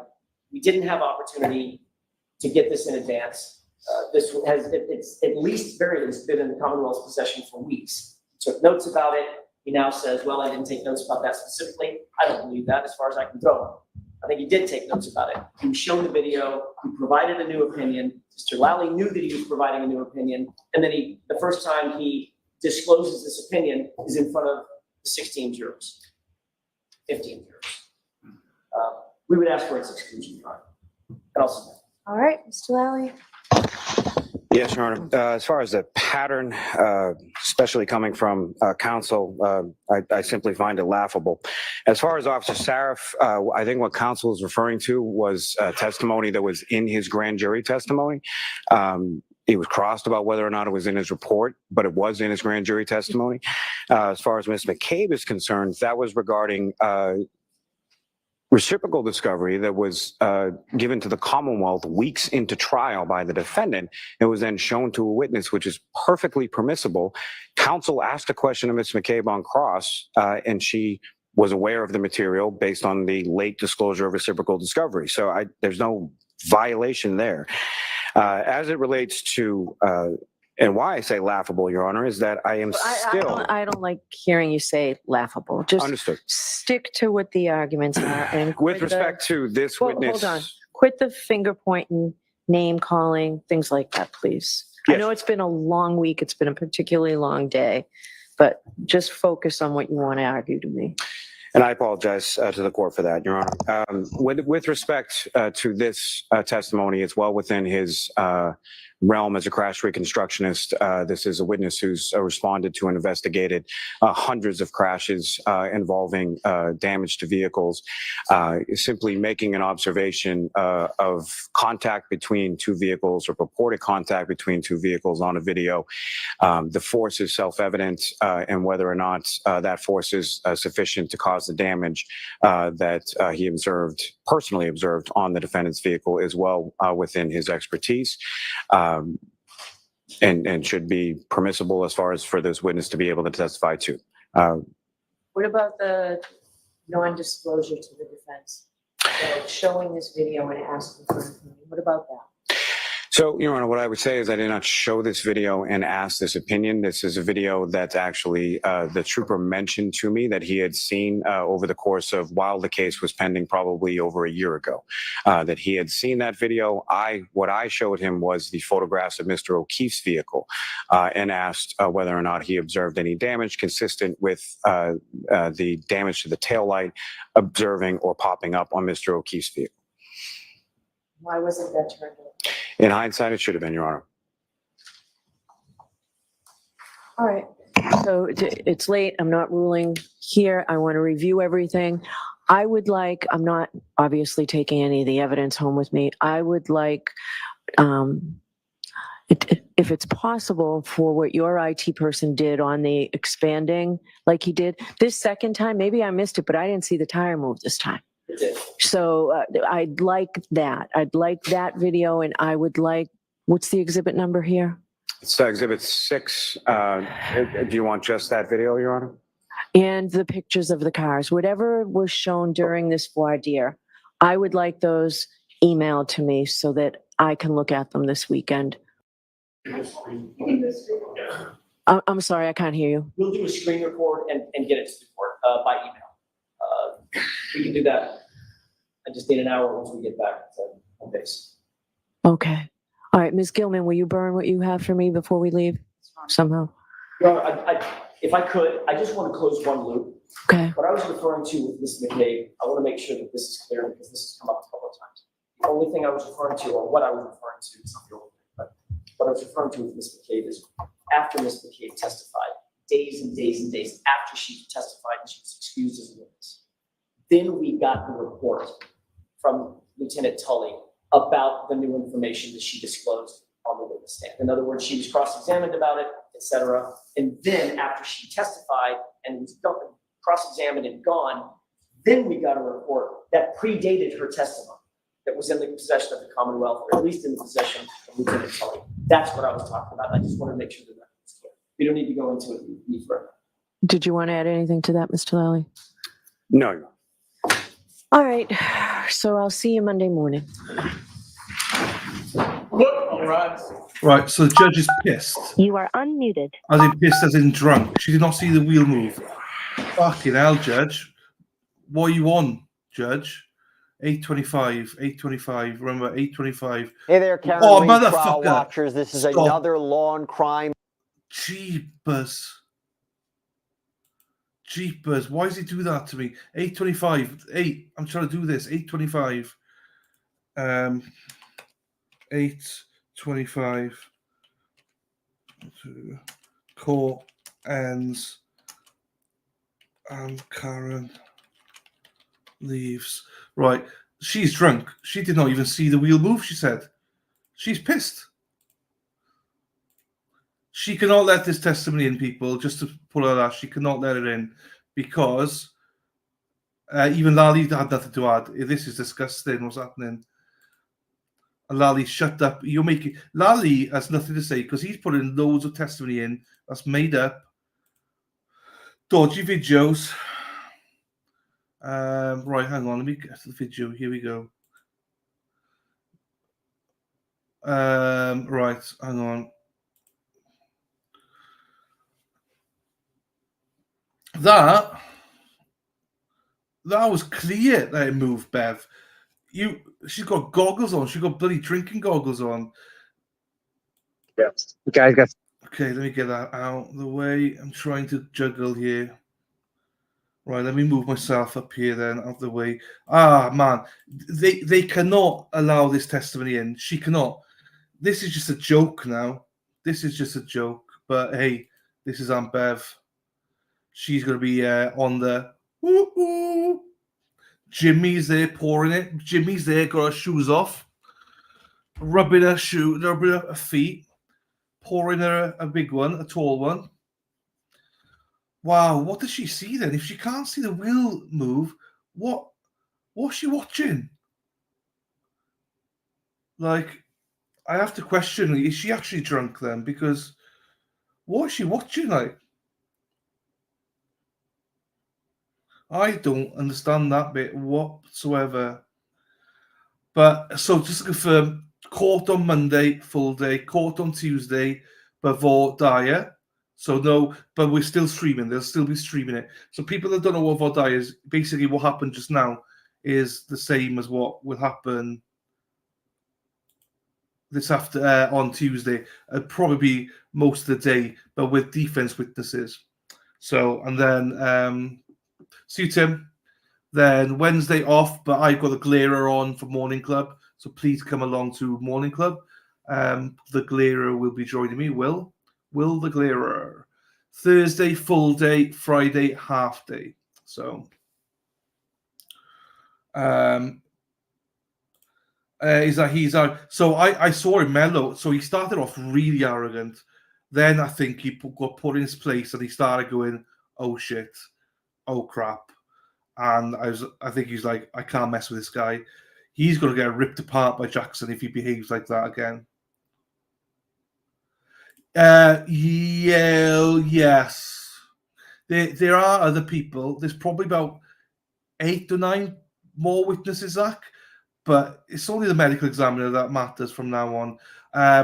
Also, sorry, no, that's not true. We've also got the guy who allegedly created Celebrate data, whatever you call it. He's to testify. I'm sure he's coming on as well. So how that him and the Emmy. Maybe we'll watch more court TV this weekend. He stepped in that one, didn't he? For dear. Dear is for dear. For dear by Miss Gold. Thank you, Miss Gold. For dear. A good weekend to everyone. Happy Father's Day to all the dads. Happy Father's Day to all the celebrated out there. Thank you to all you do, all the fathers. Is it Father's Day in the UK then as well? If it is, shit, I bought a card or anything. So I'm going out tomorrow night. I am going partying with my 4 beautiful nieces and my parents and my sister and her fiance.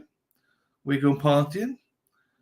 We're not going party. We're just going out for a nice Italian meal tomorrow night. So I'm looking forward to it. I'm looking forward to just getting away from this trial. Do you know what I mean? Woof. Here we go. Right, here we go. Not gonna leave it way. Oh, bollocks, is it? Frustrating.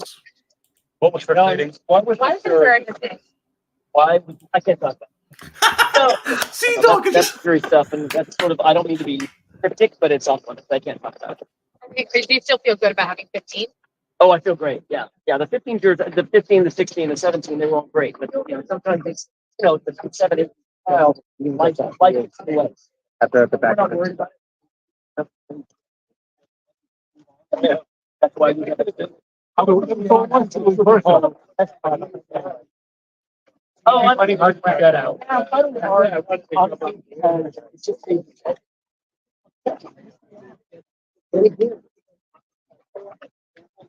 Well, not giving information. I'm not giving us information. Damn about this. Obviously, I mean, this is crazy. Look at the poor guy can't even walk.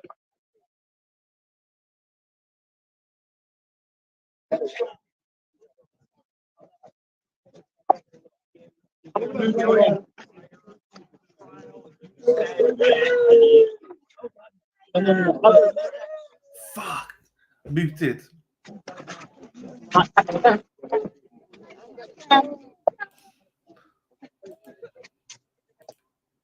I know. Stay strong, Karen. Stay strong, Karen. Sweetie. Good job, baby. Thank you, hon. He wants you to give you this too. Sorry, Karen. Here, Tom. I've seen you before with the sweat shirts on. I'm a standout, right? Yeah, you're a good boy. Thanks, sir. You're amazing, Karen. Hi, Karen. How are you? Good, good. You look great today. Thanks. You gonna be wearing Celtics today? Sorry? Celtics? Celtics. Yes, yes, yes, yes, yes. I'm so sorry they're praying for you. Praying for you. We love you. Free Karen Reed. Thanks, Sarah. I'll get you the Enjoy name. yourself, darling. Thank you. Cookie. Yeah. See you, Liz. I got stuff to do, but I want to finish it tonight and then I was glad I rest would. up. I don't. Go ahead. I'll get the screenshot. Get the screenshot real quick. Real quick. Screenshot. Thank you. Good. You're good. Good. I gave them a treat. Yeah, they gotta go. Thank you.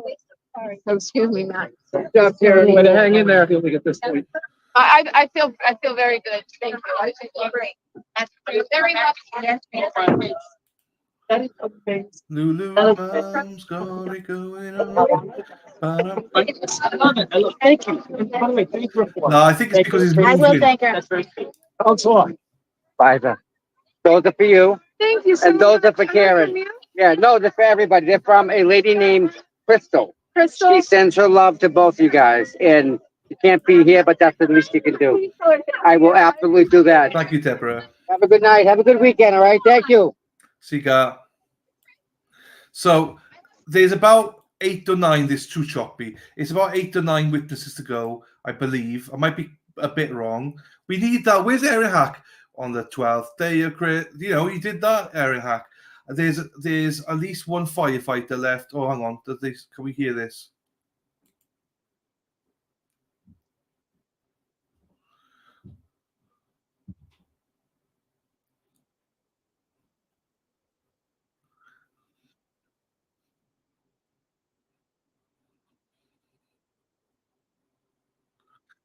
He's good with the kids. Yeah. Sea Dog's very funny. Sea Dog is very funny. I just love that when he said that, Sea Dog, with the whole Happy Father's Day to all the fathers like me. I didn't read it. I just put it up and then sup mamas. I was like, I love that. I love that. Thank you, Sarah. Thank you very much. Happy days and nights. See you all Monday. Thank you very much, Sarah. Thank you, Cynthia. See you Monday. Yeah, I think it's because he's out in the open. Do you know what I mean? All the gifts, they're so generous. I wonder if seeing all those people is overwhelming for her. I think it's nice for her though.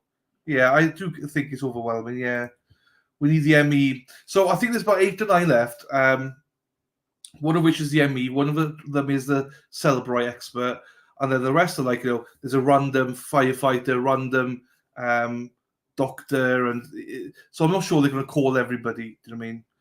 Scratchy Itchy, hello fella. The Google search test is flawed.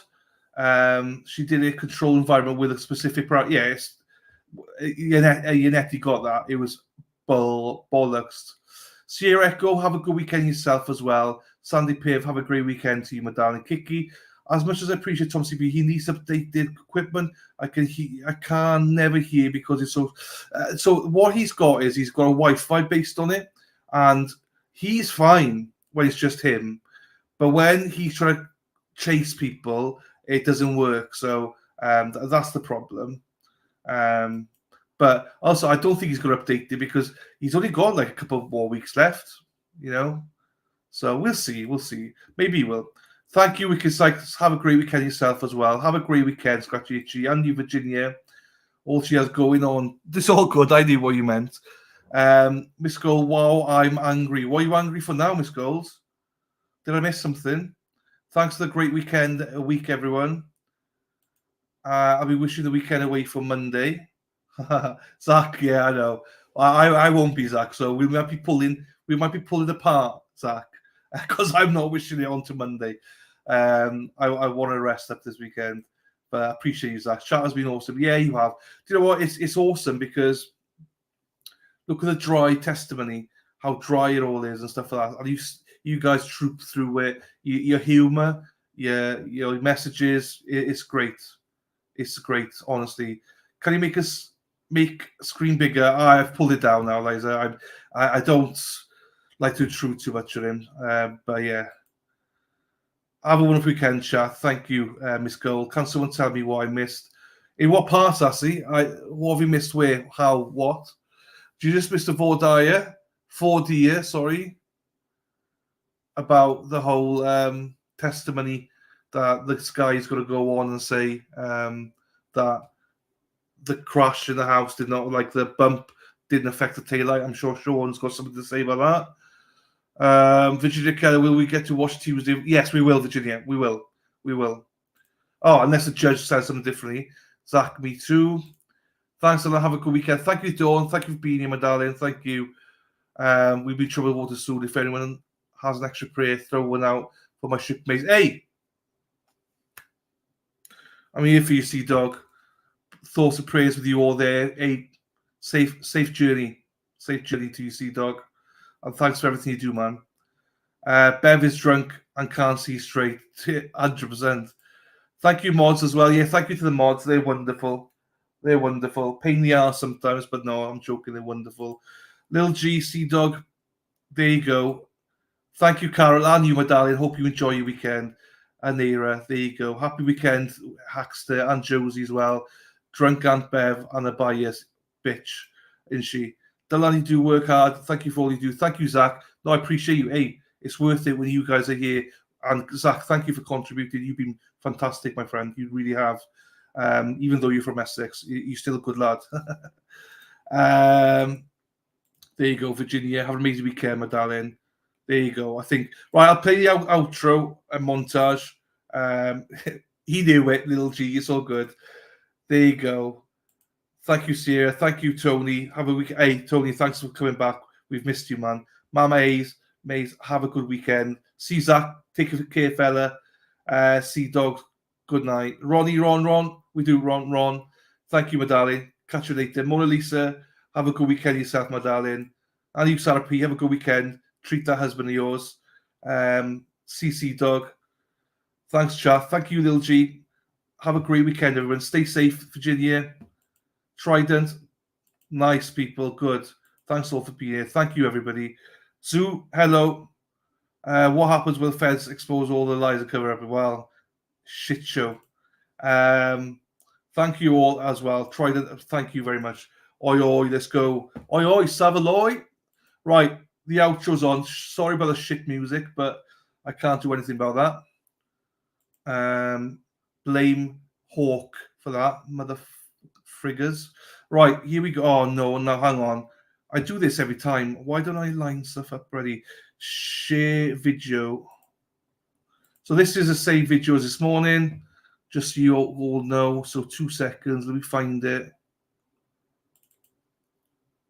Remove for a second. Let me just get it. Everything's done here. Lisa, thank you, my darling. Lovely to see you. Gerald, hey Gerald. Jeb must be go to the outer Cape and Cod to swim with these seals. A massive, yeah, I know, Gerald. I know. Dana, thank you, Dana, for jumping on. And Dana's famous, everyone. Dana's the man. Dana got a hello from Karen Reed. Dana, wow, I'm jealous, sir. Thank you so much, Dana, for popping on earlier on as well. Thank you.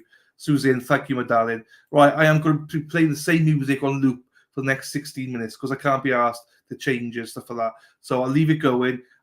So mute if you don't like the music because it's the same music. It's like a 2-minute long thing that's going to loop.